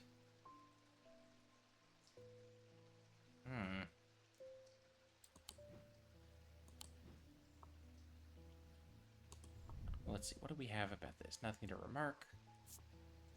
Nothing to remark. Warm. Cool. A silver ring around a golden, like, arrowhead shape with 3 blue gemstones.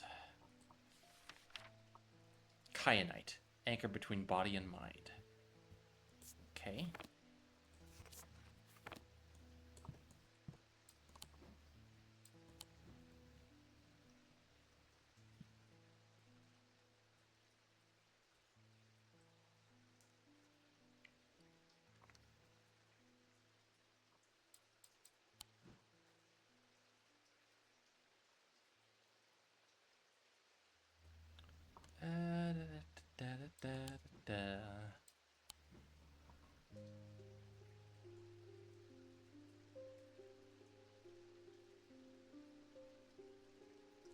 Wonder if there's any other resonant items. Hold on.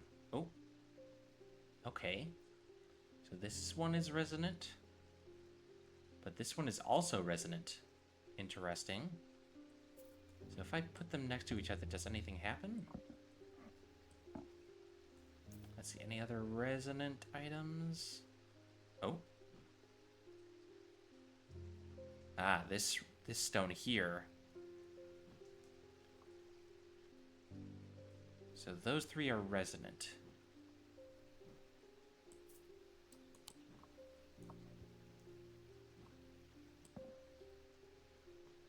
I wonder, hold on a second.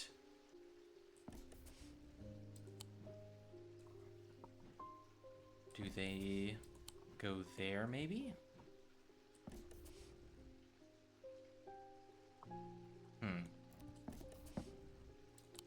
Well, if they do, I don't know what position they need to be in. Oh well. I know for a fact that they're all resonant, though, so that's worth noting. Those are the only 3 resonant items in the shop.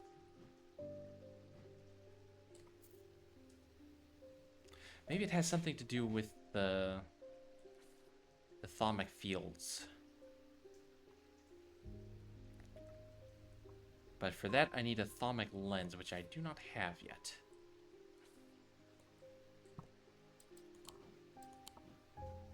Oh, right, that's what I was going to check, since it's raining. Yep, see, warm and vibrating now. Okay. I'm glad I stumbled onto that. I've been doing some reading, see what you make of this. Okay. Ambra. These items cause mental fog, a withering of intellect and thought. They are slow to work, requiring several hours to have any effect. Through prolonged use, they can cause the whites of the eyes to turn black and the subject to become deeply disoriented. They produce a noctic field. Ah! I need a way to detect fields. That fisherman they found yesterday hadn't been up at Wyatt Beck, so I'm going to see if I can find anything out there. Here I go again, sticking my nose into trouble because I don't seem to be able to listen to that part of me that says, go put the kettle on and let someone else deal with it for a change. I feel you, Granny. It's bloody-minded arrogance to follow that thought up with, but there isn't anyone else. But here we are, and here I am.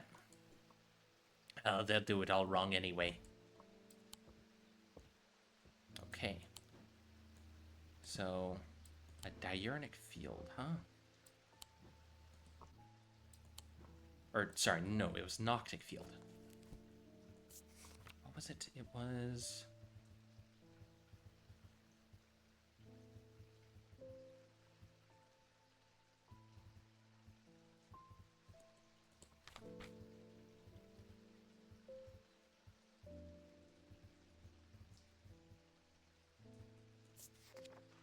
No, what was... Oh my god, it's just gone completely out of my head. What was the name of it? Ambra. Okay. Withering of intellect and thought, slow to work. Requires several hours to have an effect. Prolonged use causes the whites of the eyes to turn black and the subject to become deeply disoriented. Produce a noctic field. So I need... Well, evidently I need a a thalmic lens so I can start detecting these fields.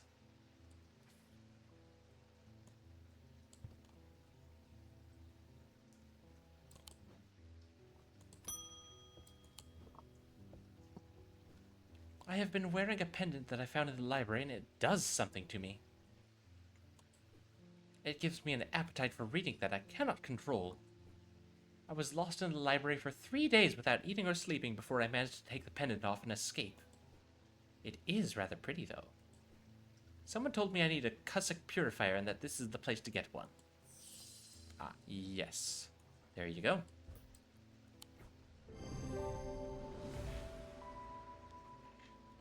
Label bears the symbol for vinegar. Close inspection reveals that there is a small object rattling inside. Perfect. Precisely. Valant. The holes in a valant are of roughly equal size and spacing. They are used by the adventurous to help them find their way. A curious pulse can be felt where its power concentrates. Valant, huh?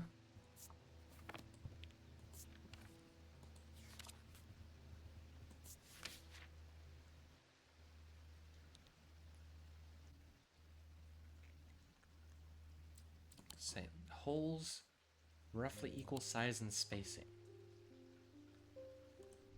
This maybe?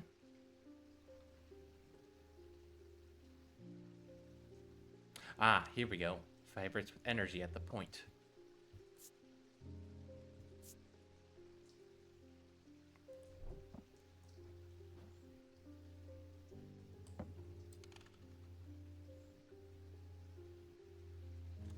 I'm pretty sure that's a Valant then.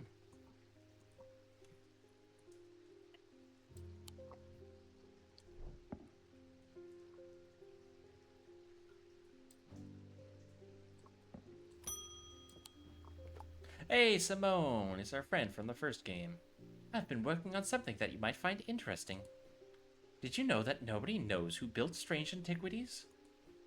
It's very old, perhaps the oldest building in Undermere according to some accounts. Even Eli doesn't know all its secrets. I've been decoding a journal that he found. It's slow work, but I've made a bit of a breakthrough recently. Have you discovered the plinths below the counter? Yes, I've been wondering about those. I've learned that they can be used to access the shop's hidden depths, and this journal holds some of the keys. Here's something I discovered late last night. See what you make of it.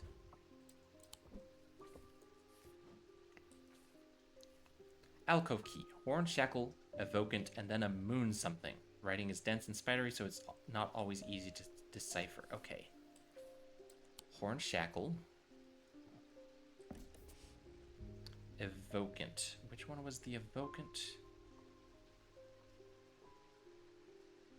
Ah, yes, that one. And a moon something. Moonstone Guardian?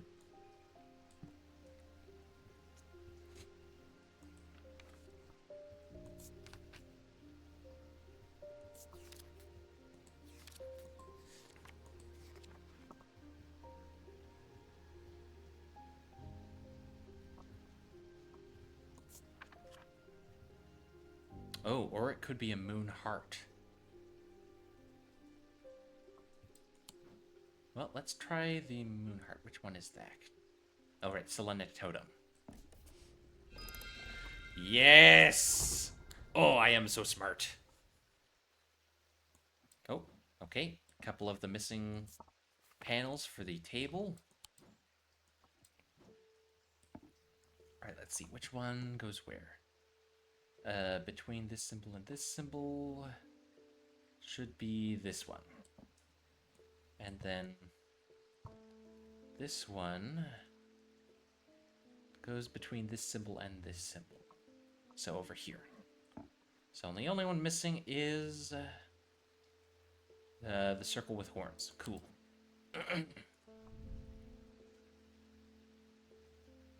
Oh, this is the Eye of Cernos, isn't it?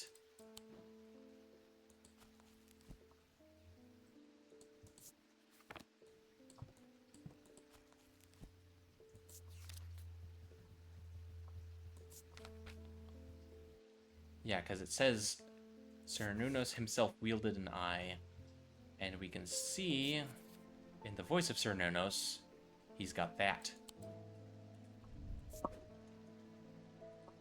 Eye of Sir Nonos.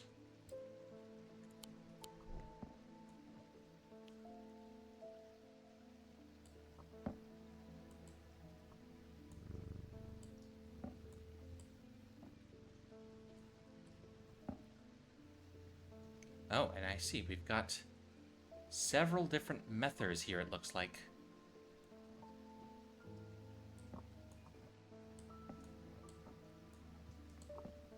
I will have to identify these.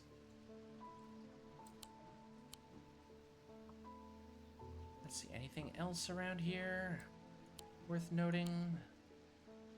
Doesn't look like it. Okay. That's pretty cool, though. Alright, let's see. Which method was it? Method of rest? Restful method. What's the method with you? Okay, let's see.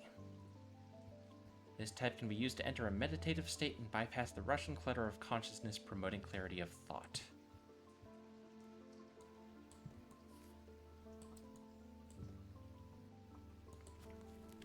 Key to the mind.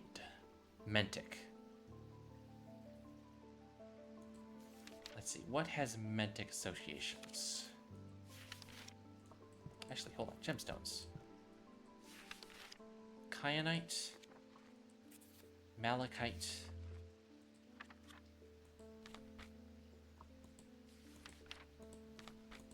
Is it just those two? Just those two. Okay, kyanite and malachite are Mentic.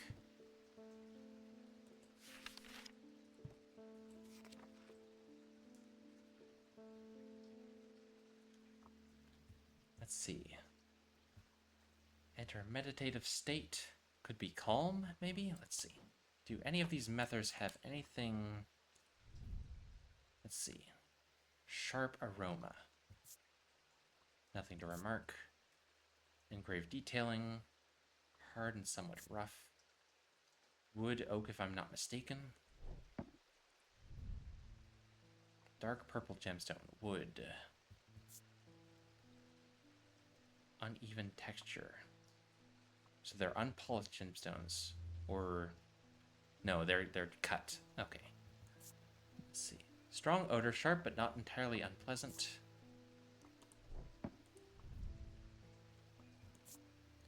Sharp aroma. Hard and somewhat rough. Wood.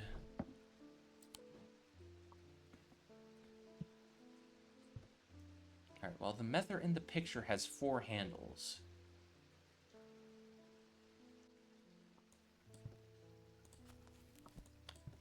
Let's see, one of them had purple gemstones. Which one is that? Iolite. Calming stone of peace and safety. That might be it, actually. Let's tentatively say this is the restful method. I don't know about the other 2 yet, but that'll do for now. Jim Wolfe. After years of working in a thundering mill, I'm afraid I'm quite deaf now. I've tried St. John's Poppy, but I'm looking for a more permanent solution. I would love to be able to hear my niece's laughter. I got a hearing charm for you right there. Shape of a bat, an animal known for its hearing. Closer inspection confirms it enhances hearing ability. Veiled Fen. A veiled fen is brightly colored in the light, but it clouds over after a short period in total darkness. They can be used to command attention from individuals or small groups of people. Public speakers sometimes use them as a substitute for charisma.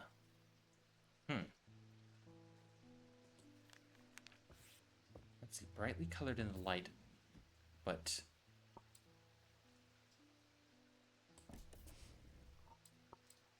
turns dark.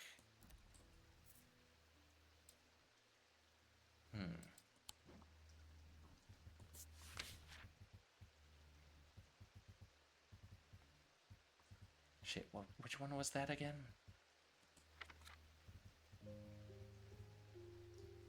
Veiled Fen, that's it. Brightly colored in the light, but clouds over after a short period in total darkness.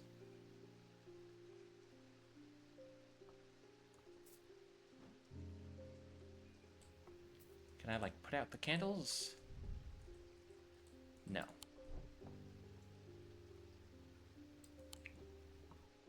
Oh, wait. Oh, but I can put it in there and close the door to see if that does anything. Let's see. Brightly colored in the light. I don't see anything else that strikes me as possibly what it could be.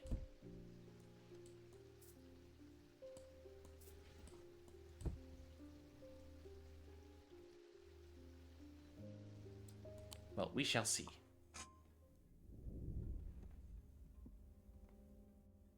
At camp that night, one of the pair had awoken with pain in his left eye.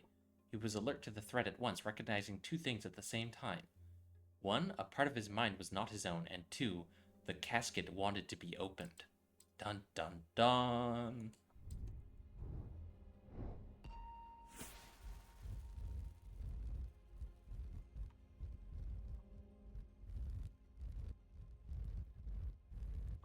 What on earth is this shape I'm drawing? Like a jester? Or a statue? Ah, okay, I see. The maiden in the tower points the way. I am buried among the trees.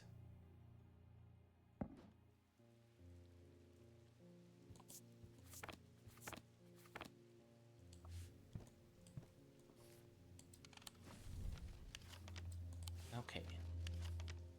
Maiden in the tower. But which tower?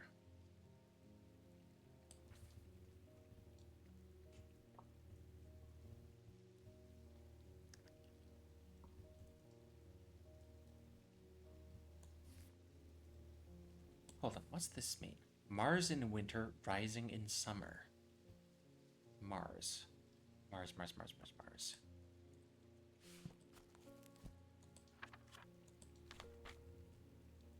Mars. Okay. Where is the symbol for Mars on here? There it is. Mars in winter, rising in summer. Summer? Is there a symbol for summer?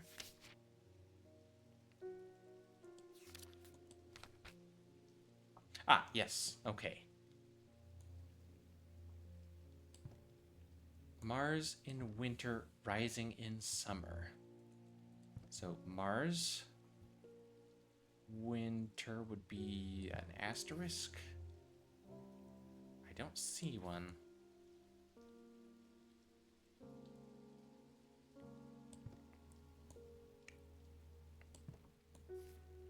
Mars in winter, rising in summer. I also don't see a summer symbol.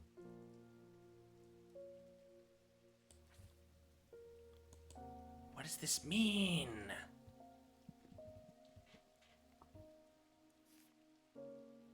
Oh shit, which tower did he say not to go to? The South Tower? So that would probably be this one, right?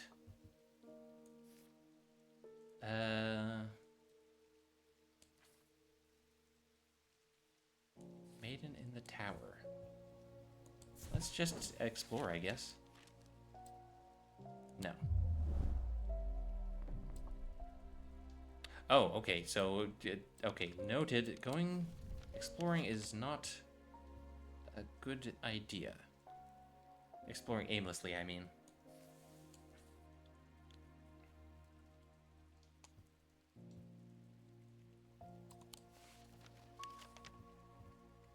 Maiden in the tower.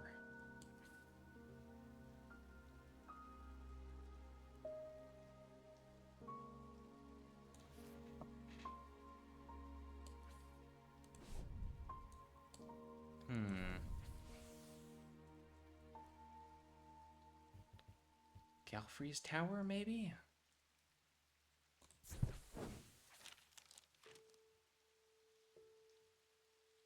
Aha! I climbed the narrow winding stair to the top of the tower and am rewarded with views across Lake Undermere. I'm not alone in the tower. Standing in the center of the circular platform is a statue of a young woman, the Maiden. Her outstretched arm points due east across the rooftops of Undermere and beyond. Okay. East, beyond Undermere. So due east of Galfrey's tower. Among the trees. Yes! I find what I'm looking for in a small cavity carved into a sturdy oak tree. I look around half expecting to see someone, but there is nobody there. Take my prize and leave, feeling my mood lifted by the smell of damp moss and the gentle rush of wind through the treetops. Heck yeah. Ooh. Fancy pants. What are you? Iron, orange gemstone, turquoise gemstone, yellow gemstone, gold. Pitted. Cool. Nothing to remark. Nothing to remark. Okay.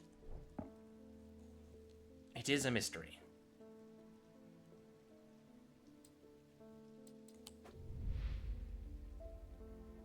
Alright, Simone. Simone finished reorganizing the Ambleside Library and came to Undermere in search of a new challenge. She took up swimming in the lake after hearing about the health benefits of cold water, but soon found that she preferred the health benefits of a warm blanket, a roaring fire, and a good book. Girl, same. She manages the collections of the Wordsworth Library, following in her mother's footsteps by taking a special interest in occult writings. Also, I noticed that the character models are a lot more detailed in this game. Like, there's, like, more details around their faces and stuff. It's interesting. It's still the same art style, but it gives them a little more depth, which is nice. Okay, well. Oh, hello, Verona. I walked up the beck a mile or so in the cold and wet yesterday and found a section with a handful of dead fish floating in it. Belly up and blackened they were. Not sure what to make of it, but I don't like it. The passage of time is clear on our returning character too. Yeah, they got lines on their faces and stuff. On my way to Calgarth Hall now. I spoke to Dr. Robertson earlier, and she said the two women they found there are still in the same state as the others, in a trance and eyes all black. Before I go, Anna Bryant asked me to drop this off. Oh, what do we got? When we were kids, we used to explore an abandoned house on the lakefront. We'd take a boat out to the northern tip of Naylor Island and row across from there. You know the one I'm talking about, second from the left in the row of 4. I found myself outside its doors 3 days ago, and I went inside for old time's sake. Wish I hadn't. It always had an ominous feel to it. It's taken me the last 3 days to summon the courage to write this letter, but I think it's better you see for yourself what's out there. Okay, interesting. Let's have a look-see. Okay, let's see. Take a boat out to the northern tip of Naylor Island and row across from there. The north is this way.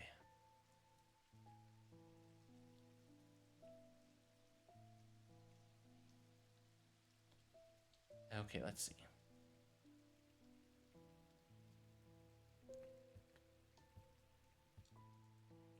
Second from the left in the row of 4. Let's see. I think it's these ones, right? Probably? Yeah, there we go. I don't know exactly what I was expecting to find. Anna's letter was quite vague after all, but I certainly wasn't prepared for this. In an alcove of the house, peering out through loose mortar and crumbling brick, is a macabre shrine of sorts. The skull of a stag is mounted above the opening, its antlers smeared with a dark red substance, and large melted candles pool out onto the wooden floor on either side. In the center of the altar, there is a small iron chest rusted and fused to the floor. It's clear that it has been here for a long time. Do not see any hinge or keyhole or any way of opening it at all, but after a while I notice an inscription that simply says, "I open to the voice." Voice of Cernunnos?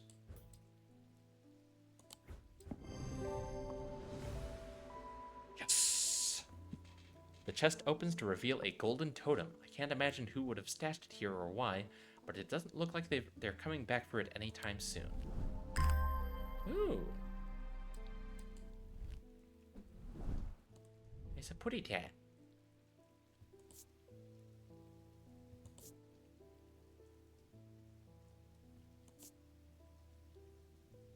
Light pink gemstone made of gold. Look, you. That's. Oh my god. That's so good. Holy shit. I was not expecting that. Fucking.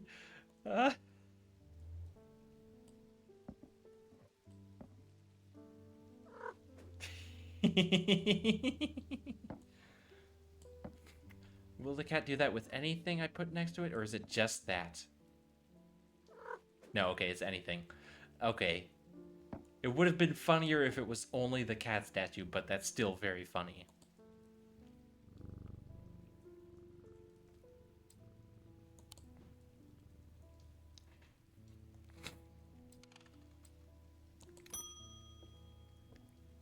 Lester Crowley. I apologize if this inquisition is an imposition to your disposition. It is not my intention to bring to your attention a matter of contention. Alright, buddy, slow down with the fucking alliteration.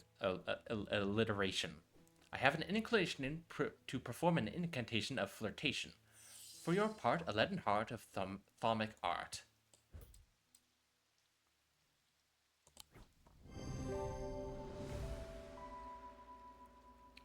Cernunnos has antlers, suggesting his non-human form could be a deer.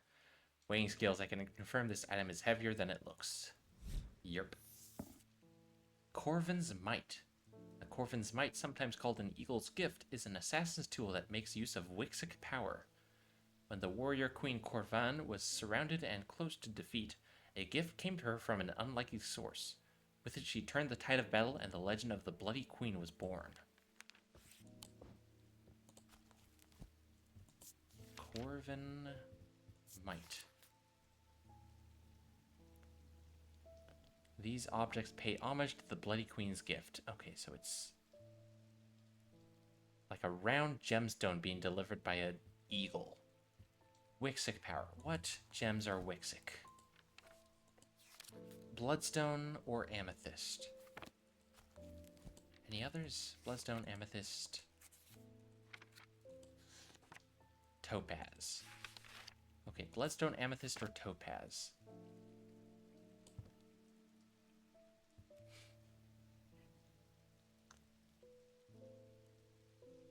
Assassin's tool that makes use of Wixic power. Wait, could it be... Where is it? It might be this. It's got that claw shape. And this is a bloodstone.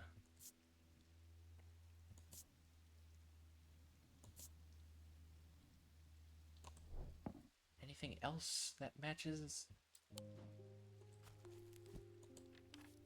Is topaz, bloodstone, or... What's the other one?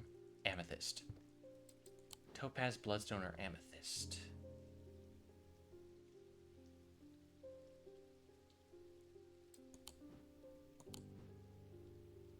Yeah, I don't see any other things with like a notable stone of the correct materials. So I'm gonna hesitantly say this could be a Corvin's Might.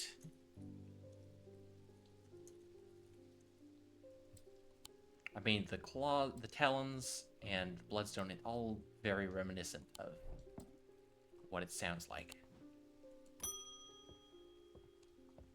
Angus Eaton. Oh, you're not Eli.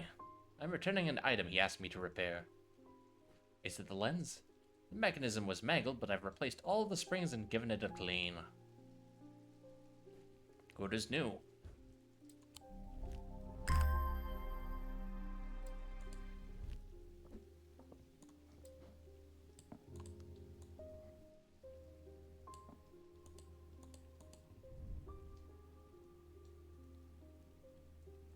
Nothing to remark. Okay, so that is an onyx gemstone.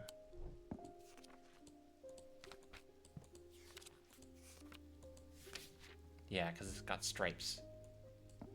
Onyx gemstone. Gold. Nothing to remark, nothing to remark. Okay. Oh! Oh, I know precisely what this is fucking for. Okay, alright, I see.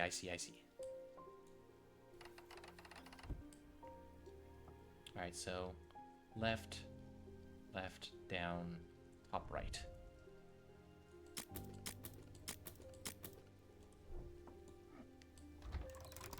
Yes! Oh, I am so smart. Ooh, new book. On Curses and Their Effects, a brief overview by Dr. F. Robertson. Ah, Blackheart, Braxis, Breath of Lyra, Burning Blood. So these are all mentioned in some of the,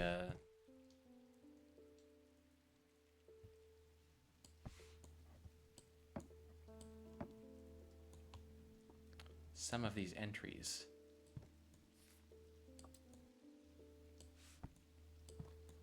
Like, it's like, oh, this can be used to cure such and such, or this and that. Let's see. Oh wait, index. That's what I have the index for. Blackheart, Lamb Siphon. Refers the effects of the Blackheart curse.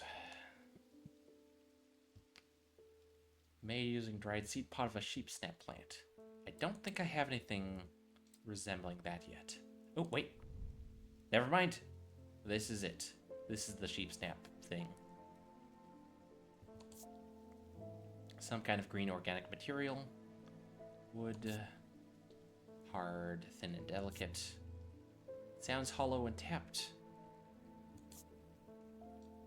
Yeah, okay, so that is the Lamb Siphon. Lamb's Siphon. Okay. So that could be used to cure Blackheart.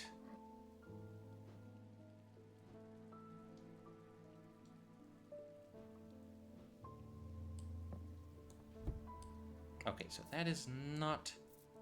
That has not been dimmed at all, so that is not the doohickey I was trying to identify.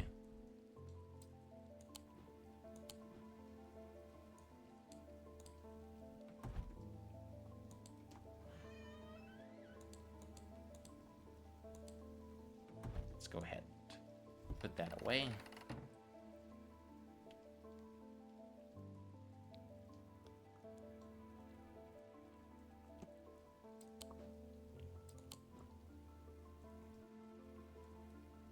Braxis. Elvastone. Elvastone is used for Braxis and Burning Blood. Breath of Lyra. Is that mentioned anywhere? Okay, not mentioned in any of my entries yet, so I don't have a solution for that yet. Heart of the sufferer feels constricted as though it is clamped in a vice. The skin is pale and cold to the touch, and veins stand out darkly on the body. Eventually, death will occur. Characterized by a necrosis of the flesh, the afflicted will feel no pain, but the scarring has no cure. Subject has the sensation of burning from the inside out. It's rarely survived, and those that do never fully recover.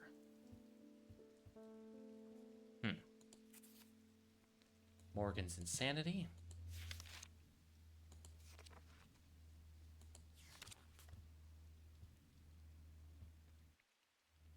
The Poison of the Mind, Noctic Sight. Moonstone Guardian. Banishment of Hobbs Fear. Oh. Hobbs Fear is not mentioned here.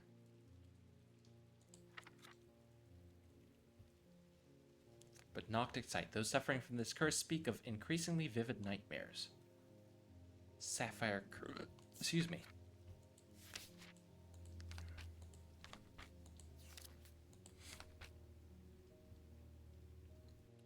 Marked by a telltale blue tint to the eyes, those under this curse are plagued by waking hallucinations.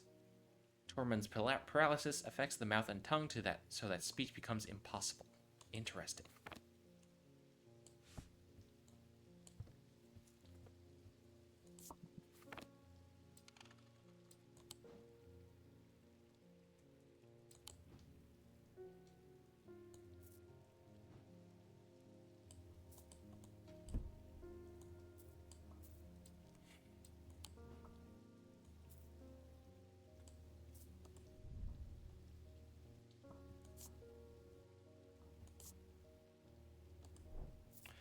was... What's it called? The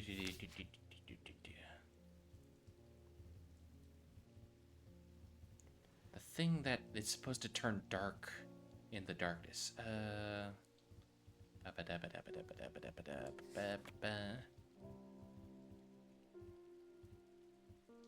Veiled Fen, that's it. Brightly colored in the light, but it clouds over after a short period in total darkness. I'm wondering how I can test that. Like, does shutting it in here count as being in total darkness? Brightly colored in the light, but turns dark under total darkness.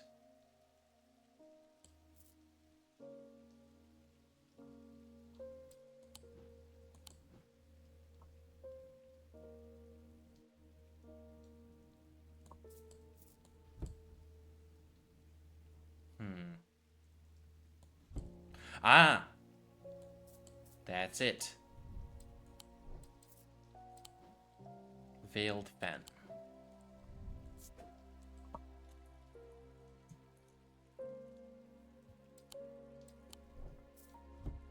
I am so smart, I am so smart.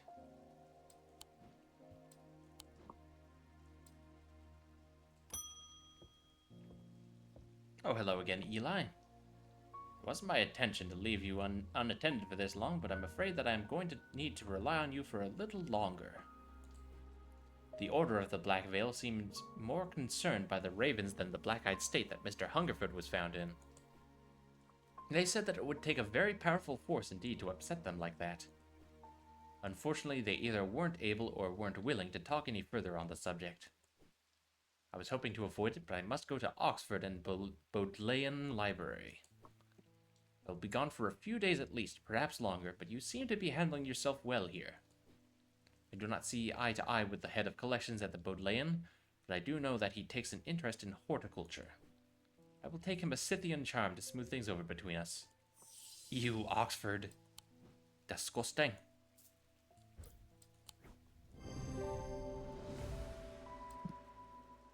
Made of gold and silver, planetary metals. Leaves hint at the horticulture use of this item. Inspection reveals the item vibrates in the wet weather. Yeah.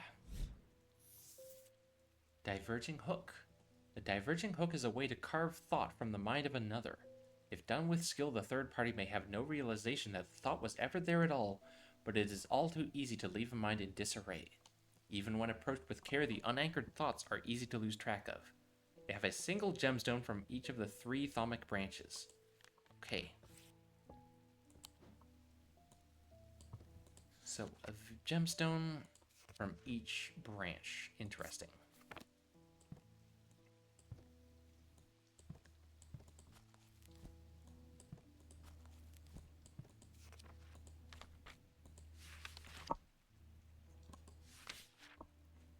Okay, so 1 celestial, 1 diurnal, and 1 individual stone.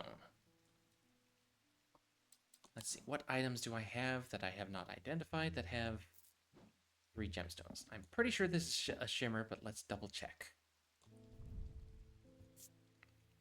Let's see, pale yellow, orange, dark green, black.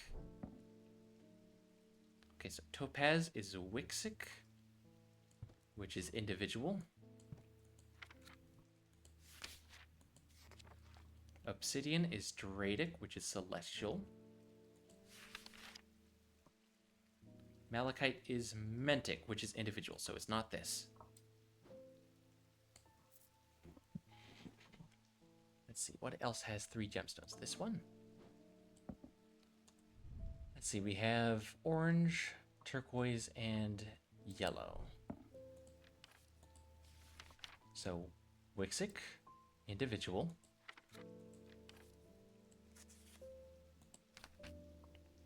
Aquamarine, Dradic, celestial. And amber, diurnic.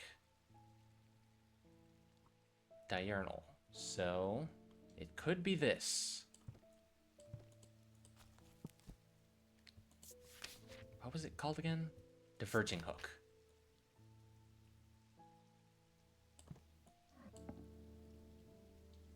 So So that is one possibility. Let's see if there's any others that fit the bill that I have not identified yet. Nope. Okay, that might be it then.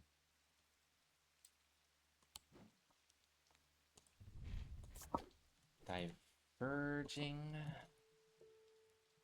hook.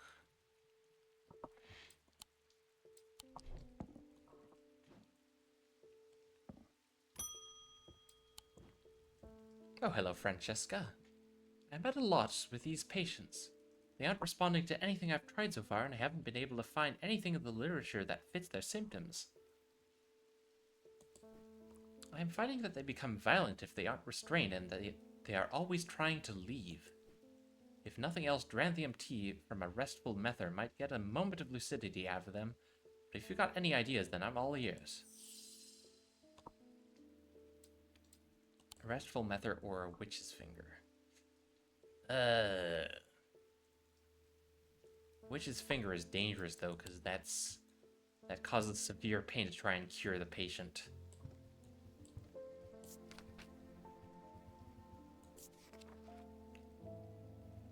Let's see, a restful mether. Oh, excuse me. Enter a meditative state and bypass the rush and clutter of consciousness, promoting clarity of thought. Or a witch's finger. Purification of the body. Unpleasant experience, but a last resort that has cured some and finished off others.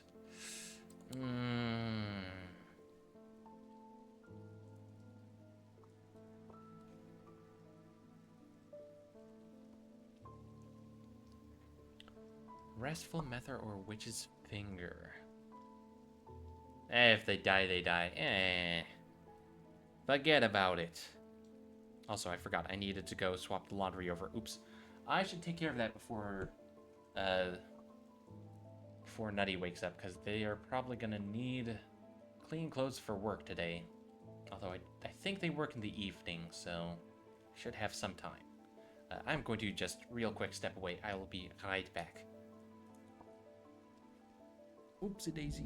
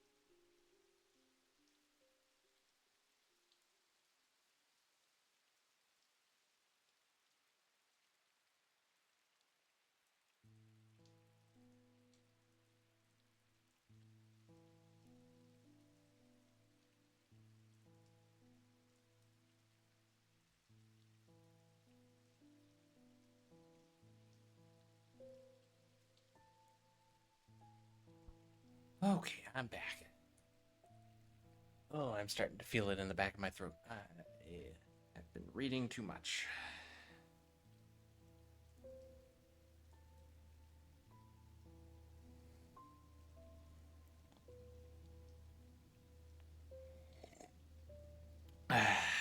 Ooh, okay, okay. Oh, just needed a big sip of tea there. Oh.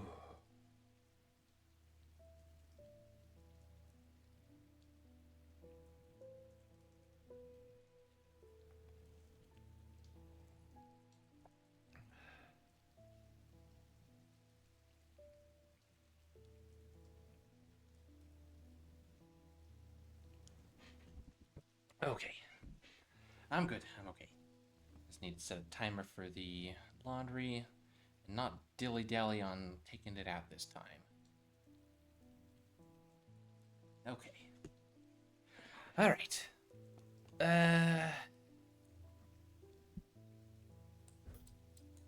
Witch's finger. Why not? Nothing ventured, nothing gained. Bones Guard. Small item known as a Bones Guard can be placed in any liquid to render it safe to drink. King Cedric the Meek was well known to be terrified of being poisoned, and so always drank from the same goblet and always placed a Bones Guard inside. He was stabbed to death in 1203. These objects bear the mark of the antidote. Antidote.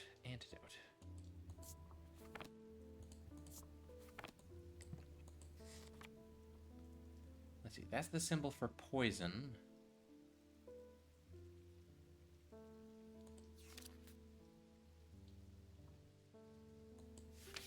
Antidote. Is it just the opposite of poison? Or poison protection?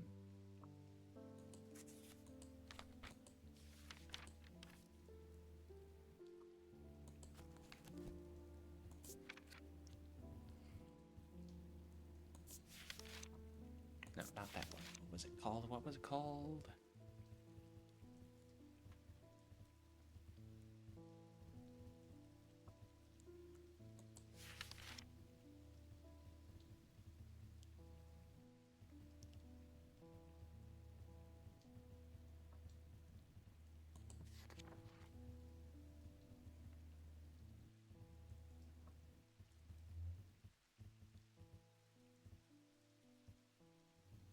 Bones Guard, right. It's called a Bones Guard.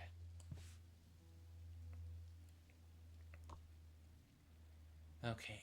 Small item placed in any liquid to render it safe to drink. Bears the mark of antidote.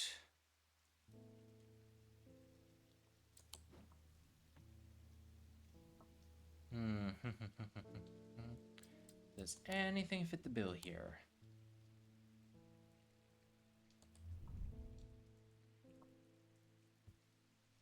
That's the hypnosis symbol.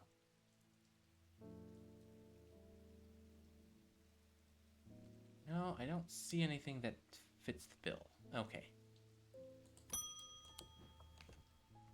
Oh, hello, Miss Rebecca. I've come to thank you for sharing the wonder of the Ares remnant with me. It has changed my life. I'm still getting to grips with it, but I'm already feeling my way back to painting again. Thank you. Yay. Think we made the right choice there then, I hope.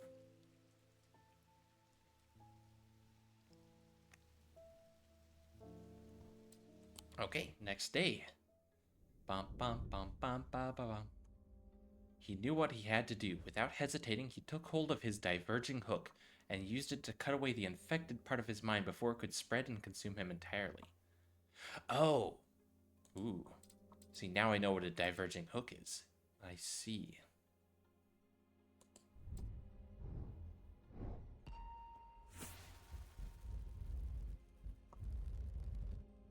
What is that, a rook? Yeah, it's a castle tower. Okay. I am closest to the sunset, but furthest from the sunrise. Oh fuck. Rises in the east, sets in the west. So, the west tower.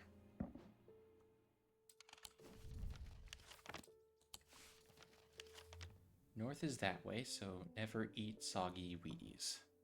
This tower. Easy peasy.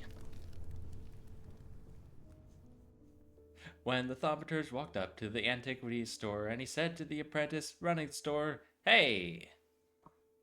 Got any objects?" Doesn't quite have the same, doesn't roll off the tongue, does it? The view from the tower is quite beautiful, but it's what I find inside that catches my attention. In the middle of the room is an unlocked wooden chest, and within that, not one but two smaller wooden chests, along with a cryptic scrap of paper.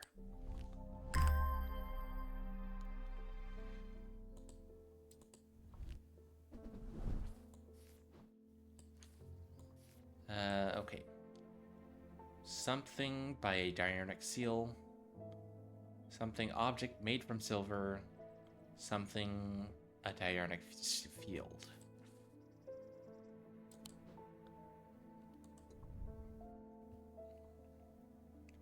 Wood, gold leaf. Smooth, polished.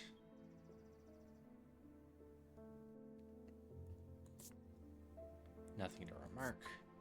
There's an unpleasant sensation at the back of my skull. Oh, you know what? I don't think this is an acumenial at all. I'm beginning to think that is not what that is. Because this has a memento mori on it. And it makes my brain feel weird, so that's an acumenial.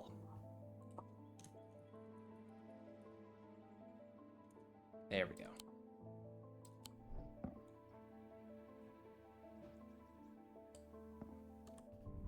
And this, what is this symbol?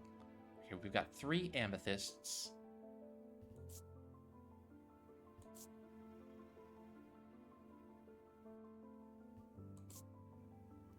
Wood with bronze detailing. Okay, what's that symbol and what does amethyst mean?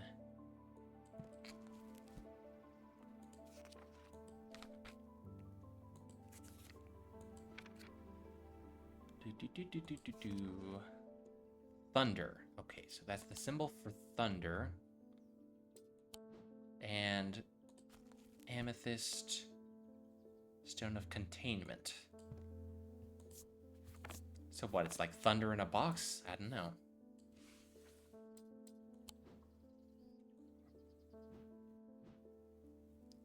Guess I'll just stow it for now.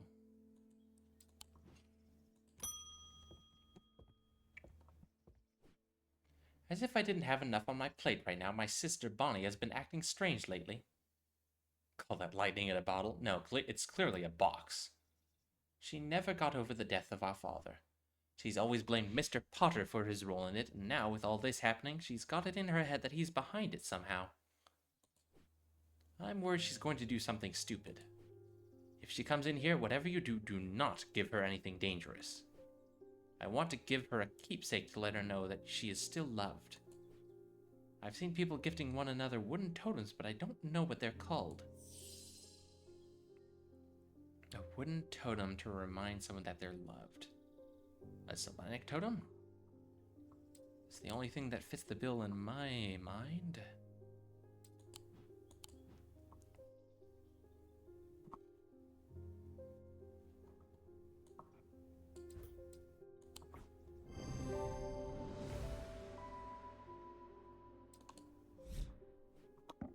Thank you. I also want to tell you that Mr. Hungerford has responded well despite the pain he must be in. Oh, good. I put him through the ringer with that witch's finger. I'm hopeful that he will come round soon. Well, good.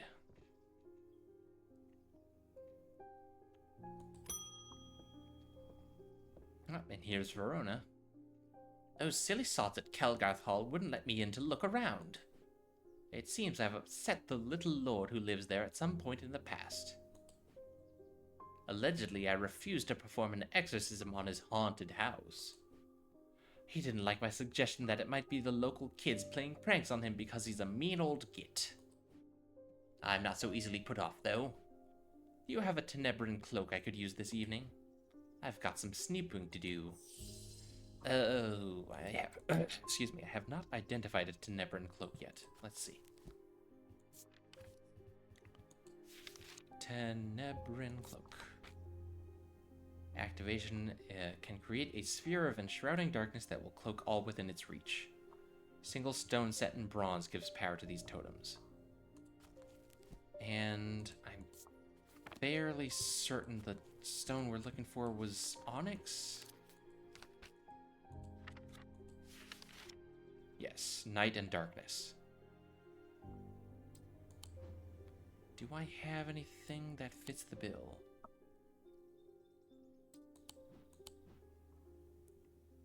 Let's see, a single stone set in bronze, right?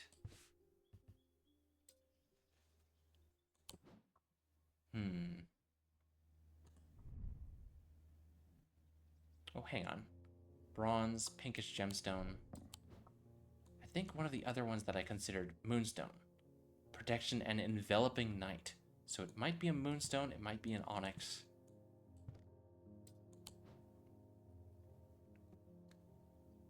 Either way, it's a stone embedded in bronze. That's gold, so it's not that.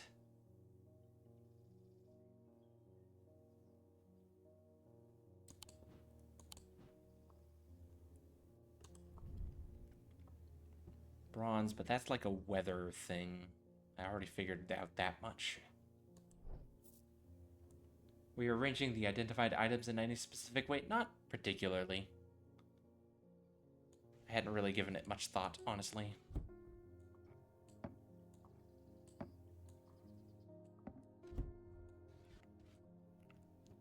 Let's see. So, a stone set in bronze. Yeah, I think...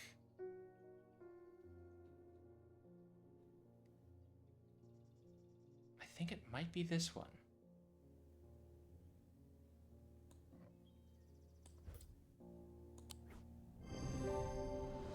Yeah! Gemstone set in bronze. Gemstone is moonstone, a stone of enveloping night, which hints at the use of this item. Perfect. Ooh, Saint Cedric's Thunder. Used to store the power of a single thunderclap. Oh, I already know exactly what that one is. Alchemists have been trying to harness this power for centuries, and there are rumors that some have indeed successfully used it to transmute base metals into gold. They are placed on the tops of mountains to charge them during storms. Gemstones can be used to prevent the charge from waning over time. Yep. Yep. What was it called? Saint Cedric's Thunder?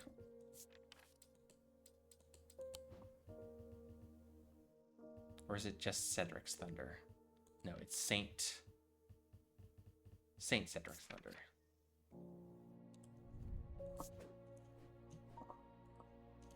Saint Cedric's Thunder.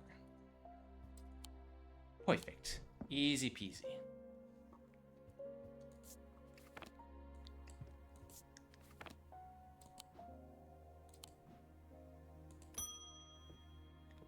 Ah, Mr. Potter.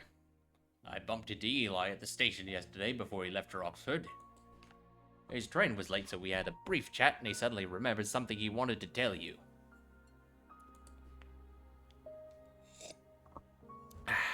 I told him I'd pass on the message. In other news, I've got a little something for you if you're interested. It's going to cost you, but it's worth it. A map of the catacombs. Very rare. Worth a lot to someone in your line of work, I imagine. And all I'm asking for in return is a Valant. I think I've identified a Valant, right?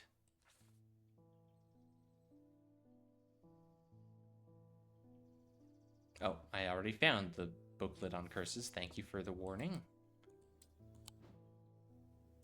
Okay, a Valant. Which one is the Valant? Vesiger. Ah, yes.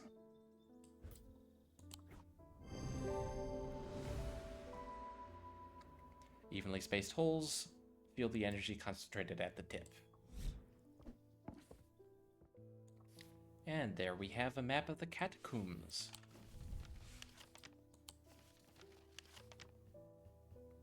Not that I really have any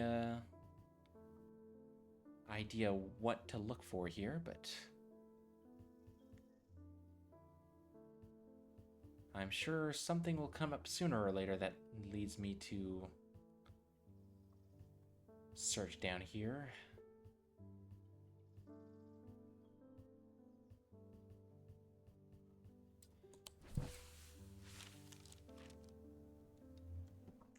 Right, I never did figure out what the deal was with this message. Mars in winter, rising in summer. Well, that's Mars. But I don't see a winter or summer symbol anywhere.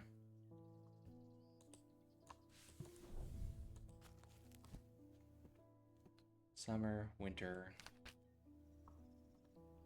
Mars.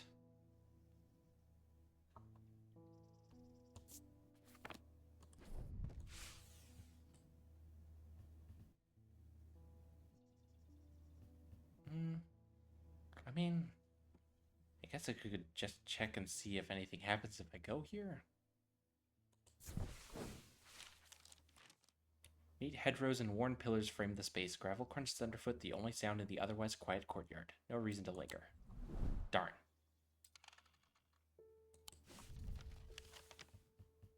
I do appreciate that they don't make you wait to recharge your exploration.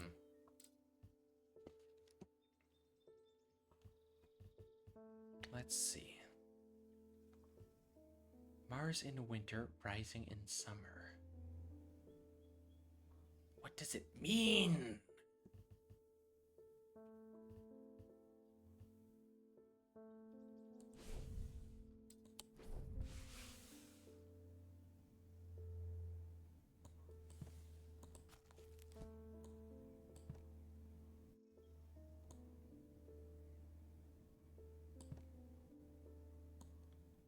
Mars in winter, rising in summer.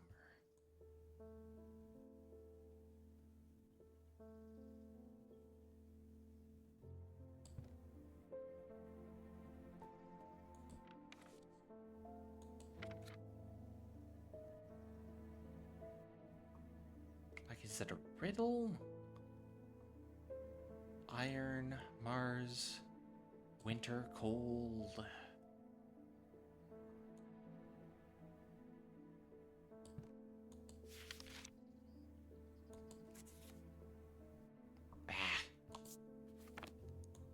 It might mean something or it might be nothing. I don't know.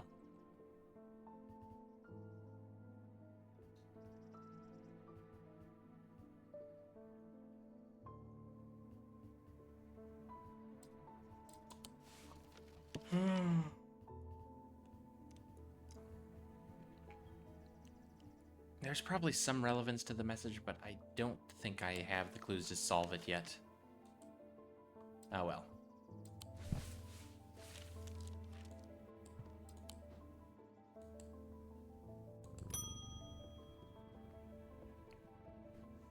I feel like I'm going crazy here. I know who's behind this madness, all these people with the pitch-black eyes. But nobody is listening to me. I've seen it happen before. 7 years ago, my father died the same way. Well, since nobody will listen, I'm going to take care of it myself. A Corvin's Might, please, and I'll be on my way. We're not giving her a Corvin's Might, because she's gonna try and kill fucking Potter with it. Gray's Grace. What does Gray's Grace do again?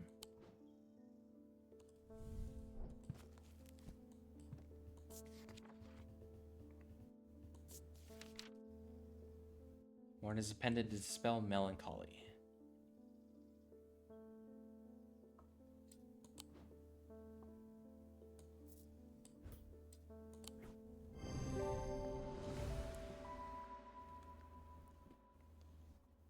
Design this item shares.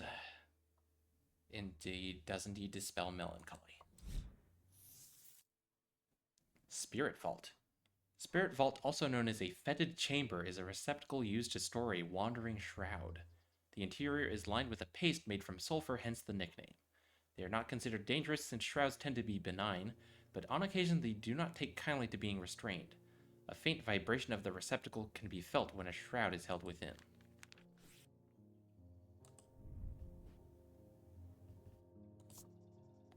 Has a smell like rotten egg. Cool and smooth. Oh, I just realized she's been talking to me. Oops. This isn't some depression that can be cured with your little trinkets. I will get hold of a Corvin's Might. Well, not for me, you won't.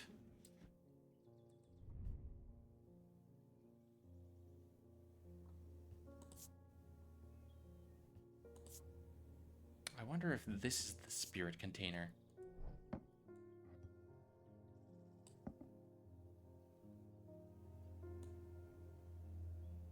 It's not vibrating, so I guess there's no spirit in it.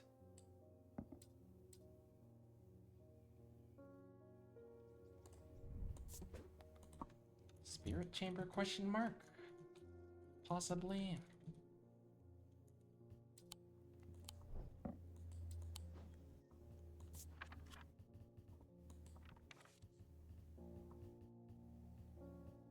Or sorry, Spirit Vault. My mistake.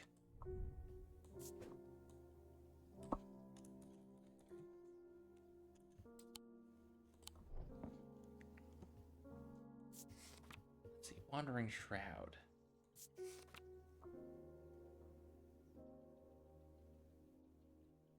Ooh, hang on. I wonder, if I bring the shield charm next to it, will it, like, do something?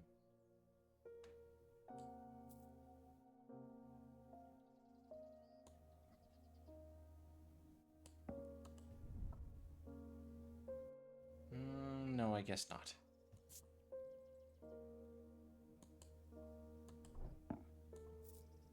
Well, it was worth a shot.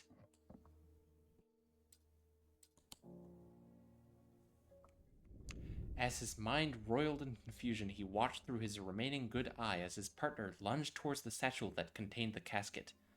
To his horror, he saw that his partner's eyes were black. Oh.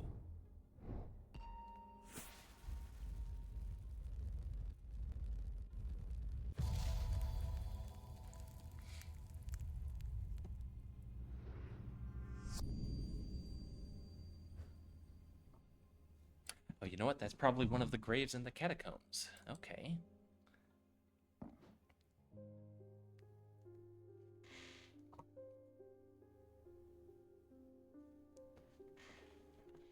Let's see. Now, which grave looks just like this? This one? I don't see any others that quite match. I think that might be it. Yeah! Squeeze through a partially collapsed passageway and emerge in a small chamber. Glinting in the flickering torchlight, I catch sight of a pendant draped across an old gravestone. Hell yeah, grave robbing. Leathery. Brown shard of... Oh, this is the basilisk... what's it called? The one made from a basilisk scale. Cyrene ward.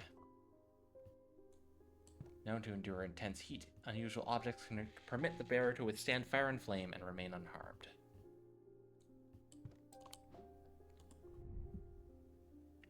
Orange gemstone, black gemstone.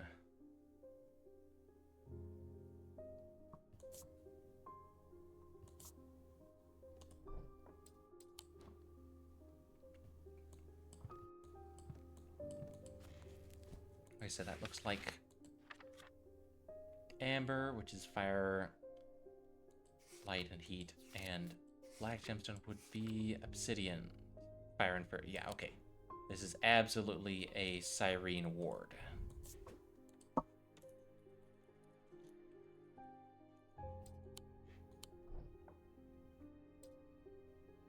Man, I just realized we've been going for like 9.5 hours. Holy shit. I should probably call it quits pretty soon here. Shame I didn't get to finish the game, but damn is this game good. You know what, let's get to the end of this day. I think we're about halfway through, yeah. My awakening ceremony takes place at the convent tomorrow. I will need a talon. Oh, I know precisely. Oh, and see, they've got the snake. It matches the symbol on the talon, too.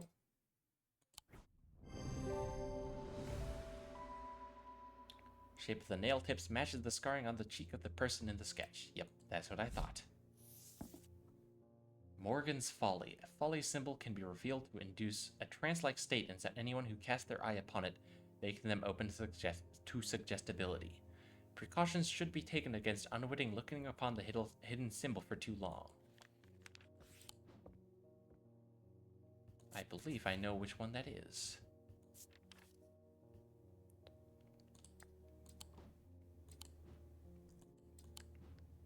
It's this one.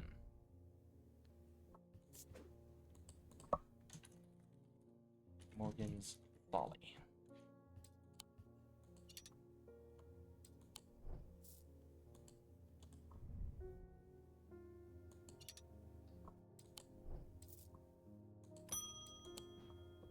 Hi, Simone. Oh, where's Jupiter today? Oh, good question. I just noticed he wasn't here. The cat is absent. I always look forward to coming in to say hello to him. I've been working my way through this journal, but it's heavy going. Keep coming back to this series of sketches. Does this mean anything to you? Could it relate to the plinths?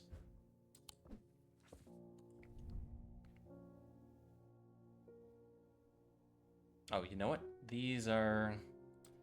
I bet these are resonance patterns, which I can't detect yet because I don't have a lens.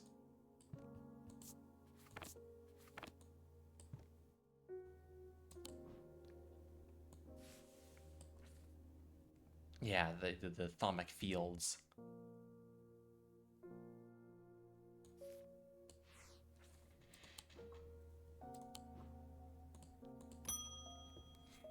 Oh, hello, Francesca. I've had to stop using the witch's finger on Jack Hungerford. I was worried it might end up killing him. I believed it has helped somewhat, but it hasn't been enough to lift him from this curse. I'll take that meter for myself. I need to get my thoughts in order. Alright, I'm pretty sure this is the restful meter. Resembles the drinking cup, embedded with iolite gemstones, stones of peace, which hint at its ability to induce meditative state. Yep, perfect. Precisely.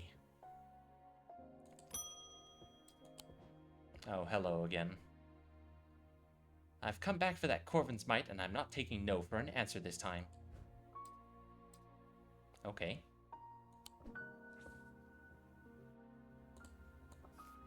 What's this? I want a Corvin's Mite. Either you give it to me or you never see your cat again? Girl, what? Are you kidding me? Take it to the woods behind Calgarth. Who the fuck kidnaps a cat? What the fuck is your problem?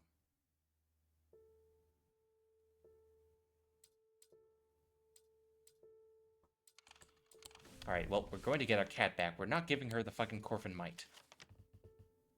Woods behind Calgarth. Calgarth.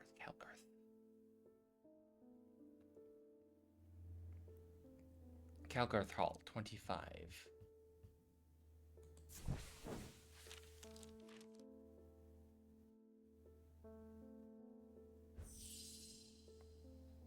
Aha. That's close enough, says a voice from the shadows. Give me the Corvin's Mite and I'll return your cat. I peer into the gloom, but I can't see anyone amongst the trees. I hesitate. I should give her what she wants, but then again, I am a thaumaturge. Don't always have to do what people want. Perhaps there is a better way to find out where Jupiter is.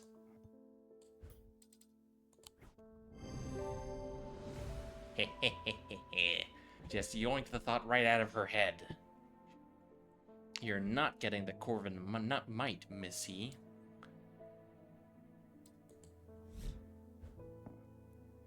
I focus my attention on the diverging hook, searching the woman's mind hurriedly for any thought relating to Jupiter.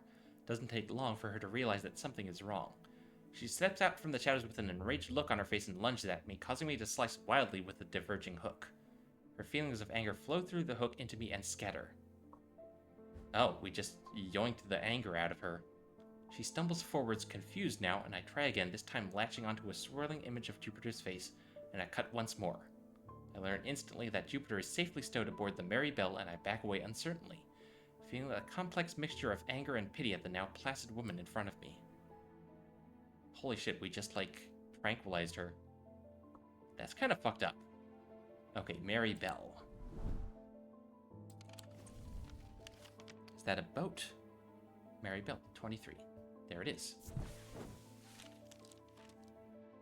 The Merry Belle is an old peddler steamer that hasn't been in working condition for many years. There's nobody aboard, or nobody that I can see at least, so I climb over the railing and start peering through grimy windows. As I approach the far side of the boat, I hear a desperate crying coming from inside behind a windowless door. Try the handle and it opens to reveal an unimpressed cat with mismatched eyes, Jupiter. He springs from his prison into my arms. I hold him tight to my chest and he rubs my chin with the back of his head, purring with delight. Oh, cat recovered. Good cat.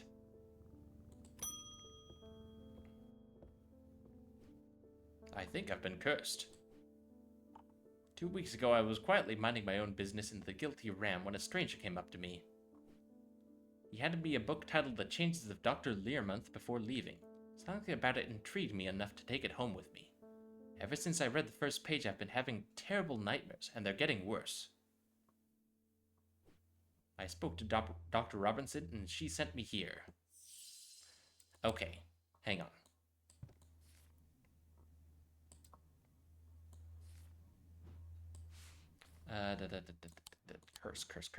Curse book.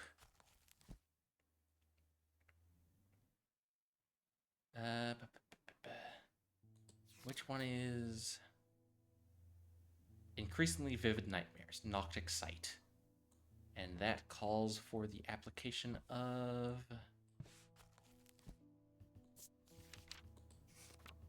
wait, hang on, I think I was just on it actually.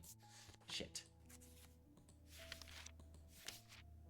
Like the second before I turned the page away, I saw Noctic Sight and it's like, damn it. Yeah, okay, Moonstone Guardian. Takes the form of a comforting guardian. Wait, could it be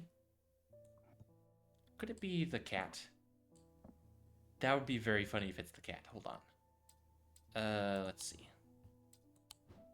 Wait, oh, of course, Moonstone Guardian. It has a moonstone on it. Duh, I'm dumb.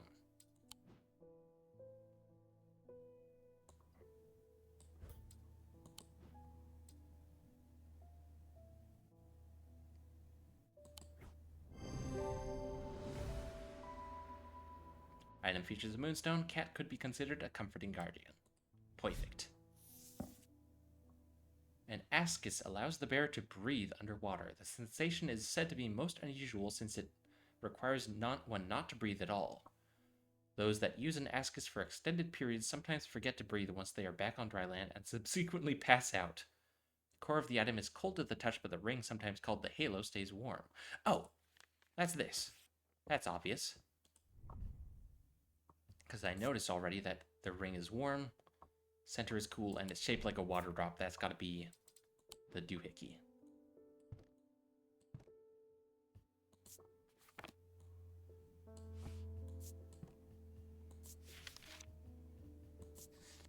Ascus, ascus, yes.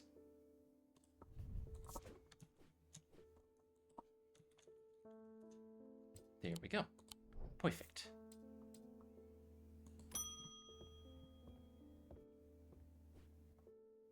There's not much that can unsettle me these days, but I found something at Culgarth Hall that I'd rather I hadn't.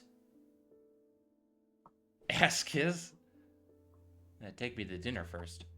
In the cellar where they found those two poor girls, I came across a bubbling black mess that was oozing from the rock itself. Seems there's a sickness in Undermere. It's in the earth and the water, and it's spreading. I suppose it falls to me to find out where it's coming from. If it's underground, then underground's where I'll start. See if I can find anything in the catacombs. I realize now that I've been a little careless. I've been getting headaches. I won't go into the catacombs without a sextrum.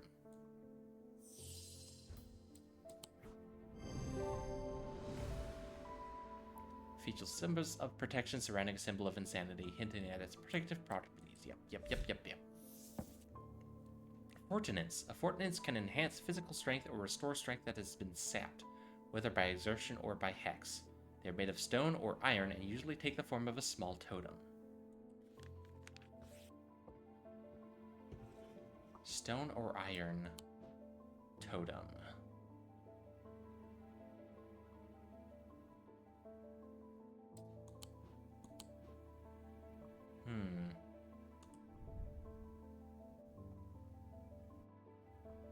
I don't think it's that. I could be wrong, but I don't think that's it. Strength. What? Is there a symbol for strength? Let's see.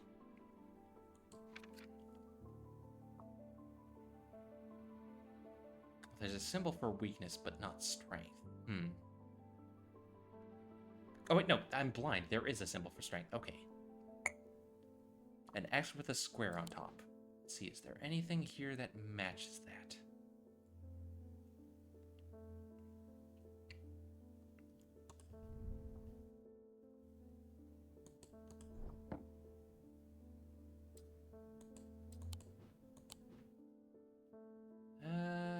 Doesn't look like it. Alright, that's fine. Okay, and that's the end of the day, so we are going to call it there before I frickin' just keep playing until the end of the game. I need to stop and get at least a little sleep. He tried to use the diverging hook on his partner as he had done on himself, but he could find no part of him that had not been taken over by the infection. His partner's hands ripped at the satchel, tearing it open and sending the black casket tumbling out.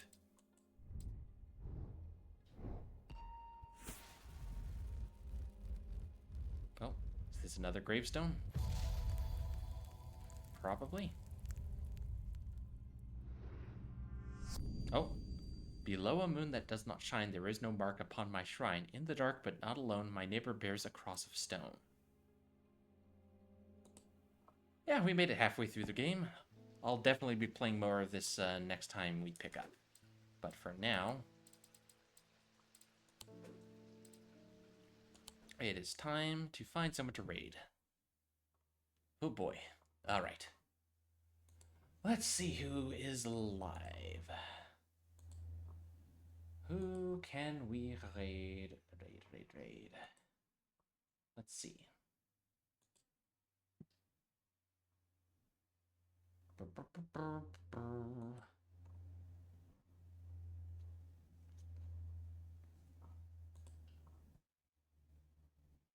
let's see. Mizuki's playing Anno Mutationum. Inu's playing Witchfire. Let's see.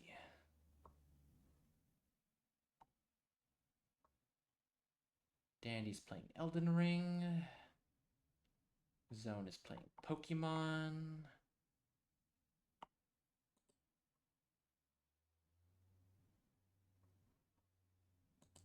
Got a couple just chatting streams I could drop in on.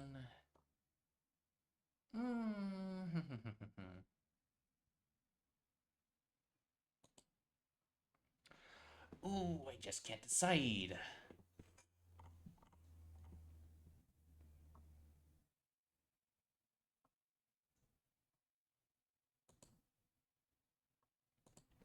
No one else appeared to be playing Strange Antiquities at the moment, so that's out. You know what? I think it's been a while since we raided Inu. Let's pay Inu a visit. Oh, right. Witchfire is that, like, FPS extraction game, but it's not PvP. It's just you go to, like, an island or something, and you're trying to find stuff to bring back. I don't know. It looks interesting, though. Kind of matches the vibe of Strange. Oh my gosh, yeah, I need to go fucking sleep. Words are getting jumbled up more than usual. But yeah, I will catch you all in the next stream. Y'all take care. Have a good morning, afternoon, evening, night, whatever. Until next time, I will see you later. Bye bye.